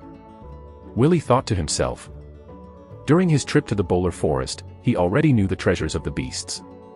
Baron Kells almost took his son in order to own a monster, but he accidentally got Wally in Morse Forest. This is simply amazing luck. I hope you can grow into a powerful monster, don't let me down. Willie whispered in his heart, and he had already started planning Wally's training process. Because he hadn't seen him for too long, Wally kept shrinking in Willy's arms and refused to come out. In desperation, Willy could only hold Wally all the time, which made Virya on the side very angry and scolded Wally for having no conscience. It is obviously himself who feeds Wally every day, but after seeing Willy, he doesn't pay attention to his existence at all. Willy, Virya, ready to eat. Mrs. Shawn's voice came from inside the house. Coming. Virya snatched Wally angrily and shoved it into the bear's den. As she stuffed it, she muttered, "I'm very disappointed with your performance today, so I didn't have lunch." On the table. Lake had rushed home before dinner, and the family sat together. Because Willy came back suddenly, Mrs. Shawn didn't prepare too much food. However, the rabbit meat bibimbap and 2 plates of green vegetables have already satisfied Willy. This kind of food is 100 times stronger than when he first crossed over. "Willy, did you get his reward for serving Lord Baron this time?" Lake asked Willy. For the commoners, the act of giving by the nobles is more important than the things they give. It is the most desirable thing to be recognized by the nobles. This is determined by the cultural awareness of this world, and it is engraved in the bones of almost every civilian. Of course, Baron Kells gave me a very generous monetary reward. Willy swallowed the rabbit bibimbap in his mouth and responded. When Lake and Mrs. Shawn heard the words, smiles appeared on their faces unconsciously. Now they can proudly say to outsiders that their 2 sons have served the Baron, which will definitely be the envy of all the villagers. "How much reward did Lord Baron give you?" Mrs. Shawn asked that she had to figure this out, because it was her capital to show off to outsiders. Willy chewed the food in his mouth. He didn't have time to speak, he just stretched out 5 fingers. 50 silver rams. Mrs. Shawn nodded. 50 silver rams, this is the income our family has worked hard for half a year. How is that possible? Lake shook his head and retorted, Shorp said that Lord Baron is a generous person, and he should have given 5 gold rams. Willy waved his hand, he chewed faster, trying to swallow the food faster. He had already seen that Lake and Mrs. Shawn, in their consciousness, did not have the concept of 100 in Kinlam at all. According to previous lives, it is probably poverty that limits the imagination. No. Could it be 50 gold rams? Lake's eyes widened in disbelief. Mrs. Shawn was very calm. How is this possible? 50 gold rams, what a huge fortune. Willy finally swallowed the food. He looked at Lake and Mrs. Shawn, it's 500 gold rums. Baron Kells gave me a reward of 500 gold rums. 500 gold rams. Suddenly, the table fell into silence, only the sound of Virya pulling rabbit meat and bibimbap was left. Oh my god. Mrs. Shawn covered her chest www.novel.com and even her breathing became short of breath. Lake swallowed and tried his best to keep the head of the family calm, but his trembling palms had betrayed his heart. Is this true? Lake took a deep breath and carefully confirmed to Willy. As soon as Willy saw this scene, he knew that he still underestimated the shocking power that 500 gold lums brought to his parents. Certainly. Willy continued, not to give the couple a chance to continue to make a fool of themselves, because of my excellent performance, in addition to the 500 gold rams, Baron Kells recruited me into his personal guard and gave me a newly developed village. So, we need to move out of Xianghua village and arrive at Zintunzi in these 2 days. Willy finished in one breath. I need to calm down. Lake couldn't hold back any longer. He held up the porridge with his trembling hands, and after drinking it with difficulty, a rice stain was left on his mouth. Mrs. Shawn felt amused when she saw Lake like this, but she was relieved a lot. Where are we going to move? At this time, only Virya can remain so calm. Although I know that 500 gold rum is probably a huge sum of money, but for a child, I still don't quite understand the true meaning of this number. She was more concerned about where the new village was. In the northeast of Diamond Town, it's very close to Diamond Town. Willy explained. Virya nodded and continued to eat. Lake had already adjusted himself at this time, and he took a deep breath. Since it is a village bestowed by the Baron, we have to move it quickly. The day after tomorrow, no, tomorrow. Chapter 47 Arrive at Fanduten. On the road, a carriage full of household items drove slowly. In front of the carriage, a middle-aged man drove his horse forward. In the carriage sat a middle-aged woman, a boy, and a girl. Behind the carriage, there was a domestic goat. It was the Willy family who moved to Fanduten. After eating at noon yesterday, Lake and Mrs. Shawn started to sort out the moving items. Willie and Viria couldn't be idle either, they were busy together. It was busy until the evening, when it was about to pack up. After that, Lake and Mrs. Shawn didn't feel tired at all, and went to the villagers' homes to say goodbye to them. Of course, saying goodbye is actually an invisible show. When the villagers knew that Willie had been given a village by Baron Kells and was recruited into the guards, everyone's eyes revealed undisguised envy. The two sons of the Farron family became outstanding young men who served the nobles. Everyone realized that this ordinary Farron family was about to rise. The envious eyes of the villagers made the Lakers very useful, and this was the brightest moment on their faces since they were born. I don't know if it was Willie's rise in status or the good relationship between Lake and Mrs. Shawn in the village. When we moved this morning, many villagers came to see him off. Some delivered food, some delivered cloth, and everyone was enthusiastic. Especially Aunt Shawn, who lent her man's carriage to the Willis, which saved Lake, who had planned to hire a carriage, another sum of money.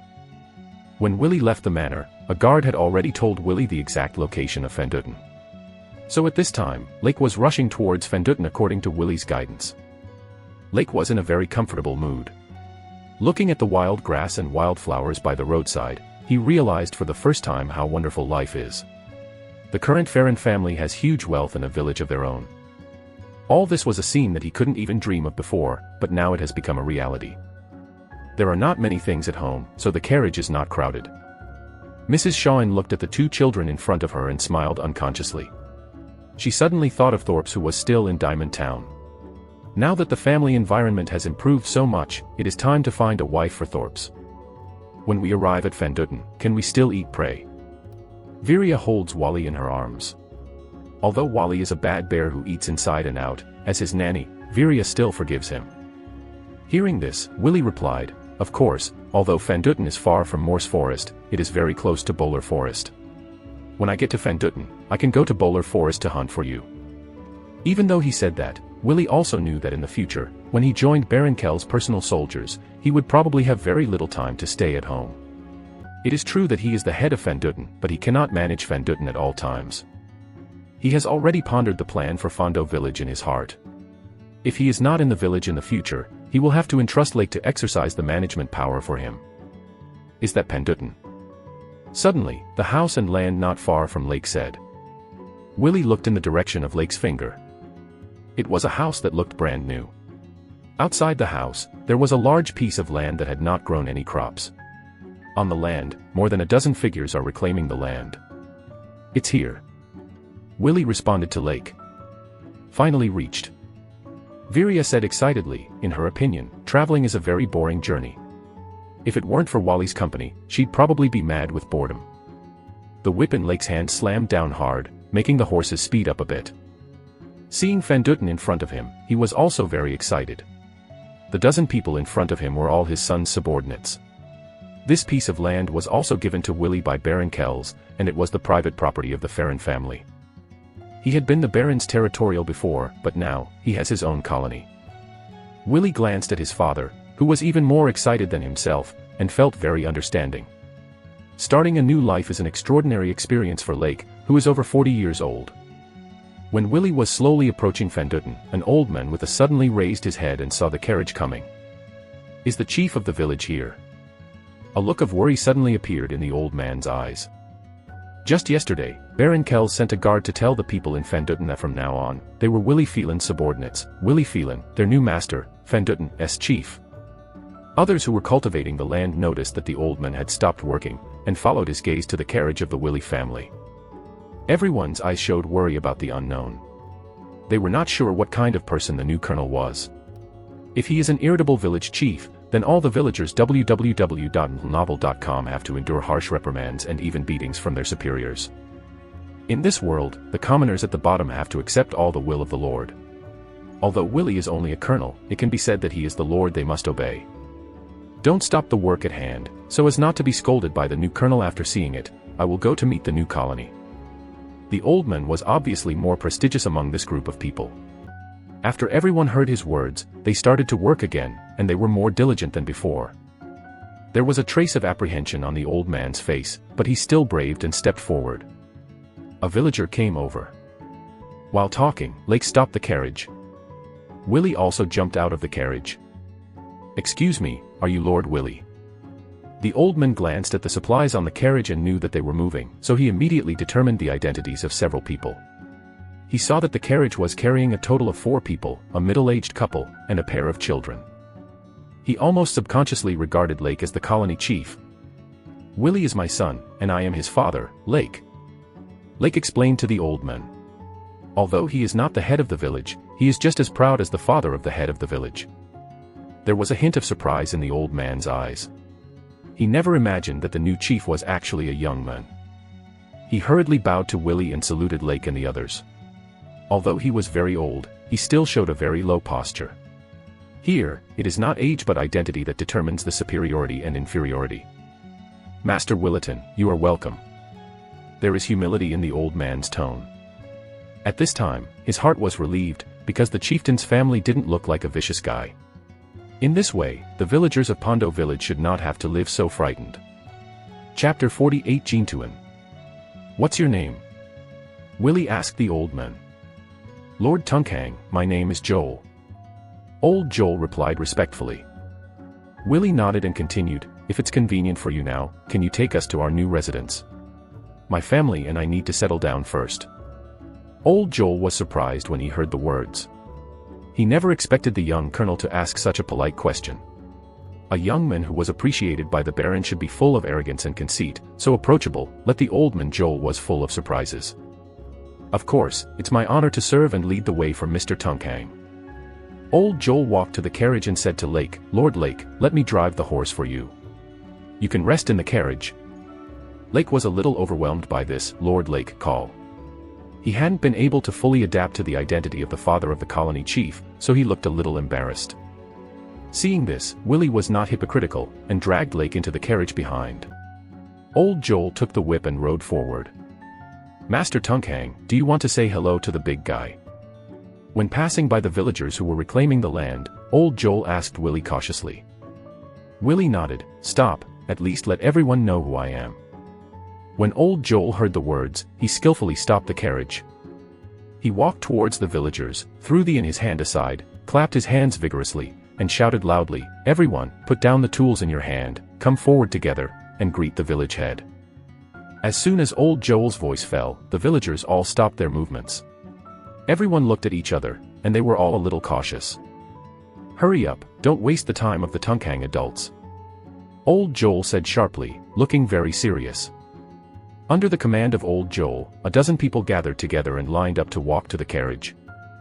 Willie glanced at the tunman who was approaching, and frowned slightly. There are more than a dozen people who work in the fields, males and females, with very different ages. Some of them still look immature, while others have snow-white hair. All of them are very thin and their complexion is sallow. Appears to be malnourished. Everyone bowed their heads and dared not look directly at the Willie family on the carriage. As the head of Pondo village, seeing that the villagers under his command are in this state, Willie's heart is naturally a little uncomfortable. If the villagers have always been in this state, let alone building the Fondo village into a prosperous state, even the Fondo tax standard required by Baron Kells will not be met. Raise your heads and let the Lord see your faces. Old Joel shouted loudly, then turned around and walked in front of Willie, hunched over. "Lord Tunkang, please say a few words." Under the reprimands of Laoyuer, a dozen or so villagers raised their heads slowly. When they found out that the villager who Laoyuer spoke of was just a teenager, they all revealed their relationship with Lao Yu. He had the same surprised look as before. "Everyone, my name is Willie. From today onwards, I will be your colony chief. I hope everyone will work hard and create a bright future for Pondo. Let's just do it for now. If you have the opportunity, you will get to know more about it." Willie just opened his mouth and said some scenes. The weak bodies and weak spirits of the villagers really made Willie not excited. Moreover, in the eyes of these settlers, in addition to fear, Willie also saw an indescribable emotion. "What are you still doing?" Old Joel sternly reprimanded. "Go back and continue to cultivate the land." After hearing Old Joel's rebuke, everyone hurriedly left and returned to the previous land. Willie glanced at Old Joel. Although the old man seemed to be harsh on everyone, in fact, he was afraid that the villagers would behave badly and anger him. They haven't seen much of the world, so they're rather dull. don't have the same knowledge as them. A few people continued on their way, and while riding a horse, old Joel said with a smile. Willie shook his head and said he didn't mind. He asked, "Are these people all the people in our Pondo village?" If there are only a dozen people, then the scale of Fanduten is smaller than Willie imagined. Old Joel replied, "No, there are still some villagers who are building infrastructure in the villages." Willie nodded. "How many families are there in Pondo village now?" As a village chief, at least you need to understand the population situation in the village. Old Yoel is very familiar with the things in the village. Our Pondo village now has 12 families, a total of 53 people, of whom there is no ability to work, and there are 7 children under the age of 5. In the eyes of old Joel, as long as he is more than 5 years old, even if he is a child, he can contribute to the labor force. How about 50 people? Willie is quite satisfied with this population size.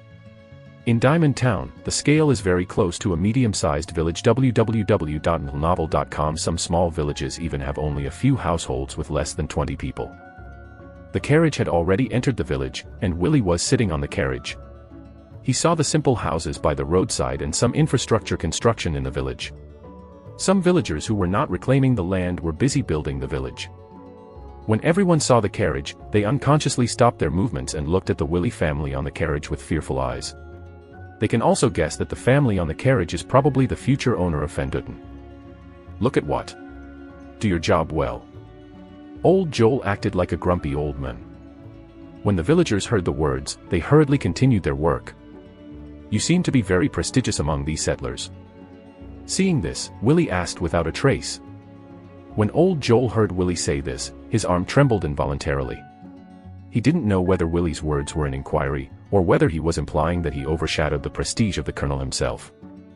Probably because I'm older, the people in the villages are. Before old Joel's words were finished, a broken ball suddenly flew over from a distance. The ball hit the horse's head all of a sudden, and the horse was suddenly startled and shook violently with the entire carriage. With quick eyes and quick hands, Willie grabbed Viria, who almost fell. Sorry. A few dusty children came running in the distance, each of them looked like 3 or 4 years old, the youngest seemed to be younger. A few children quickly apologized when they saw that they were in trouble. They didn't know the Willis in the carriage, but they all knew that Grandpa Joel was a stern old man. What are you doing? Old Joel was furious, his face was ashen, and a layer of cold sweat instantly appeared on his forehead. Chapter 49 Kindness. The carriage swayed violently just now, and even the elder villager's sister almost fell off the carriage. If this is investigated, I am afraid that these children will have to endure the pain of flesh and blood. Several children were frightened by old Joel, and the youngest child cried out, "I'm sorry, Mr. Tunkang." Immediately afterwards, a young woman ran from a distance. She subconsciously stood in front of the children and looked at the Willie family on the carriage in fear. In Fanduten, the only people who can drive old Yoel personally are the newly arrived family members. What do you think, child? Get these little devils away. Don't block the way of the head of the village. Although old Joel was cursing, he was actually caring. If Willie reacts and punishes a few people, then old Joel can't do anything. The young woman dragged a few children in a hurry, trying to get out of here quickly. Wait a moment. Willie spoke suddenly, making old Joel and the young woman tremble. They were just waiting to bear the wrath of Lord Tunkang when they saw Willie jumped out of the carriage and picked up the broken ball. Be careful. Willie walked up to the youngest child, crouched down, and handed the worn-out ball into his hand. The child opened his eyes wide and looked at Willie, unable to say a word. The young woman was stunned for a moment, and quickly said, "Thank you." She bowed to Willie, and hurriedly left with a few children. Seeing this, old Joel walked over and said gratefully, "Thank you for your kindness, Mr. Tunkang." Benevolence. Willie chuckled, but didn't respond. In this world, if the common people do it for too long, a kind of servility will really develop in them. An unequal system squeezes all the weak, and there is no such thing as dignity. The carriage continued to move forward, and Willie said nothing. He looked at the Pondo village under construction, and his mind filled with thoughts. The reason why Willie is so peaceful is mainly out of thinking about reality. As early as on his way to Fanduten, Willie had already thought about the positioning of Fanduten. Not only does he want to grow a lot of beans here, but he also wants to build a territory that is exclusively his own and establish his own authority. This is the first step towards getting closer to the mainstream of the world. As a miniature lord, there are two main ways to manage his subordinates.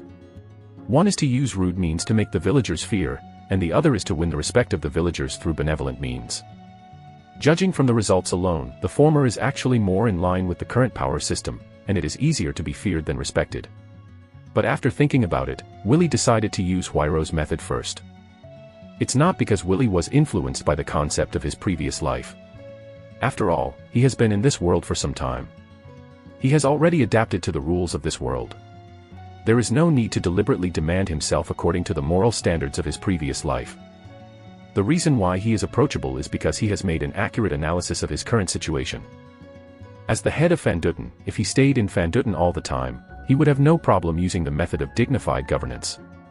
But the key is that he still has the status of a baron's personal soldier, and he will not really spend much time in Van Dutten in the future. At this time, Lake is needed to manage Van Dutten. However, although Lake is his father, he has no means of his own. Before, he was just an ordinary farmer. If he failed to grasp the proportion of rude means when managing Van Dutten, it would cause confusion among his subordinates. He is not a real noble, and has guards to suppress the rebels. If the villagers really riot when he is not around, then it is the Farron family who will be injured. Therefore, for Willie, kindness is only a means, a choice, not a requirement.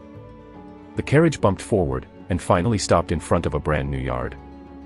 "Lord Tunkang, your new home has arrived." Old Joel stopped the carriage, got off the carriage, and said to Willie. Willie nodded and looked towards the courtyard. This residence is more than twice the size of the previous home in Xianghua village. The yard is very wide. There are 4 independent houses inside, and there are animal stalls. Outside the yard, a circle of stone walls is built. It's really great. Virya, who had been stuck in the carriage, jumped down with Wally in her arms. She rushed into the yard, pointed to the corner of a house and said, "Willie, we are here to build a new bear den for Wally, okay?" "Sure." Willie has already seen that, in Willie's heart now, Wally is the most important. "Lord Tunkang, I'll move things for you," Old Joel said. Willie glanced at the thin old Joel and shook his head. "Go back, we can do it ourselves." Old Joel had to persevere, but he still couldn't beat Willie, so he respectfully retired. "Get moving, Virya, put down that bear cub www.novel.com, come and help." It was Mrs. Shine who spoke. Before, she never spoke out in front of everyone, but now she has regained her attitude as a housewife. She thought very clearly that she should not interfere in the affairs of her son and her husband, she only needed to manage the family well. Under Mrs. Shine's command, the things on the carriage were quickly moved into the house, and everyone chose their own room. Because it is prepared in advance, the furniture is relatively complete, and there are even 3 beds, so you don't have to worry about the situation that you have no place to sleep when you first arrive. Although the journey was on a carriage, the journey was full of dust and the whole family was still a little tired. So Mrs. Shine did not cook, but ate the food presented by the villagers of Xianghua village this morning as lunch. After lunch, Mrs. Shine was in charge of continuing to tidy up the house, while Virya, with Lake's help, was building a bigger bear den for Wally. As for Willie himself, he chose to go out. As a newly appointed head of the village, he needs to find out the situation of the entire Pondo village. Walking on the dirt road in Van Dutten, Willie's trousers were covered with dust. "Perhaps we should spend some money first to build a clean road for Pondo village. Now that I have 500 gold coins in my hand, it is very easy to take out some of them to build roads in Van Dutten." Willie is not stingy to use his private property to build the Pondo village. After all, the entire Pondo village is his own. "Mr. Tunkang." Before Willie walked out of the house a few steps, he saw old Joel walking towards him.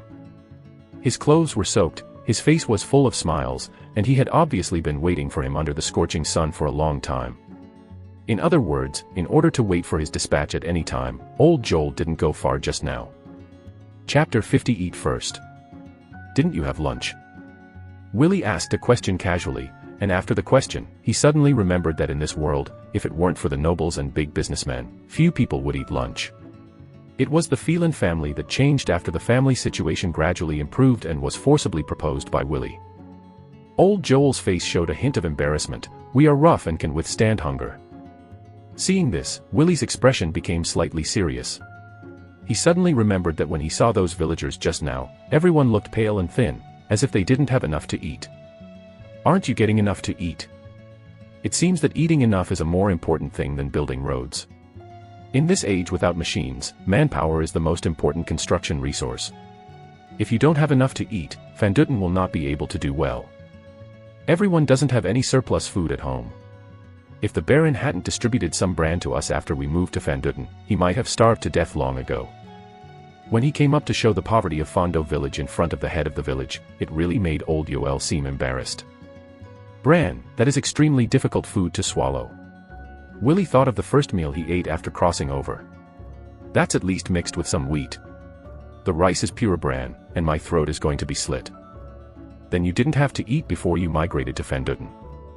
Willie wondered that Fondo village was newly built, and these villagers should have lived in other places before. Old Joel took a peek at Willie's face. We were originally villagers in a village. We all depended on growing grain and vegetables for a living. Although the output was relatively small in previous years, we were still able to barely maintain food and clothing.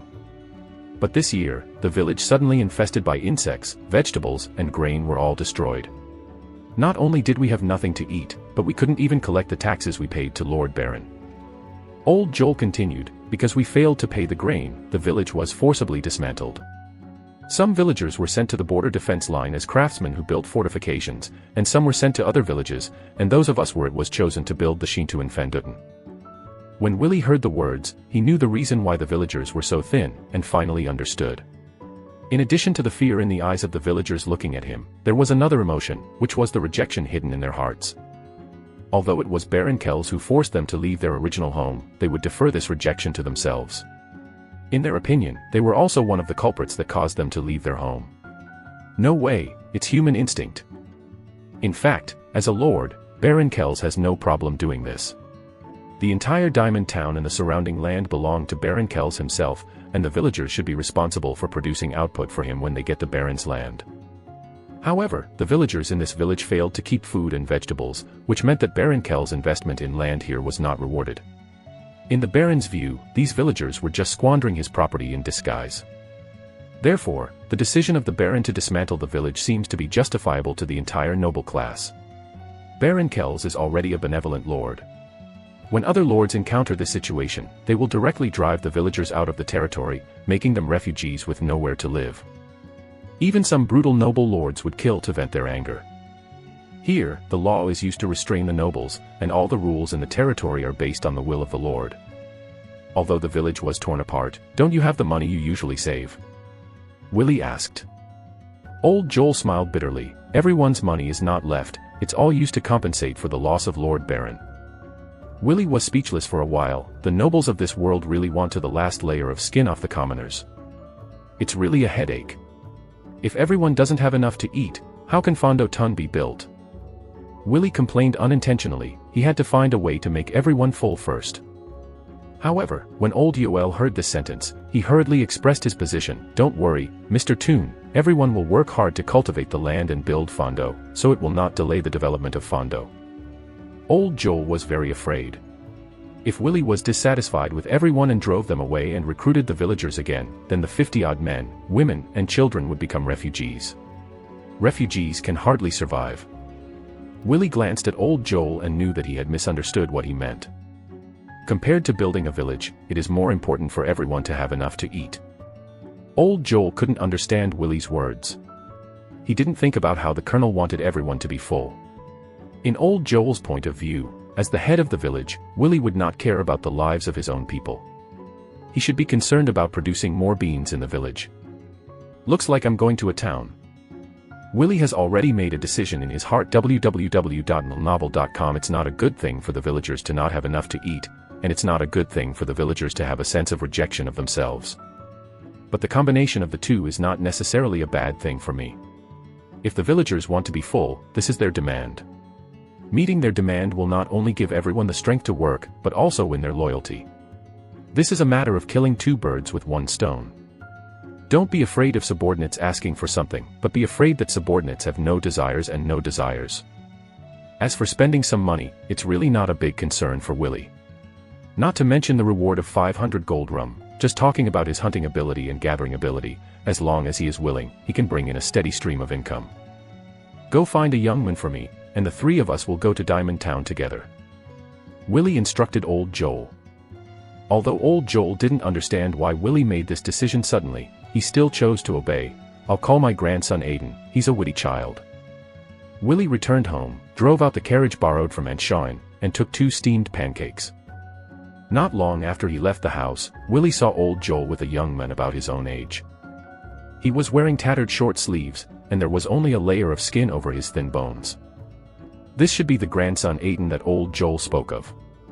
Quick, say hello to Mr. Tunkhang. Old Joel urged. Hello, Mr. Tunkhang. Aiden carefully looked at Willie in front of him, and a trace of grief appeared in his heart. Obviously they are the same age, but their identities are very different. This feeling is very uncomfortable. Chapter 51 by Wheat. Get in the car. Willie just nodded. I'll drive. Old Joel took the whip from Willie's hand and rode the horse for him, while Willie and Aiden sat in the back of the carriage together. Being so close to Willie made Aiden feel inexplicably stressed.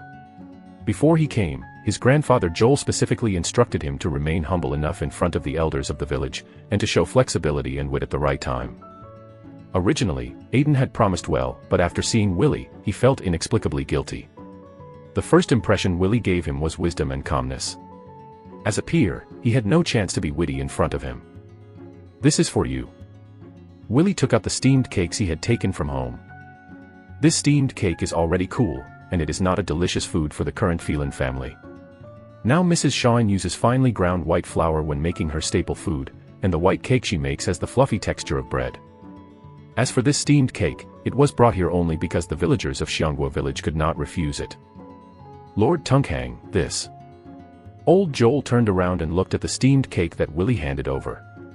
For a while, he didn't know if he should continue. As for Aiden on the side, when he saw the steamed cake, his eyes were straight, and he swallowed it almost instinctively. Since he moved to Fanduten, Yetan's daily meals are porridge made from bran wheat. Not only does it have no taste, but his throat is often scratched by the rough bran wheat. No, because bran wheat will make people feel fuller after being boiled into porridge. For a group of people who have no surplus food, this is the maximum efficient use. Aiden glanced at his grandfather, old Joel, before deciding whether to accept the steamed cake or not. Old Joel was obviously hesitant, but in the end he shied away. No, Mr. Tunkhang, we can't accept your reward for no reason. For old Joel, the worthless thing like steamed cakes has become a gift. Seeing this, Aiden lowered his head subconsciously, and a flash of disappointment flashed in his eyes. You accompany me to Diamond Town, this is a reward. Willie asked himself in his heart, can 2 steamed cakes be considered a reward? At Willie's insistence, old Joel took a piece of steamed cake tremblingly, with sincerity in his tone. Thank you, Mr. Tunkhang. Thank you, Mr. Tunkhang. After Atten took it, he quickly thanked him. Willie didn't respond, and his thoughts seemed to drift to other places. After Aiden took the steamed cake, he tried to bite a little bit, and the long-lost aroma of wheat lingered between his lips and teeth. He suddenly felt tears welling up in his eyes. It had been a long time since he had eaten such delicious food. He was about to continue to bite, but suddenly saw old Joel put the steamed cake into the clothes room completely, without taking a bite. Seeing this, Aiden felt guilt in his heart. His parents worked every day, and his younger brother was only 2 or 3 years old. This steamed cake should be left for them to eat. Thinking of this, Atten also hid the steamed cake. The performance of the two was seen by Willie. It's really hard. Willie looked into the distance. Fanduten is very close to Diamond Town, and within an hour, the 3 of them entered Diamond Town. Although it has entered the early autumn, the afternoon sun is still scorching hot, except for the guys who carry the goods. Almost no one is hanging out in the town. Lord Tunkhang, where are we going? Old Joel asked Willie. Unconsciously, when he looked at Willie, the respect in his eyes outweighed the fear. Go to the grain store in front. Willie pointed to the grain store not far away. When old Joel heard the words, he parked the carriage in front of the grain store. This guest, are you going to buy food? As soon as the carriage stopped, a young man came out of the grain store. His response was quick. As soon as he saw the carriage coming to the grain store, he knew it was not a small business. Yes. Willie nodded. What's the price of your wheat here? 10 copper rum per pound without peeling, 15 copper rum per pound with peeled wheat, and 30 copper rum per pound ground into flour. The young men answered skillfully. This price made Willie speechless. In terms of income, the food in this world is simply too expensive. This is still not long after the wheat is harvested, and there is sufficient grain in the market. If it comes to winter, the price of grain is afraid to be more expensive. Can it be cheaper? Although you have a huge amount of money in your hands, you still have to save the money you can save. If you buy more than 200 caddies, we can give you a 20% discount. The young man saw that this was a big client. Willie made a direct decision. 500 caddies of peeled wheat, let's start loading. The young man was stunned for a moment, and was instantly pleasantly surprised. He didn't expect this young guest to be so cheerful. Okay, 500 caddies of wheat with peeled wheat is a total of 75 silver rams. After giving you a 20% discount, it is 60 silver rum. Willie took out a gold rum directly from his pocket and handed it to the young man. This golden rum was given to him by the Vicente team. www.novel.com has not been spent yet.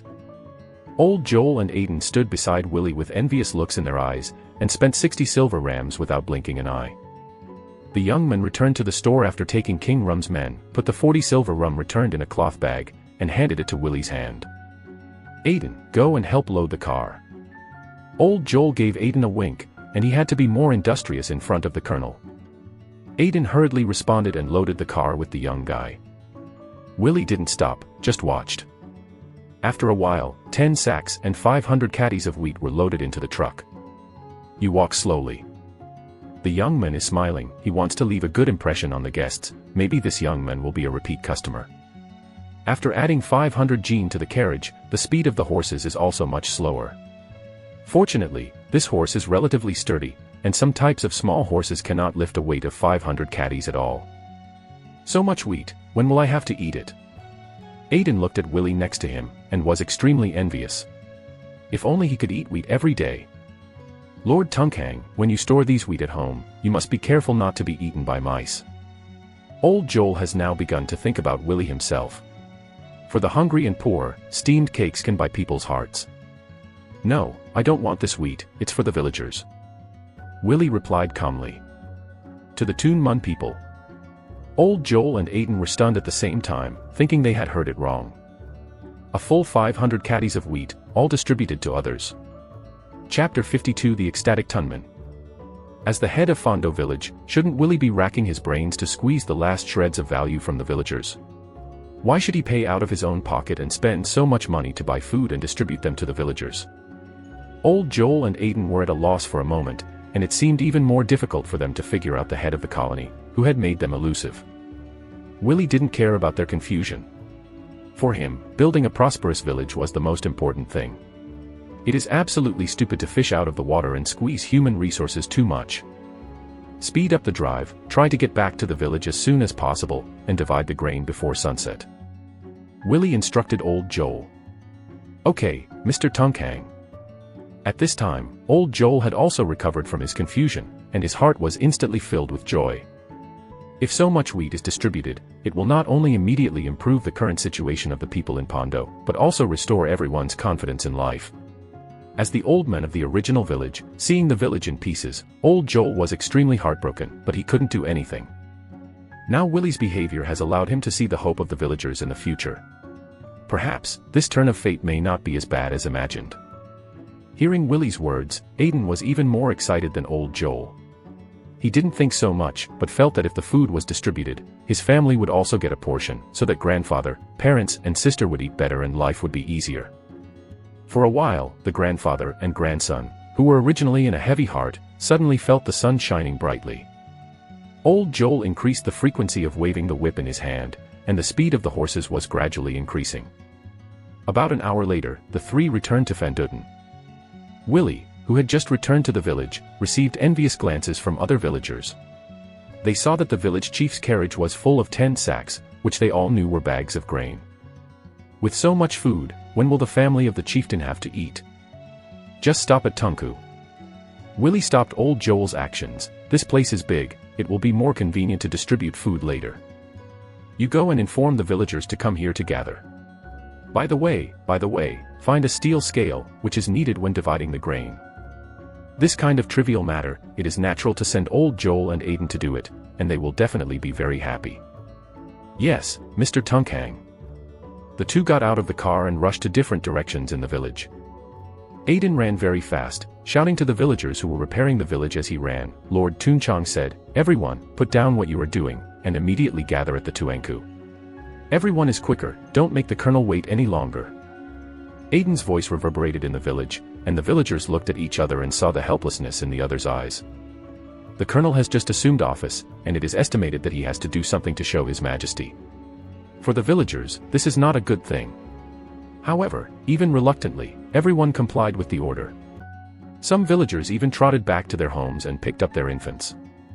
What Master Tunkhang said was that everyone had to be there, and babies were no exception. At Tunku, Willie stood in front of the carriage, watching more and more villagers gather here. It's just that no one dared to get too close to Willie, and they all kept a distance of at least 3 meters from him to show respect. "Lord Tunkhang, everyone is here." Old Joel counted twice in a row, even including the children in the arms of adults. At this moment, Aiden ran over with a large scale. "Lord Tunkhang, I brought the scale. It's hard work, the action is fast, and it's a good job." Willie's words of encouragement made Aiden flush with excitement. None of the villagers dared to talk to each other, and the crowd fell silent. Seeing this, Willie jumped on the carriage, stood at a higher position, and said loudly to the villagers, "Old Joel has already told me about everyone's living conditions. As the builder and developer of Pondo Village, it's impossible to go hungry. So this afternoon, I asked Old Joel and Aiden to go to Diamond Town, where we bought 500 caddies of wheat." Willie patted the sack on the carriage. "That's all, now I'll give them to you." The crowd was silent. When everyone heard the news, the reaction was the same as the Old Joel and Aiden before. Unbelievable, unimaginable, everyone thought there was something wrong with their ears. Before the colony chief could collect the soybean tax, he had already distributed the wheat. Is the colonel making fun of everyone? The deeply ingrained concept made the villagers feel that Willie's words were untrue. Seeing this, Willie felt a little helpless, so he continued to speak. "The distribution of food is based on the head. Adult men over the age of 16 receive 10 kilograms of wheat, and adult women receive 6 kilograms of wheat. As for the rest, the lower every 16-year-old child www.novel.com receives 4 caddies of wheat." Although many babies and children do not have the ability to work, Willie generously donated 4 caddies of food to each of them. These little guys, compared to their parents, will recognize the place of Fanduten more, because it will be the where they grew up.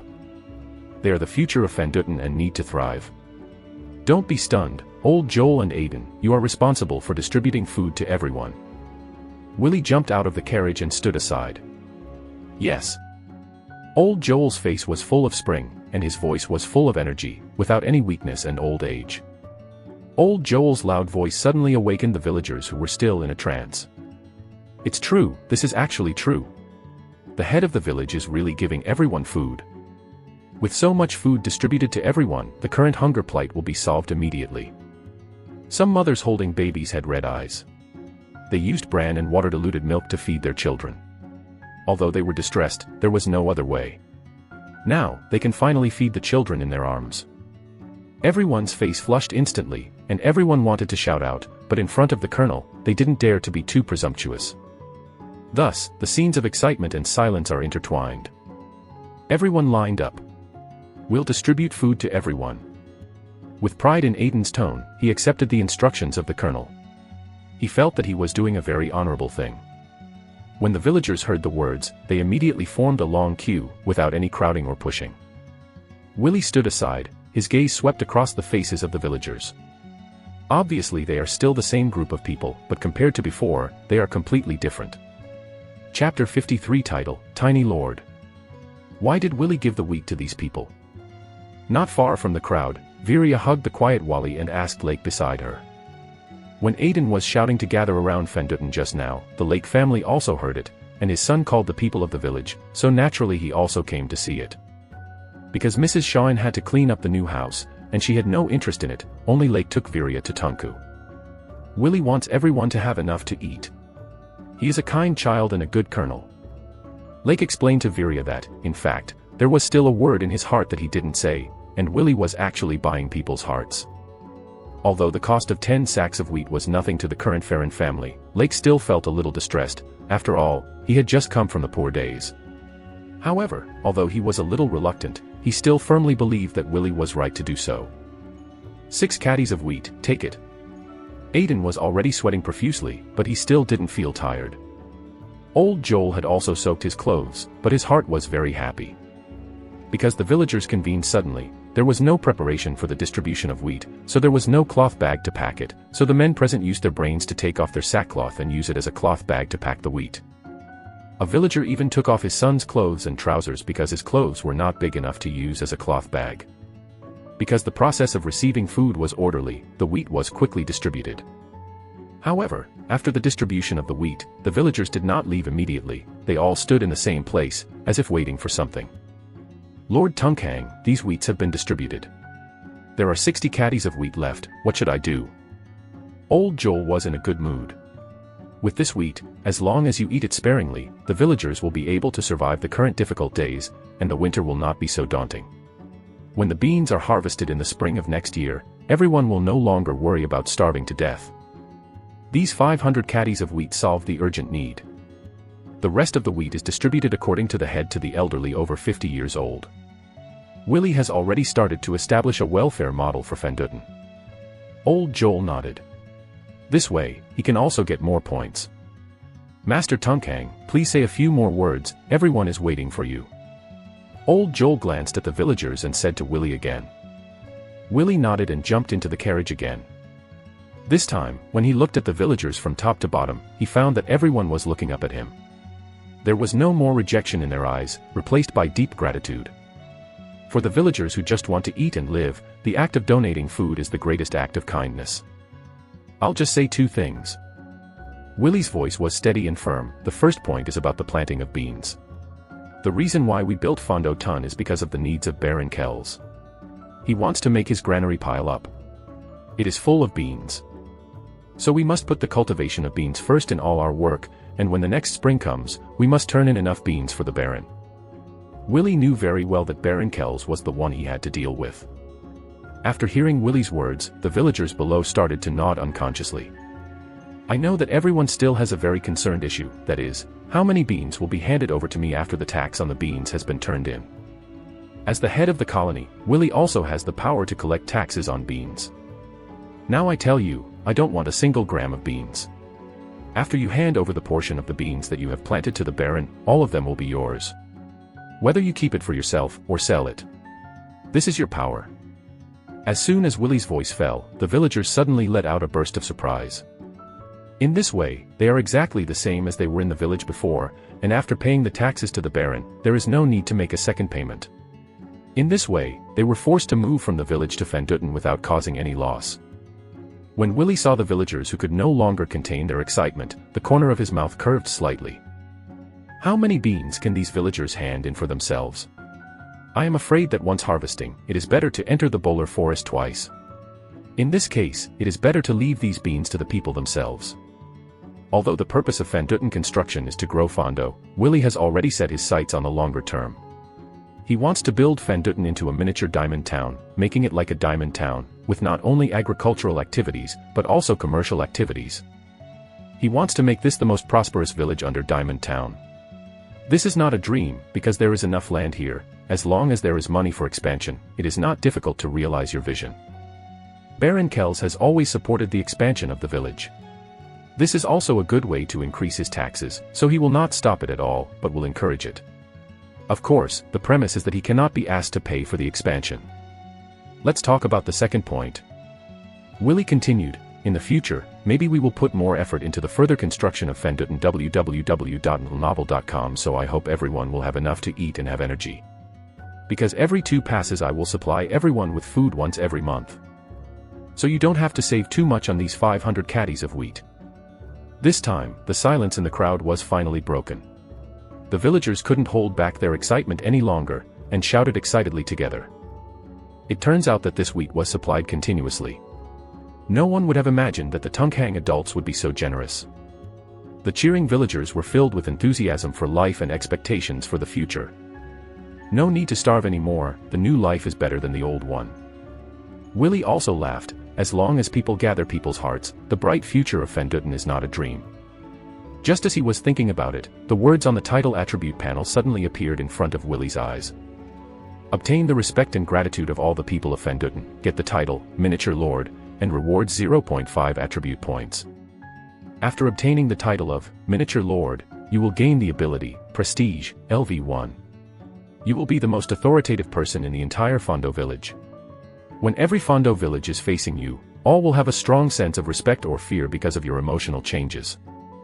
Willie Farron, Physical, 2.6, Intelligence, 1.2, Remaining Attribute Points, 1.3.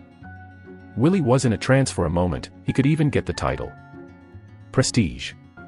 As he gradually embarked on the path of a lord, Willie felt that like these villagers, his future life was beginning to become formal.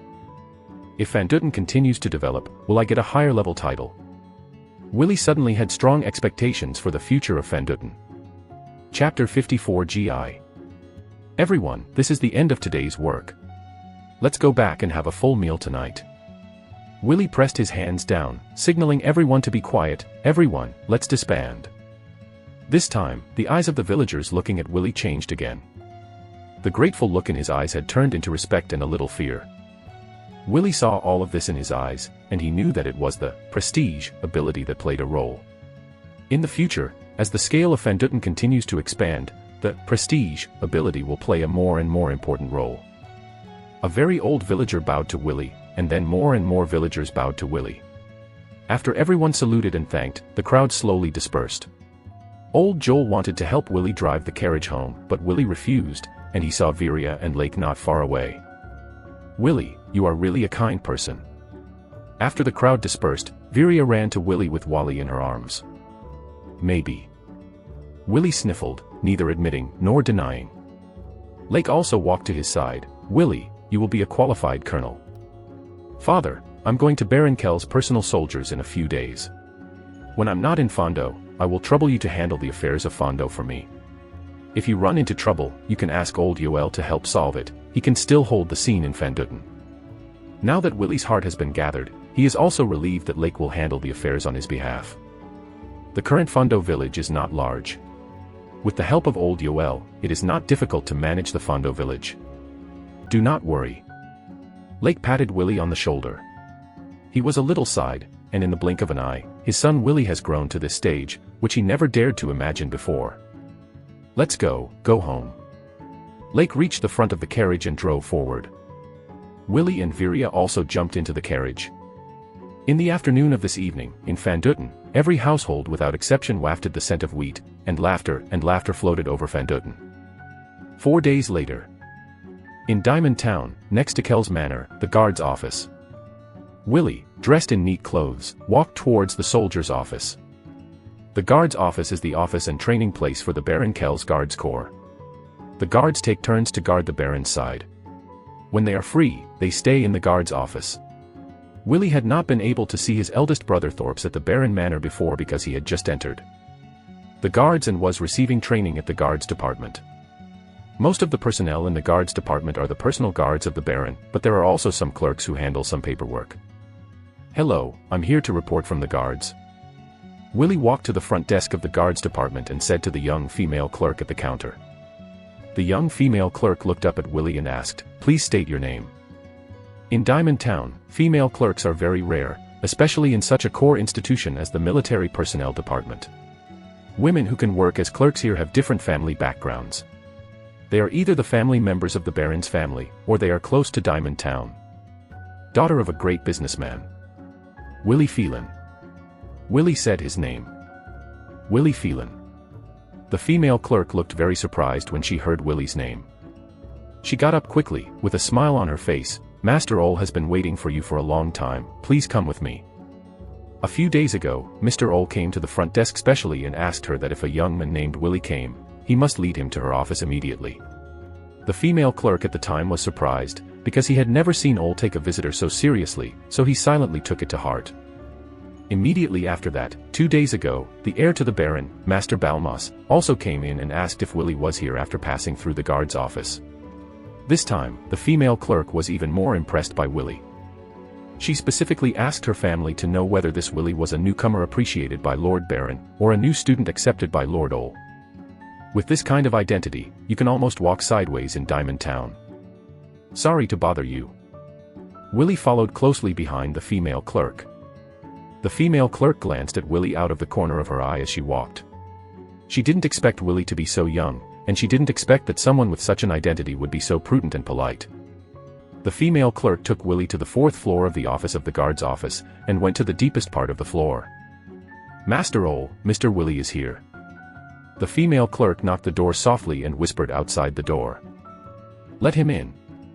Ole's voice came from inside the house. Willie gave the female clerk a look of thanks, pushed the door and walked in. I saw Ole wearing light armor, sitting in front of the desk. His room is very big. In addition to the bookshelves, which are filled with all kinds of flowers and plants, there is also a wall of weapons, and there are many cold weapons for decoration. Teacher. Willie bowed slightly to Ole. The identity of teachers and students. www.novel.com is not only about the connection of passing knowledge, but also something deeper. You're finally here. How is it? Has everything in Panduten been settled? Ole asked with a smile. He also has his own village, so he naturally knows that managing a village is not an easy task. Panduten's affairs have been handled and are on the right track. There was no arrogance in Willie's tone. Ole let out a loud laugh. If he was told that, he would straighten out a village in just a few days. He would think it was bragging, but Willie said so, but he believed it very much. The Baron said that although you are a soldier, you can choose not to guard the manor for the time being. You need to focus on your studies. Ole is very aware of the Lord Baron's intention. This is actually to cultivate a core team for his successor, Balmos. A good lord must be followed by his subordinates. Willie nodded. I will try my best. The learning I am referring to here is not simply learning combat skills, but also learning about cultural classes. Ole asked with a smile, Willie, do you know how to read? Willie shook his head, with a hint of anticipation in his eyes. In this world, only aristocrats and big businessmen can study culture classes.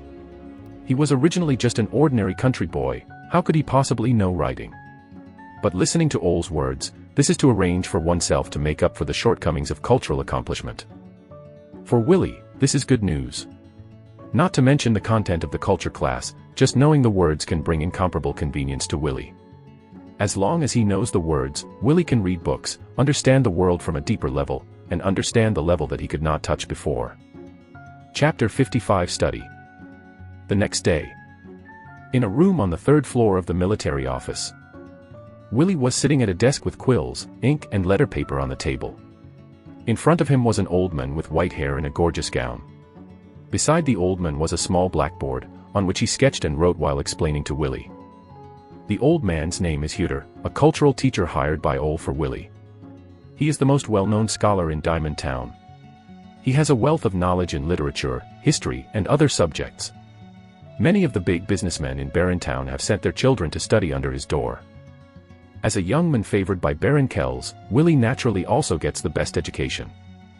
However, although Hudile is a scholar of literature and history, at the moment he is teaching Willie the most simple language learning, which is to teach Willie to read and write. At first, Hudile was not very happy when he received this invitation. He is a scholar with a wealth of knowledge, but he has to teach others to read and write, which makes him very unhappy. But because of the Baron's face, he still came. In line with the principle of trying his best to teach, although Hudile was reluctant, he still tried his best to make the boring teaching of character recognition more vivid. Then, he was surprised to find that this student from a farmer's family was very smart. His memory is very good, and the words he wrote are correct and powerful. If he didn't know the details, Hudile really felt that Willie had been systematically studied before. This afternoon's teaching content is here first. With a smile on his face, Hudile encouraged Willie, Son, your talent is very good, and your memory is amazing. If you hadn't already joined the guards department and became a student of your Excellency Ole, otherwise I would definitely you accept it as your own pro-student. In literature and history, memory is the most important gift. You are overrated, Mr. Hudile. Willie got up and thanked Hudile. The language that Willie learns is Waya, the official language of the Duchy of Langton. The Waya language is very similar to the pre-travel English. The total vocabulary of English is about 170,000, and the really commonly used ones are between 3,000 and 5,000. Why a language is similar, its common vocabulary is between 2,000 and 3,000. According to Hudier's plan for Willy, Willy needs 1.5 to 2 months to recognize all the unfamiliar words, and then consolidate his memory from the subsequent teaching of literature and history. Remember to strengthen your memory after class, otherwise all your efforts in class will be in vain. Hudiel warned again. I will, Mr. Hudier. Willy responded. Hudiel nodded. He had other students to teach, so he did not stay in the guards department, but left. After Hudier left, Willy continued to memorize the words he learned in class, and wrote and memorized the newly learned words. After half an hour, Willy slowly got up. He walked to the corner, put on the armor placed there, and took a brand new cross sword.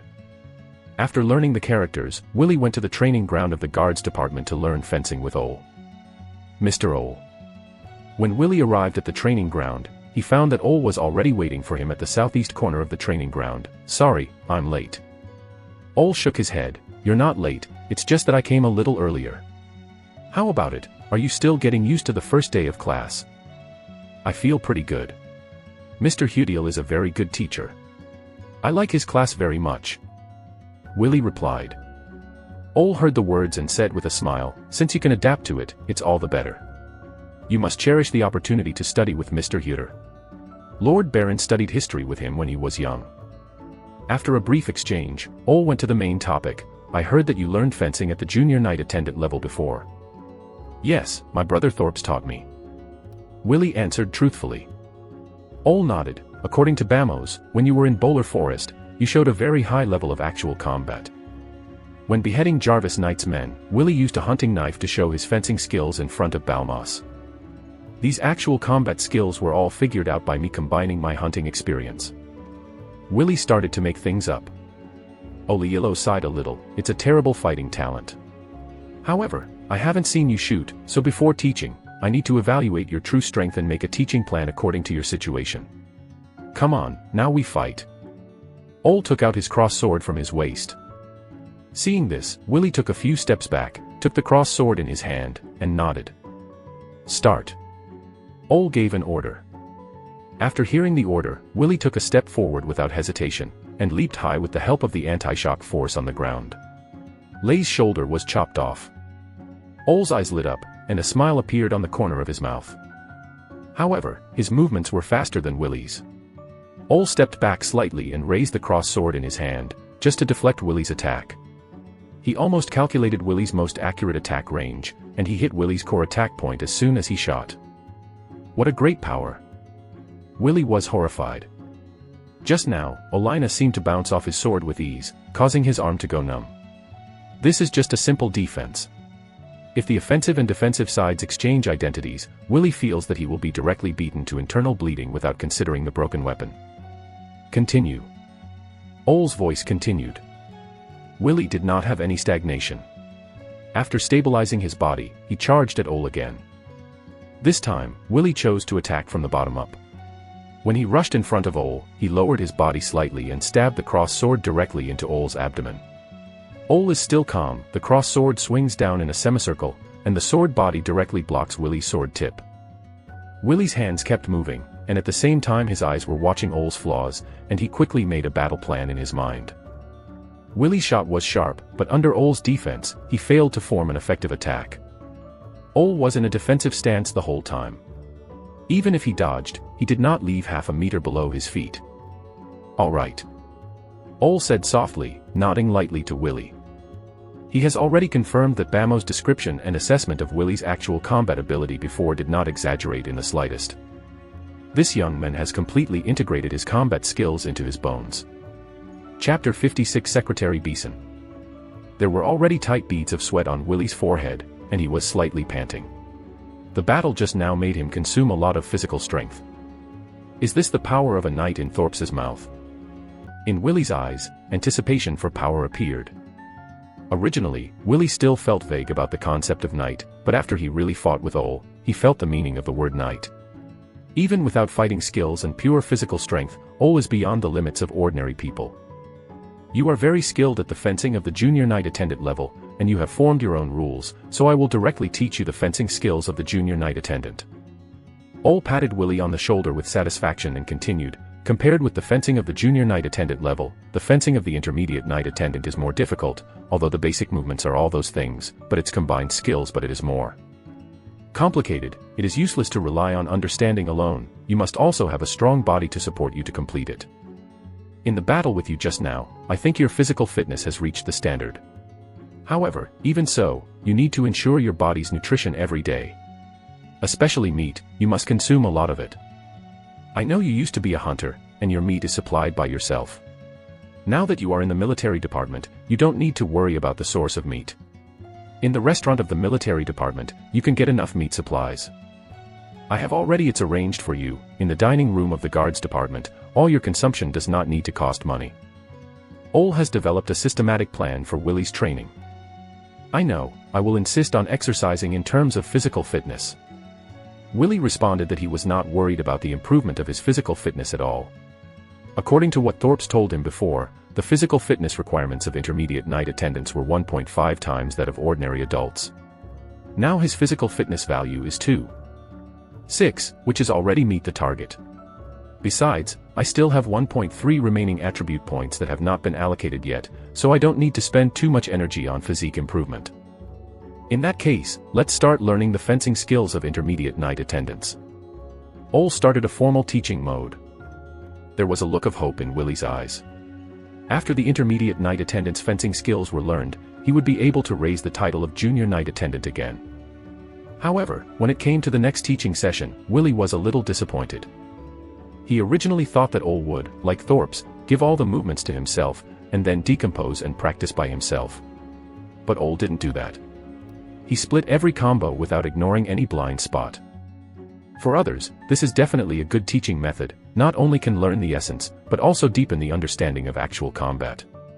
But for Willy, this is not good news, he only needs to learn the whole set of moves, and the title attribute panel will fill in all the omissions for him. Willy tried to change Ole's teaching method, but was rejected by Ole. He believed that Willy should start with details and not be too greedy for speed. Willy can't continue to insist, he can't tell the real reason, he can only follow Ole's way. Even so, Willy already had other ideas in mind. Although Ole wouldn't teach him everything, Thorps would. The current Thorps should have mastered the fencing of the intermediate knight attendant. If you have the opportunity, you can go directly to Thorps. The action is very standard, but the details are a little bit worse. After Ole gave a demonstration to Willy, he pointed to Willy from the side. Although Willy has no combat experience in fencing as an intermediate knight attendant, the actual combat skills conferred by the title of junior knight attendant can also help him do many more difficult combo moves. Ole's training with Willy lasted for about 2 hours, and the training didn't end until the sunset turned red. Although Willy was wearing a short shirt, he was wearing armor, and after training in the sun for so long, Willy was already sweating profusely. In addition, after training, his physical exertion is huge, and his stomach has begun to growl. Go to the restaurant to replenish your consumption, and remember to eat more meat. Ole reminded again that he had his own residence in Diamond Town, so he did not dine with Willy. Willy wiped the sweat from his forehead. Okay, Mr. Ole. After the two said goodbye, Willy walked towards the restaurant. On the way, there were constantly passing guards or clerks peeking at him. The captain of the personal soldiers, Lord Ole, personally taught a strange young man at the training ground for 2 hours. The news spread like wildfire, and many people heard it. Willy doesn't care about this, and now he just wants to go to the restaurant to have a full meal, and then go to the lodging building of the guard's office to meet Thorps at night. www.novel.com Your Excellency Willy. Willy was about to walk into the restaurant when he suddenly heard someone calling his name from behind. He turned around and saw a young clerk running towards him. You are. Willy recognized this person at once, and he was the recorder who was beside Bamos when he entered the Bowler Forest to sign up. Hello, Your Excellency Willy, I am the secretary of Master Balmas, and my name is Peasant. Peasant politely introduced himself to Willy. Willy was stunned, no wonder this Peasant was with Bamos that day. It turned out that he was Bamos' secretary. Looking at Peasant's age of about 30, and considering his identity, Willy basically deduced that he should be the core of Bamos' future civilian team. Even in the current Diamond Town, he is the object of many businessmen and other civil servants. "Hello, Your Excellency Peasant, I'm Willie." Although the other party knew his identity, Willie chose to introduce it formally. When Peasant saw this, a smile appeared in the corners of his eyes. He had already seen that Willie was a man who knew the proportions. Although Willie was appreciated by Master Balmas and even Lord Baron, he remained humble. "For myself, this is good news. When Bamos inherits the title of Baron in the future, he will inevitably have contact with Willie." Peasant knew very well that his status as a civil servant determined his status in Diamond Town in the future, and his status would not be comparable to Willie's. At this time, Willie's status in Master Bamos's heart has far surpassed himself. So it is very wise to maintain a good friendship with Willie. "Your Excellency Peasant, you came to me too." There was doubt in Willie's tone. Chapter 57 Dinner. "Master Balmas asked me to come to you. He wants to invite you to dinner at his residence." Peasant explained his purpose. "The carriage is already waiting outside the guard's office. Is it convenient for you now?" "Certainly." Although he was hungry, he could not refuse the invitation of Balmas no matter what. Peasant nodded, leading Willie by half a position, leading the way for Willie. Walking out of the guard's office, Willie saw a white wooden carriage pulled by a steed horse. The outside of the carriage is also engraved with hollow patterns, and the horse is also decorated with beautiful objects. A neatly dressed groom was standing in front of the carriage, and when he saw Peasant and Willie walking out together, he bowed to them. "Get in the car, Your Excellency Willie." Peasant and Willie got into the carriage together. The carriage was very spacious, and there were grapes and other fruits on the small table inside. I don't know if the quality of the carriage is too good, or the driver's driving skills are skilled, and the carriage did not bump at all during the journey. "Two adults, here we are." The carriage stopped, and the driver's voice came from outside the carriage.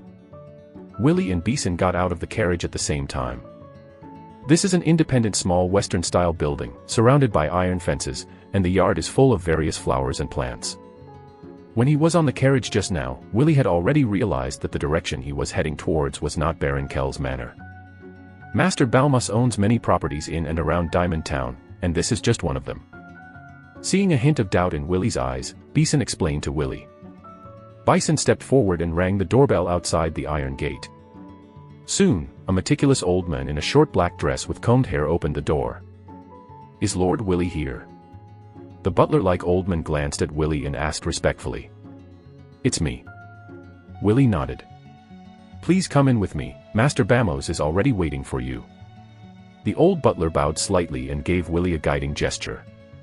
Seeing this, Peasant said to Willie, "Since you have been delivered, I will leave first." When Willie heard the words, he quickly said goodbye to Peasant. He originally thought that Peasant was eating with him, but he left unexpectedly. The old housekeeper took Willie through the yard full of flowers and plants and entered the attic. The area of the attic is not very large, but it is decorated warmly and delicately, and it looks like the decoration of an ordinary wealthy family.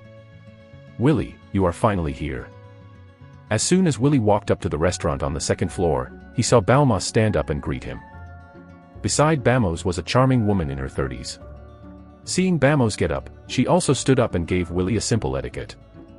An inexplicable look flashed in Willie's eyes. Bamos is in his 20s, and has long passed the age of 16. Not only is he married, but he also has children. But it is said that Bamos's wife is the daughter of a big businessman, 5 years younger than him. But the woman around Bamos is obviously not his wife. As for the relationship between men and women in aristocratic circles, Willie had heard of it long ago when he was a country boy, so he did not show anything wrong. "Master Balmas, you've been waiting for a long time." Willie stepped forward and gave Balmas a slight salute. At this time, Bamos seemed to be in a good mood. He smiled and said, "I'm training with Uncle Ole. I'm afraid I've suffered a lot of crimes. Hurry up and sit down. I've already asked the nanny to prepare dinner." Under the direction of Bamos, Willie and the woman sat on both sides of Bamos. "This is Willie, my father's personal soldier, and Uncle Ole's student." Balmas introduced Willie to the woman. "I have seen Your Excellency Willie." The woman smiled and nodded to Willie. "This is Mrs. Leia." The introduction by Bamos was very simple, and the corner of his mouth curved slightly. Willie then returned the salute to Madame Leia. "Let's serve." Despite Bamos's order, an old servant with silver hair was seen bringing the delicious food to the table. Fluffy snow-white bread, creamy mayonnaise, hot salad dressing noodles, fragrant steak, golden crispy sardines, meat rolls mixed with vegetables, sweet juice, fragrant red wine. There are a dozen or so dishes, and each dish has a lot of weight, obviously taking into account Willie, who needs to replenish his stamina. The old servant stood by, using public utensils, dividing the food into the plates in front of everyone. Willie, do you find it difficult to study in culture class? Bamos is not worried that Willie will have trouble in the study of the night attendant, but he is only worried that he will not be used to the study of the culture class. Mr. Hudile is very responsible, and I didn't feel tired when studying the culture class. Seeing Bamos starting to eat, Willie shoved the cut meat roll into his mouth. www.novel.com. Bamos nodded, and suddenly the conversation changed. I heard that you settled the people with Pondo. Are they exempted from the bean tax? Yes, Master Balmas. Willie was not surprised. Baron Kell sent someone to watch the development progress of Van Dutten, which was actually a test observation for himself. Bamos frowned slightly. Although your performance is very kind, I still want to remind you that as the manager of Fondo Village, it is not a wise choice to exempt the people from the Fondo tax. I know, my father, I have given you 500 gold rams of wealth, but you can't relax the constraints on the settlers just because of this. It is not advisable to sit and eat, you need a steady source of money. Bamos was worried that Willie was too kind to people of the same status because he came from an ordinary family in the countryside. The rules and order faced by the superiors and the commoners are different, and Bamos thinks that he should wake up Willie earlier. Hearing Balmas's advice, Willie knew that he was deliberately instructing himself. He first thanked him, and then explained, I have thought about exempting the bean tax many times. The reason for this is that I have to first give the villagers the expectation of living hard, and the income from the bean tax is too meager. For me, it is better to use it to win over people's hearts. But without the Fondo tax, where is the source of income for the Fondo village you manage? Bamos didn't expect Willie to know how to give hope and buy people's hearts. This kid doesn't seem to be as simple and honest as he thinks. However, Bamos really wanted to see Willie like this.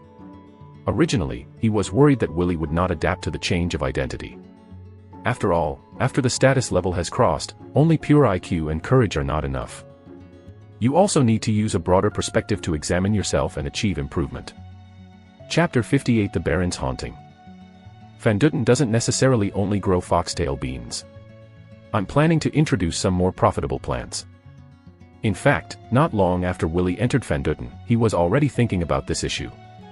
Whether it is the title of Junior Gatherer or Junior Hunter, Willie has a wealth of grass planting knowledge. In Paler Forest and Morse Forest, there are some wild plants that can be artificially planted in batches. The reason why they are rarely seen in the outside world is because everyone is not familiar with the characteristics of those wild plants. But Willie is different. He is familiar with the growth environment and characteristics of various planting grasses. As long as a reasonable planting method is formulated, it can be turned into a mode of mass production. Do you want to expand Fondo Village? Bamos immediately heard the key point in Willie's words. The current scale of reclamation in Van Dutten can only guarantee the planting of Fondo. If you want to plant other crops, you must expand the scale. I have this idea. After all, this is what the Baron has always encouraged. Willie's answer was more tactful. Bamos pondered, chewing the food in his mouth, and then spoke again. Since you have your own ideas, then I won't interfere too much. Young people should try more things. Willie knew very well that although Bamos respected his opinion, he didn't have much confidence in himself. However, Willie is not in a hurry to explain all this, which will make him seem too helpless. It is better to prove it with actions in the future. By the way, the snow-pattern deer's injury is almost healed, and it is now locked in my father's manor. Bamos suddenly mentioned the matter of the snow-pattern deer. At that time, the snow-pattern deer was captured by Willie as the main force, and he needed a follow-up explanation from Willie. Willie nodded. The Baron must be very happy. When Bamos heard this, he laughed, showing a helpless look. In fact, my father is not happy at all. Why? Willie was a little surprised. At that time, the Baron's desire for the snow-pattern deer was known to almost everyone involved in the hunting at that time. Especially when he was receiving the reward, Willie still remembered the happy look on Baron Kessel's face. My father got the snow-pattern deer, and his original intention was to tame it and turn it into an important combat force under his command. But in fact, the snow-pattern deer could not be tamed at all. Balmas explained, feeling sorry for his father. In this way, the snow-patterned deer is just a decoration. How did the Baron tame the snow-patterned deer? Willie frowned slightly when he heard this. Father used two methods. At first, it was Huiro's method, and he wanted to establish a relationship with the snow-patterned deer through daily contact. But it was useless at all. Except for the occasional food, the snow-patterned deer didn't pay attention to anyone at all. Bamos made a headache. Speaking of food, this is also a big problem. After the snow-patterned deer was locked up, the food intake was very small, almost the same as that of ordinary beasts. It's like dying. My father saw this and tried harsh training methods. My father directly suppressed it with the power of a knight, and set up a reward and punishment mechanism to force it to obey, but it still didn't help. In desperation, my father had to keep the snow-patterned deer in captivity first. Balmas shook his head with a helpless expression. Willie thought for a while, what did the Baron feed it? All kinds of plant branches and leaves. Almost all the plant branches and leaves that can be found in Diamond Town are used to feed it, but it is not very hungry, and it doesn't eat at all. I don't know what it used to eat to grow up. Balmas responded with a grumbling tone. Have you ever tried meat? Willie said suddenly. The title of Intermediate Beast Tamer endowed Willie with the habits and characteristics of bronze-level monsters, so Willie knew exactly what the snow-patterned deer liked to eat. Although the snow-patterned deer is a deer, it does not eat plants. It usually eats meat, a typical carnivore.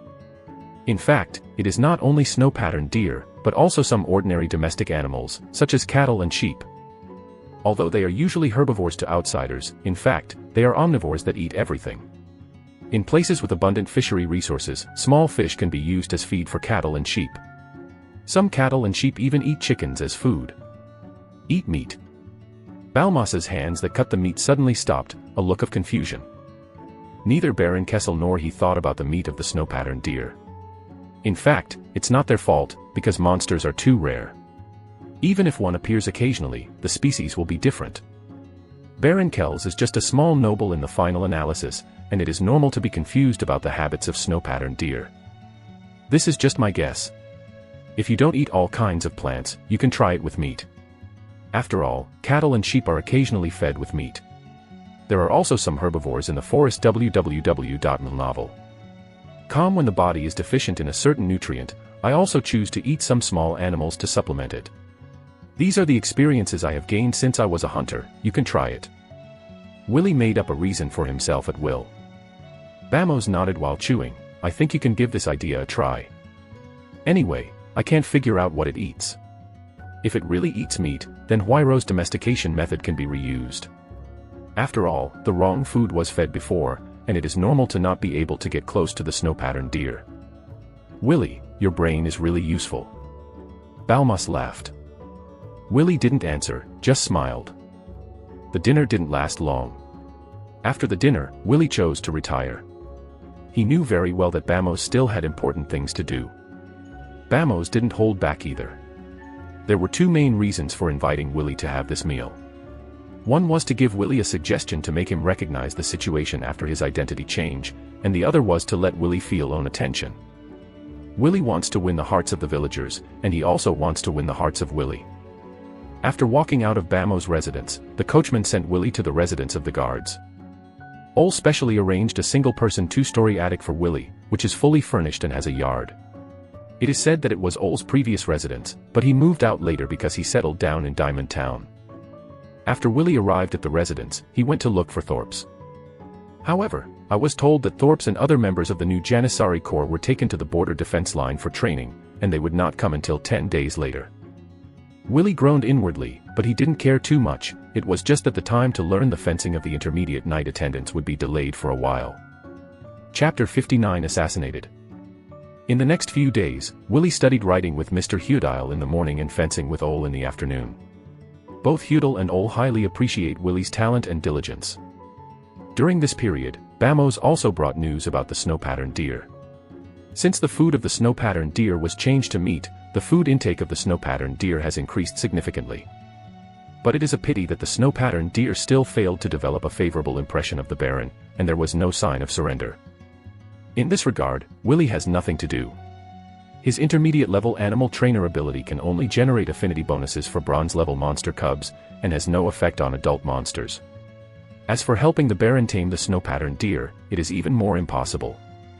Night. After a day of study, Willie was lying on the bed ready to sleep after taking a hot bath. Just now, he was a little sleepy, but Willie suddenly heard a loud roar from inside the house. All members of the personal soldiers. Fully armed. All assembled. Immediately. In an instant, the originally quiet residents of the guards department suddenly became riotous. After Willie heard the voice of the assembly, his sleepiness subsided instantly. In the few days after he came to the guard's office, he had never seen such an urgent matter in the guard's office. Without any hesitation, Willie got up and changed out of his pajamas, then put on his custom-made light armor and helmet. Because the assembly order said that he was fully armed, Willie also wore the cross sword around his waist, and also clenched the long spears of the personal soldiers in his hands. He quickly went downstairs and saw the crowd all gathered in the direction of the training ground. When Willie saw this, he followed the soldiers. "Captain Morian, what happened?" When he arrived at the training ground, Willie saw Morian, the captain of the 1st Division, who was commanding sharply, standing in front of the crowd. Seeing Willie approaching and asking, Morian's stern expression subsided slightly. For Morian, Willie's identity is embarrassing. Although he is a personal soldier, he does not belong to any of the 3 divisions of the personal soldier team.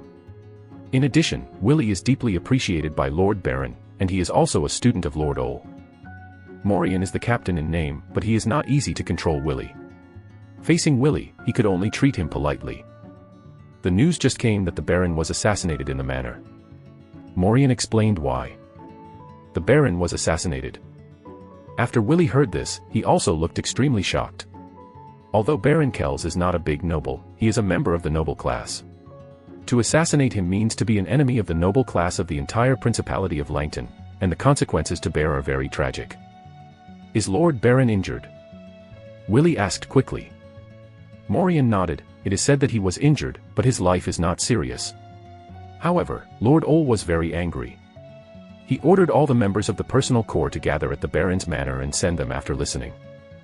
Willie instantly understood the seriousness of the situation, and his life was safe, but he was injured, which meant that the stabbing operation was effective to some extent.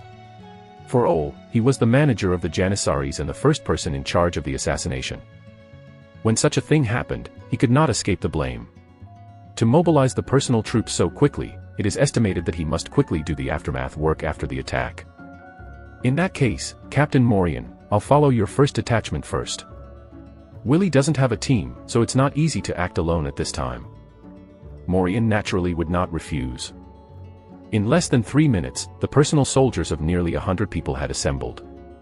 The subcommanders rode on horses, and the personal soldiers followed behind the subcommanders and ran all the way. Morian originally wanted to find a warhorse for Willie to ride, but Willie refused. Originally, his identity was more sensitive in the personal soldiers, and there was no need to specialize it at a critical time. Baron Manor. Lord Baron, all this is my fault.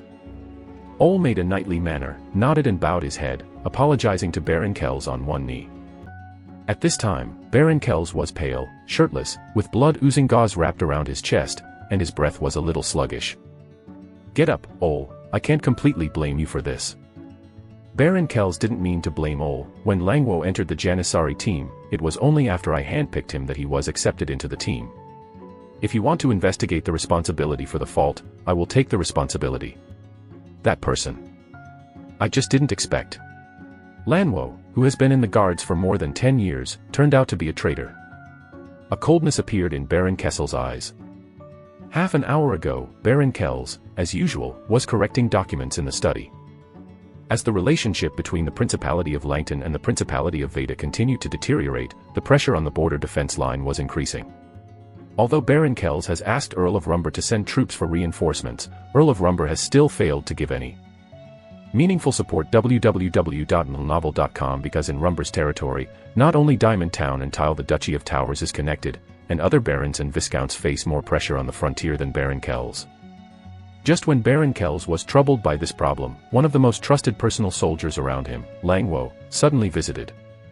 Baron Kells was quite a surprise, as Langwo was not on duty today. But he didn't have any doubts. After all, Langwo had been with him for more than 10 years.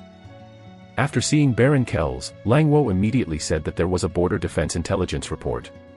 However, when he handed the document in his hand to Baron Kells, he suddenly took out a dagger from his sleeve and stabbed Baron Kells in the chest.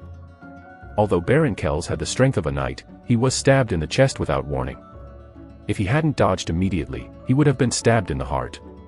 When Manhwa saw that he missed, he even sent a signal that 5 or 6 people in the tight Baron's manor poured directly into the study and besieged the Baron. Baron Kells counterattacked in an instant. Even though he was seriously injured, he still relied on the knight's strength to kill 3 people on the spot, but the other 3 escaped. The Baron wanted to continue the pursuit, but found that the wound started to itch, and the dagger was actually smeared with poison. There was no way Baron Kells could only give up the pursuit and deal with his injury first. It was only then that the Janissaries and guards discovered the anomaly here. It turned out that before the assassination, Manhwa borrowed his identity to transfer some of the surrounding personal soldiers and guards away, leaving only 10 guards, who were silently killed by several assassins. Without any defense, the Baron's defense turned into a vacuum. The enraged Baron immediately ordered the entire manor and even the town of Diamond to be blocked, and the personal guards were dispatched. The assassin must be arrested tonight. Chapter 60 Search. Lord Baron, I'll lead the team in person and bring back that Manhwa and his 2 helpers. Ol wrote the order to Baron Kells. Baron Kells nodded solemnly. Be sure to bring it back, remember to leave a living mouth, I need to confirm something in their mouth. The Baron's serious tone made both Balmas and Ol close their brows. Lord Baron, are you worried? Ol narrowed his eyes slightly, as if he had guessed what the Baron was thinking, and a dignified expression appeared on his already gloomy face. Bamos suddenly realized something, and suddenly turned to look at Baron Kells. That's right. I do have such concerns. Baron Kells said with a cold tone, the assassination of the nobles has not happened for a long time. This time, the assassination not only almost succeeded, but also colluded. If the people in the manor can do all this, the manipulator behind them is definitely not easy. If it's normal, it's fine. Now is a critical moment when the friction between the 2 countries is getting more intense, so I can't think about it too much. Manhwa, maybe he was instructed by the Principality of Veda. Baron Kells expressed his deepest worries to Ol and Balmas. Therefore, the escaped Manhwa and his accomplices must be caught. I'm going to arrange an arrest operation. Ol already understood the seriousness of this matter, and he no longer hesitated and walked out the door. Father. Balmas' eyes were full of worry, not only for his father's safety, but also for the future of Diamond Town. Once it is confirmed that the assassination was instigated by the Principality of Veda, then Diamond Town may be involved in the war between the 2 countries. Perhaps the Earl of Rumber can still control a large area after the war, but a small noble like Baron Kells is likely to be destroyed in the war. First report my assassination to Count Rumber, and write our guesses into the file. At this point, you can't be sloppy, and even if your guess is wrong, you can't be indifferent. Understood. Balmas nodded and turned to leave. Baron Kells sighed, his face full of weariness. Ol walked out of the attic and saw that 3 detachments of personal soldiers were already on standby in front of the building. From the first team, he saw Willie's figure. After making simple eye contact with Willie, Ol shouted to everyone, you already know about the assassination of Lord Baron. Just half an hour ago, the guards had sealed off all the Diamond Town, and 3 assassins were assassinated. Although the attackers escaped, it was impossible for them to leave Diamond Town. Now, everyone in the personal soldiers immediately started a carpet-like search. The streets, houses, and shops cannot let go of any possible hiding places. No matter who it is, as long as a suspicious person is found, there is no need to confirm their identity, and they will be arrested immediately. If someone blocks the search, they will directly break their legs and feet. Remember, we want to live, not to kill people. Ol continued, also, there is one person you need to pay attention to. Manhwa, he is the main criminal of this assassination operation. If you encounter him, arrest him immediately. As soon as Ol's voice fell, all the members of the personal soldiers trembled in their hearts, and they immediately realized the seriousness of the assassination. Manhwa, the absolute core figure of the Baron's personal corps, turned out to betray and assassinated the Baron. Although they don't understand what happened, everyone knows that this operation involves very complicated things. Action. With Ol's order, the personal soldiers immediately dispersed. Ol took a deep breath, feeling that the stone in his heart was getting heavier and heavier. Although Baron Kells didn't mean to blame him, Ole couldn't ignore the bad behavior and consequences of this assassination. As the first person in charge of the personal soldiers, he must take full responsibility for the assassination of the Baron by the core figures of the personal soldiers. Moreover, if things are really as the Baron had guessed, I am afraid that the seriousness of the situation will be aggravated by another level. Manhwa and others must be caught. This is not only a chance for Ole to redeem himself, but also a key event to confirm the safety of Diamond Town in the future. I hope to be successful. Ole mounts his horse, holds a lance, and personally participates in the search operation. The streets of Diamond Town. Does each team know the scope of their search? Morian, the captain of the 1st Division, asked the captains of the personal soldiers seriously. Clear. After getting affirmative answers from several people, Morian issued an order to start the search. There are 30 people in the first team and 6 teams, with an average of 5 people in each team. Morian personally led a squad, and the rest of the squad leaders each led a squad. Willie, are you sure you want to follow me? Don't you need to go back to Lord Ole? Morian looked at Willie beside him. Because Willie did not belong to any team before, so he chose to follow himself. This put more pressure on Morian. In his opinion, although Willie was a student of Lord Ole, he was too young to have rich experience in arresting and fighting. If he was injured or suffered an accident during the arrest, he would definitely be blamed. No, I'll be your subordinate to Captain Morian for the time being. Willie answered affirmatively. He knew that Ole must be under a lot of pressure at this time, and he couldn't help him by following his side. Okay. Morian saw that Willie insisted www.novel.com and it was not easy to refuse. According to the previous assignment, we will go to the houses on 3rd Street to search. Morian is no longer riding a horse, but is marching with the team members. Under the leadership of Morian, the team of 6 quickly rushed to the 3rd Street together. Open the door. In front of the first private house on the street, Morian knocked on the door. A terrified question came from inside the house, "Who is it? Stop talking nonsense and move more quickly." Morian looked impatient, raised his foot and kicked the door. The ordinary door could not stop Morian's power at all, and was smashed abruptly. Morian took Willie and the others and rushed into the house at once. So far, a shirtless young man walked out of the back room with fear. "My lords. Stop talking nonsense, get out of here." Morian directly dragged the men aside, and his previous courtesy towards Willie disappeared at this moment. His heart is also very anxious. If he can't catch anyone tonight, as the captain of the first team, he must also bear the fiercest anger from Lord Ole. Search! Morian gave a loud shout. Several guards began to rummage through boxes and cabinets in the private house, ignoring the women in the back room, and their methods were extremely rude. Willie frowned slightly, but didn't say anything. He followed Morian's side and searched the places where people might be hiding. No. After the team members searched, they reported to Morian. The next one. Morian left with a few people. Only the young man and his wife and daughter were left standing in the house in fear, looking at the broken door, their bodies trembling. Chapter 61 Find the Assassin. The town of Diamond, which was supposed to fall into a silent night, became panic-stricken because of the assassination of Lord Baron. Residential houses, shops, and even the residences of officials and big businessmen in Diamond Township were not spared the search. Now Ole is afraid to trust anyone around him. Even Manhwa may defect, who is sure that others will not be bought or coerced. The dark night was full of lights, and screams and cries could be heard everywhere. Somewhere on a street corner. Ole didn't move on his horse, his face was as gloomy as water. There have been more than a dozen reports from the personal soldiers and guards, but no one has found any trace of the assassin. Ole can't wait to slaughter all these wastes one by one. This is a major event related to Lord Baron and even the entire Diamond Town, but there is no progress at this time. Ole was full of anger, but had nowhere to vent. Master Ole, the investigation of the houses in the northwest has been completed, and no abnormalities have been found. A sergeant of the summons came on a horse and rushed to report to Ole Hui. Trash, it's all trash. Keep searching, if you can't find anyone, keep looking. Ole's face was hideous. Open the door. After searching 3rd Street, Morian and Willie and their party still found nothing. Willie is better, Morian's mentality is already a little anxious. As soon as he reached 5th Street, Morian called the door frantically.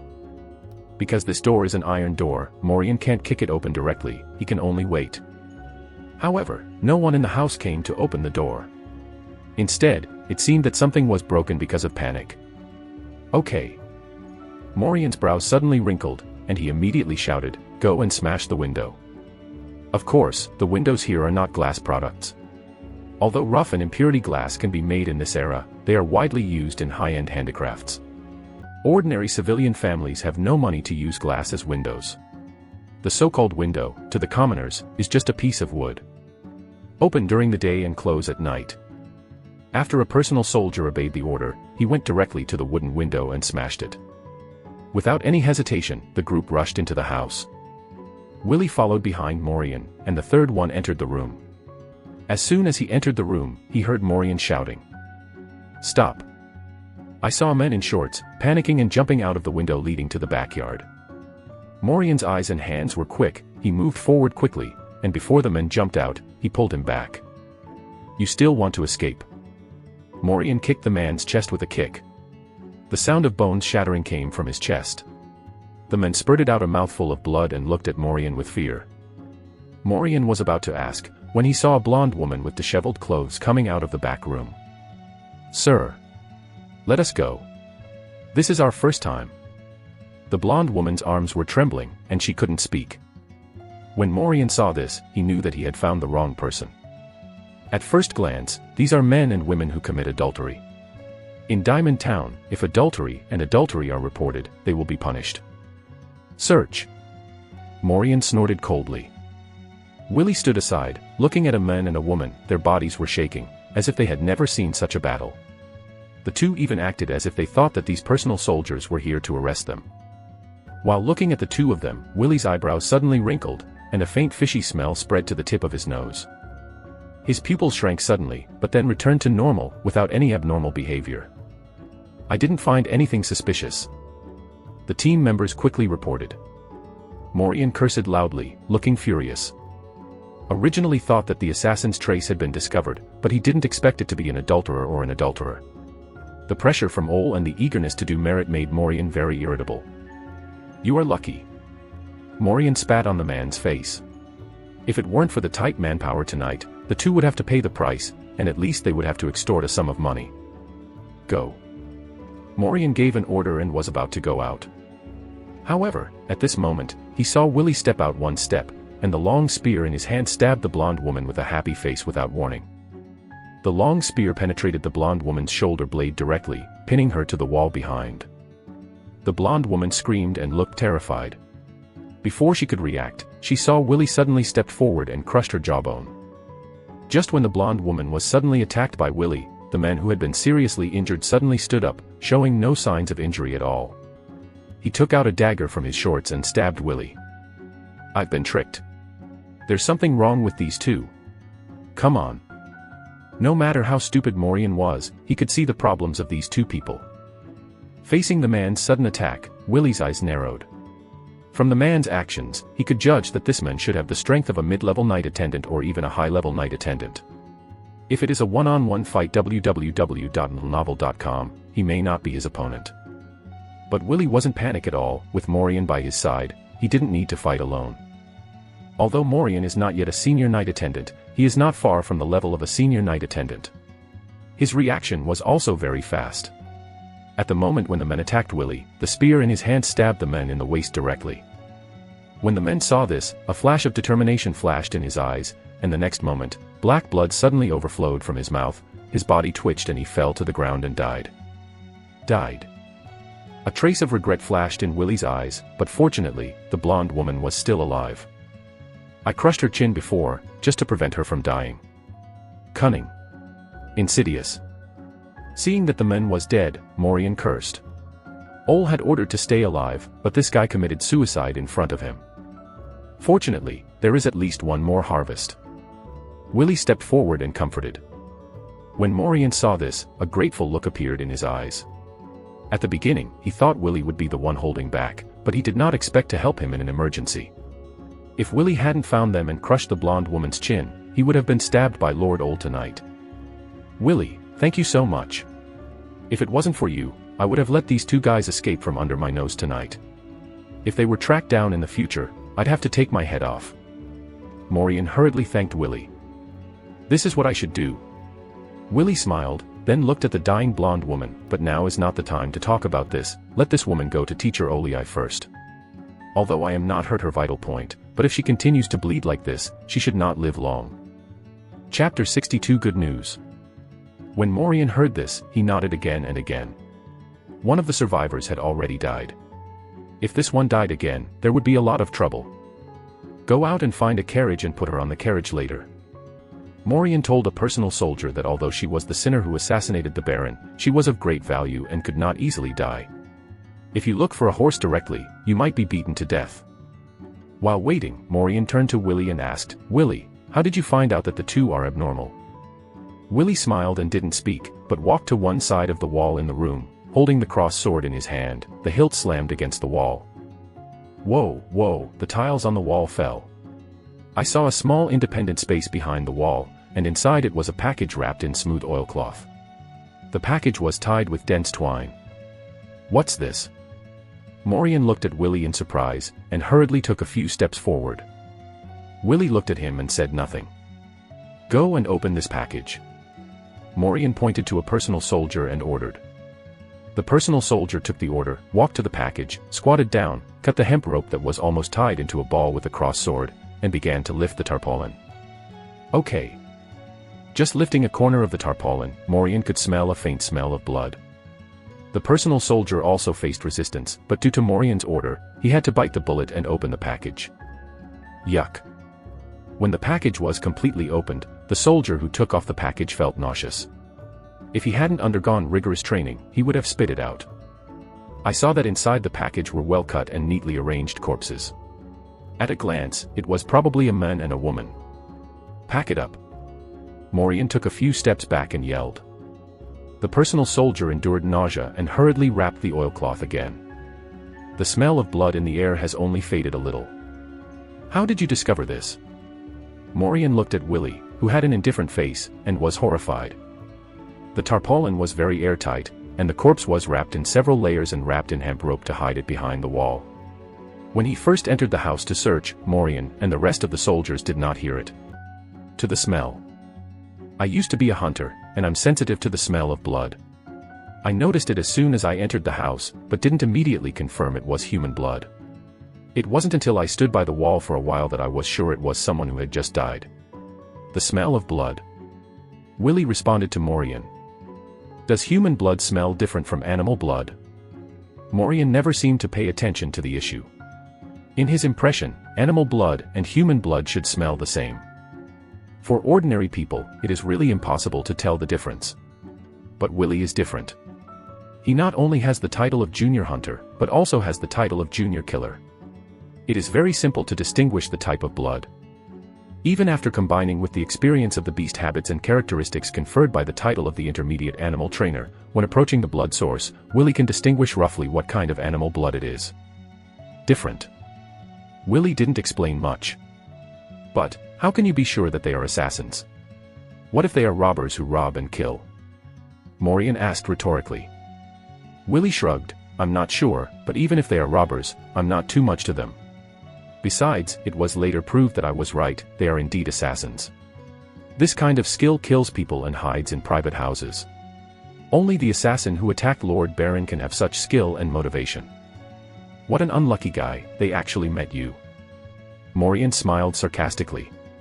At the beginning, if the male assassin escaped directly, he might not be able to catch him with his skills. However, in order to temporarily settle down in Diamond Town and avoid the overwhelming follow-up search, he actually disguised an adultery relationship with the female assassin in an attempt to sneak through the border, playing a routine that the most dangerous place is the safest place.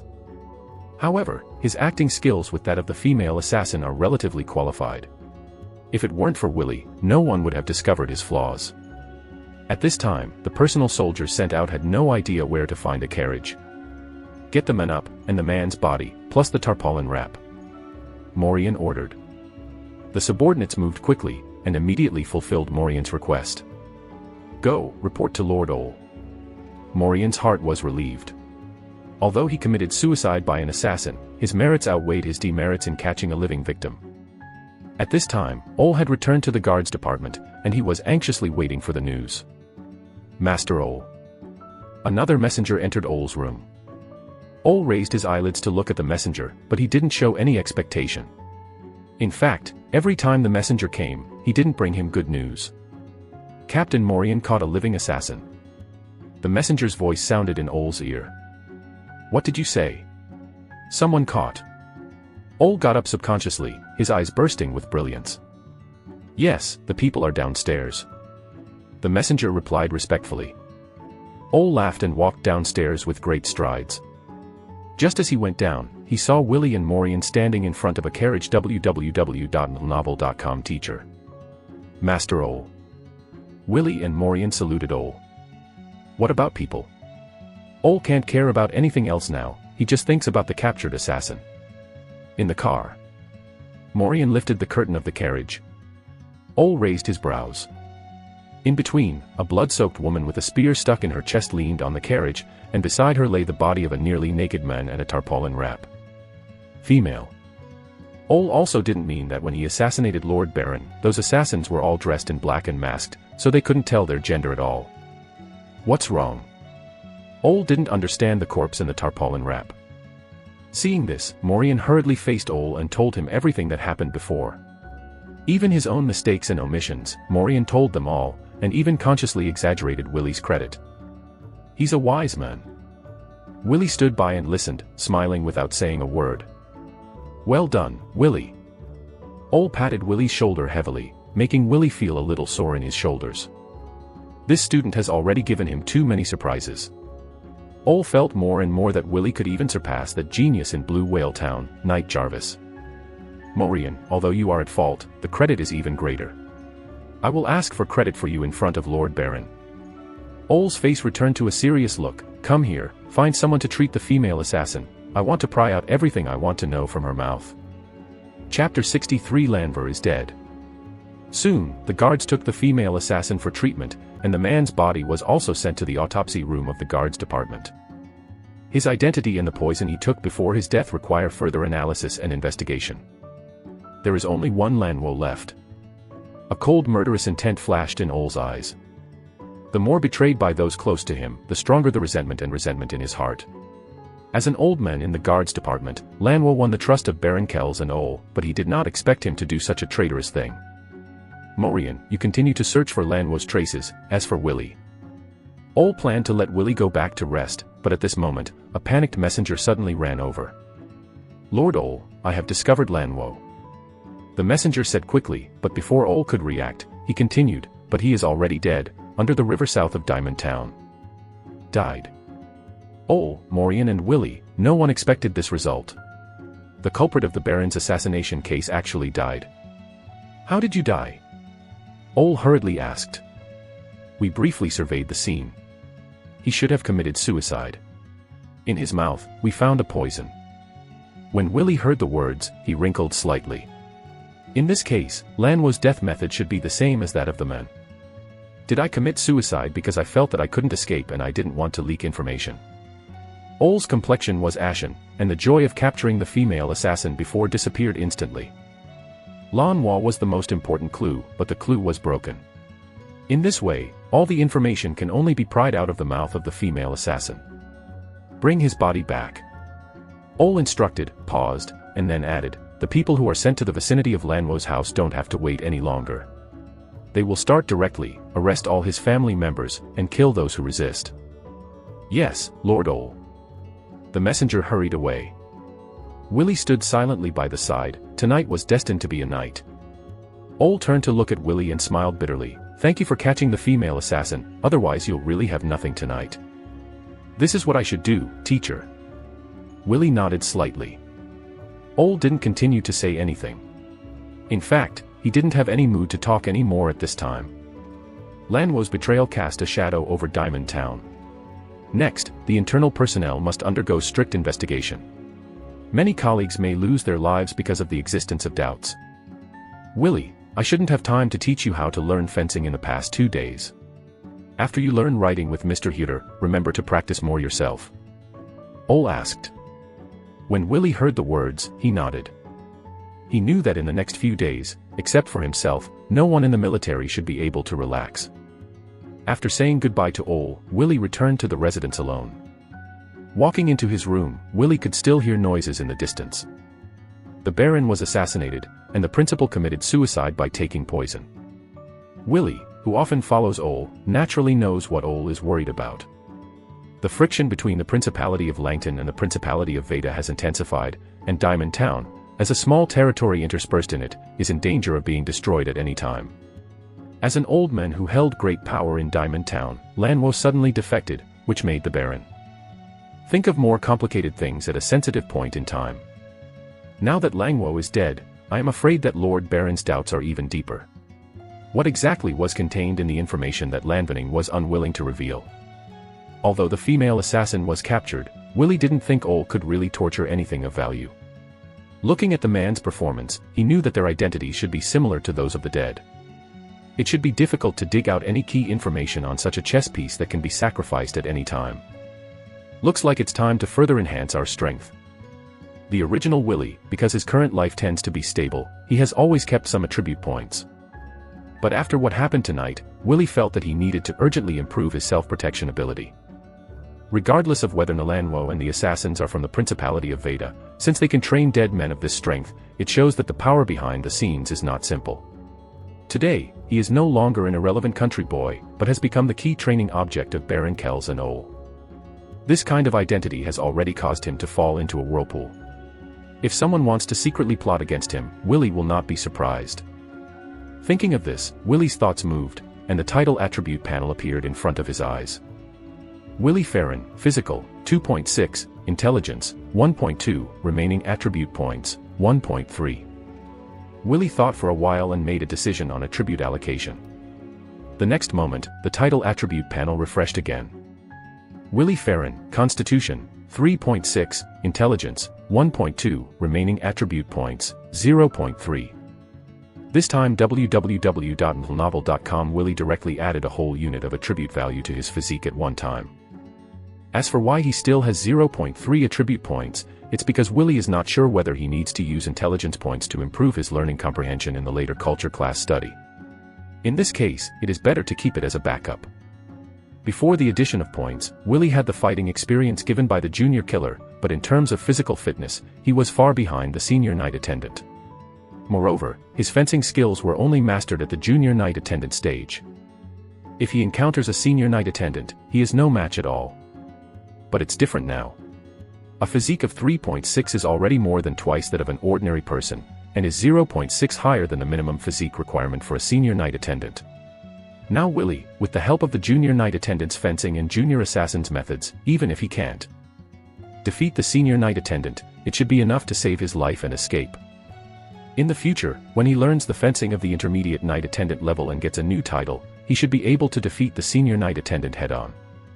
The first time he increased his physique by a whole unit, Willie also felt a huge change in his body. Willie felt that his muscles were tighter, and the power contained in them became more and more explosive. Even his internal organs seemed to be strengthened. His heart is like a plasma pump, powerfully pumping blood to all parts of his limbs.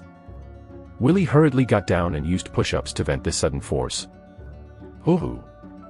It wasn't until he finished 500 push-ups that Willie felt the swelling in his body subside a little. He lay down on the bed, forced himself to suppress his excitement, and fell into sleep with difficulty.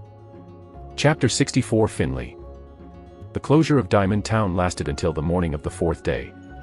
During this period, the residents of Diamond Town could not go out, and people outside could not enter Diamond Town. Almost every resident in the city suffered at least 2 investigations. The never-before-seen oppressive atmosphere made the civilians panic, and everyone was guessing the reason, but no one dared to discuss it in public, lest they be taken away by the guards. There is no peace among the people, and the big figures in the core departments of Diamond Town are also apprehensive. They know the cause and effect of things, so they are more afraid of being affected than civilians. In the past few days, several civil servants and guard leaders who could not get rid of the suspicion have been arrested and jailed, and some people with less dislike have been dismissed and returned to their homes. In the entire Diamond Town from top to bottom, few people can relax. Willie is one of them. In the first 2 days, Willie studied with Hudel during the day, and practiced fencing by himself in the afternoon.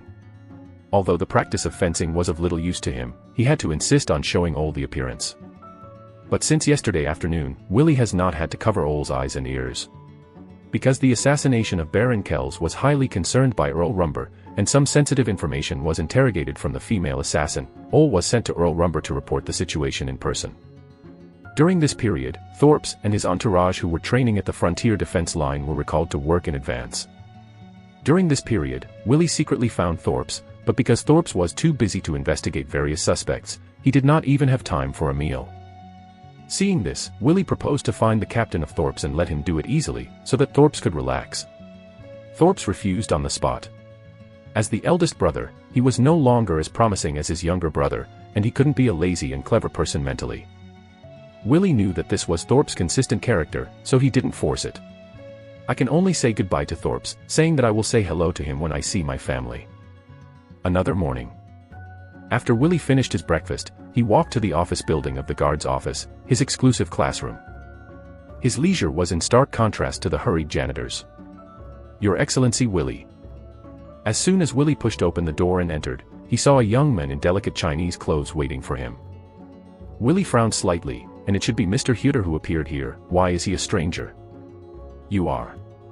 Willie asked. "I'm a student of Mr. Hudiel. My name is Finley. Locus from the Duval family is my father, and I'm his eldest son." When the young man came up, he revealed his identity. "The Duval family." Willie's eyes narrowed slightly. The Duval family is another town not far from Diamond Town, the big family in Stormwind Town. The entire family runs a medicinal herb business and is a big herb trader spanning several baronial territories. Locus is the second figure of the Duval family, even though he has a relatively close relationship with Baron Kells. Since Finley is the eldest son of Locus, his status in the Duval family is not low. It just makes Willie feel strange that Locus, an old man in his 50s, whose eldest son is only a teenager, is rare in this world where marriages are common at the age of 16. "Hello, I'm Willie." Willie briefly introduced himself. Finley looked at Willie calmly, and for some reason, he suddenly felt an inexplicable pressure on his peers. The name Willie has recently spread very hot among the major families near Diamond Town. It is said that he is the only student of Ole in Diamond Town and the core of the team that Baron Kells personally selected for his successor, Bamos. Although the Duval family is also a big family, Locus and Baron Kells also have personal friends, but their status is completely unequal. For a nobleman, facing a businessman, his identity is crushed. Willie is the person that Baron Kells likes, and naturally he is also the object of their attention. The Duval family has a fairly large-scale business in Diamond Town, which is an important market for their source of income, so the Duval family has always maintained close friendships with the bigwigs in Diamond Town. Now that Willie appeared in Duval's field of vision, it was naturally regarded as the goal of developing friendship. If nothing else, Willie will be the next Ole. Only by having a good relationship with such a person can the Duval family's medicinal herbs business continue to operate in Diamond Town stably and continuously. "Mr. Willie, it's like this. Mr. Hudiel fell ill suddenly last night and couldn't come to teach you. I specially asked me to come and tell you," Finley said to Willie. "Why is this happening?" Although Hudiel looks very old, his body still looks tough. "It's a headache from the early years. It always happens once or twice a year. Every time it happens, I stay at home alone and don't see anyone. It will only get better after half a month." Finley has obviously known Hudiel for a long time. www.novel.com. He is different from Willie. Willie is only Hudiel's temporary teaching goal, while Finley is the real student. The relationship between the two, it's the relationship between Willie and Ole. So, Willie originally wanted to visit, but when he heard that Hudiel didn't seem to like seeing outsiders during his illness, he gave up the plan. "Thank you for making this special trip." Willie was polite, but he didn't leave immediately. He felt that Finley should have something to say. "Should be." Finley smiled and paused. "Your Excellency Willie, I heard that you were a hunter, and you know everything about planting grass." Willie was a little surprised when he heard the words. Although he knew that the outside world had paid attention to him, he did not expect that the Duval family would explore him so deeply. "The number of times that I have exposed the knowledge of planting in public is not many." "Your news is very well informed." Willie smiled.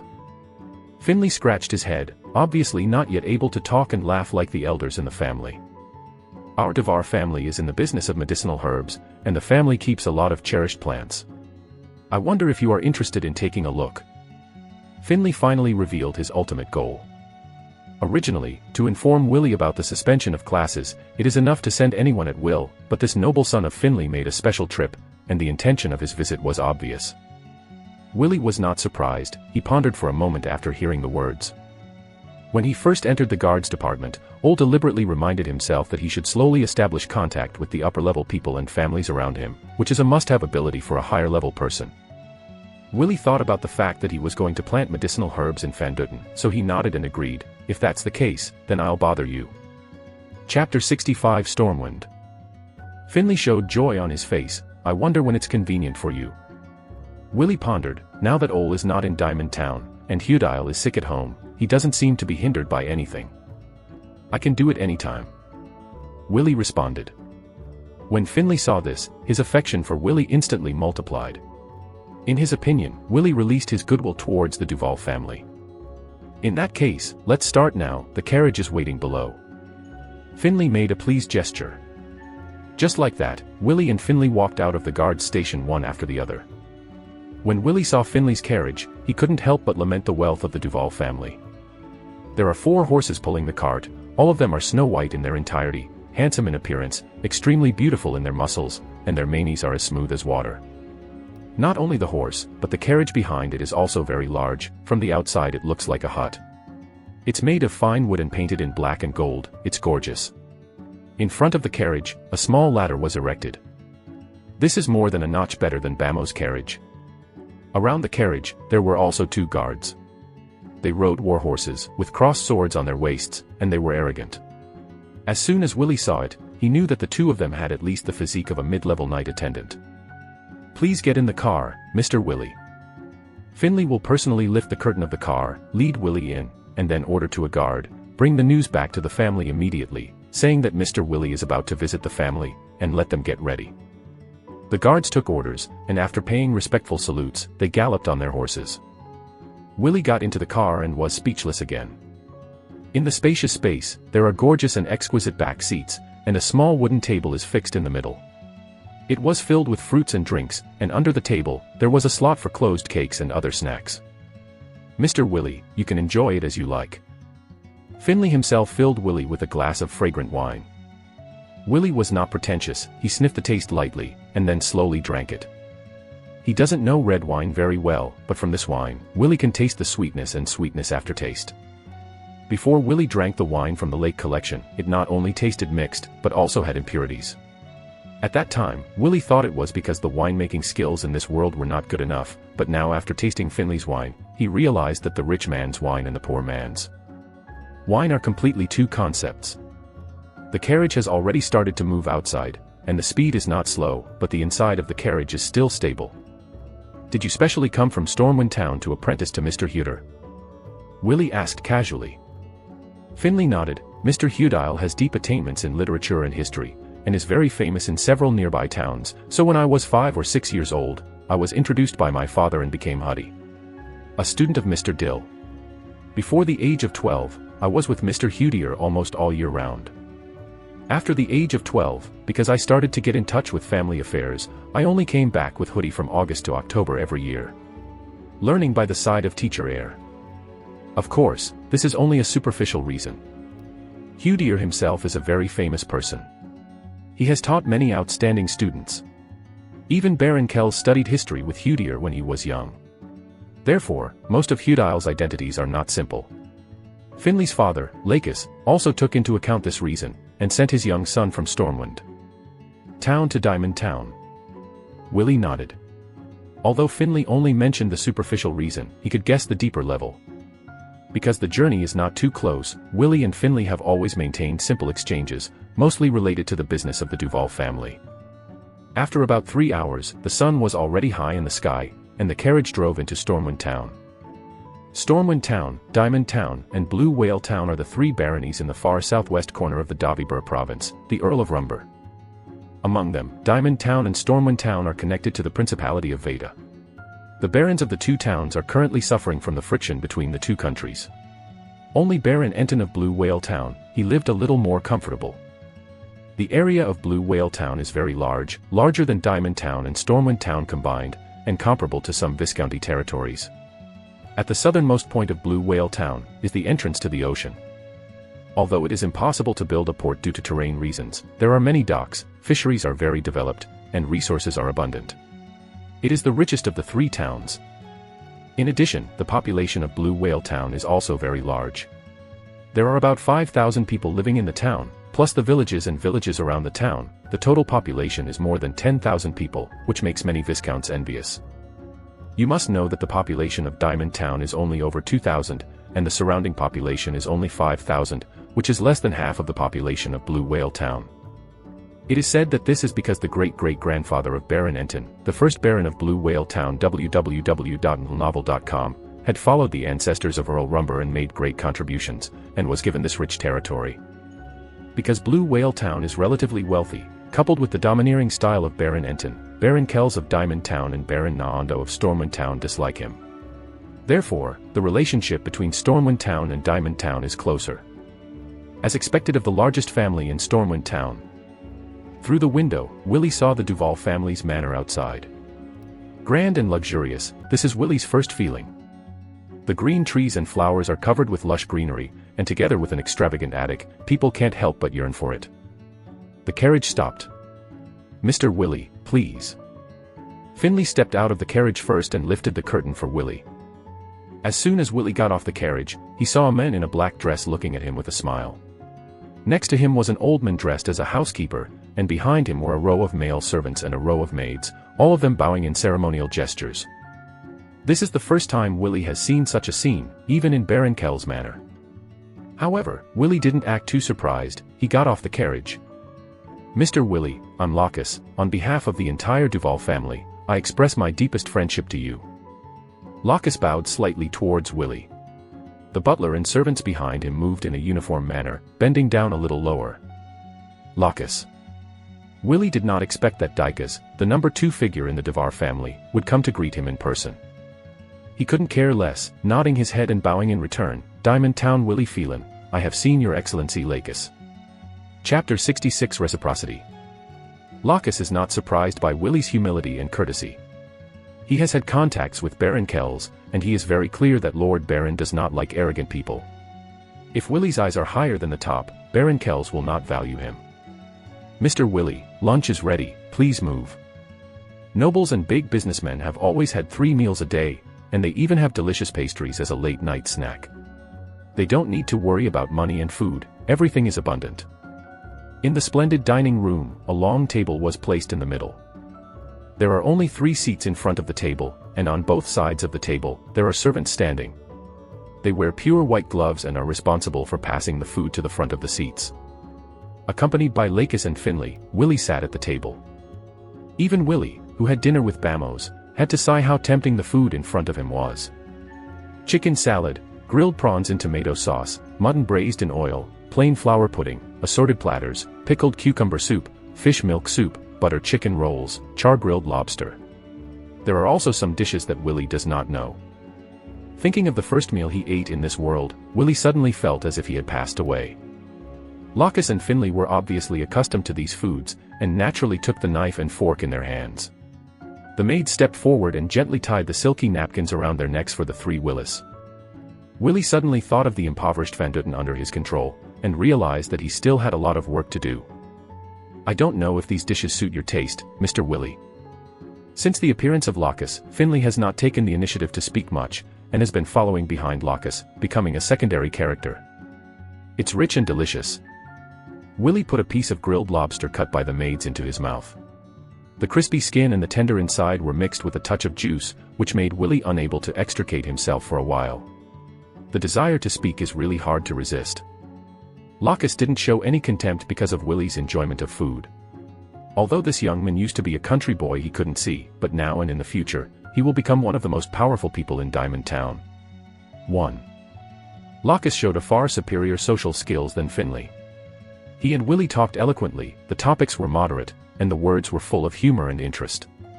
The two seemed to chat a lot, but after a while, there was nothing substantial. This is the real social master, who doesn't tell the truth and doesn't explore, but still gives people a feeling like a spring breeze. Willie also changed his views on the big businessmen. He originally thought that such people depended on the help of nobles to be strong. Now, it seems that they are real people who can deal with various nobles. Mr. Willie, I have a question I want to ask you. The atmosphere was almost set off, and Locke spoke without a trace. When Willie heard the words, the movements in his hand slowly stopped, and the pleasant expression of the previous conversation gradually subsided. He has the life experience of the previous life, and he won't really be coaxed around by Locke's words like a little furry child. Seeing Willie's performance like this, Locke has taken Willie to a new level. He can also play at critical moments when he is in the play. Even if he is from a big family like Finley, it is difficult to do this as natural. If he didn't know Willie's previous identity, he even doubted that Willie really was the descendant of a desolate aristocrat. Please speak. Willie took a sip of red wine and smoothed his throat. Is the situation really complicated about the assassination of Lord Kells? Locke didn't hide anything, but the question was very clever, and he didn't directly name the friction between the two countries.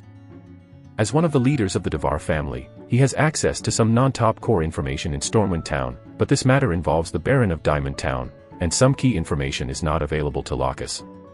But because of the sizable business in Diamond Town, he had to figure this out. If the assassination of Baron Kells involves friction between the two countries, the business scope of the Duval family will need to be adjusted. It's not the withdrawal of Diamond Town, because the survival of the Devar family has been united with Diamond Town and Stormwind Town. It's just that if it is confirmed that the friction between the two countries is involved, the assassination of the Baron can be regarded as a signal that a war has started. Once the war starts, the baronial territories behind the front line will become the biggest supply resource points. As the largest medicinal herbs dealer in the three towns, if he can provide a steady stream of wound medicine during this period, he will not only gain huge wealth, but also win the admiration of the barons and even the Count of Rumber. In Locke's eyes, any turmoil is an opportunity. Willie pondered for a while, but did not answer immediately. There was a brief silence at the table. 2 days ago, Mr. Ole personally went to meet Count Rumber in person. Willie lowered his voice, using only the voice that 3 people could hear www.novel.com until the end. Willie didn't know exactly what information he found out from the female assassin's mouth. But Ole met himself once before he left. During that conversation, Ole revealed something. The assassination of Baron Kells was behind the Principality of Veda. It is precisely because of this that he was summoned by Count Rumber himself. As for Ole's going to meet Count Rumber, Baron Naondo of Stormwind Town should know, but due to the sensitivity of the matter, and this is what happened in Diamond Town, so he didn't in Diamond Town. Spread among the dignitaries. Therefore, this information does not need to be too confidential. So, Locke's eyes lit up. Willie said nothing, but it was enough for him. Thank you. Locke drank the red wine on the table, and his evaluation of Willie increased. Since Willie can answer this question, he can also see from the side that he can already relate to the core news of Diamond Town. At least Ole and Baron Kells really didn't treat him as an outsider. Finley followed his father and drank the red wine from the glass. Willie smiled and put all the red wine in the glass into his stomach. Locke turned to look at the old housekeeper beside him and gave him a look. The old butler understood, nodded secretly, and then turned to leave. Willie didn't look away, as if he didn't see anything. After a while, the old guard walked into the restaurant with 2 guards. The 2 guards hugged an exquisite wooden box. The box was 2 meters long and half a meter wide. It seemed to contain something. Locke smiled slightly, and the courtesy was exchanged. Willie gave him the news, and he had to give it back. Chapter 67 Swift Sword and Star-Spotted Snow Root. Open the box. Locke ordered, put it in front of Mr. Willie. Willie narrowed his eyes and said nothing. Wearing clean white gloves, the old butler gently opened the wooden box, and then the 2 guards brought the opened wooden box to Willie's eyes. Willie first glanced at Locke, saw his smile, and then turned to look inside the wooden box. Is this a swift sword? Willie also showed a look of amazement. Inside the wooden box, there was a slender swift sword with a radiant edge. It was about 1 meter long, and the hilt was black copper. At the end of the hilt, a black gem was inlaid. The swift sword is also called the rapier, and is called the sword of the dress. It's slim in appearance, but it's not actually light in weight. Beside the swift sword, there are 3 handguards, which are crab claw handguards with upward hooks, semicircular handguards composed of 3 rings, and a scallop-shaped handguard. The handguards here are not armors such as gloves, but armors that can be installed between the hilt and the blade to protect the palm. Under the gauntlet, there is also a black scabbard and a silver sword ring. When the swift sword is worn as a decoration in public, most of the sword rings are used, which exposes the beautiful and sharp blade. When the swift sword is not in use, it is mostly placed in the scabbard, which is beneficial to the maintenance of the blade. It's the first time we meet Mr. Willie's gift for this gift. Lakaz's tone was gentle, and the gesture of giving gifts was neither too humble to please, nor arrogant, and he was quite precise. Although I don't know how much this swift sword is worth, Willie is sure that it is very expensive. The black gem on the hilt alone is worth at least 200 gold rams. If that's the case, then I'll accept it. Willie is not pretentious or insists on the principle of no merit and no reward, and receiving gifts also marks a step closer to the friendship between him and the Duval family. Seeing Willie accepting the swift sword, Lakaz's eyes flashed with joy. Next, Willie and the Lakaz father and son had a pleasant exchange, and the meal did not end until more than an hour later. "Mr. Willie, are you interested in visiting our Duval family's cherished plant collection?" During the conversation, Lakaz asked Willie. Finley used this excuse to invite Willie before. Certainly. Willie naturally did not refuse.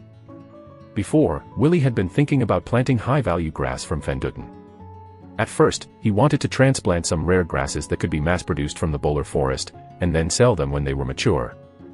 However, Willie changed his mind the moment Finley came into contact with him. Because a more convenient road appeared in front of him. As a big herb dealer, the Duval family can better grasp the market conditions of herbs. Maybe you can grow rare grasses that others can't feed, but if the market demand is insufficient, what's the use of planting them, and the price will still be greatly discounted.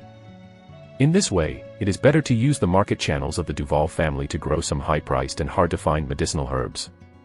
This way, you don't have to worry about profits or sales channels. Led by Lakaz and Finley, a few people came to a room more than 5 meters high. The whole house is made of stone, and there is no wooden decoration in sight. As soon as Willie saw it, he knew that it was designed for fire protection. The guard opened the door, and the Lakaz and his son Finley walked in one after another. As soon as he entered, Willie saw rows of neatly arranged grass specimens. They have been dehydrated and air-dried and placed in glass bottles. Although the glass bottle is mixed and not pure, it is extremely expensive in this era, and it is simply not affordable for the common people. Du fenugreek, Michiyama leaves, licorice. Willie didn't need 2 people to lead him, he looked down the rows of grass specimens. The more he looked, the more surprised he became. Almost every one of these plant specimens was very rare. Some plant specimens were not even found in Paler Forest and Morse Forest, but only existed in Willie's memory. It must have taken a lot of effort for the Duval family to get so many planting specimens. As expected of the Duval family. Willie sighed in admiration. A rare look of pride appeared on Lakaz's face. This is the collection of the entire Duval family for hundreds of years. It represents the desire of the Duval family for the precious plants in the world. This is... Suddenly, Willie saw a small pile of dark gray seeds placed in a transparent glass, roughly 50 or 60 seeds. Is this the seed of the star-spotted snow root? Willie looked at Lakaz. Lakaz was surprised. You actually know this. Zinxwegen is an extremely rare medicinal material. www.novel.com. Its rhizomes and leaves contain a very beneficial substance to the human body. Taking it for a long time can even change the quality of the human body and make ordinary people reborn. It is said that the Earl of Lumbar will take star-spotted snow root at a fixed time to ensure that the aging of body functions is delayed. However, although the effect of the star-spotted snow root is amazing, it is difficult to grow. At least in the province of Davable under the Earl of Rumbar, there are only a few plantings where it can be grown. The Duval family has also tried to reclaim special land for planting stellaria, but the results are all unsuccessful. In desperation, the Duval family could only choose to give up. The reason why Lakaz was surprised that Willie was able to recognize the star-spotted snow root is because the star-spotted snow root is too rare.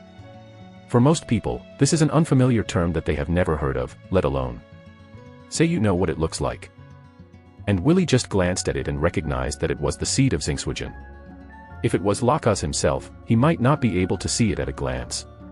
After all, the seeds of too many plants are too similar.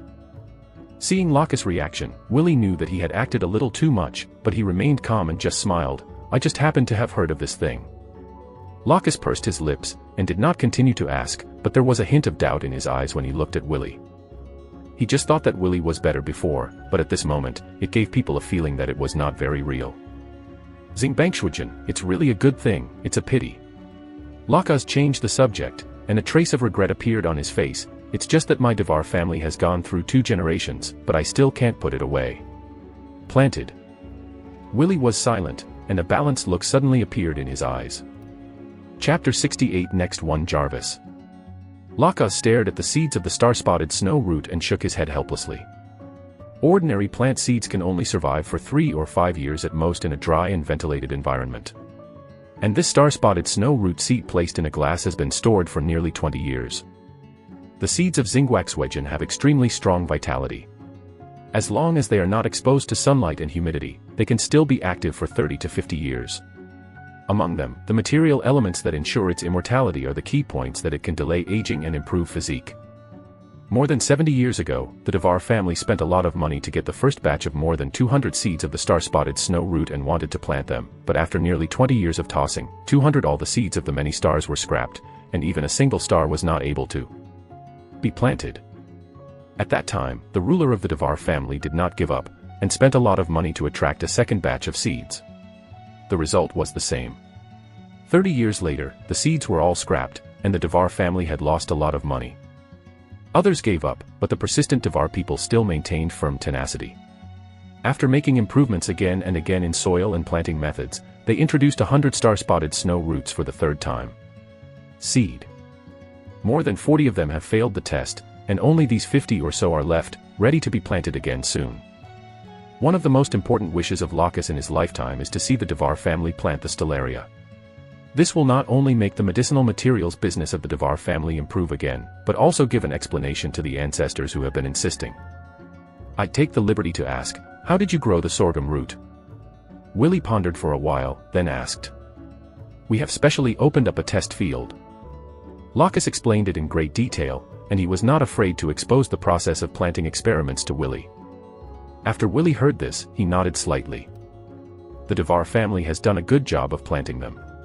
The reason why they couldn't plant the star-spotted snow root is because of some of its exclusive characteristics, which the Devar family has not yet figured out.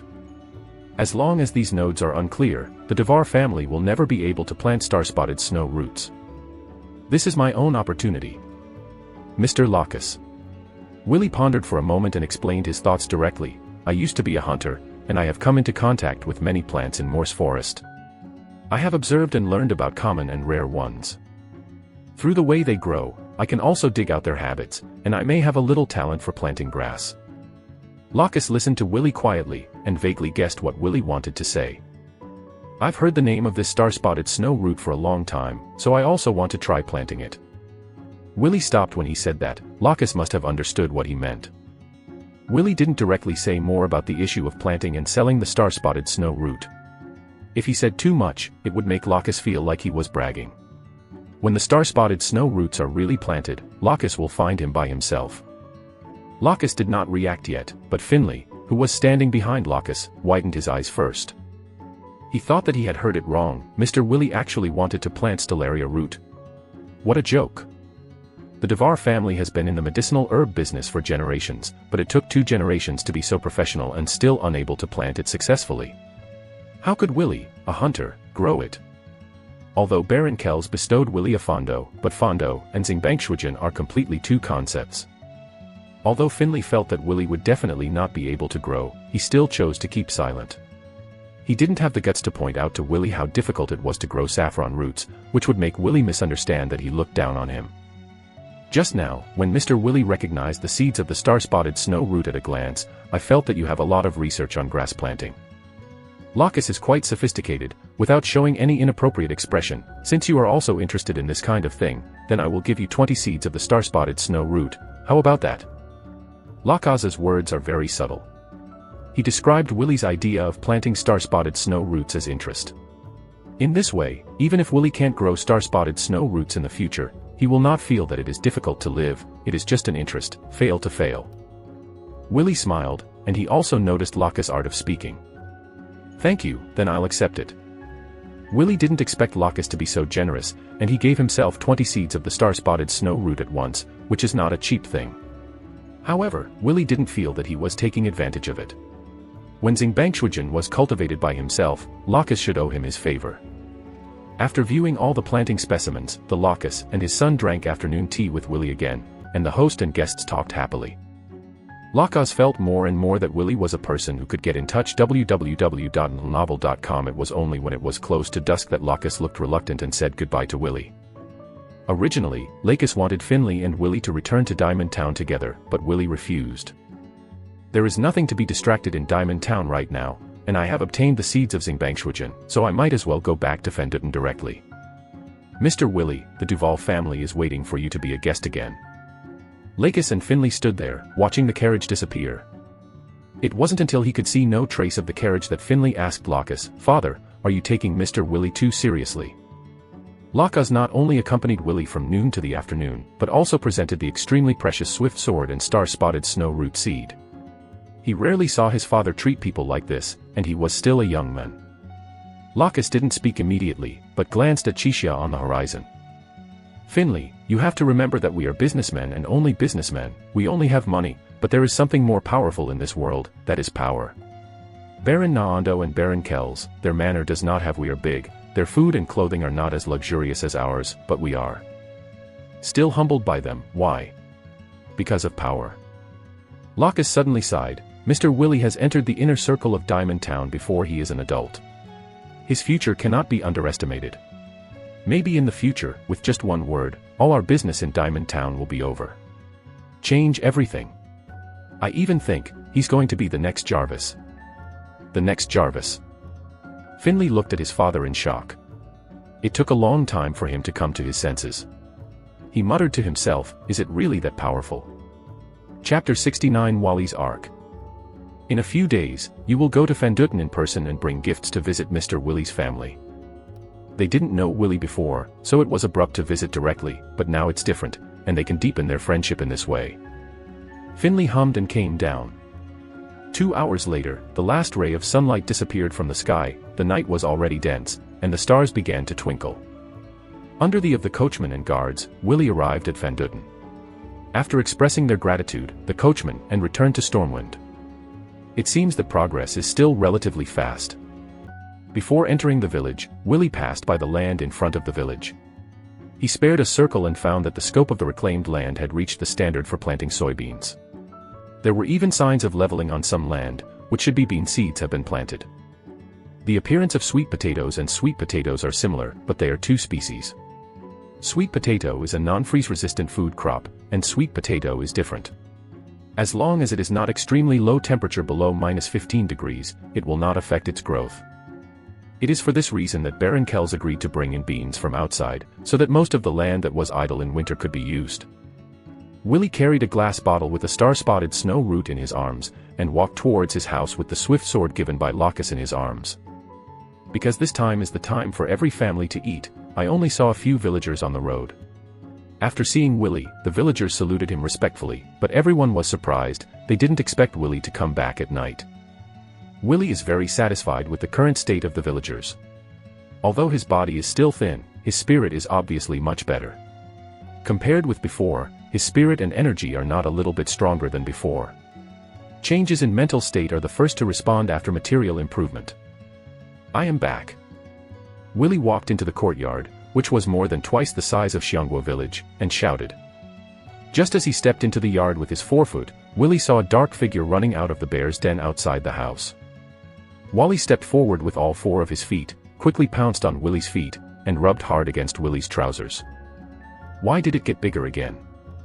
Willie didn't expect that Wally had grown to 60 to 70 centimeters after only half a month away, almost the size of an adult dog. It is covered with flesh all over, and the hole is oval. Willie pressed Wally's head to express his intimacy. Willie, why did you come back suddenly? Mrs. Shawn came out, looking at Willie, who was holding the wooden box in her arms. You must know that Thorpe's never went home once after he joined the guards. But less than half a month later, Willie came back by himself. Immediately afterwards, Viria stuck out her head with a plate in one hand and a spoon in the other. Her eyes lit up. "Willie, what are you holding in your hand?" Willie ignored her and entered the house with Mrs. Shine's greeting. "Where's your father?" Willie entered the room and found that Lake was not there. He put down the wooden box and asked Mrs. Shine. While serving Willie, Mrs. Shine said, "He has already gone back to his room and fell asleep. For the past 2 weeks, he and old Joel have been worrying about the planting of soybeans. After finishing work, I go home to eat and sleep." When Willie heard the words, he knew that Lake had completely entered the role of acting colonel. Fanduten is its own, so be careful. "Is this a sword?" Viria's movements were quick, and she opened the wooden box just after Willie put it down. The swift sword with graceful lines and striking edge aroused Viria's amazement, especially the black gem on the hilt, which made Viria straighten her eyes. She had only seen the cross sword of her eldest brother Thorpe's up close before, but now that she thinks about it, the gap between that sword and the rapier in front of her is too great. "What a beautiful sword, is this the one given to you by the Baron?" Mrs. Shine also walked over and took a look, and instantly photographed the little hand Viria wanted to touch. "No, it was given by Mr. Locus from the Devar family in Stormwind Town," Willie replied while eating the bibimbap made by Mrs. Shine. When Mrs. Shine heard the words, she nodded silently and did not continue to ask.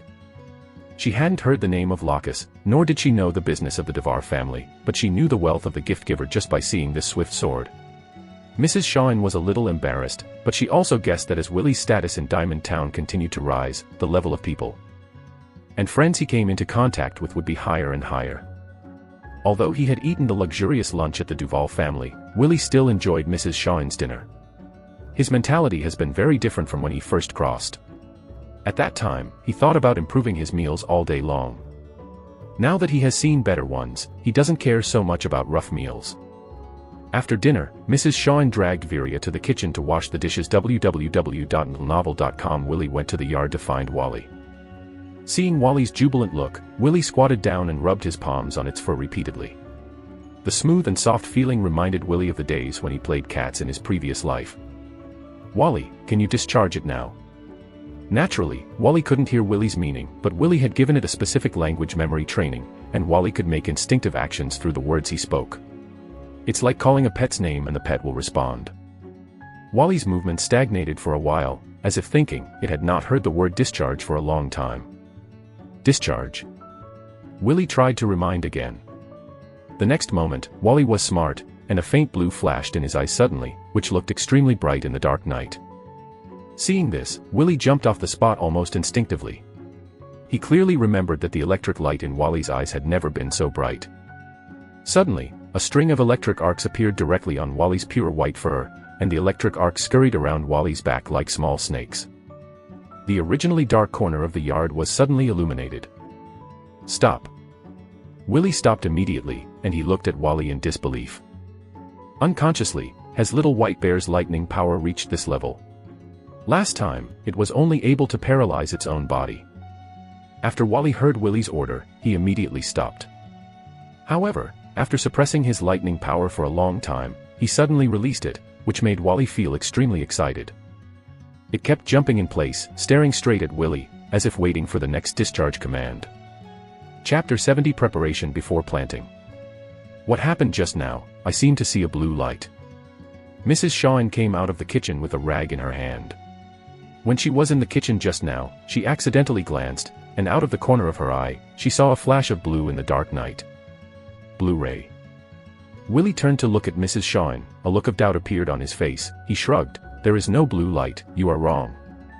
Mrs. Shine had a strange look on her face, but she quickly shook her head. She must have read it wrong. She looked up at the sky again, and found that there was no sign of the thunderstorm. There were no dark clouds in the sky, and the stars were still twinkling. Mrs. Shine walked back into the kitchen again, supervising poor Viria with the housework. Willie turned his attention to Willie again. This little white bear is one step closer to becoming the thunder demigod of Freljord. Looks like it's time for Wally to let himself go. Willie has realized that the strength of this little white bear has reached an incredible level unconsciously. Willie is very clear that the little white bear is a huge asset. As the Lord of Diamond Town, Baron Kells tried his best to catch a monster, and the snow-patterned deer could not be tamed at all because he was an adult. In contrast, a highly intelligent mutant like Wally, with a loyal cub, is simply a treasure. Don't discharge it. Willie repeated, no, twice, aggravating his tone. Otherwise Wally was excited and only heard the word, discharge, fearing that he would be electrocuted. Although I don't know how powerful the arc is, but looking at the posture, it will never just leave Willie unscathed like last time. After Wally got Willie's new instructions, he lowered his head instantly, and his two small snow-white ears drooped down, looking unhappy. Don't worry, I'll take you into the Bowler Forest in a few days, so that you can play enough at one time. Willie stroked Wally's head and whispered to himself. However, as soon as Willie's voice fell, Wally's ears perked up again, and the blue in his eyes flashed once again. This. Willie shook his head. Can you understand human speech? Wally just grinned and twisted his round body. Willie looked puzzled. Go back to sleep. Willie pointed to the bear den and said tentatively. Wally hesitated for a while, then turned back in 3 steps and reluctantly returned to the big bear den next to the house. The bear den is still a small wooden house, but it is more than 3 times larger than the original. There is still a handle on the small wooden house, but it doesn't need Willie to help close it. After Wally entered the bear den, he hooked his back foot and closed the door. Variants are really good things. Willie has repeated this idea many times. He has determined that although Wally may not be able to understand all human language, some simple commands are understood very well. After a few words with Mrs. Shine, Willie also returned to his room. He also felt a little tired after running back and forth on the road for 5 hours today. Besides, there will be some preparations for the planting of the star-spotted snow root tomorrow, so it is necessary to rest early. The next day. The sun has just risen. The land in Fanduten is already full of busy farmers. Willie, Lake, and old Joel stood by in front of a field that had not yet had time to be cultivated. Thank you for your hard work, old Joel. Willie expressed his gratitude in a routine way. After getting rid of the predicament of starvation, the encouragement from the chief of the village was more motivating than the real thing. My father has already told me that when I was not in Pondo, it was because of with your help, everything in the village can be kept in order. After listening to it, old Joel hurriedly bowed, showing a humble look, but the smile on his face could not be concealed, betrayed his true emotions. I should do all this. Now, thanks to Willie's charity, the quality of life of the people in Fanduten has undergone tremendous changes. As the old man of the original village, old Joel's heart was full of joy and hope. When working at ordinary times, Lao Yu always reminded the villagers in a timely manner to remember the kindness of the elders of the villagers. Unconsciously, old Joel has become the brainwashing officer of Fanduten. By the way, when I came back this time, I brought a new crop seed from Stormwind Town. I decided to divide a part of the cultivated land to cultivate new crops. Willie said to Lake and old Joel. Old Joel's eyes brightened. New crops meant new output. The villagers are not afraid of working too much, but they are afraid that they will not be able to eat. Lake only learned of Willie's return after waking up this morning. The communication between the two did not involve the cultivation of Xingbangshujin, so he also just learned of Willie's thoughts. What are you going to plant? Lake asked. He is not worried about the use of land. There are many wasteland outside Fanduten. If it is not enough, we can continue to cultivate it. www.novel.com. Willie replied, I want to grow a kind of herb called saffron. Star-spotted snow root. Old Joel and Lake looked at each other and saw the doubts in each other's eyes. There are many places where herbs are grown under Diamond Township, so the two of them are not surprised. It's just that Xingbangshujin is something, I have never heard the name. Xingbangshujin is a very precious medicinal material, very rare. Before the two could ask, Willie explained directly, it's a good thing, because once it's grown, it can sell for a lot of money. A lot of money. This obviously aroused the interest of Lake and old Joel. It's at least 10 times the size of a bean. Willie continued to add a fire. 10 times. Old Joel's eyes turned into copper bells, and his mouth grew unconsciously. Lake is not much better, although the family has huge wealth, but this open source method is still moving. So now. Lake immediately showed his support. Lake is right. Although he didn't know how much profit Willie would distribute to the villagers, old Joel knew that Willie was a generous person. He didn't expect too much. Even if Willie only gave 10% of the income to the villagers, that would be satisfying. Seeing how excited old Joel was, Willie decided to clarify the profit distribution first. The seeds of Xingbangshujin are very precious, and I paid a huge price to get them. Therefore, the proportion of profit left to the villagers is only 20%. Hearing the words, old Joel stopped for a while, and then quickly said humbly, even if the profit is only 20%, it is twice as much as planting soybeans. For all the villagers, I thank you for your kindness and generosity. Chapter 71 Finley arrives. Remember to make this clear to everyone. Willie gave old Joel a meaningful look. Old Joel's heart trembled, and he said in his heart, I see, Mr. Tunkhang. Willie's meaning is very clear. No matter how much money the colonel himself gives, what old Joel conveys to everyone's ears must be the positive image of the colony.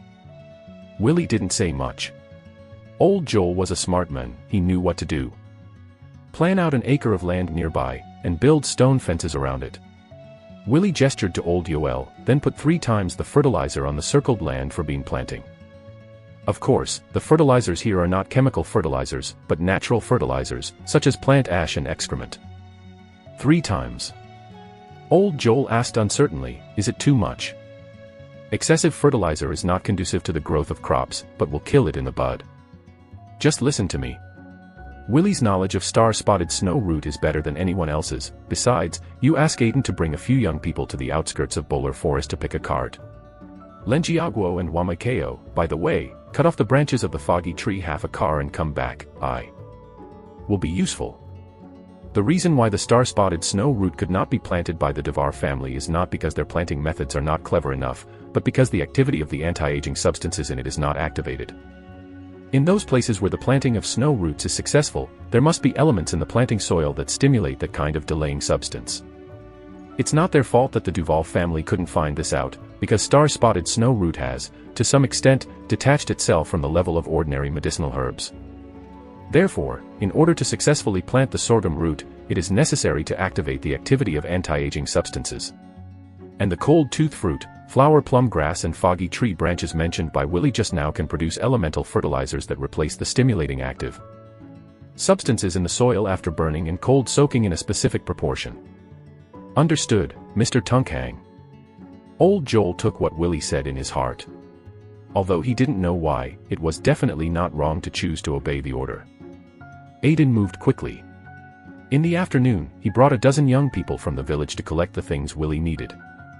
Willie didn't waste time either, and made the elemental fertilizer with the characteristics of the star-spotted snow root at night. The next day, natural fertilizers and special fertilizers were buried in the soil at the same time, and 5 villagers selected by the old Joel became the leaders of the planting of the star-spotted snow roots. Under Willie's guidance, a few people buried more than 20 seeds of spotted snow root into the soil. The sorghum root needs a lot of nutrients, so when planting, the distance between each seed is very large, and only 1 spruce root seed is planted within an average of 3 square meters. Because Willie is very fancy about this, even at night, there are people here to keep vigils to prevent wild animals from destroying the seeds of the star-spotted snow root. 5 days later. Go, Wally. Willie had a bow and arrow on his back, a hunting knife and hemp rope around his waist, and pulled Wally out of the bear's den. Are you sure Wally won't trouble you? He's a disobedient guy. When Viria learned that Willie was going to take Wally into the Bowler Forest, she questioned it. Willie smiled, it will be a good hunting companion, just wait for dinner tonight. Wally seemed to know that Willie was going to take it for a long trip, and he kept running and jumping around Willie excitedly, grinning as if he was smiling. Viria was intrigued for a while. In her eyes, Wally was an unfamiliar white-eyed wolf. Even though Willie almost never takes care of it, he still surrounds Willie faithfully. Lord Tunkhang. Not far from the house, Willie took Wally out of the house when he saw Aiden rushing all the way, with an excited look on his face. The star-spotted snow root has sprung up. After the sky was dawning, the people in charge of guarding the village last night suddenly found that 10 or so gray-green shoots had sprung up from the ground. He originally wanted to report to Willie directly, but he didn't report it immediately because he was unguarded and taking into account that Willie might not get up yet. Did it finally sprout? Willie didn't show any surprises. The star-spotted snow root sprouts very quickly after being planted, but this is only the first step. The follow-up needs to go through complicated and rigorous planting work to ensure that it will survive next spring. I see. If you are free, you can find someone to bring back some of the things you were asked to pick a few days ago. Willie instructed that although he also wanted to enter the Bowler Forest, he didn't need to do these little things himself. Aiden nodded quickly, okay, Mr. Tunkhang. Work hard. When Pondo Ton is expanded, you will have a big role to play. Willie patted this peer on the shoulder and directly released a blank check. Aiden's face flushed immediately. I will definitely not disappoint the expectations of the tuners. After speaking, Aiden ran away quickly, and now he felt full of energy. Willie smiled and shook his head www.novel.com and walked towards the paler forest with Wally, who could no longer hold back. An hour later, Willie had left Van Duten, and old Yoel and Lake stood in front of the reclaimed land, watching the planting of the beans and the germination of the spruce root. It seems that someone is coming. Suddenly, a villager looked into the distance and said. The eyes of Lake and old Joel also looked at each other in unison. I saw a carriage driven by 2 black and gold horses slowly approaching. Around the carriage, 6 guards in armor were riding on the side. From a distance, I knew that they were not ordinary people. Who is it? Neither Lake nor old Joel knew who would come to Van Duten at this time. Could it be from Lord Baron of Diamond Town? Unlikely. According to Willie, the current Baron is very busy. I gonna go see. Old Joel said to Lake and walked forward. Excuse me, honored guest, who are you? Old Joel stepped forward, and the carriage stopped. Neither the guard nor the coachman said a word, but inside the carriage, a teenage young man pulled the curtain and jumped out of the carriage. The young man was dressed in exquisite clothes and had a noble temperament. At first glance, he was not an ordinary person. It was Finley, who came to visit Willie's family under Lake's order. Hello, old man, I'm Finley, Mr. Willie's friend, and I'm here to visit Mr. Willie's family. Finley is not too proud because of the humble status of old Joel. It turned out to be a friend of the Tuanchung-sama. Old Joel was stunned for a while, and immediately a trace of pride appeared in his heart. Such an extravagant person had to specially come to visit Mr. Tungkang. As a native of Pondo, he suddenly felt an inexplicable pride. Chapter 72 Return in a Hurry. Lord Lake, this distinguished guest is a friend of the Colonel. Old Joel greeted Lake in the distance. When Lake heard this, he quickly stepped up and walked towards the carriage. Hello, I'm Willie's father, Lake. Although he knew that the young man was his son's friend, Lake was still a little cautious. After all, Finley's style was not ordinary at first glance. It's too unfortunate for you to come here. Willie has just gone to the Baller Forest, maybe at night or come back tomorrow. Hello, uncle, my name is Finley. Facing Willie's father, Finley couldn't show any arrogance, but to his surprise, Willie was still in Van Duten. Lee has returned to Diamond Town. As entrusted by my father, Locus Duval, I came here to visit Mr. Willie and his family. Seeing that the young man was well-mannered and less restrained, Lake said with a smile when he heard that others came to visit specifically, in this case, don't stand here, let's go home together. Since there is a guest of this status in the family, the affairs of the land can be supervised by old Joel alone. Finley made a pleased gesture to Lake, half a step behind Lake's footsteps, standard junior etiquette. All this was seen by Lake. A few months ago, when the carriage of such a wealthy family passed in front of him, he didn't dare to raise his head. It's unpredictable. Thinking of this, Lake felt a little more proud of Willie. Several guards also dismounted and followed behind Lake and Finley. The villagers all looked envious from a distance. Even if it's just the family of an adult in the village, the heirs of these wealthy families should treat each other politely. It seems that Colonel Willie is more powerful than everyone thinks. Uncle, please wait a moment. Just before passing by the planting land of Xingshuijin, Finley accidentally glanced at him, and suddenly saw that inside the low stone wall, on the ground there were sprouts of gray-green sprouts that were far apart. Gray-green, this made Finley's heart skip a beat. He is from a family of medicinal herbs, and he is very familiar with the habits of various herbs. Gray-green shoots, very rare in grassed seedlings. What's wrong? Lake also stopped and asked Finley, who was puzzled. Finley made an apologetic gesture, then frowned and asked, Uncle, can I go in and take a look at the seedlings of this crop? Sure.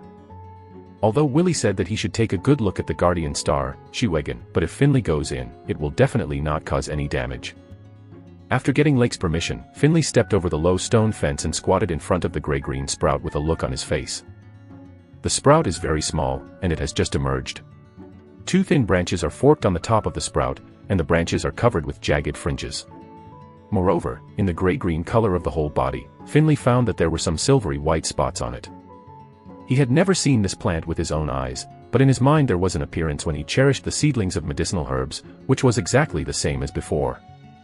Finley swallowed it subconsciously. Coincidentally, the plant in his mind seemed to be the star-spotted snow root that Willie brought back to Fendutton a few days ago. "Uncle, may I ask, is this sprout a star-spotted snow root?" When he asked this sentence, Finley's face was filled with anxious anticipation. Seeing this, Lake laughed. As expected of a son of a big family, he is indeed full of knowledge. Even such a rare plant seedling can be seen at a glance. That's right, this is Xingbangshujin. This is the star-spotted snow root. Finley's head was smashed with a heavy hammer. The Duval family spent 2 entire generations without cultivating the Xingshan Shuegan, and it just appeared in a bean-growing village. This has only been brought back by Willie for a few days, and it has already sprouted.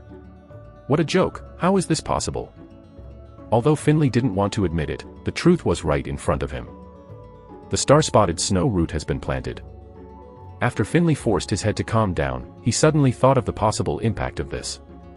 Star-spotted snow roots are extremely rare, and all the star-spotted snow roots produced in the entire Dawebol province have been supplied to the Count Lumbel family and a few other Viscount families. It has a magical effect, and the quantity is very small. As long as it is sold on the market, it will definitely be sold out. If you are lucky, you can even get involved with some Viscount families. This is not only a medicinal material, a commodity, but also a stepping stone to open the upper channel. "Uncle, I'm sorry, I have something very important to go back to the family first." Finley's mind was starting to heat up, and he felt that he had to tell his father the news, "But don't worry, it may not be long before I will come back with my father to visit you on a special trip." Lake was a little dazed by Finley's sudden action. www.novel.com. He hadn't reacted yet, only to see Finley grab a guard's horse and straddle the horse. He pointed to one of the guards, "Quick, you and I return to Stormwind. As for the others, bring the gifts from the carriage to Uncle Lake's house." After saying goodbye hastily to Lake again, Finley drove away. All that was left was Lake, who didn't understand what happened, and stood there blankly. It seems that he had this reaction after seeing the young shoots of Xingbangshujin. Slowly, Lake also came to understand. His face also turned to shock, the value of this thing. "Old Joel!" Lake shouted, "Order the stone fence outside the Xingbangshujin to be built half a meter higher, no, 1 meter. At this time, Willie and Wally had already entered the Bowler Forest. Wally, who was taken out of Morse Forest by Willie after his birth, returned to the embrace of nature for the first time. Willie wasn't worried that Wally was a bear cub and would be dragging his feet in the hunt. According to the amount of electricity Wally released last night, even an adult giant bear probably wouldn't feel well. "Don't jump too far." Wally, who returned to nature, was very excited. The flying worms and the flying hares all attracted Wally's attention. If Wally's voice had not been echoing in his ears, Wally would have been afraid lost in the Bowler Forest.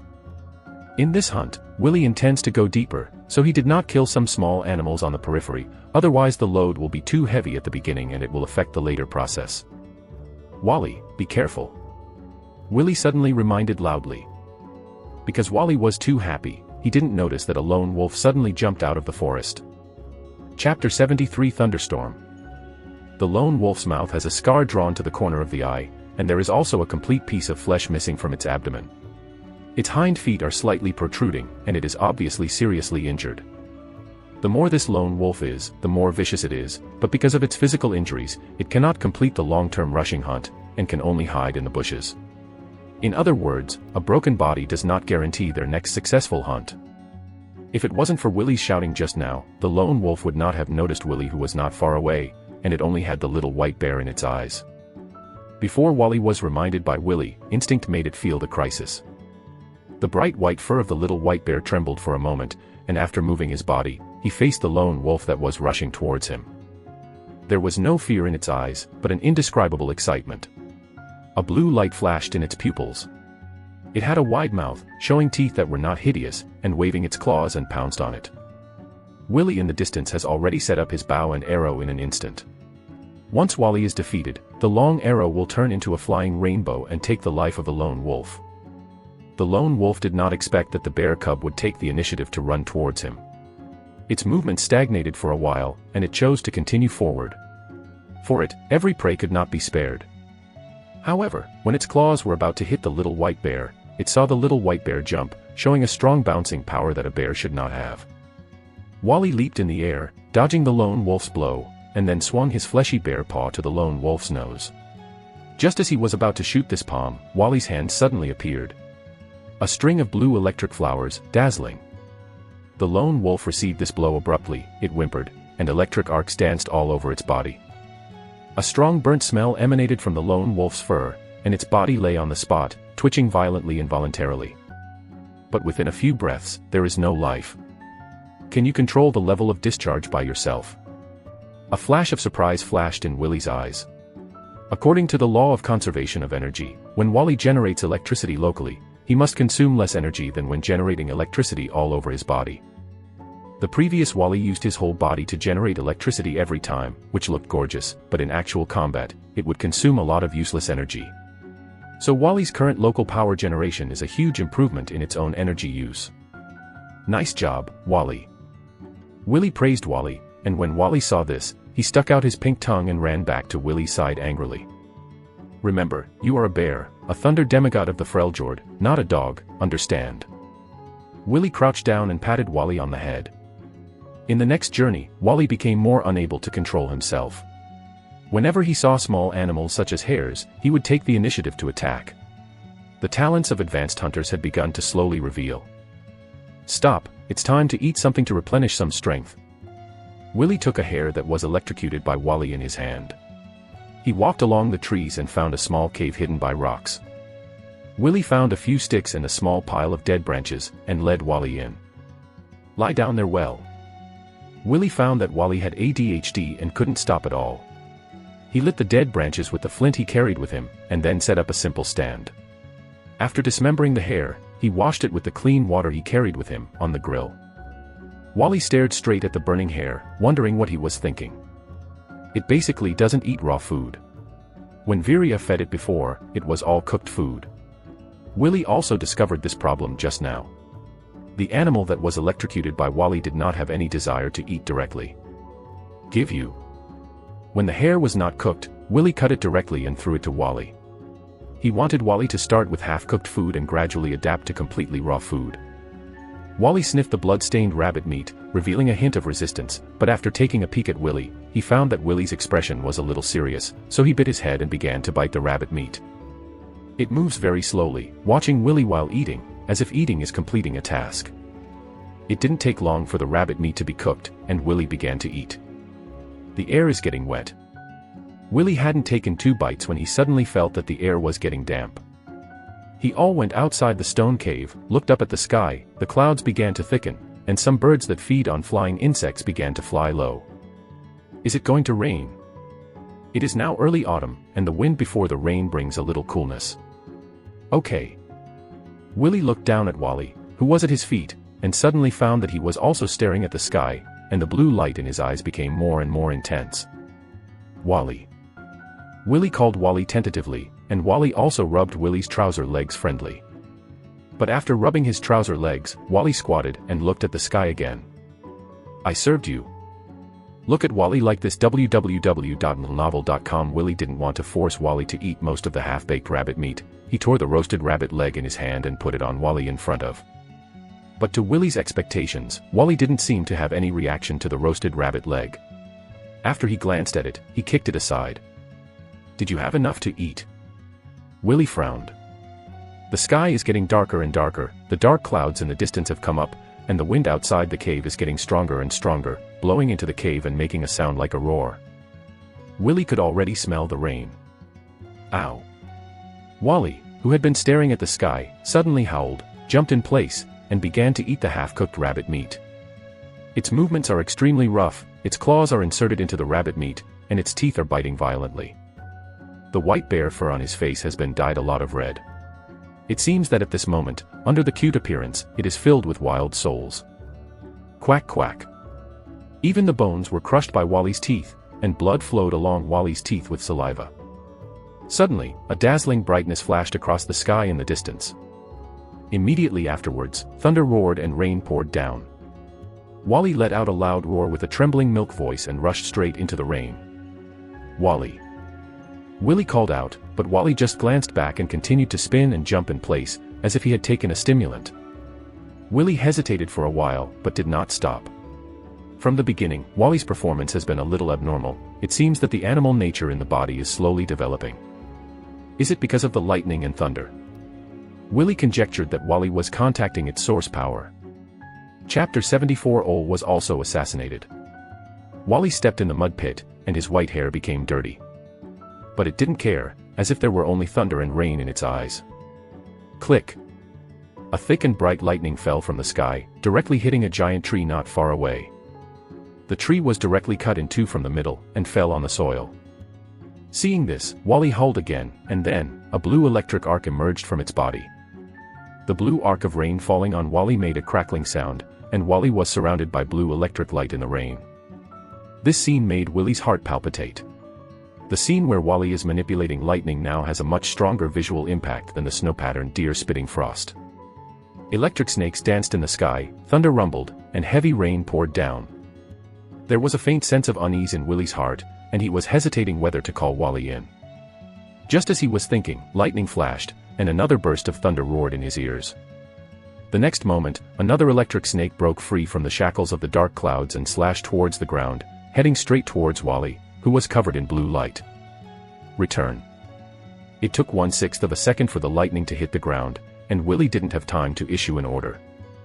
I saw that the string of lightning was raging, and it directly merged with the arc on Wally's body.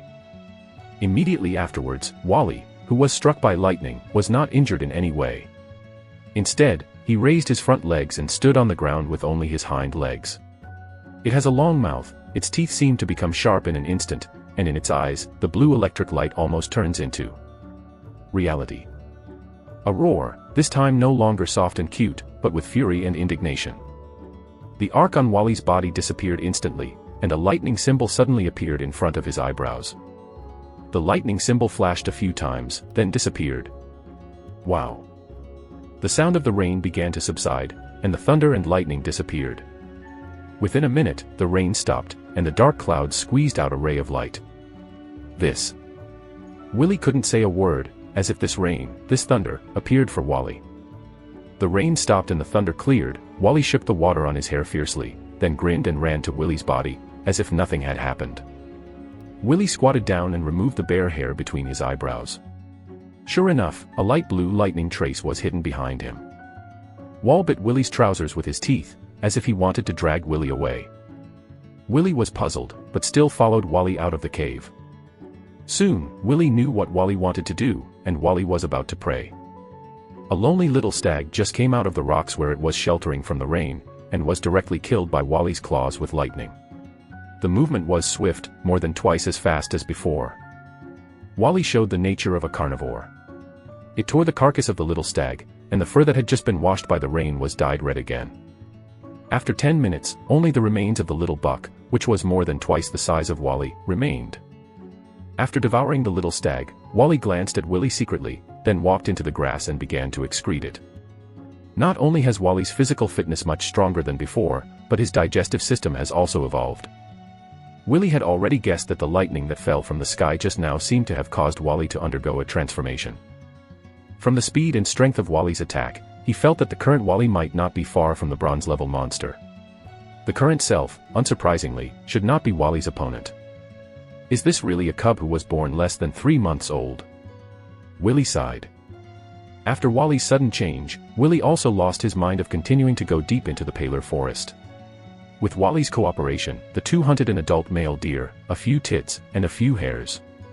Because of the weight, they did not continue to hunt other animals. When Willy and Wally returned home, it was already dark, but it was just about dinner time. Of course, the first to greet Willy was Virya. "You brought back so many prey," Virya exclaimed when she saw Willy, who had returned with a full reward. Approaching, she saw Wally at Willy's feet, and said in surprise, "Why do you look different?" Virya touched Wally's fur and muttered to herself, "The hair is whiter and softer.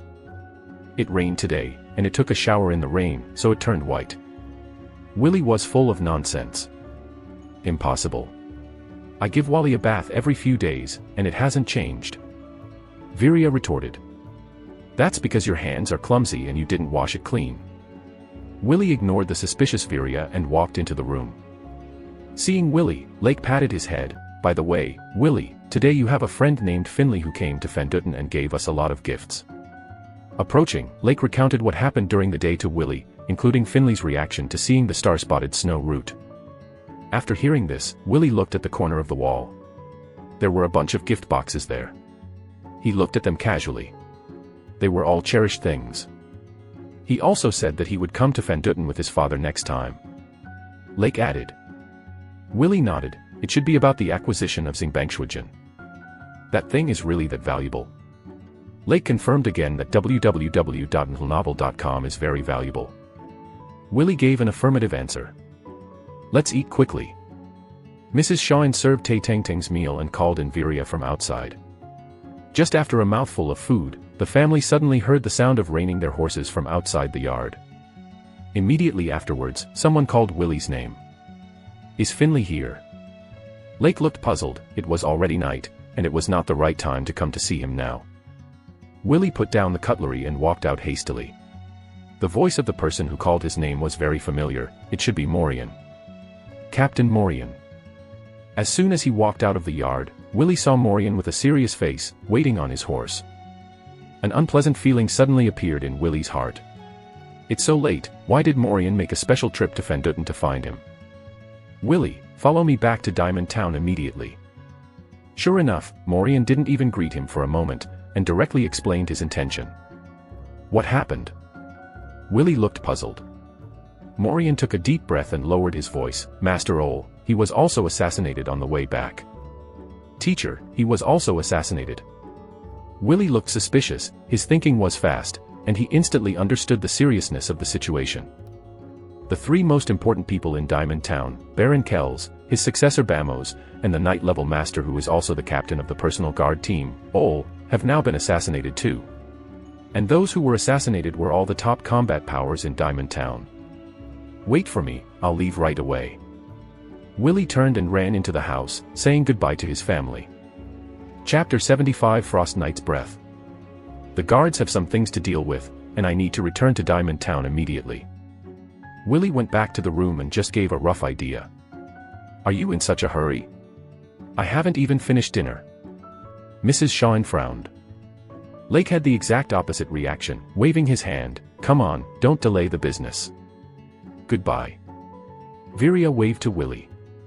After saying goodbye to his family, Willie walked out of the room and hesitated for a while. He walked to Wally's bear den, opened the wooden door, and pulled out Wally who was eating.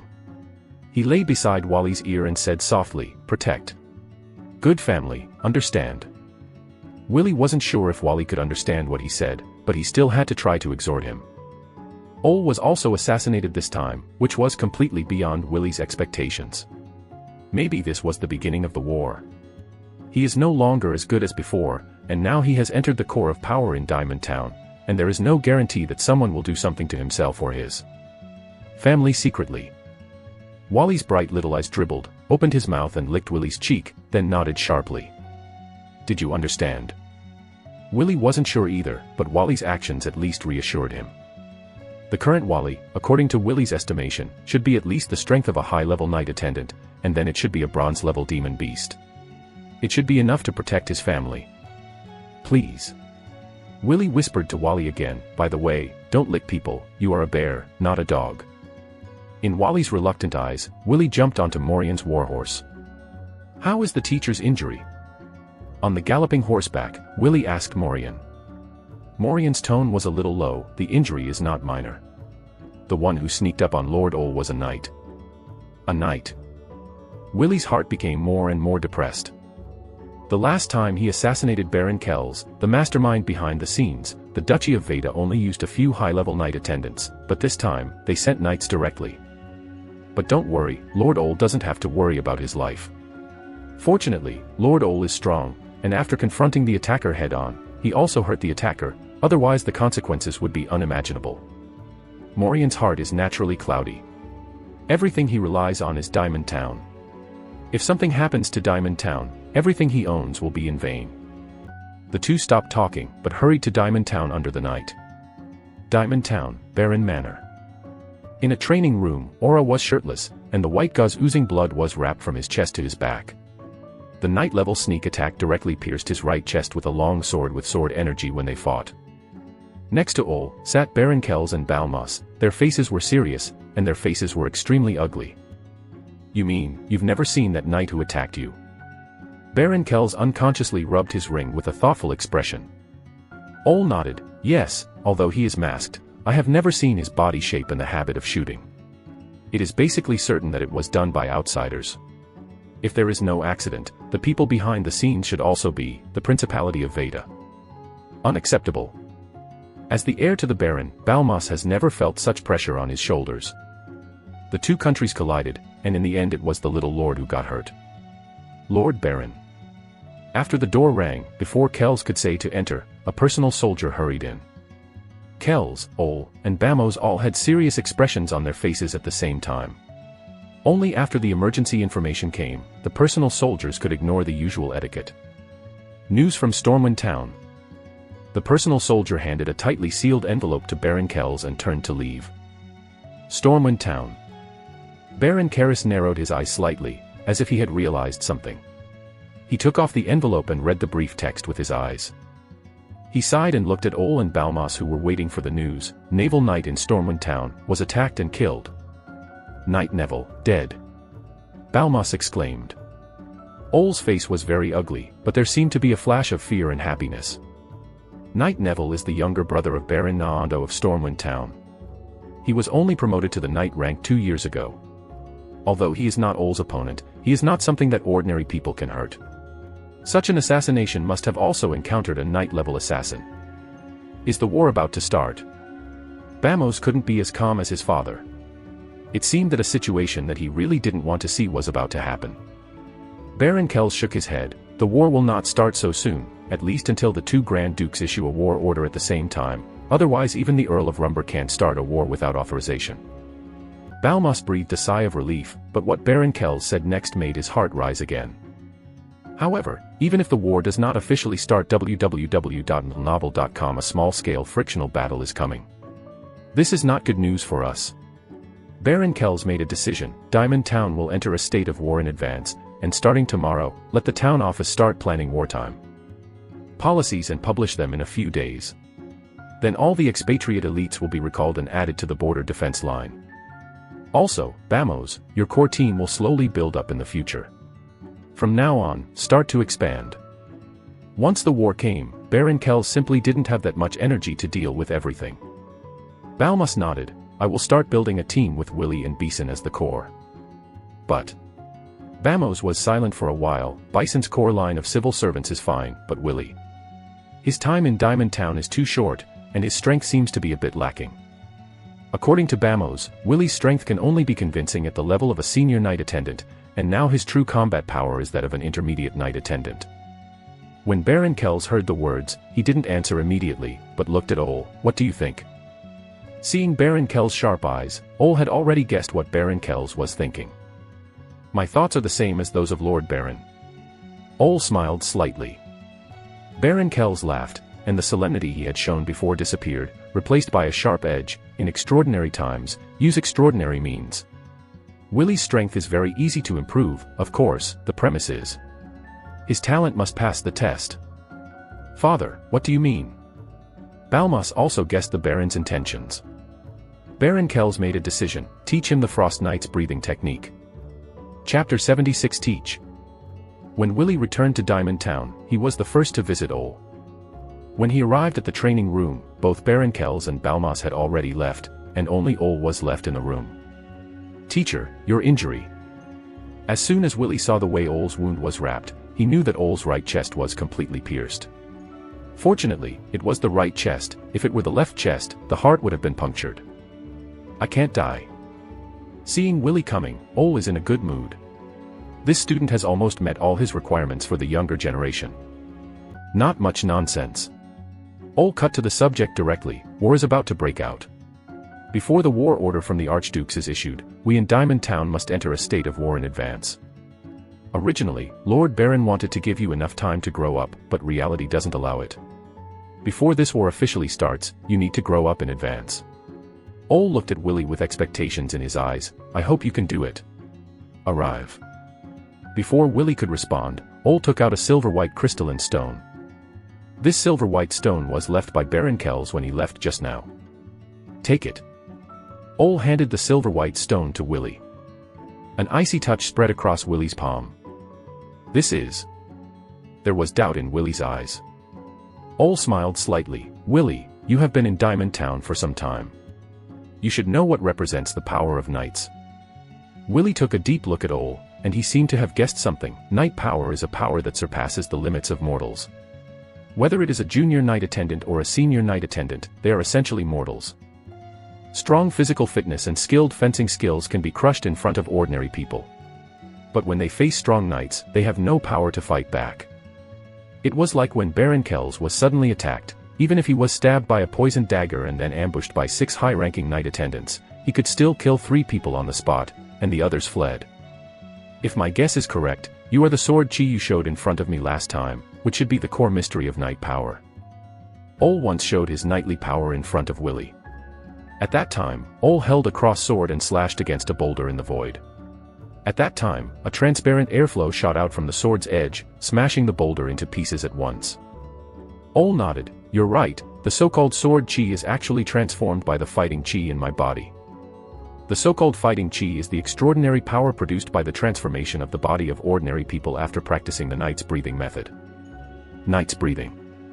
Willy had already guessed that this knight breathing technique should be the key to unlocking the extraordinary path. Ole paused for a while. In the stone in your hand, the mystery of the knight's breathing method is engraved. Willy looked at the silver-white crystal-like stone in his hand unexpectedly. The mystery of the knight's breathing method is actually inside the stone. Put it on your forehead and empty your mind. Ole said to Willy.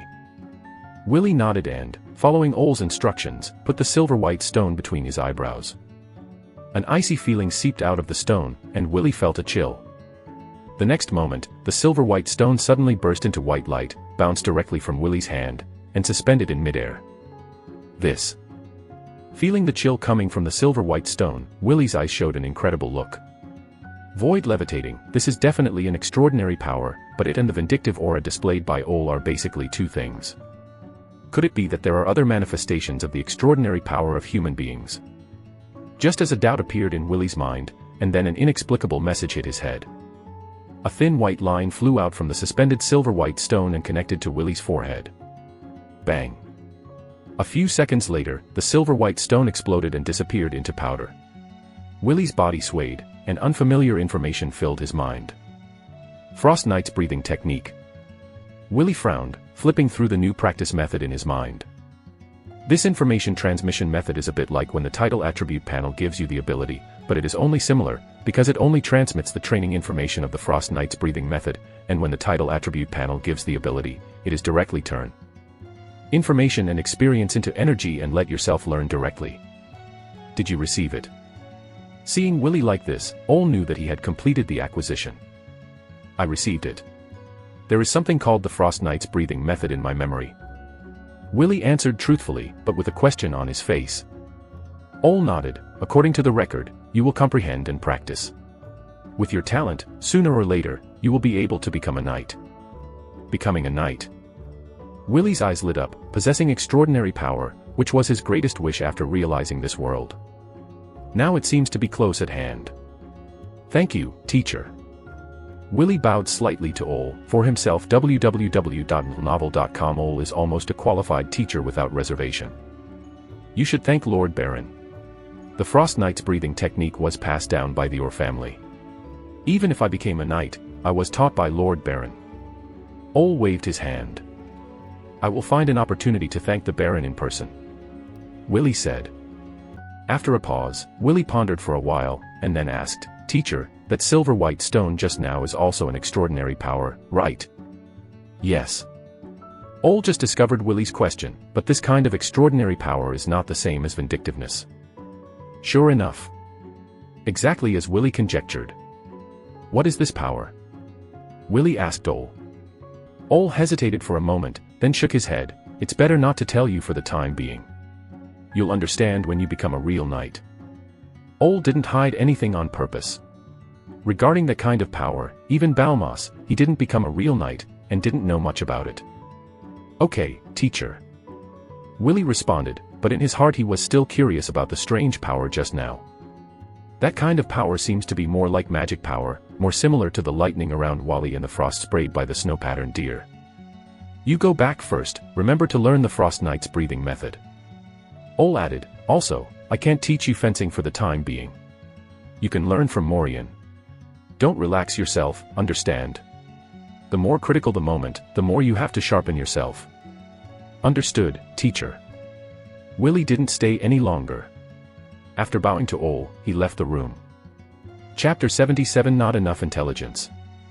The military office, Willy's residence. After returning from Ol's training room, Willy took a brief shower, and then began to sort out the Frost Knight breathing method in his mind.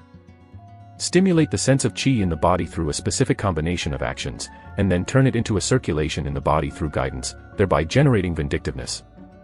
Willy pondered for a while, and felt a little confused for a while. It is easier to imitate a specific combination of movements, but the difficulty is how to match a specific breathing rhythm when doing a combination of movements. Because although the human body is similar, there are always differences between individuals. Only through constant correction can we achieve the perfect match between breathing and movement. To achieve the perfect correction, the most important thing is to understand the essence of frost breathing.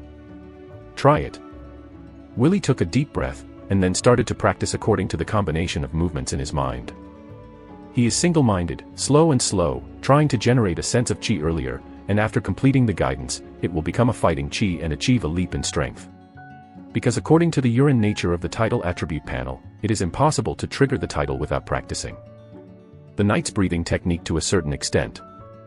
This wonderful golden finger can allow himself to give himself more things after he achieves certain achievements, but it cannot allow himself to improve from scratch without any effort. Willy's movements proceeded slowly, but soon, his movements suddenly stagnated, and then a trace of regret appeared on his face. The first attempt failed, and he seemed to have made a mistake in the connection between the breathing rate and the motion stagnation time. Willy was not discouraged and continued to move. Although Ol didn't tell me how long it would take to practice this frost breathing technique, but looking at the difficulty, Willy knew that for someone with good talent, it would take at least a few years to cultivate it. Willy continued to explore, but after half an hour, he still failed to complete a tenth of the combination of a set of movements and breathing, let alone generate a sense of chi. The relationship between the rhythm of breathing and the combination of movements is very chaotic, and I can't grasp the rules at all. Willy suddenly had a headache. In this way, I only have half a year to complete the step of generating a sense of chi. Even if I give it a title after generating a sense of chi, it has already passed the critical period of the war. In the midst of war. Okay. Suddenly, Willy thought of his intelligence. There is a certain relationship between intelligence value and IQ, but the correlation is not particularly large. This value, in the original game, represented comprehension and mana. With a thought of Willy, his attribute panel appeared in front of him. Willy Farron, Constitution, 3.6, Intelligence, 1.2, remaining attribute points, 0.3. Add a bit. The next moment, Willy's property panel refreshed. Willy Farron, Constitution, 3.6, Intelligence, 1.5, remaining attribute points, 0. In an instant, Willy felt that his mind was much clearer, and his originally drowsy head seemed to have become a lot more transparent. He thought for a moment about the action combination just now, and suddenly found some deficiencies in the details. Although it was still a little vague, it was much clearer than before. Fortunately, I left a little attribute point last time. Willy tried again. This time, Willy persisted for a lot longer than the last time. 1/10 of the whole set of movements was completed directly. The place where he was stuck just now was completed perfectly this time. However, Willy, who has completed all this, is not happy. The difficulty between breathing rhythm and action combination will increase as the practice progresses. I am afraid that I have to spend more energy to complete the promotion of knights. However, Willy is also a little fortunate that his physique of 3.6 can make it easier for him to complete these actions. The current self, although he has not fully mastered the fencing skills of an intermediate knight attendant, his physical fitness is already 3.6, which completely exceeds the requirement of a high-level knight attendant to be twice the physical fitness of an ordinary person. Fencing is only a means of combat, so it does not affect his knight breathing practice. If the intelligence value is higher, my training speed should be able to increase. It seems that tomorrow I have to hurry up and learn fencing with Morian. I really didn't expect that the intelligence value is not enough. Willie thought for a while, shook his head, and continued to try. No one knows when the war will start, so he must complete the promotion of knighthood as soon as possible. Another hour has passed, and the movement combination and breathing rhythm have only improved a little bit. Willie has begun to pant a little. If it wasn't for his physique of 3.6, he wouldn't have been able to practice for such a long time. It's really hard work. Willie stretched his body and was about to go to bed when he suddenly found that his body had undergone inexplicable changes. It seems that his strength has become stronger. Not much, just a little bit of improvement. Since the attribute panel, he has clearly sensed every change in his body. With a thought, the title attribute panel of www.novel.com appeared in front of him again. Willie Farron, Constitution, 3.7, Intelligence, 1.5, remaining attribute points, 0. This. Willie suddenly discovered that his physique from 3.6 had risen to 3.7. This is the first time that Willie's physique has grown naturally. When Willie first came to this world, his physique was only 0.8. According to normal growth, his physique would probably reach 1 when he was 16 years old. However, because of the blessing of the title attribute panel, his physique increased all the way. 3.6, so the growth value is basically ignored. After all, the physique is more than twice that of ordinary people, and it is basically impossible to grow normally again, but now it has reached the limit. Is it the improvement brought by the Frost Knight's breathing technique? Willie thought for a while and felt that this should be only part of the reason. The Frost Knight breathing method in my memory is mainly for guiding, and it has little stimulation to the body. This change happened because of his continuous training and practice, and at this moment, he was pushed by the Knight's breathing method. With a care in his heart, Willie didn't do anything else, and soon entered the dream after going to bed. The next day, Morian had just finished training the personal soldiers of the first detachment, and was about to deal with the affairs at hand, but saw Willie find him. Willie didn't talk too much, and directly explained what Ole asked him to teach him. Originally, Willie also considered bypassing Ole and let others teach him fencing, but he thought that if this kind of thing spread to Ole's ears, it would leave him with a feeling that he didn't trust the teacher, so he never did to do it. Don't worry now, Ole was injured, this time it was his personal order. Chapter 78 Intermediate Night Attendant. Just teach me the last 6 combos. In the open space, Willie added to Morian. Morian nodded, and according to Willie's request, gave Willie all the last 6 moves of the last Intermediate Night Attendant level fencing. Sure enough, everything was as Willie expected. After learning the fencing skills of the Intermediate Night Attendant, a new prompt appeared on the title attribute panel. Learn the combination skills of fencing at the intermediate level of Night Attendants, get the title, Intermediate Night Attendants, reward 0.8 attribute points. After obtaining the title of Intermediate Night Attendant, you will automatically learn the intermediate application of various fencing combinations in actual combat. Now you have become a qualified Intermediate Night Attendant. Willie Farron, Physical, 3.7, Intelligence, 1.5, remaining attribute points, 0.8. Thank you, Captain Morian. Now that the goal has been achieved, Willie doesn't want to continue to waste time like this. Wait a moment. Seeing Willie looking like he was about to say goodbye, Morian hurriedly called Willie to stop him. He just taught him once, how could Willie learn it? This is the order of Lord Ole. If he finds that Willie's learning level is not enough, I am afraid that it will be difficult for him to explain in the future.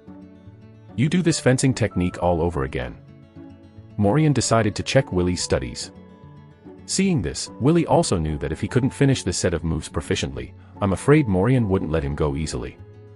Willie didn't talk too much, just held the sword and demonstrated it. Because of the acquisition of the title of Intermediate Night Attendant, he has directly mastered this set of fencing skills to perfection, and has also mastered the application of actual combat along the way. So it was very easy to just do it once and let Morian investigate. His movements are very skillful, but in 10 minutes, the whole set of movements was completed with a trace of goodness. How is it, Captain Morian? Willie put away the cross sword. Morian didn't know what to say for a while. It was perfect, the movement was so perfect, even some knight servants who had practiced this movement for many years couldn't do it to this extent. If only other movements were smooth and skillful, it would be fine. Even the 6 combos that Willie had just learned, there was nothing wrong. In Morian's view, this is too bizarre. Could it be that these 6 movements have been taught by Lord Ole before, But Willie is still a little uncertain, so Lord Ole asked him to ask him for advice. The more Morian thought about it, the more he thought so. Remember to practice hard. Morian really didn't know what to say, so he could only make a simple exhortation. Willie nodded in thanks, then turned around and walked towards the residence. He is now full of thoughts on practicing Frost Knight's breathing technique. This time, I got 0.8 attributes at one time, and at least 0.5 should be added to the intelligence value. Only in this way can I improve my training speed. Master Willie.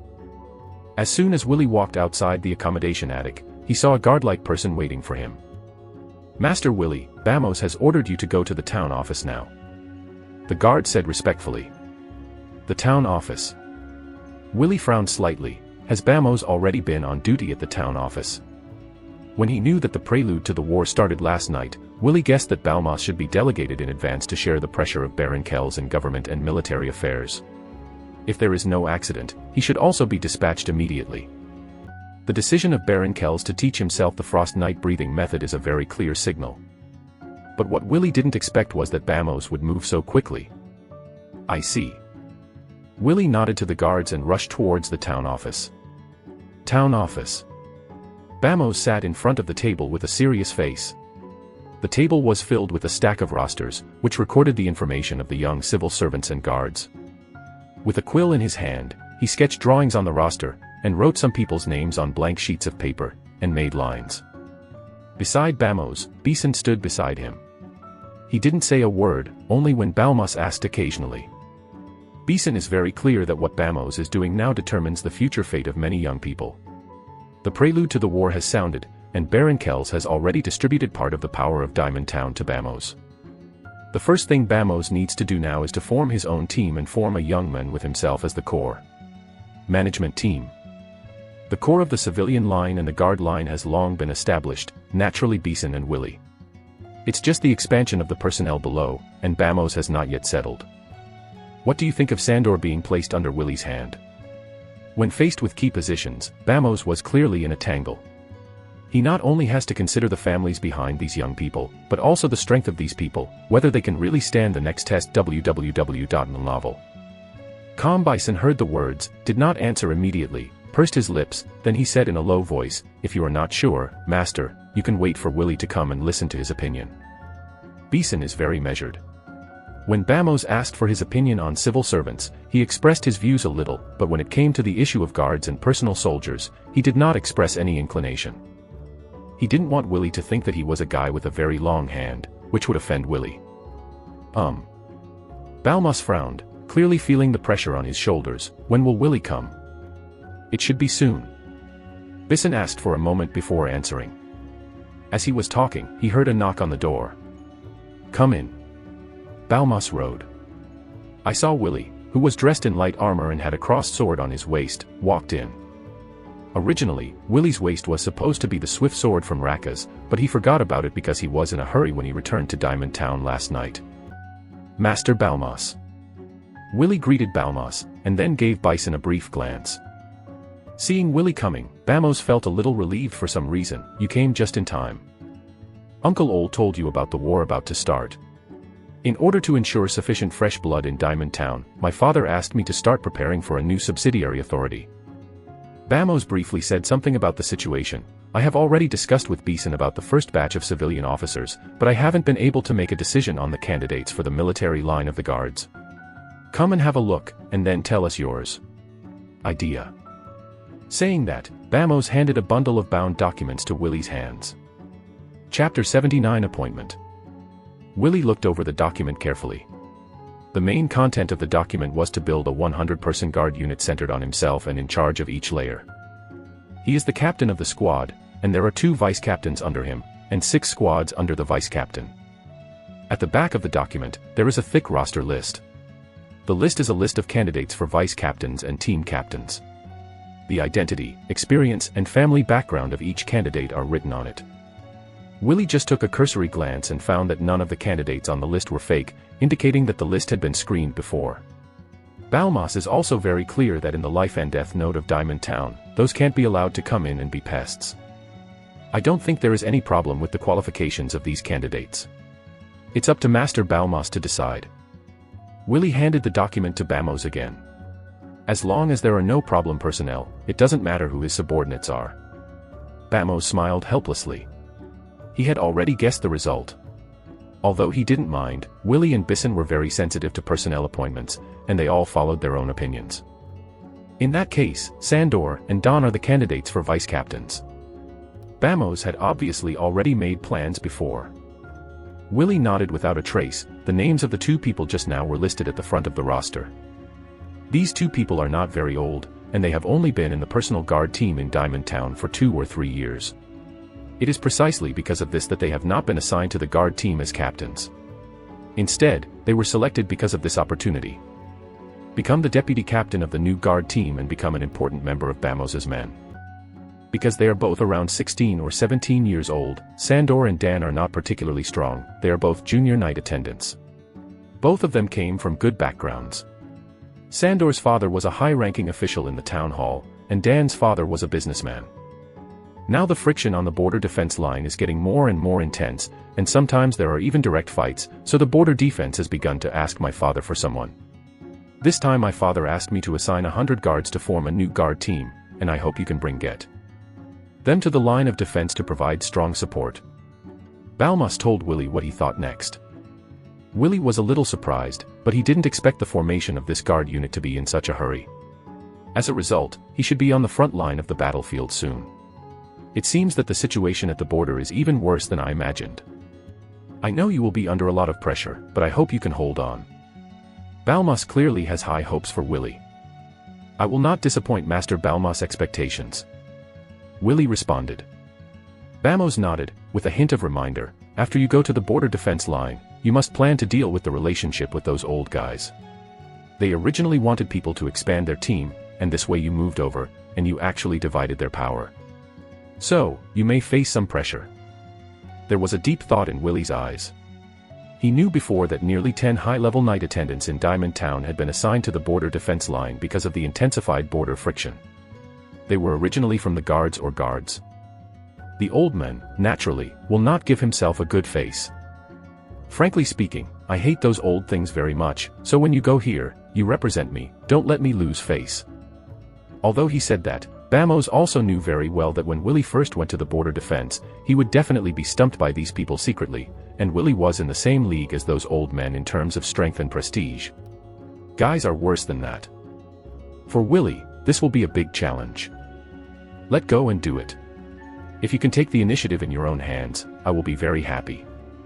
Balmas' smile revealed playfulness and gloom. Willie caught the change in Bamos' expression, and he figured it out all at once. Bamos didn't just say it verbally, he really resisted those old men from the personal guards or the guards from the heart. Willie thought about it and understood the reason. As the Baron's heir, what Bamos really wanted was not to take over an old team. Those old Oilers prefer to act recklessly because of their previous close relationship with the Baron. Good control. If Willie, Bissen, and others can gradually suppress those people, then they can control the entire Diamond Town with ease. Therefore, what Willie and Bissen represent are not only the identities of emergency in wartime, but also the blades of confrontation between the old and the new. This afternoon, I will give you the full list of candidates for the new guard team. You must complete the assembly within 3 days, and then leave the front line. By the way, the name of the new guard team is Diamond 6, and the rest of the border defense line. Team benchmarking. Balmas makes the final decision. Understood, Master Bamos. Willie is very clear that the power has really been devolved into his own hands. I am no longer just a potential star of Diamond Town in the eyes of outsiders. www.novel.com potential has now turned into strength. Bison, you can do it too. As the newly appointed deputy mayor, it is not so easy for you to take over some of the powers of the town office. Balmas said to Bison. Yes, Master Balmas. Bison bowed slightly, then left the room with Willie. Just a few steps out of the house, Bison congratulated Willie in a low voice. Captain Willie, congratulations to you. Originally, Bison addressed Willie as Your Excellency, because although Willie was favored by Bamos, he had no real power or position. It's different now. Willie has directly become the captain of the Diamond 6 team, which is already on the same level as those arrogant old guards. Mayor Bison, you are joking. Willie just smiled. The two looked at each other, and it was clear that they were all friendly troops on the same line. There is no intersection of power points, and this ensures that there will not be too much estrangement between the two. Peasant left a good impression on Willie. In Peasant's eyes, Willie is also a very rare talent. Captain Willie, you haven't been in Diamond Town for a long time. You may not know how unreasonable the old guys in the guards are. When you reach the border defense line, you must be cautious. Peasant reminded in a low voice. I see. Willie nodded slightly. No matter how difficult those people were, he had to stand at the border guard.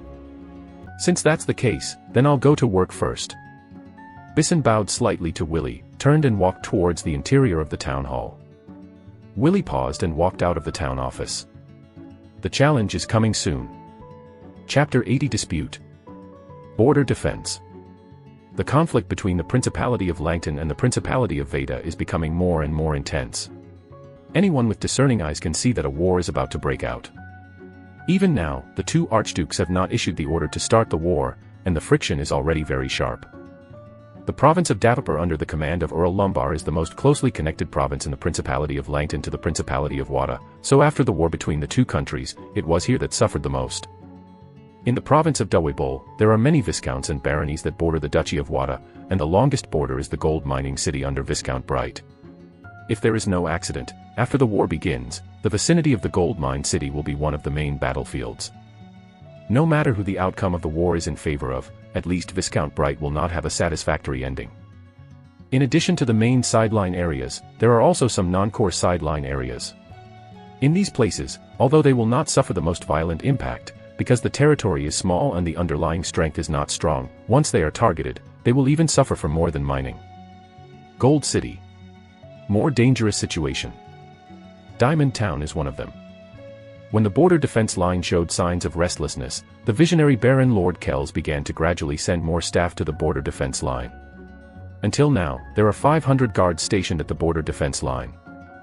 This is not a small number compared to all the people in Diamond Town and under the rule. Just a few days ago, an armed fight broke out between the Diamond Guard and the Principality of Veda with a scale of more than 100 people, which is almost 10% of the number of frontier garrison troops. If it goes on like this, a regular war may soon break out. In order to deal with this situation, the Supreme Commander of the Diamond Border Guard, the Commander Cress personally appointed by Baron Kells, proposed to Baron Kells to send more staff. Cress and the other 5 guard captains thought that Lord Baron would increase the number of people in each team, but unexpectedly, the news came that a young boy named Willie, as the captain of Diamond 6, led the team. 100 men went to the front. This news caught several of the top border defense line leaders by surprise, and it also made them very worried. They know very well what this guy named Willie represents. He is not only invisibly dividing the forces of his guards, but also the new forces represented by Bamos, who are attacking these old forces. Blade. This made everyone angry except for Cress and the Diamond 2 captain, Wyburn. At this time, the border defense line of Diamond Town, the commanding battalion. 3 men in armor were sitting in the camp tent, and everyone's faces were ugly. A middle-aged man with a beard, sitting on the seat, tapped his fingers on the armrests. He was the captain of the Diamond 1 team, Rickle. Master Balmas has made it clear that we old people are going to get out.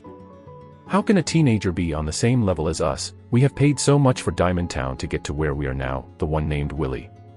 Little guy, what is he? Rickle's tone was sharp, and he made no secret of his anger. Be careful what you say. A middle-aged man with a very gentle appearance frowned. He didn't look like a guard officer, but a civilian. Isn't it normal for a new person to replace an old man? Us people, don't you? Did you take over the old Baron's staff at that time? Wyburn, the captain of the Diamond 2 team. He has received an orthodox education since he was a child, and does not take power seriously. Rickle was about to retort when the man sitting at the top waved his hand to stop him from speaking. This man is in his 50s, with a majestic face and extraordinary bearing. At first glance, he has been in a high position for a long time. He is Cress, the top commander of the border defense line in Diamond Town, and the commander of the Diamond Guard. Don't say it, everything follows the will of Lord Baron. When it's critical, I don't want to have infighting. Cress glanced at Rickle with a warning sign in his eyes. Because Willie was going to lead the Diamond 6 team to the border defense line, Cress specially convened the other 5 captains for an ad hoc meeting. However, only Rickle and Wyburn were present, and the other three expressed that they would not participate, citing that the pressure on the border defense was too great to be separated. Cress is very clear, the attitude of the other three people is obvious, that they don't want to see the Diamond 6 team brought by Willy. Cress was helpless, but he didn't force them. Although he is the leader in name, in fact, he only plays the role of carrying out the orders of the Baron. Cress and the other captains were originally at the same level when they were in Diamond Town, but they were appointed to the position of commander because of the friction of the war. They are not a special military system at all, so when he is in charge of the guards, Cress can only guarantee that the 5 guards can exert their combat capabilities, and he can't control any more things. Anyway, someone is coming soon. If you don't accept him, are you waiting to be held accountable by the Baron? Cress gave Rickle a cold look. Wyvern also glanced at Rickle, seemingly disdainful. He is the only one of these people who does not exclude the Diamond 6. The Lord Barons must be executed, but this little guy named Willy is here, and he can't be allowed to eat rice. www.novel.com. Rickle suddenly changed the conversation. Cress didn't answer, he knew that Rickle must have a deeper meaning. The pressure on the border defense is too great now, especially the northwest border, which is often harassed by the enemy. Since Willy is an elite handpicked by Mr. Balmas, I think it is best for him to take over the border defense of the northwest border. Rickle seemed to have prepared this set of rhetoric long ago, and his tone was sarcastic. You put such pressure on someone who's never been at the border, you just have bad intentions. Wyvern directly refuted that, in his opinion, once Willy reaches the northwest frontier, he will cause serious losses to his subordinates due to inexperience, and even lose his own life. This is not because Wyvern looks down on Willy, but because the frontier war relies more on experience than talent. Willy is just a newcomer, it's too difficult for him to do all this, and Rickle is just plotting against him. Cress, this is not my intention alone, but the common intention of me and the other 3 captains of the guard. I hope you will consider it. There was persecution in Rickle's tone. Are you threatening me? Cress tapped lightly on the table, a trace of coldness flashed in his eyes. Although he can't achieve the absolute authority of militarization, he will not be truly provocative to majesty by others. Rickle obviously didn't expect Cress's attitude to be so tough, and he also felt a little reckless. I just think. Rickle wanted to add something, but was interrupted directly by Cress. The northwest defense line, he can go, but you also have to allocate half of your troops to support the northwest defense line. Cress directly announced the decision. Chapter 81 Northwest Line of Defense. I disagree. Rickle directly objected. You have no right to refuse. Cress suddenly sneered, either execute my order, or express your opinion to the Baron in person. Rickle's face was ugly. He didn't say anything for a long time.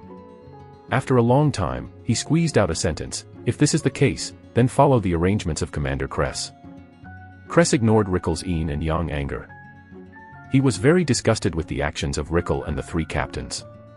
Even if it was a critical moment, he still had to care about the little bit of power in his hands, and he still had to consolidate his position in Diamond Town. 3 days later. On the way to the border defense line, Willy rode on his horse, followed by 2 young men in full armor, who were his subordinates, the 2 vice-captains of the Diamond 6 team, Sandor and Don. Behind the 3 were 20 cavalrymen and 80 infantrymen, all selected from the guards. Captain, we will soon reach the border defense line. Sandor, who was talking, looked thinner in stature, but his eyes were incomparably cold, and he also had the vigor of a young man. Although his father was a high-ranking civil servant in Diamond Town, he did not have the slightest sense of superiority. Especially in front of Willy, he completely made the performance of a qualified subordinate. Although Willy was younger than him, Sandor did not feel any resentment. There should be 3 kilometers to go. The burly Don added that he seldom spoke along the way, and was relatively introverted, not like a child from a merchant family at all. Willy nodded and continued to drive forward. At this time, the light armor on Willy's body was specially made for him by Bamos. It was not only extremely hard, but also very light in weight and first-class material. On his waist, he wears the swift sword given by Rakas. Because when he went to the battlefield, Willy didn't have a weapon in hand, so he sent someone to Fanduten to get it back for himself. I have seen the welcoming team, Sandor said suddenly. Willy looked forward and saw not far away, 3 figures riding horses in front of the team, and behind them were more than 20 people who looked like personal soldiers. Captain Willy. Just as Willie approached, the men in the middle of the three greeted him with a smile. Willie glanced at him and confirmed his identity, Commander Kress. The information on the high-level guards at the border, Bamos had given him a backup before. After confirming their identities, several of them dismounted at the same time. Don, who was behind Willie, handed the dispatch documents of Lord Baron to Kress. "Let me introduce you, this is Rickle, the head of the Diamond Team." Kress introduced without revealing a trace. "Hello." Willie's eyes narrowed slightly. From the first time he saw Rickle, he found that the men looked at him in a very unfriendly way. The unfriendly old guy Bamos said was definitely Rickle. As expected of a young man whom the Baron takes a fancy to.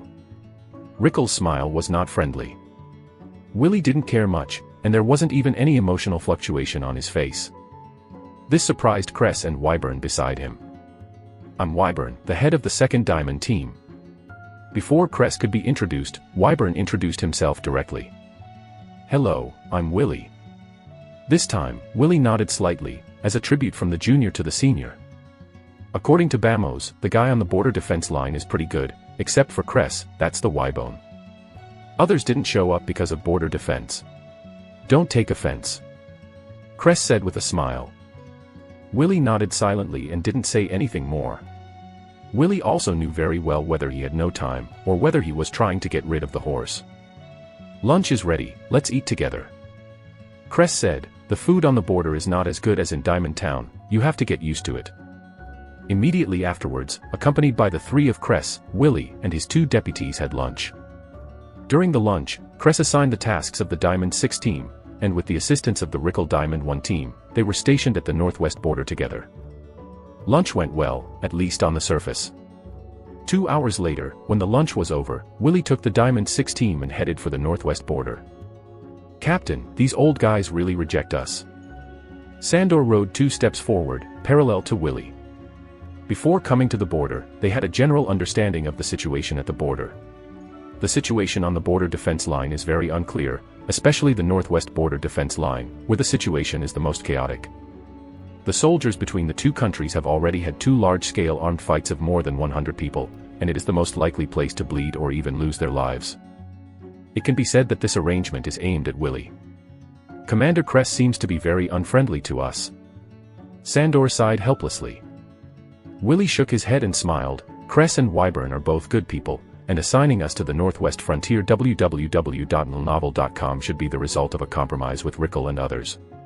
If he really wants to for us, Rickle's half-diamond team will not come to the Northwest defense line to assist. For these people, Willie knows better than Sandor." The Diamond 6 continued to move forward. Soon, they saw the barracks surrounded by stone walls. Outside the barracks, there are guards that are heavily guarded. Who? As soon as they approached, a guard made the appearance of a great enemy. "Okay." Willie frowned. These guards should be the 50 guards left by Rickle's Diamond Team. Their reaction made Willie's eyes turn cold. These guards were not informed beforehand that they and others would come, and their superiors did not take themselves seriously at all. "We are members of the Diamond 6 team." Sandor jumped off his horse and said sharply. "Diamond 6. The guard on patrol frowned when he heard the words. He only knew the Diamond Team 5, and had never heard of the Diamond 6 team. If it wasn't for the fact that they were neatly dressed and that no scouts came to report, they would really suspect that they were soldiers of the Principality of Veda who broke through the border defense line. "We didn't receive an order for Diamond 6, please go back the same way."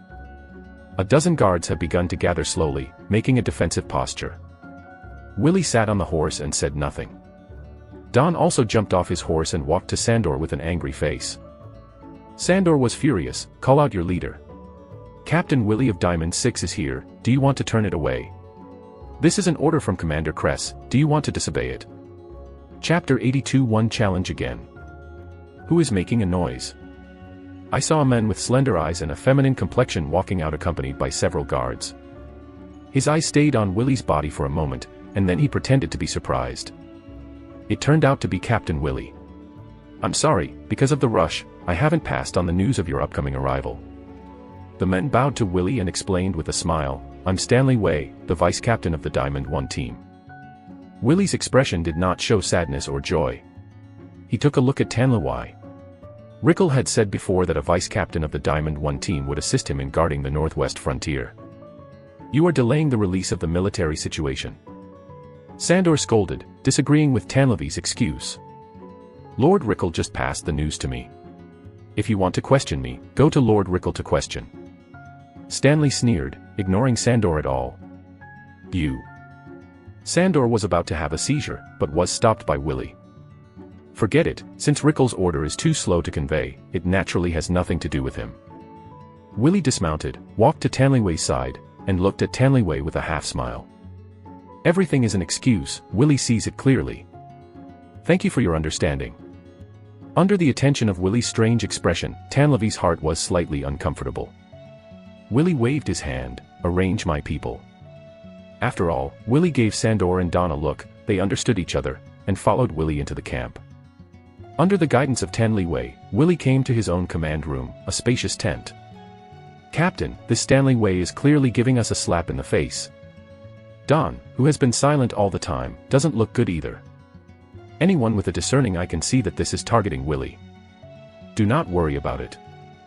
Willie smiled lightly, took 2 steps in the tent, and then sat down at the table. The enemies of the Principality of Veda are our primary targets. As for the others, as long as they don't go too far, just ignore them. Yes. But Stanley has gone too far. If you indulge like this, he will go even further. After all, Sandor's experience is still too little, and he can't swallow this breath for a while. Just now, the disdainful look that Tanlevy had when facing him made Sandor feel a little uncomfortable. Excessive. Willie suddenly smiled, excessiveness is a good thing. You. Sandor and Don looked at Willie's indifferent expression and didn't quite understand Willie's meaning. Willie didn't explain, and turned over the frontline minutes on the table. All of Tanlevy's words and deeds were ordered by Rickle, which was the common will of Rickle and the other 3 captains of the guard.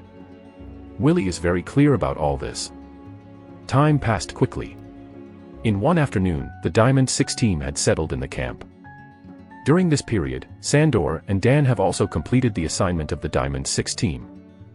10 cavalrymen and 50 guards rushed to the front line to station, and the rest stayed in the camp for garrison. This ratio is similar to the arrangement of the Diamond 1 team in the northwest frontier. Of their 50 people, 20 are guarding the camp and 30 are guarding the front line. Dinner time. Willie was in his tent, looking at the frontline minutes while eating bread. He has already understood the big and small things that happened on the border before, and what he is still reading now is the analysis of the characteristics of the soldiers of the Principality of Veda. Team leader. At this moment, Don suddenly broke in. With a look of anger on his face, he resisted and said to Willie, "There is something wrong with the food of our Diamond 6 team." What exactly happened? Willie put down the document at hand and looked up at Don. Don explained quickly, "I went to the cooking team just now and found that they prepared 2 kinds of meals of different quality. Those in the Diamond team ate fresh wheat cakes and porridge, while what our Diamond 6 team eats is bread made of wheat bran, and there is only soup in the porridge. Not a few grains of food at all." Willie's face was expressionless, and he couldn't see any reaction. "Have you dealt with it?" "It has been dealt with. After I found it, the cooking team redo the noodles, mixed the porridge, and then scooped it again." Don's anger still couldn't be calmed down. "It's fortunate that I discovered this, otherwise, after the food was in the hands of each guard, if they found out that the food was treated differently, I'm afraid the hearts of our Diamond 6 team will not be stable." Don sees it very clearly. The Diamond 1 team is trying to suppress the Diamond 6 team at the expense of infighting. Since the matter is settled, let's go first. Willie didn't care, as if he didn't care at all. But Don's attitude towards Willie is completely unpredictable. He knew Willie before, and knew that Willie was not the kind of person who would be easily feared. Now, is he bowing his head to those old guys? Don's heart was in a mess, so Willie had to retire. When Don walked out of the tent, Willie's mouth curved into a weird smile. In another tent. "You mean," Willie didn't respond after he found out that the food was being manipulated. www.novel.com. Tanlevy sat on the seat, looked at the guard bowing his head in front of him, and confirmed doubtfully. The guard smiled flatteringly. "Yes, Captain Stanley." The guy named Don seems to be more angry about this. He made a special trip to find Willie, but when he went out, he looked aggrieved, obviously because of the maintenance. Lee's reprimand, probably because he thinks he is too busy. Tan Li Wei suddenly laughed. It's really surprising. Captain Rickle repeatedly asked me to let the Diamond 1 team must suppress the Diamond 6 team, and he also told me that this young man named Willie is not in general. Let me act with certainty, but I didn't expect that he could endure so much. The guard laughed dryly with him, but did not speak. Very good. Tanlevi said again, go and report everything here to Captain Rickle. Yes. The guard nodded in salute, and then exited the tent. Willie. Tan Li Wei smiled, then his eyes suddenly turned cold. You mean, Verena boy, he chose to tolerate our 2 provocations. Rickle, who was sitting in the seat, suddenly got up with a funny look. Yes, Captain Rickle. The guard replied respectfully. Like Tanlev, Rickle laughed out loud when he heard the news, obviously not expecting Willie's reaction. If Bamos finds out about this, I'm afraid he will be so angry that he will jump up and down. Rickle waved his hand and instructed, tell Tanlevi to let him not go too far, or Master Balma's face will not look good. Yes. The guard responded. Chapter 83 Fight. 2 days later, at night. The front line of the Northwest Defense Line. Wooden fences and barbed wire are intertwined to form a long border line. Behind the border line, there are guards standing guard and patrolling back and forth, always alerting the Principality of Veda to any enemies that may appear at any time. At this time, Sandor, like Willie, was in the tent of the front line, looking at the front line minutes. Willie left a part of the manpower behind the camp, which was managed by Don, and Sandor was in charge of the frontline manpower. Sandor was not in a good mood. He just came to the Northwest Defense Line 2 days ago, and he was disgraced by Tanlawai. Captain Willie's performance also made him feel very aggrieved. As a new member of Bamos, these people should not be afraid of power and forge ahead, but Willie has been patient. However, as a qualified subordinate, Sandor chose to follow Willie's will. Even though Tanliwei came to the front line of the frontier defense yesterday and suppressed the Diamond 6 team in all aspects, Sandor still held back his temper and didn't beat the guy. Of course, even if he wanted to beat him up, Sandor was no match for Stanley Wei. Tanlevi has the strength of an intermediate night attendant, while Sandor is only a junior night attendant. Although Sandor thinks that he will surpass Stanley Wei sooner or later, at least for now, he can't beat Stanley Wei. Is Captain Sandor still busy? Without any announcement, Tanlevi lifted the curtain and walked in. Sandor frowned subconsciously. Now he is inexplicably upset when he sees Stanley Wei's feminine face. Captain Stanley Wei, is there anything? If there is nothing important, please don't disturb my work. Sandor's tone was very cold, without the slightest hint of politeness. Stanley Wei didn't care, he laughed. Of course there is something, but nothing. How can I come back to disturb you? That's it. Regarding the patrol, I hope to change the time off system. Sandor glanced at Stanley, but didn't look at him. Stanley Wei didn't care about Sandor's impatience, and said to himself, you know, the veterans of the Diamond 1 team have been on the front line for too long, and there was a large-scale fight a few days ago. Everyone. They are all tired. And the Diamond 6, all recruits. So, I hope that the Diamond 1 patrol at night will be cancelled, and the Diamond 6 will be solely responsible for it. In this case, it will not only give us a chance to recuperate, but also give us a chance to exercise for the Diamond number 6 team. What do you think? Although Tanliwei's tone was negotiating, there was a hint of ridicule. Unreasonable request. Sandor responded directly, I wouldn't agree. Sandor is not a fool, so if he compromises, his prestige in the Diamond 6 team will be lost. Tanliwei was not angry when he saw Sandor's refusal, but continued, don't be so stingy, we must focus on the overall situation. The 1st Diamond team has much richer combat experience than the 6th Diamond team, as long as the Diamond 1st team rests. Then the pressure on the Northwest defense line will be greatly reduced, which is also a good thing for your Diamond 6 team. Please go out. Sandor looked directly at Stanley, his eyes full of anger that couldn't be vented. Seeing this, Tanlawai smiled in his heart. He also knew that Sandor would not agree to such a request. He did so to a greater extent to disgust Sandor. All right. Tanliwei shook his head and was about to walk out of the tent when he suddenly heard a commotion outside. The enemy of the Principality of Veda has attacked again. The sentries outside were already shouting loudly. Sandor's expression changed, he got up quickly, gave Tanliwei a cold look, and then walked out. Tanliwei seemed to be used to it, and he didn't seem anxious at all.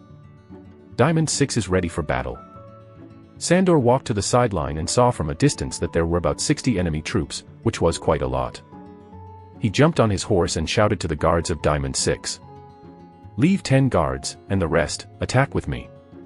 Sandor has experienced various targeted exercises since he was a child, and is very familiar with combat and actual combat, so he is not panicked in the face of this situation. "Stanley Wei, haven't you ordered the Diamond team to attack?" Looking at Stanley Wei, who just came out of the tent, Sandor asked. Stanley Wei didn't delay. "You strike first, and I'll send the Diamond team to follow right away." Sandor hesitated for a while, but finally believed in Tanlevy's words. He believed that Tanlevy would not be sloppy in this kind of thing. Go. Sandor took the members of the Diamond 6 team directly out of the line of defense. Looking at Sandor's back, a trace of contempt appeared in Tanlevy's eyes. "Throw the stones." Sandor issued a battle order. Clap, clap, clap. Following Sandor's order, the guards of Diamond 6 began to pick up the stones on the ground and throw them. Now is a special period. Although the time for confrontation has come, the war has not really started, so when you make a move, you must exercise restraint. www.novel.com.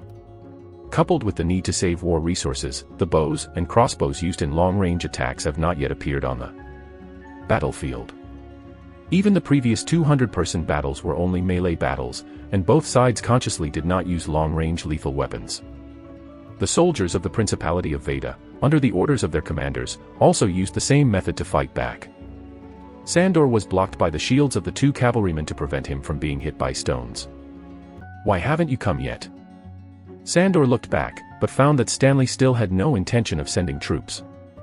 He has a bad feeling in his heart, but now that the 2 sides have begun to confront each other, he can't leave here. They rushed over.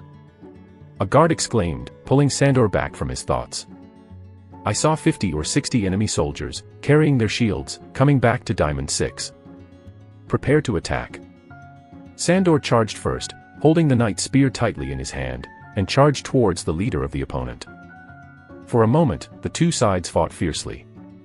The leader of the opponent, like Sandor, is also the strength of a junior knight attendant, but compared to Sandor, his strength is weaker, and Sandor suppresses him everywhere. Although it was only a tentative attack, soldiers on both sides had already suffered casualties.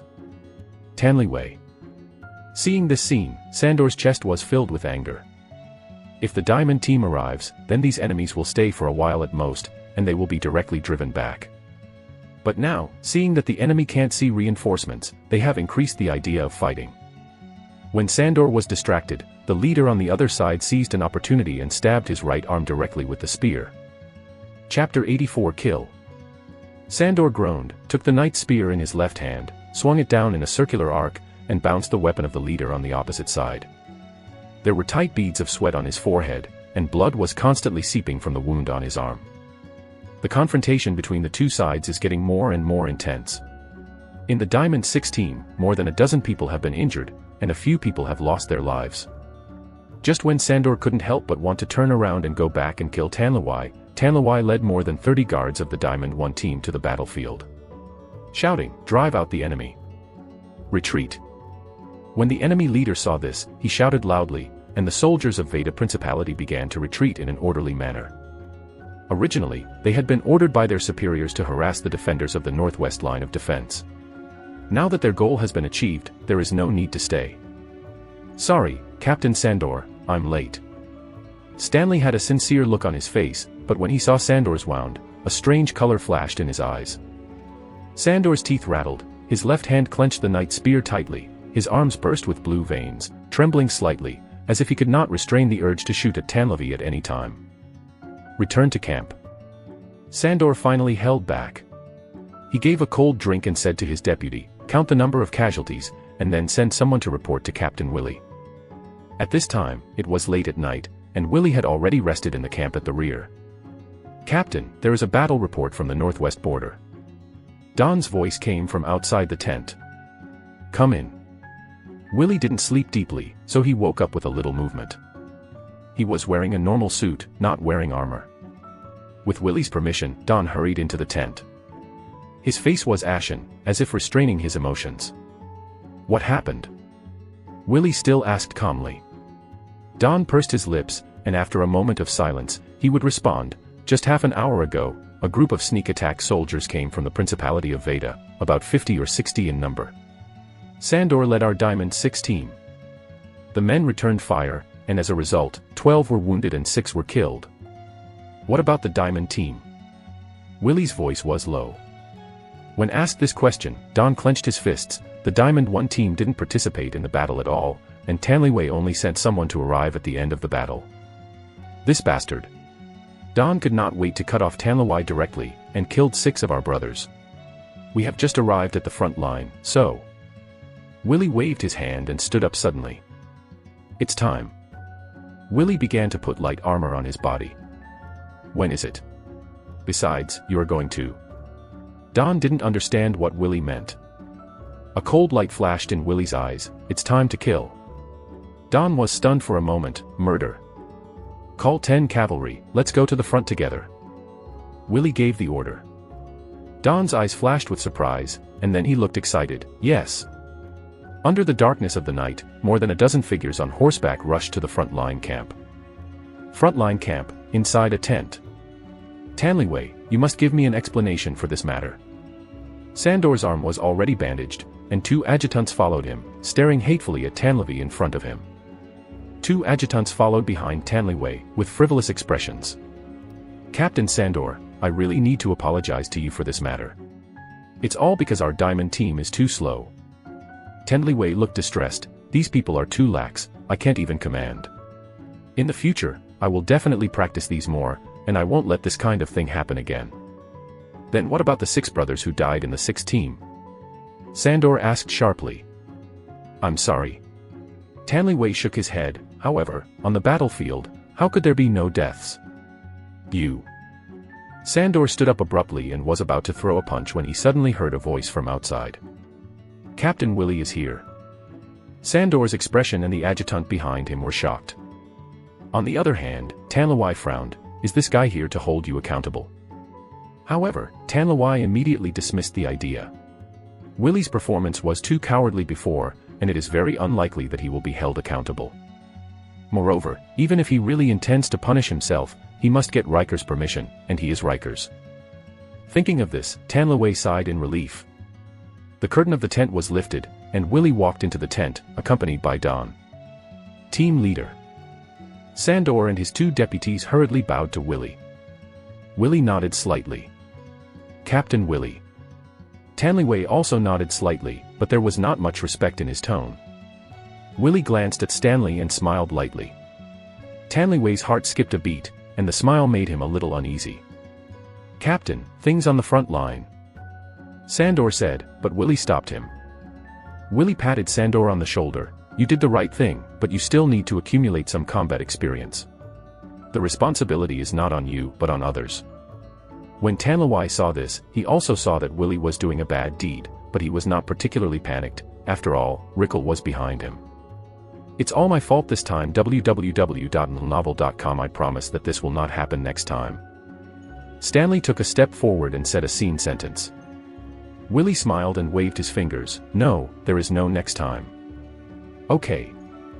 Stanley was stunned for a moment, but he didn't react.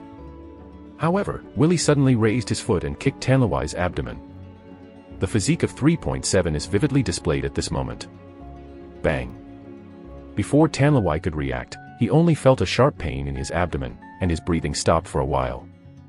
The table shattered in response, and Tanlyway was about to let out a scream, but he felt a fishy throat, and a mouthful of blood spurted out. Quiet, only the sound of breathing remained in the tent.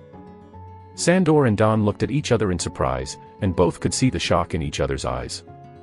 The captain, who has been patient for a long time, actually broke out at this moment. And the shots are resolute. The hearts of the 2 were suddenly relieved, and the shadows in their hearts dissipated in an instant. You. Tanlyway covered his abdomen, crouched down on his knees, blood spilled from the corner of his mouth, and panic appeared in his eyes for the first time when he looked at Willie. He never imagined that this seemingly harmless young man would be so powerful. You hurt me so much, Lord Rickle will definitely hold you accountable. Tanlyway was dizzy for a while, and he began to speak impatiently. Hurt you? Willie didn't mind, but instead laughed. No. I'm going to kill you. The smile tightened, and Willie's voice exploded in Tanlyway's ear. Chapter 85 Cost. Stanley Wei could hardly believe his ears. What is that fellow Willie talking about?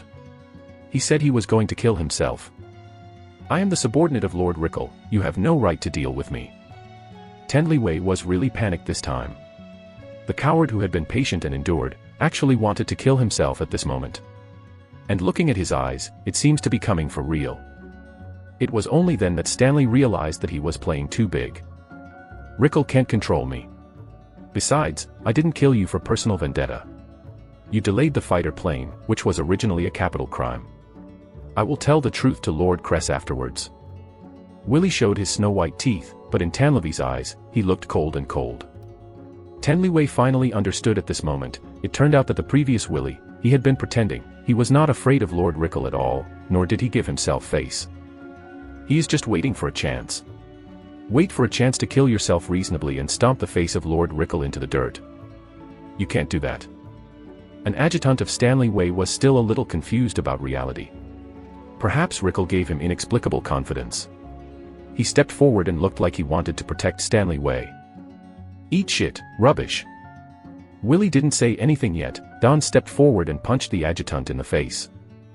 There was a cracking sound, and the adjutant was directly slapped by Dan in a semicircle, and his face slammed into the corner of the table. Then he slid to the ground slowly, making no more sound, just blood flowing from under his face close to the ground. At this moment, Don almost wanted to exclaim happily. Although he is a man of few words, it does not mean that he has no emotions. Now, not only has the previous depression swept away, but he also feels an unprecedented ease. Don was very fortunate that he became Willie's subordinate. It's really cool to follow a captain who is patient, wise, and decisive and ruthless. Sandor's heart boiled when he saw this. He regretted that his shot was too slow just now, so he could only stare at the other adjutant. Once he found any outrageous actions, he would beat him up. However, Sandor was disappointed, and the remaining adjutant didn't dare to move after seeing the fate of Tanlevy and the unconscious guy. Captain Willie, you really can't do this, Lord Rickle won't let you go, no. Tanlevy was already incoherent. He endured the severe pain in his body and was still trying to intimidate Willie with Rickle's name. Willie laughed, it doesn't matter, I won't let him go. Don, Sandor, this guy to the open space outside, and then gather everyone in the camp, whether it's Diamond 6 or Diamond 1. Everyone from the team must be present, and I will execute this guy in public. Yes. Sandor and Don's voices were so excited that they almost broke. You can't do that. Stanley Wei's body was already trembling. He wanted to say something, but Sandor, who seized the opportunity, punched him. Shut your stinky mouth. Sandor threw 2 punches in a row, and Tanlevy's jaw was directly shattered, and he could only make a whimpering sound. 10 minutes. The campgrounds. Except for the guards who are still stationed at key positions, almost everyone has arrived here. Just now, they were summoned, and the reason for the summons was Willie, the captain of the 6th Diamond Team, to kill the vice-captain of the 1st Diamond Team, Stanley Wei, for the reason of delaying the fighter plane. When they heard the news, the guards of the Diamond 6 team almost cheered. It was because this deliberately delayed the dispatch time that 6 brothers in a team died and 12 were injured. Originally, they were still immersed in sadness, but after hearing the news, they were all excited. Before, everyone thought that they had followed a captain who had no guts, but now it seems that Captain Willie is decisive and respectful. The members of the Diamond 6 team were in a good mood, but the members of the Diamond 1 team were a little frightened. Although the vice-captain was about to be executed, none of them dared to speak out. Instead, one by one was extremely nervous, for fear that Willie would be further held accountable and punished on their heads. It doesn't matter loyalty, because the one who shot their commander is not an outsider, but a higher-level commander who is also a member of the Diamond Guard. The guards who were called to watch the execution formed 2 circles one after the other. Most of the people in the front row were members of the 6th Diamond Team, especially those wounded guards wrapped in gauze. They almost stood in front of Tanlevy. The members of the Diamond 1 team instinctively stood in the back row. At this time, Tanlevy was with ropes and crouched on the ground. His face was covered in blood, his hair was disheveled, and he was still struggling. Just standing behind him, Sandor holding a spear, tugging at his hair, preventing him from moving easily. In front of Tanlevy, a bonfire was burning www.novel.com, showing his tragic face in front of everyone. the wood was burning and bursting, and in the empty camp, no one made a sound. Everyone. In the silent atmosphere, Willie walked into the crowd, with a majestic voice in his voice. We went to the dangerous front line in order to repel the enemy and defend the homeland behind us. And Tanlawai, but still here. Such a despicable method at a critical moment, for the petty profit of some people, to bury the lives of brothers for no reason. I can't forgive this kind of person. I will use his life to give everyone an explanation. Even if Lord Cress wants to hold me accountable afterwards, I will not be afraid. The righteous words that Willie said. In fact, Cress could not be held accountable at all. He did something right in this matter, and Cress himself was a little disliked by Rickle, plus he was the core team of the new Bamos force. He would not blame himself at all, at most verbally reprimanded. These Willis are calculated very clearly. The reason why I say this is to take advantage of this good opportunity to unite the hearts of the Diamond 6 team. The opportunity to trade human life should not be wasted casually. Sure enough, as soon as Willie's voice fell, many people showed excitement. Willie stopped being verbose, and ordered Sandor directly, execution. After Tanlawai heard this voice, he almost struggled frantically. But Sandor didn't give him a chance to continue to perform at all, and he couldn't wait any longer. After receiving Willie's order, he stepped on Tanlavi's shoulder with his right foot and charged the spear back with his left hand. Buffed. The spear in Sandor's hand was dispatched as quickly as a poisonous snake, and under everyone's attention, it directly pierced Tanlavi's head. Chapter 86 Disposition of Cress. Tanlawai's jaw was shattered, and he didn't even let out a whimper, and the body collapsed directly to the ground. Sandor pulled out the spear, and a blood hole opened in the center of Tanlavi's head. The dark red blood and gray brains kept flowing out from the blood hole. Go away. Seeing this, Don took a step forward and said to the crowd. After receiving the order, the guards of the Diamond 6 team took a deep look at Tanlavi's body before leaving slowly. And the guards of the Diamond 1 team have long since disappeared. Captain, what to do with his body? At this time, Sandor and Don were both loyal to Willie from the bottom of their hearts. Willie thought for a while, then said slowly, cut off his head and pack it up. I'll take it to see Commander Cress and Rickle tomorrow. By the way, the matter of restraining everyone and beheading Stanley Way, don't spread to Rickle's ears yet. Sandor and Don swallowed instinctively. They didn't expect Willie to go head-to-head with Rickle. Yes. However, the two of them didn't say much, just quietly chose to execute the order. The next day. Early in the morning, Rickle and Wyburn walked towards Cress's office tent together. Lord Baron has come with new instructions. The two people who are currently stationed in the task are not heavy, they must listen to Lord Baron's will. As for the rest of the guard captains, they have to return here one after another within today and listen to Lord Baron's next instructions. Rickle was in a good mood at this time.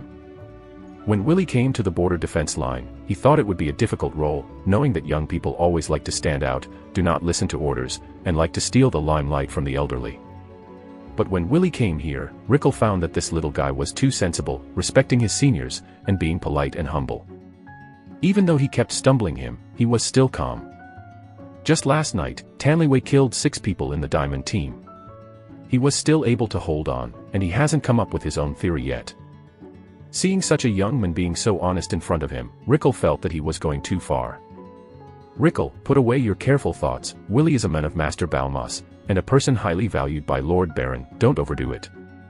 Wyburn, who was walking beside Rickle, gave Rickle a cold look. Although he didn't know what happened between the Diamond 1 team and the Diamond 6 team, but looking at the state of Rickle these 2 days, he also knew that Rickle was very smooth when suppressing Willie, and it went so smoothly for him are a little floating. Ah. When Rickle heard this, he just sneered and didn't answer. When the two entered Cress' tent, they found that Cress was already waiting. What new order does Lord Baron have this time? Wyburn sat below Cress and asked. Rickle also sat down casually, expressionless. If there is not too much time error, within 10 days, the Principality of Langton and the Principality of Wada, the Grand Dukes of the two countries, will declare war at the same time. Cress' voice was very soft, but Wyburn and Rickle's eyes twitched at the same time. Finally, the official battle is about to begin.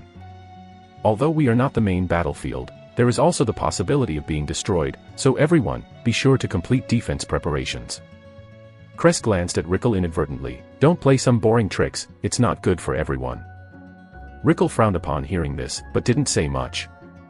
The defense lines at all positions must be well arranged, and no vacancies or omissions should be left. At this time, no single mistake is allowed. Cress added. Understood. Wyvern nodded solemnly. The three were talking, but suddenly there was a message from the guards, and Willie, the captain of the 6th Diamond team, was waiting outside the door. Let him in. Because Willie was in the northwest defense line and the distance was far away, Cress originally planned to make a document and send it to Willie, but he didn't expect Willie to come back here. I saw Willie fully armed, carrying a wrapped square object in his hand, which should be a box. Commander Cress, I want to tell you something. Willie and Wyvern greeted each other, then said to Cress, ignoring Rickle the whole time. Seeing this, Rickle felt something wrong. What? Seeing Willie's grim expression, Cress saw that Rickle's expression changed slightly, and vaguely guessed something. Just last night, the Principality of Veda sent another small force of nearly 60 people to conduct a sneak attack on the northwestern border defense line. Willie said. Cress' eyes narrowed. I know about this matter. Some people died in the Diamond 6 team. As the highest-ranking commander of the border defense line, Rickle had already conveyed this news to him last night. Wei Bun seemed to have just learned the news, and subconsciously rubbed the hilt of the cross sword. This is because the vice-captain of the Diamond 1 team, Stanley Wei, deliberately delayed the fighter plane. Willie said sharply. You are talking nonsense. Upon hearing this, Rickle immediately refuted. Seeing this, Cress guessed in his heart www.novel.com if there is no accident, it must be that Rickle secretly used some not very bright means. Willie recounted what happened last night without hesitation. Don't spit blood. Rickle had realized something was wrong. Willie chuckled, but the entire Diamond 6 team and even your Diamond 1 team are witnesses. Where's Stanley Wei? Get him. Cress' fingers tapped lightly on the table. It's here. Willie directly opened the box in the package, and Stanley Wei's head with a hole in the brow appeared in front of several people. You killed him. Rickle stood up instantly, his palm tightly clasped on the cross sword. Willie said coldly, if I don't kill him, the hearts of the northwest defense line will be scattered. Wilbur, send your people to the northwest defense line to investigate the truth of the matter. Cress directly stopped the conflict between Willie and Rickle. If what Willie said is true, then Willie will take over all the troops of the Diamond 1 team in the northwest defense line. Chris, you. Rickle suddenly gasped. If Willie is lying, then of course he will be severely punished. Cress's words were playful and serious, but he didn't say the consequences for Willie at all. Willie's eyes narrowed slightly. Cress was favoring him. Thank you for your justice. Willie bowed slightly. Rickle struggled to suppress the urge to shoot, took a deep look at Willie, and left the room without saying a word. Don't worry about him. Cress waved his hand and didn't seem to care. You came just in time, Lord Baron's new order, please understand. Chapter 87 The Baron's Trump Card and the Senior Night Attendant. When Willie and Weyburn walked out of the tent at the same time, Weyburn suddenly stopped Willie. Willie, do you have time to talk? Willie was a little surprised, but nodded, saying yes. In Willie's view, Weibel is a rather special person. He is more like a scholar than a personal soldier captain. The two walked along the garrison line along the way to the edge of the camp near the middle. Rickle is a fool. Wyvern said suddenly. Willie didn't answer. He felt that Wyburn's words were not finished. So this conflict between you and him has no substantive meaning. Wei Bun pointed to Willie, his expression indifferent. Perhaps you feel that you have established the prestige of Diamond 6, but what's the use of it? You think that you can lead Diamond 6 to defeat the enemy, and then guard Diamond. Peace in the town.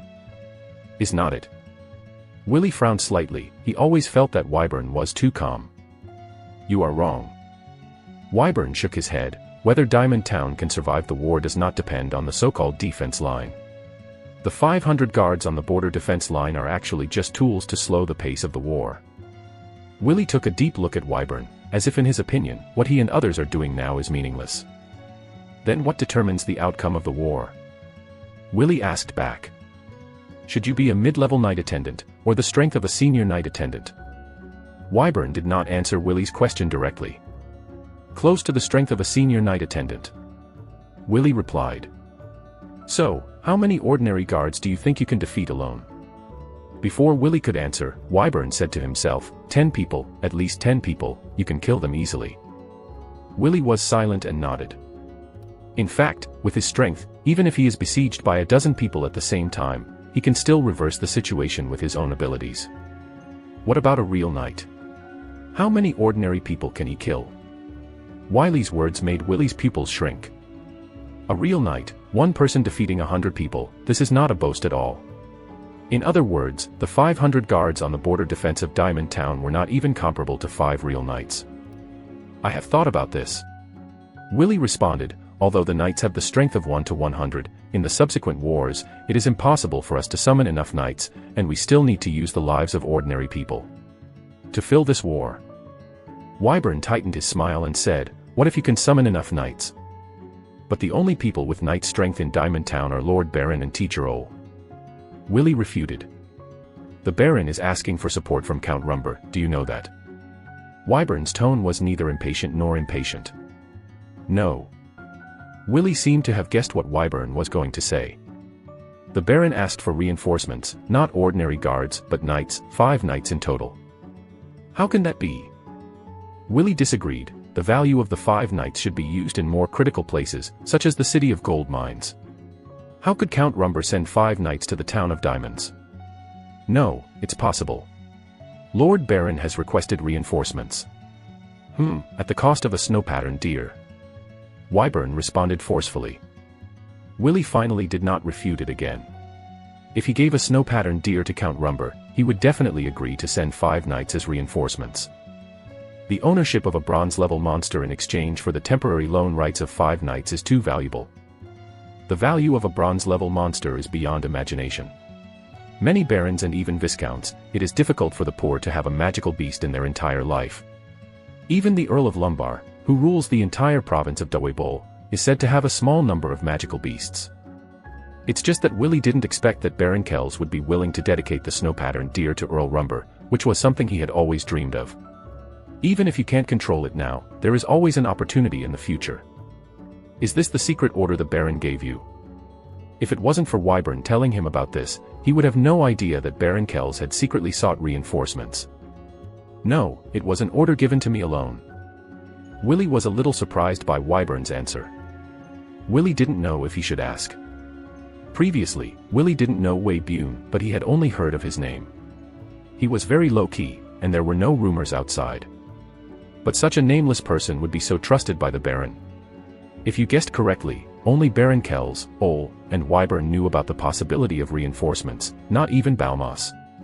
After all, before he came to the northwest defense line, Bamos was more anxious than himself. But why did you tell me? This kind of information should be kept secret.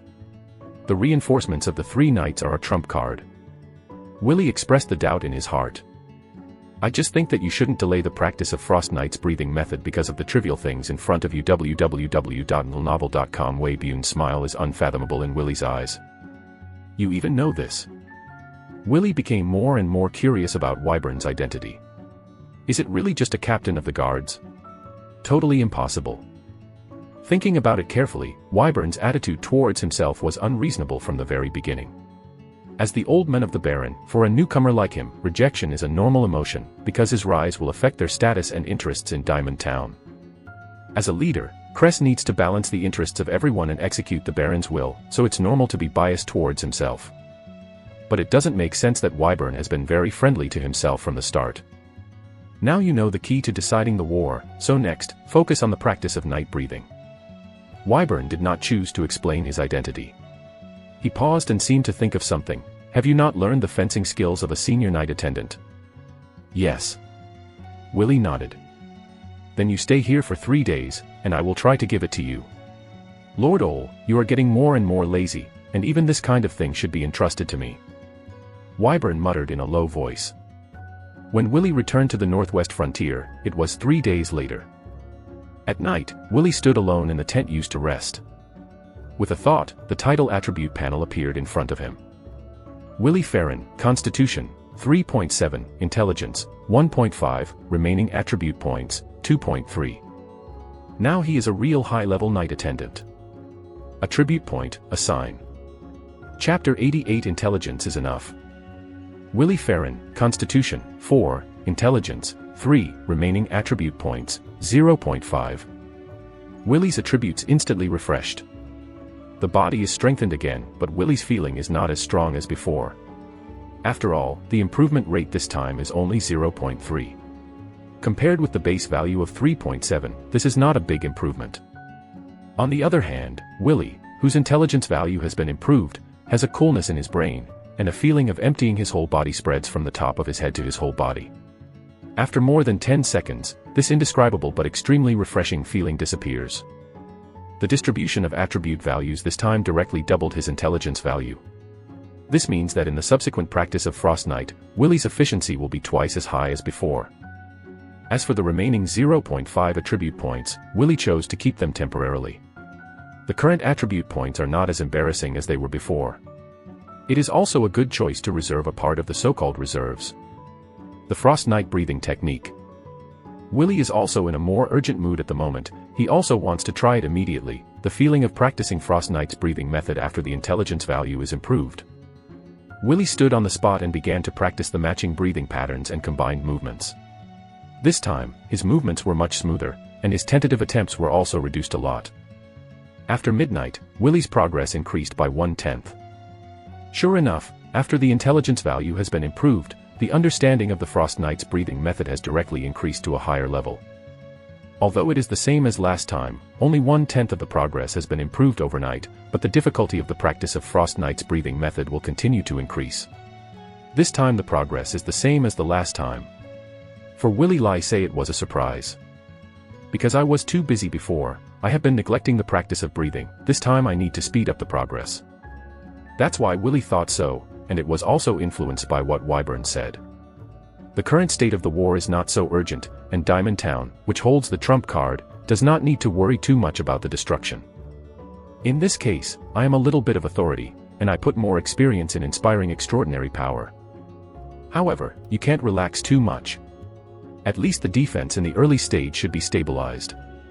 Now Willie already knows that the time for the war will be determined within 10 days, and a tentative big conflict will definitely break out on the frontier at that time. He wasn't sure when the 5 knights would arrive, so he still had to make more than 100 people under him always be ready for battle. 7 days later. At this time, it was already late autumn, and the weather had not completely turned cold. However, a news that suddenly broke out made all the civilians at the bottom near the border feel like entering the closed ice cellar, trembling and panicking. The war between the Principality of Langton and the Principality of Veda finally officially broke out. The Grand Dukes of the two countries issued a declaration of war at the same time, and the whole country entered a state of war.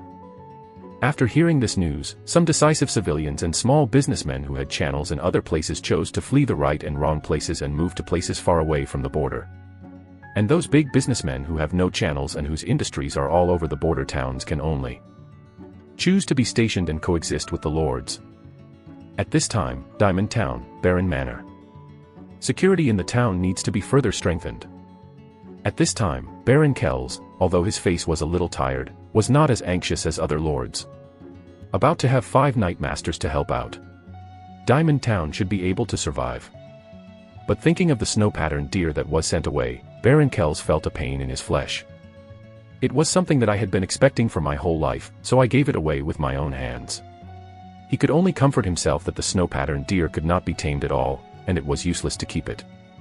This will make the Baron feel better. Opposite Baron Kells, Ole was sitting on the side seat. His injury has basically recovered, and the high self-healing ability of the strong knight makes him look no different from ordinary people, but his face is still a little pale. The order to upgrade the law and order has been issued. Ole responded. After the war was confirmed, the security in Diamond Town became difficult in a short period of time.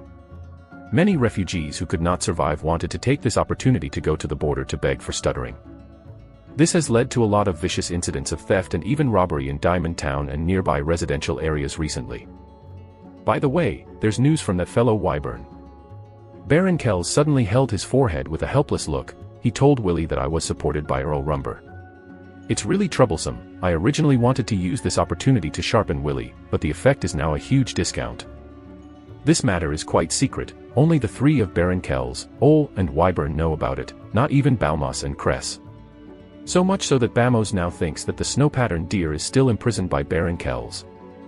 The main reason for keeping it secret is to prevent the information from being leaked to the Principality of Veda. Although there is a high probability that even if the other side knows about it, it will not specially send high-level combat power to the Diamond Town, but the less people know about it, the better. Furthermore, www.novel.com is through this opportunity to cultivate the following new people. Baron Kells has a deep understanding of the intricacies of replacement. After the death of the old Baron, Baron Kells succeeded to the throne. He spent the boss's efforts to join forces with Ole, Wyvern, Cress, and others to remove those old guys from the core of Diamond Town. I just didn't expect that in the blink of an eye, my friends around him also became old guys. This guy, Wyvern, always likes to do whatever he wants. Although he complained, Ole smiled and looked at Kells with a little admiration. After all, now that Diamond Town is guaranteed, the previous worries about the war have also faded a lot. When he also followed in the footsteps of the Baron and was assassinated together, Baron Kells showed a decisiveness that was different from ordinary people. He immediately gave up the snow-patterned deer in exchange for the support of Earl Rumber. Seeing the look of Baron Naondo in Stormwind Town in a daze, Ole suddenly had the feeling that Baron Kells led them to battle wits and bravery with the old guys when they were young. Wilbur, he's just too stubborn. Baron Kells shook his head. Forget it, don't mention him. Seeing this, Ole paused. Actually, he doesn't care about that identity. For him, it doesn't matter at all. At least he still treats you as his brother, doesn't he? Maybe. A flash of relief flashed in Kells' eyes, but there was also a hint of regret. Don't be long-winded. Go ahead and do your own thing. I'm going to prepare for the connection after the arrival of the 5 knights. Baron Kells forcibly lifted his spirits. Having a whole card doesn't mean there is no worries. In the face of any challenge, you must be 100% full of energy. Chapter 89. Did you see my bear? Outside Fundo Tun. Wally, where have you been, Wally? Viria was alone, running and calling. Her heart was a little anxious. Looking at Van Dutten, which was getting farther and farther away from her, Viria suddenly panicked.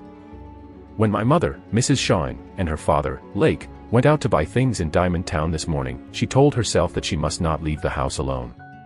Even if you are very bored and want to find someone to play with, you must go to Tunku, under the eyes of old Joel and the adults.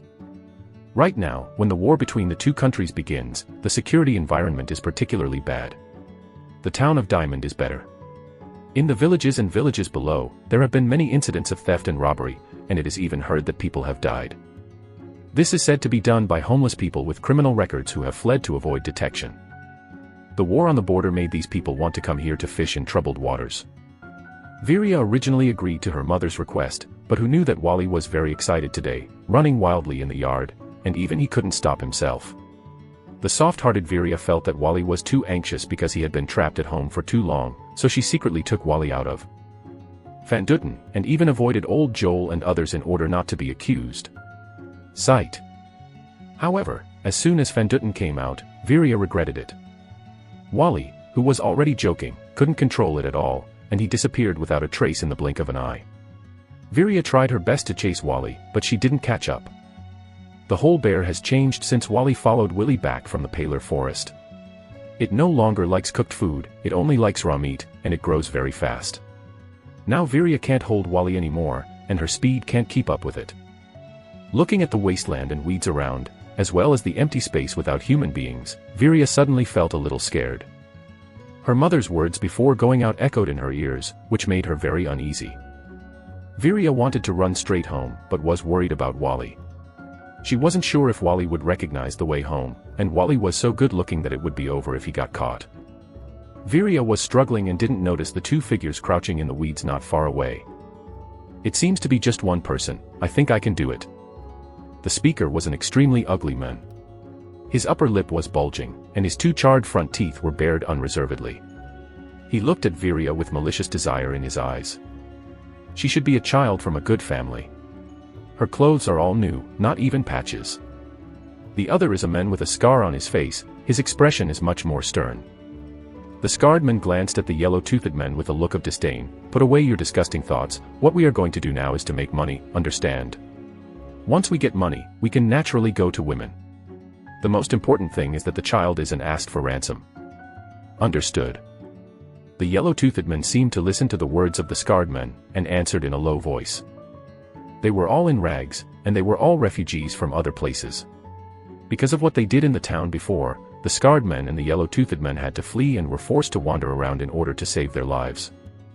After hearing the news of the war this time, after a brief discussion, they decided to come to the border.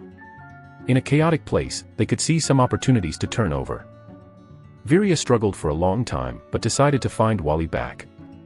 She took 2 steps forward, but suddenly saw the weeds tumbling, and saw an ugly yellow-toothed man in tattered clothes walking out, blocking Virya's way.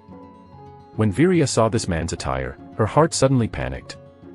This is the appearance of a refugee whose clothes are tattered, his face is yellow and his skin is thin. His mother said to be careful. Virya's eyes were full of panic, and her body began to tremble slowly. But she still forced herself to calm down.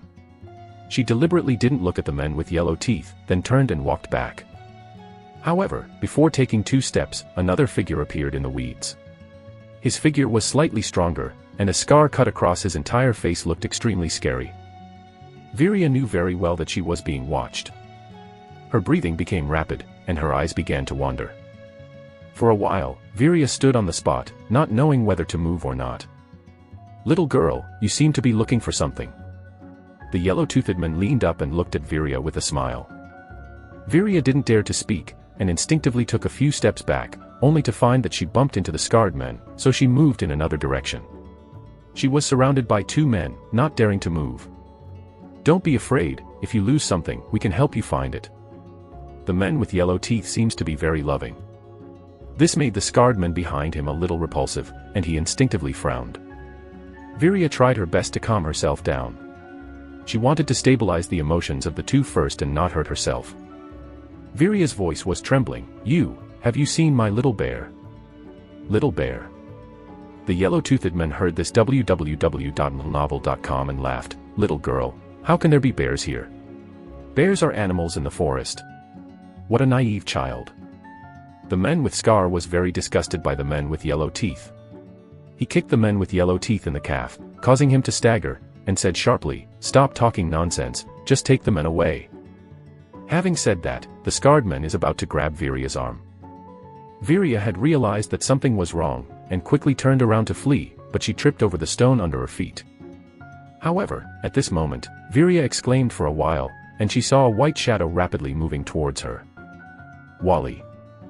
Virya shouted excitedly, and was almost on the verge of tears.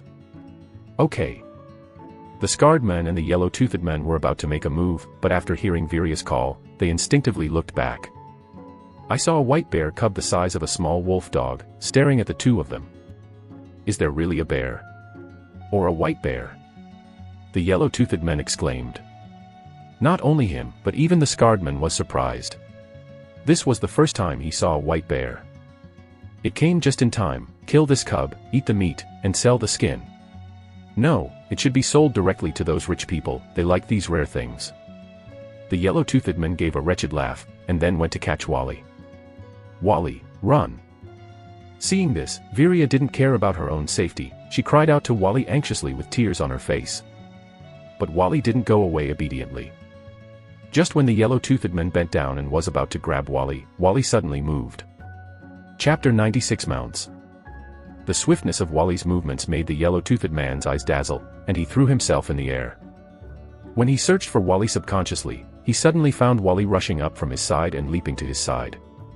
The yellow-toothed man caught a glimpse of this scene out of the corner of his eye, and was horrified. He had no idea that a bear cub could jump so high. The yellow-toothed man turned around instinctively, but suddenly found that the little white bear was about to rush into his face, and a blue light suddenly flashed in his eyes. "This is..." The yellow-toothed man shook, as if he thought he had read it wrong. The next moment, a terrifying and incomprehensible scene appeared in front of his eyes. I saw a flash of blue light in the form of a lightning bolt between the eyebrows of the little white bear, and a string of flying electric snakes came out of the little white bear wantonly. "Do not." Immediately afterwards, the yellow-toothed man's jaws were split, and the severe pain spread all over his body, and then he lost consciousness. This wailing became the last syllable he uttered in this life. Virya covered her mouth almost subconsciously. "What did you see just now?" "Wally, it's actually discharging. It's lightning." He directly electrocuted the men with yellow teeth. The scarred man froze in place for a moment, reacted quickly, turned around and ran. All this in front of him is beyond his understanding of common sense. A white bear that can discharge electricity, how can there be such a creature? After the yellow-toothed man suffered the blow just now, he didn't know his life or death. How could he have the courage to stay here? He suddenly regretted why he came to the border to swim in this muddy water. However, the Scar Man's footsteps came to an abrupt end, and out of the corner of his eye he saw a blue sky behind him, and then he felt that his heart was burst alive by the sudden influx of power. Thump, another corpse fell.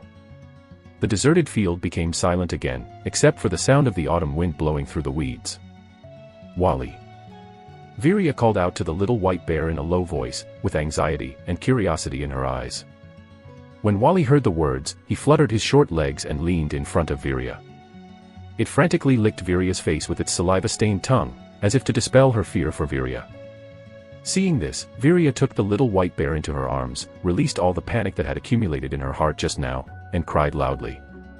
She cried for 2 or 3 minutes, but suddenly realized that there were 2 fallen men beside her. Viria stood up and wanted to check the status of the 2, but when she got close to them, she backed away timidly. Until now, she was not sure whether the 2 were dead or just fainted. "Come on, Wally, let's go home," Viria hurriedly urged Wally. Wally became very obedient this time, followed behind Viria and secretly returned to Fanduten. When Viria and Wally returned home, Lake and Mrs. Shawn hadn't come back, which made Viria relieved. But seeing the little white bear lying beside her feet, Viria recalled the strange scene just now, a Wally covered with arcs, and the 2 bad guys were solved between lightning and flint. Is this a fairy tale? The previous anxiety has been replaced by childlike innocence. "Wally, why are you discharging electricity?" Viria could no longer hold Wally, so she could only squat down and talk to Wally. After Wally heard Viria's voice, he made a squeaking sound, and his 2 front paws kept gesturing something. If Willy is here, he will surely find that this is Wally expressing his thoughts, and his IQ is enough to understand and respond to human words. But Viria couldn't understand what Wally wanted to express, so she could only shake her head helplessly. "You are such a strange little bear." Viria began to mutter to herself, "Should I tell my father and mother about this? No, no. I have to keep it a secret for you." Although she is a child, Viria also knows how shocking a white bear that can discharge electricity is. "I can't tell my father and mother, but I can tell Willy." Viria made a decision in her heart, maybe Willy will find the reason for your discharge. Thinking of this, Viria suddenly became more relaxed. He actually owns a little white bear that can discharge electricity, which means that from now on, he has a powerful little partner. "Wally, you have to protect your family in the future, understand?" Viria took Wally in her arms. "Protect father and mother, protect Willy, protect Thorpe's." Viria was just talking to herself, and didn't realize that after hearing these words, Wally's eyes flashed with a touch of human tenderness, and then in his eyes, the blue light turned into a 6-pointed star. The hexagonal ring of looming. Front line. Northwest frontier. "Captain, this wave of enemies has also been repelled." In the frontline camp, Sandor reported the battle to Willy. At this time, Sandor is very different from before www.novel.com. Although it has only been less than half a month, the whole person has become more stable and mature, the original handsome young man, the corner of his mouth and the side face, there are also dense beards. Life on the front line has made him forget the gentle grooming at home. Well done. Compared with before, Willy has also undergone some changes in temperament. Now, he has practiced Frost Knight's breathing technique to 50%, and he only needs to finish the second half of the practice, and he will have the first ray of fighting energy in his body. If it weren't for the official war between the 2 countries these days, the small-scale battles on the border became more and more frequent, and now he may have made a faster progress. But now, Willy feels more and more difficult in the process of practicing Frost Knight's breathing technique. Because the coordination of breathing patterns and combination techniques became more and more difficult, his practice speed also slowed down. With his current intelligence value, it should take nearly 2 months to cultivate Frost Knight's breathing technique to the entry level. For others, this is fast enough, such as Bamos, who has been practicing Frost Knight's breathing technique for 3 years now, but the progress of his practice has not caught up with Willy. But for Willy himself, this speed is still too slow. The combination of breathing movements that can only be made after repeated attempts a dozen times makes him feel tortured. Originally, as long as you got the title, you automatically have the ability, but now you have to complete the entry before you can get the new title and ability. It's like a player who has been hooked. After returning to the normal mode, he completely lost the game experience. Sandor and Willie were talking briefly, but they heard outside the tent, the guards brought new news. Captain Willie, Lord Baron has brought a new order. Chapter 91 Night. Lord Baron. A hint of doubt flashed in Willie's eyes. Since he arrived at the border defense line, Baron Kells has never delivered a message to him alone. Tasks that generally involve war are directly communicated by Cress. Come in. Willie responded. I saw a guard walk in respectfully. He handed a sealed document in his hand to Willie, then turned and exited the tent. Willie glanced at it, and the cover of the document was blank, except for a rhombus diamond-shaped mark in the lower right corner. This is the exclusive beauty of the document sent by Baron Kells. Willie opened the file and started browsing the contents. Half a minute later, a surprise appeared in Willie's eyes. Earl Rumber supported the 5 knights in Diamond Town. 2 of them have reached Diamond Town today. These 2 knights will rush to the northwest defense line tomorrow to assist him in a surprise battle. This news was only passed on to himself and Cress. The purpose was to avoid disagreements among the guard captains in the early allocation of knight resources. Otherwise, whoever knows the news will rush to apply to the Baron for support. Willie is very clear that this is the Baron's favoritism towards him. The current border defense line has the weakest foundation. The Baron needs a big victory to establish his prestige. The next day, Willie and Sandor, along with several guards, have been waiting at the gate of the camp. It was not until noon that the 2 knights on iron-armored horses came to the camp of the northwest line of defense. Is it the Selvin Knight and the Dibane Knight? After seeing the 2 figures, Willie led Sandor and the guards behind them to meet them. After seeing Willie, the 2 of them restrained the reins at the same time. Are you Willie from Diamond 6? The person who spoke was a burly man with a full beard, piercing eyes, and an imposing manner. It's me. From the 2 of them, Willie felt a huge pressure. Whether it was his instinct or the improvement in perception after practicing Frost Knight's breathing technique, they all told him that the 2 people in front of him were not weaker than Ole and Baron Kells. I'm Dibane, and this is Selvin. In the next few days, we're going to be comrades in arms. Dibane behaved very cheerfully, and did not feel arrogant at all because of his knightly strength. As for Selvin, who was on the side, he didn't speak. He was a tall and thin middle-aged man with deeply sunken eyes and an expressionless face. Thanks to the support of the 2 knights, we have prepared lunch, please enjoy it together. Willie did not hesitate, nodded slightly, and invited the 2 to the camp. After a simple meal, Willie was in the tent, and he began to communicate with the 2 about attacking the enemy's defense line. What are you going to do? As soon as Dibane sat down, he asked straight to the point. It seems that in his eyes, the war on the northwest defense line is not something that needs to be bothered about. The Lord Baron has given me an order before, and let me carry out a surprise attack on the enemy with the 2 as the core. The 2 knights, Dibane and Selvin, are comparable to more than 200 ordinary guards, and they only have more than 100 men, so it is more reasonable to be an assistant. Since that's the case, let's attack tonight. Dibane didn't think about it, and said directly, I heard that in the defense line here, the Principality of Wada has about 200 troops. In fact, it's just these troops. Selvin and I can solve it directly, but Baron Kells obviously want to give you a hand, so we will also take care of your face. If you find it troublesome, you can wait until Selvin and I clean up the mess, and then you can collect the results. Dibane didn't have any scruples, and made everything clear. Willie sniffed, feeling a little helpless. However, he was also a little curious. How could a real knight really be so strong? Although he had seen Ole's shot, it was just a simple display of strength, not a real combat against the enemy. And according to Dibane's meaning, it seems that the strength of the 2 of them can easily kill the enemy army, and there is no need for the participation of the Diamond 6 team. Everyone heard the arrangement of the 2 knights. Willie didn't overdo it.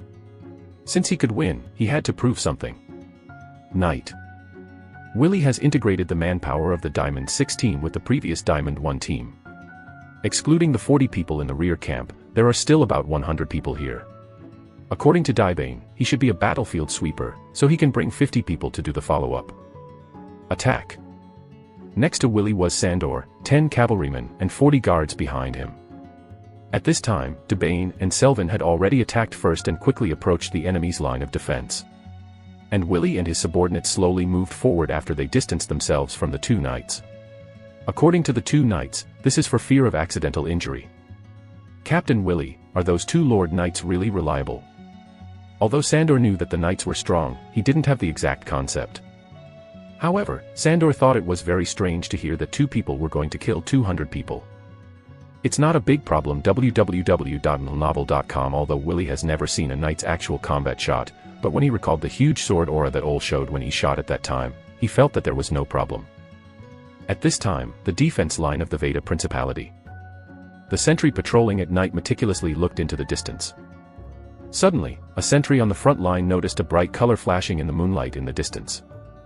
His body was shaken, and after examining it carefully, he found that two cavalrymen in armor were approaching quickly on horseback. The sentinel had a strange look on his face. He was hesitant, whether he should sound the alarm of the enemy attack now.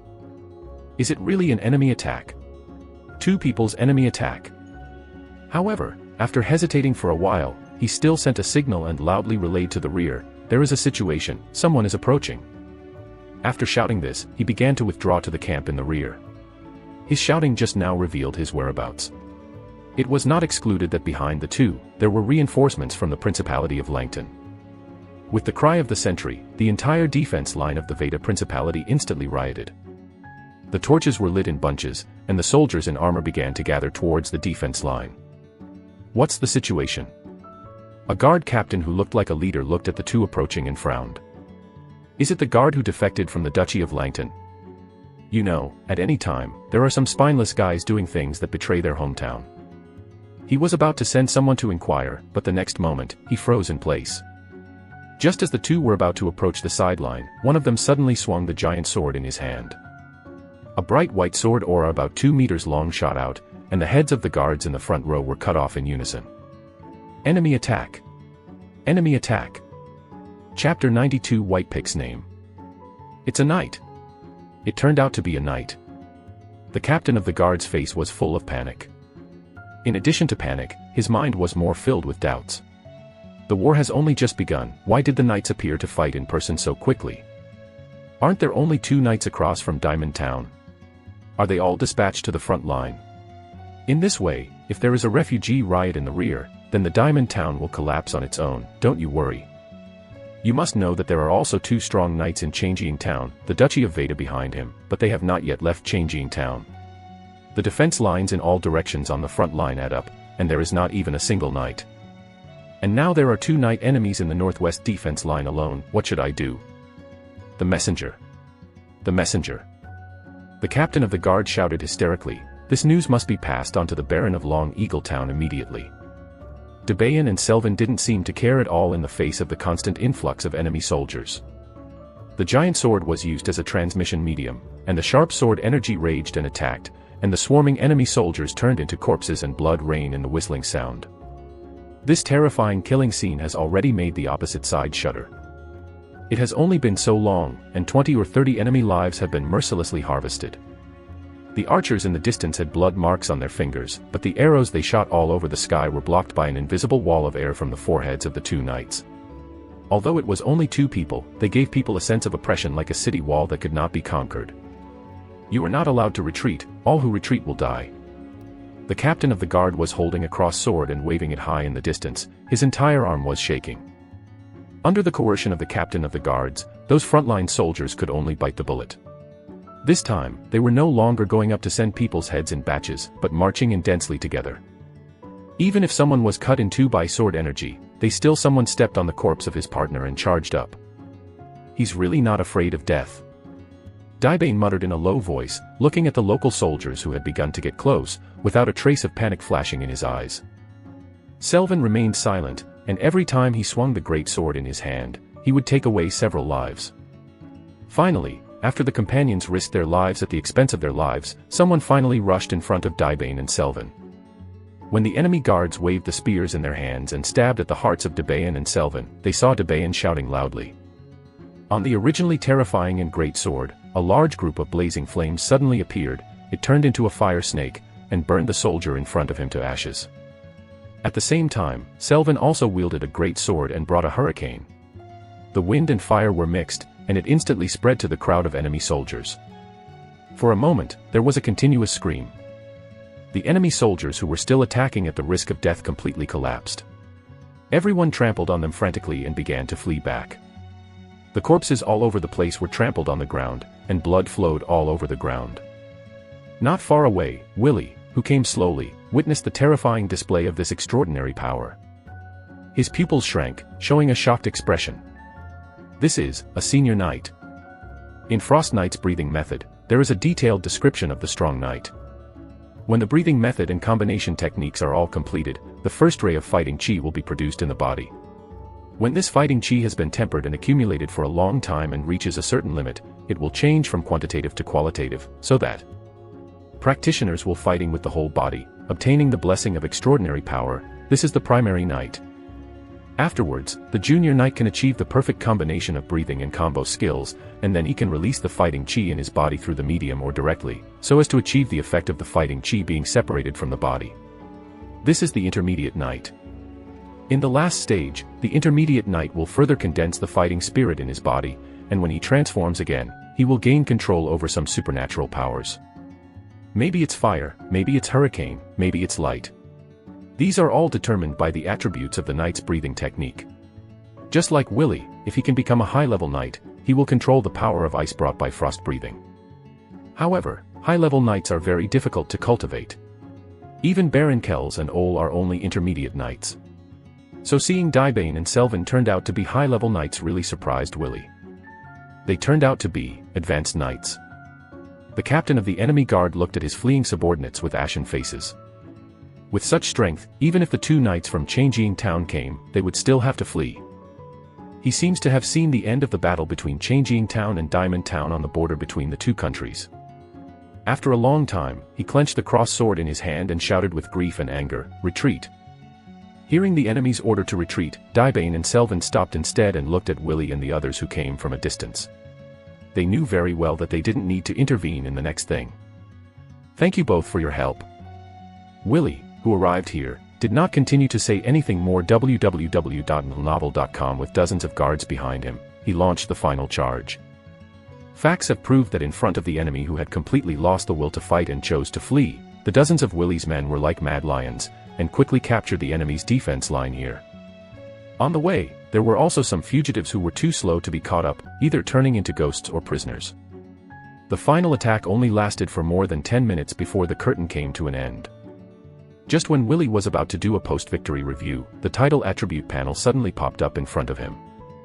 He led his subordinates to victory in the first war and won the title, Junior Commander, with a reward of 0.5 attribute points. After obtaining the title of Junior Commander, the soldiers under your command will spontaneously improve their unity and reduce the occurrence of internal friction, and the battles under your personal command can greatly improve the combat morale of the soldiers under your command. Willie Farron, Constitution, 4, Intelligence, 3, remaining attribute points, 1. Is this also possible? Willie suddenly felt like he was eating free food. He was only in charge of cleaning a battlefield, and he actually won such a title. It's really a title that was picked up for nothing. Willie muttered to himself in a low voice. "What did you say?" Sandor, who was beside him, didn't hear clearly, thinking that Willie was talking to him. Willie shook his head. "It's nothing, I just said." Well, next, maybe the war between the two principalities will continue, but the crisis in Diamond Town should be over soon. Willie glanced at the two high-ranking knights in the distance, with envy and anticipation in his eyes. Chapter 93 Post-War. It turns out that Willie's prediction was correct. In the following month, Dibane and Selvin, as well as their three other knight partners, also pushed back the garrison in the adjacent town of Long Eagle, the Duchy of Wada, to their own town with lightning speed. At the edge of the town, the entire defense line outside Changjing Town basically collapsed. Since then, Baron Kell's worries about Diamond Town have completely dissipated. Exchange of a snow-patterned deer for the support of 5 senior knights for a month is a good deal for both him and Count Rumber. After the 5 strong knights returned to the main battlefield, the situation also stabilized, and Willie at the border was transferred back to Diamond Town. This time, Willie was greeted by a new identity, the vice-captain of the guards department in Diamond Town. The status is only under Ole.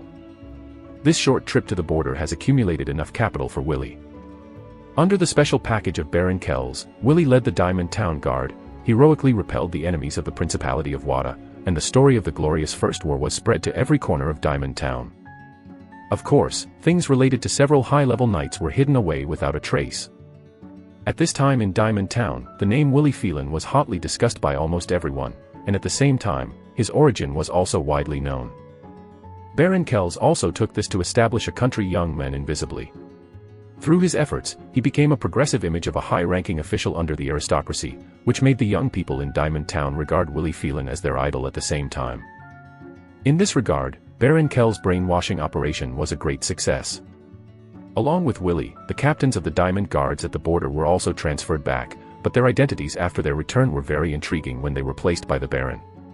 For example, Rickle, he became the honorary deputy mayor of Diamond Town, and so did the rest of the people. They were all assigned positions that seemed to have high status, but had little real power. At the current border, there are only 2 people left, Cress and Wyburn, who command a guard of less than 300 people. For all this, discerning people are very clear that this is Baron Kells and Ole using strong pressure to pave the way for his successor, Bamos. Captain, this is the latest list of the personal soldiers. Take a look at it. In Willie's private office, Sandor handed over a document to Willie. Sandor and Don benefited from the opportunity to perform in the early stage of the establishment of the Bamos team. After returning to Diamond Town, they both became mid-level officers in the guards department and served as Willie's deputy. Well, Willie responded, then glanced at random, and placed it on the table. Since being promoted by Baron Kells as the vice-captain of the guards, Willie has clearly found that Ole's visits to the guards' office have become less and less frequent, and more affairs have been handed over to Willie. This is a process of gradually delegating power, which allows Willie to slowly build up his prestige in the GI. But now Willie is not very enthusiastic about it. Since seeing Dibane and Selvin's actions, his desire to practice Frost Knight's breathing has become stronger and stronger. This time, the border finally let Willie know why, under repeated oppression by the nobles, the commoners still choose to live on their knees. It's not that they don't want to resist, but that the number becomes weak and weak under the extraordinary power. Even Willie is guessing that in the main battlefield of this battle between the 2 countries, perhaps the winner is a higher-level extraordinary power. In the future, you and Don can take care of such trivial matters, so you don't need to trouble me, Willie said to Sandor. Sandor responded and walked out the door. His head is high, his waist is straight, the beard on his face has been cleaned again, and the whole person looks very majestic. Now Sandor and Don have also become upstarts in Diamond Town, and are attracted by many businessmen and officials. It's really troublesome. Willie rubbed his temples. Due to the delay of too many trivial matters, the practice of Frost Knight's breathing technique progressed much more slowly. According to the original plan, the current self should achieve at least 80% of the progress, but now, it is only 70%. Don't look at the gap of only 10%, in the later stage of the practice of breathing method, this achievement represents a huge gap. It's time to return to Fanduden. Willie pondered inwardly as he listened to the cold wind howling outside the house. This year's cold winter came earlier than before. It was just the beginning of winter, and some people were already wrapped in cotton-padded coats. According to past experience, this will be a particularly difficult winter. Nobles and rich people can use the stove to keep warm, but the commoners can only burn some firewood, and the means of keeping out the cold are too poor.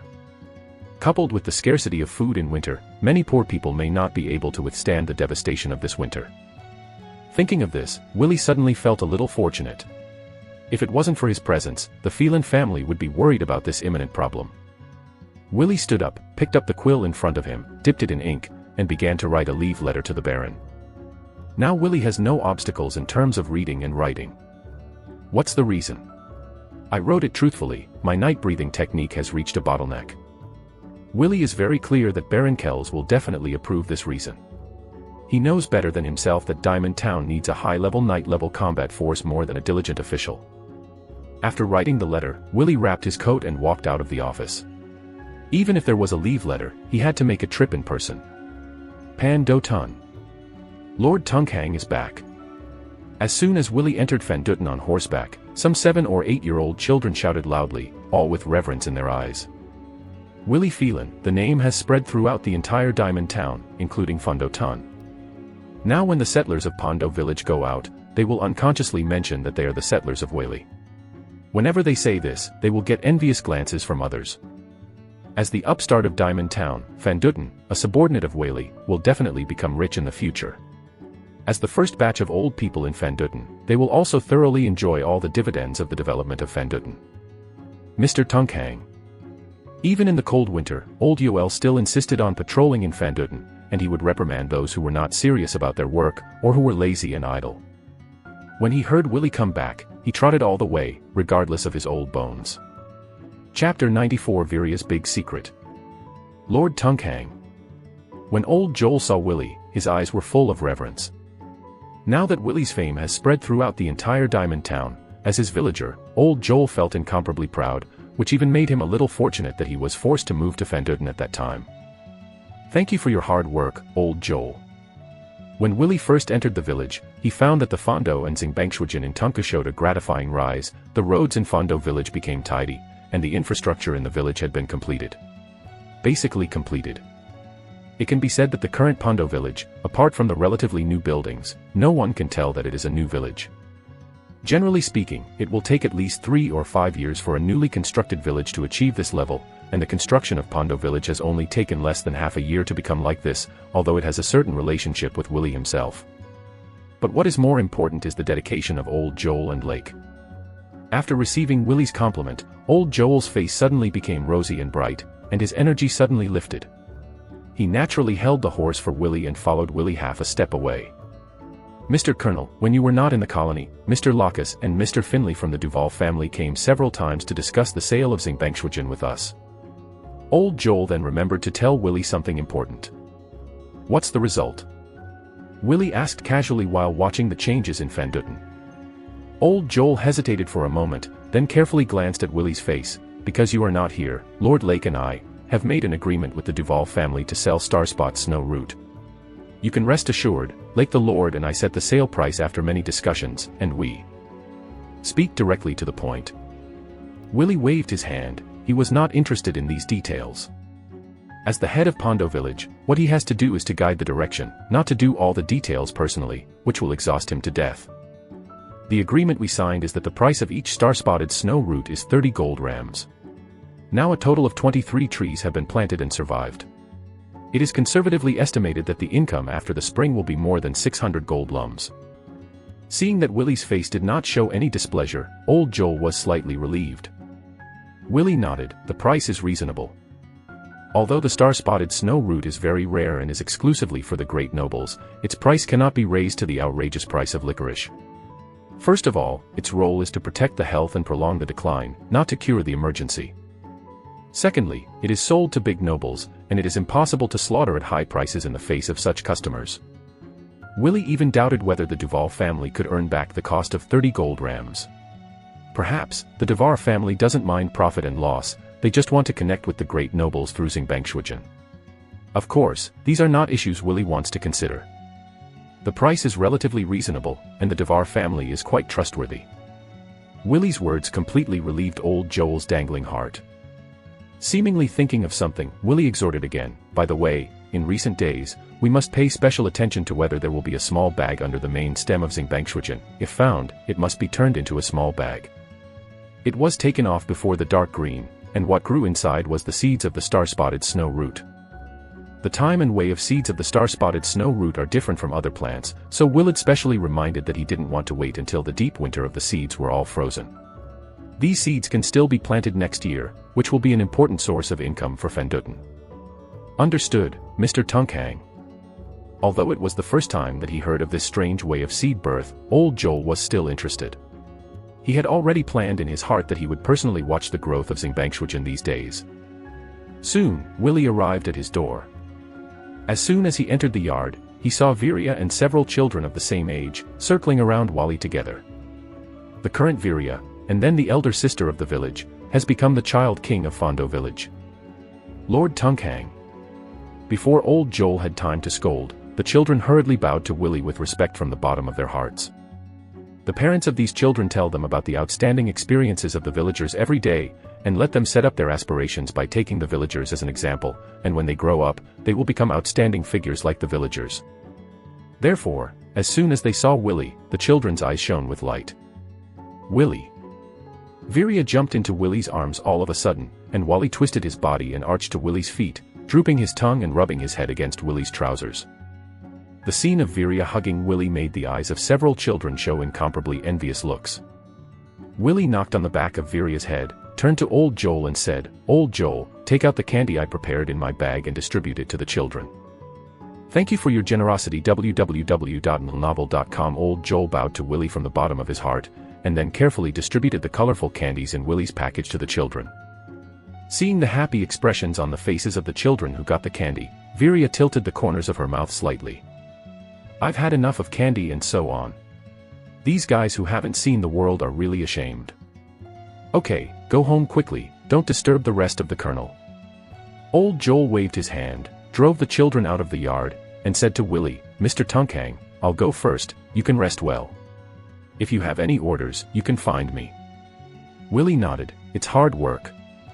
After seeing off old Joel, Willie and Viria walked into the house, and Wally followed closely behind. When Mrs. Shawn was there, Wally was not allowed to enter the house. Only when she was away could Wally be brought in secretly by Viria. What about father and mother? Willie glanced around and found that there was no one in the room. They went to Diamond Town to buy what they needed for the winter. Viria replied. With the improvement of their family circumstances, Lake and Mrs. Shawn are more and more willing to spend money, at least in terms of improving family conditions. They are more generous than before. "Willie, there is a secret that I have to tell you." Viria glanced at Wally under her feet and suddenly said to Willie. "What secret?" Willie frowned and looked at Viria. Viria paused, closed the door first, and then slowly approached Willie's ear. "This is a big secret, don't be shocked when you hear it." Viria looked serious. Chapter 95 Star-Spotted Snow Root was bitten. A big secret. Willie curled his lips, indicating that he was all ears. Viria leaned on Willie's ear and said in a voice that could only be heard by two people, "Wally, it will discharge." When Willie heard this, he was indeed a little surprised. Wally's ability to discharge was exposed. Isn't the little white bear able to control himself perfectly? How could Viria discover this secret? "I know you don't believe it." Seeing Willie's surprised look, Viria thought Willie couldn't accept this fact, and she said in an adult's tone, "Listen, Willie, I'm not lying to you, it's true. I believe it's true." Now that this secret has been discovered, Willie doesn't plan to deliberately fool her. Before, Willie questioned herself once, but she was deterred by herself. Now it should be difficult to hide it again. Although Viria is young, she is not stupid. Seeing that Willie quickly fell into a calm expression, a trace of suspicion appeared on Viria's face. Is this the end? Will Willie be persuaded by himself so quickly? No. Viria suddenly thought of something, sat on Willie's lap, grabbed Willie's collar, and questioned in a low voice, "Willie, did you already know that Wally would discharge?" She remembered very clearly that she was accidentally electrocuted by Wally before, but Willie forcibly explained to herself that it was an illusion. Thinking about it now, Willie's expression and tone at that time were too suspicious. This. Willie snorted and pulled Viria away from his little hand. "Indeed, I knew this secret a long time ago." "Willie." Viria was furious, her face bulged, and she looked angry. "How can you do this? I'm Wally's #1 nanny. You are hiding this kind of thing. You can't blame me, I'm afraid you won't believe it if I tell you at that time." Willie forced a wave of explanation. "It's like now, when you tell me this secret, you're not worried that I won't believe it." Viria was suddenly confused by Willie's question, as if what Willie said was reasonable, but she always felt that something was not right. "By the way, how did you discover this secret?" Willie asked a question, and quickly distracted Viria's attention. When Viria heard this, a look of fear appeared on her face, and she whispered what happened that day to Willie. "I'm really glad." After Willie heard this, a cold sweat broke out on his back. According to Viria, if Wally hadn't rushed back suddenly, the consequences would have been unimaginable. Looks like it's time to intensify the further expulsion of those refugees around Diamond Town. For these people, Willie has no sympathy. Generally, those who want to take advantage of the war to go to the border to make a profit are mostly those who have fled crimes. They are different from those farmers who are unable to pay taxes. Don't tell your father and mother about this. Viria tugged at the corners of Willie's clothes with two small hands, twisting her body, and her voice was the same as that of a mosquito. If Lake and Mrs. Shawn found out about this, she would definitely be reprimanded severely, and she would no longer be able to leave the house at will. "I'll keep it a secret for you." Willie nodded, then squatted in front of Wally and touched its head. "It's a good job, it deserves praise. However, it's you who caused Viria to encounter bad people." Wally stuck out his tongue with a proud look at first. Hearing that Willy wanted to blame him, he immediately put on a pitiful look, drooping his head and looking guilty. Willy suddenly discovered that Wally's IQ has improved again, and he can understand even such a complex sentence. Perhaps it was only by combining his expression and tone that he could infer the general meaning, but this was already shocking. "I'll forgive you this time. In the future, you must obey Viria's orders and protect her and her family, understand?" When Wally heard this, he immediately lifted his forelegs off the ground, straightened his body, and kept nodding his head. Seeing the interaction between Wally and Willy, Viria grabbed Wally's neck. "You can understand Willy's words, but why can't you understand what I said? Have you been in front of me before?" Dressed. Facing Viria's reprimand, Little White Bear chose to play dead and lay on the ground without moving. "By the way, Viria, don't let Wally's secrets leak out for the time being. Whether it's his father, mother, or eldest brother, keep it a secret for the time being," Willy reminded. "Understood." Viria agreed, and then entered the scolding session for Wally. In the next few days, Willy devoted all his energy to the practice of the chivalrous breathing technique. Returning to Fanduden, away from those complicated affairs, Willy felt that his state was much better, and the progress of his practice had also sped up a lot. On this day, it was just dawn. Willy had just woken up and was about to take a shower, when he saw a figure pacing back and forth outside the door of the yard, as if he was waiting for something. Willy stepped forward and opened the door. "I saw old Joel's grandson Aiden looking anxious." www.novel.com. After seeing Willy, he quickly said, "Lord Tunkhang, there is something wrong with Xingbangshujin. He has been waiting here for half an hour, because he was afraid of disturbing Willy's rest, so he didn't dare to call the door loudly." "What went wrong?" Willy's brows tensed. Star-spotted snow root is currently the most valuable cash crop in Fanduden. Aiden quickly explained, "Because the star-spotted snow roots may bear seeds these days, my grandfather specially asked me to come to watch the night. I kept my spirits all night to prevent mice and thieves from destroying the star-spotted snow roots. But I suddenly found out this morning that 2 stellaria roots had withered suddenly. I checked it and found that its roots were completely rotten, and it seemed to be bitten by something." Aiden looked guilty, feeling very guilty for Willy's previous trust and expectations. 2 star-spotted snow roots, that is a full 60 gold ram, but caused such a huge loss because of their own mistakes. He didn't dare to tell old Joel about this, otherwise old Joel would definitely beat him from the easternmost to the westernmost of Fanduden with a wooden stick. The root was bitten. A look of doubt appeared on Willy's face. Is it a mouse or some small animal? However, when these small animals are gnawing on the star-spotted snow roots, they will definitely make noises.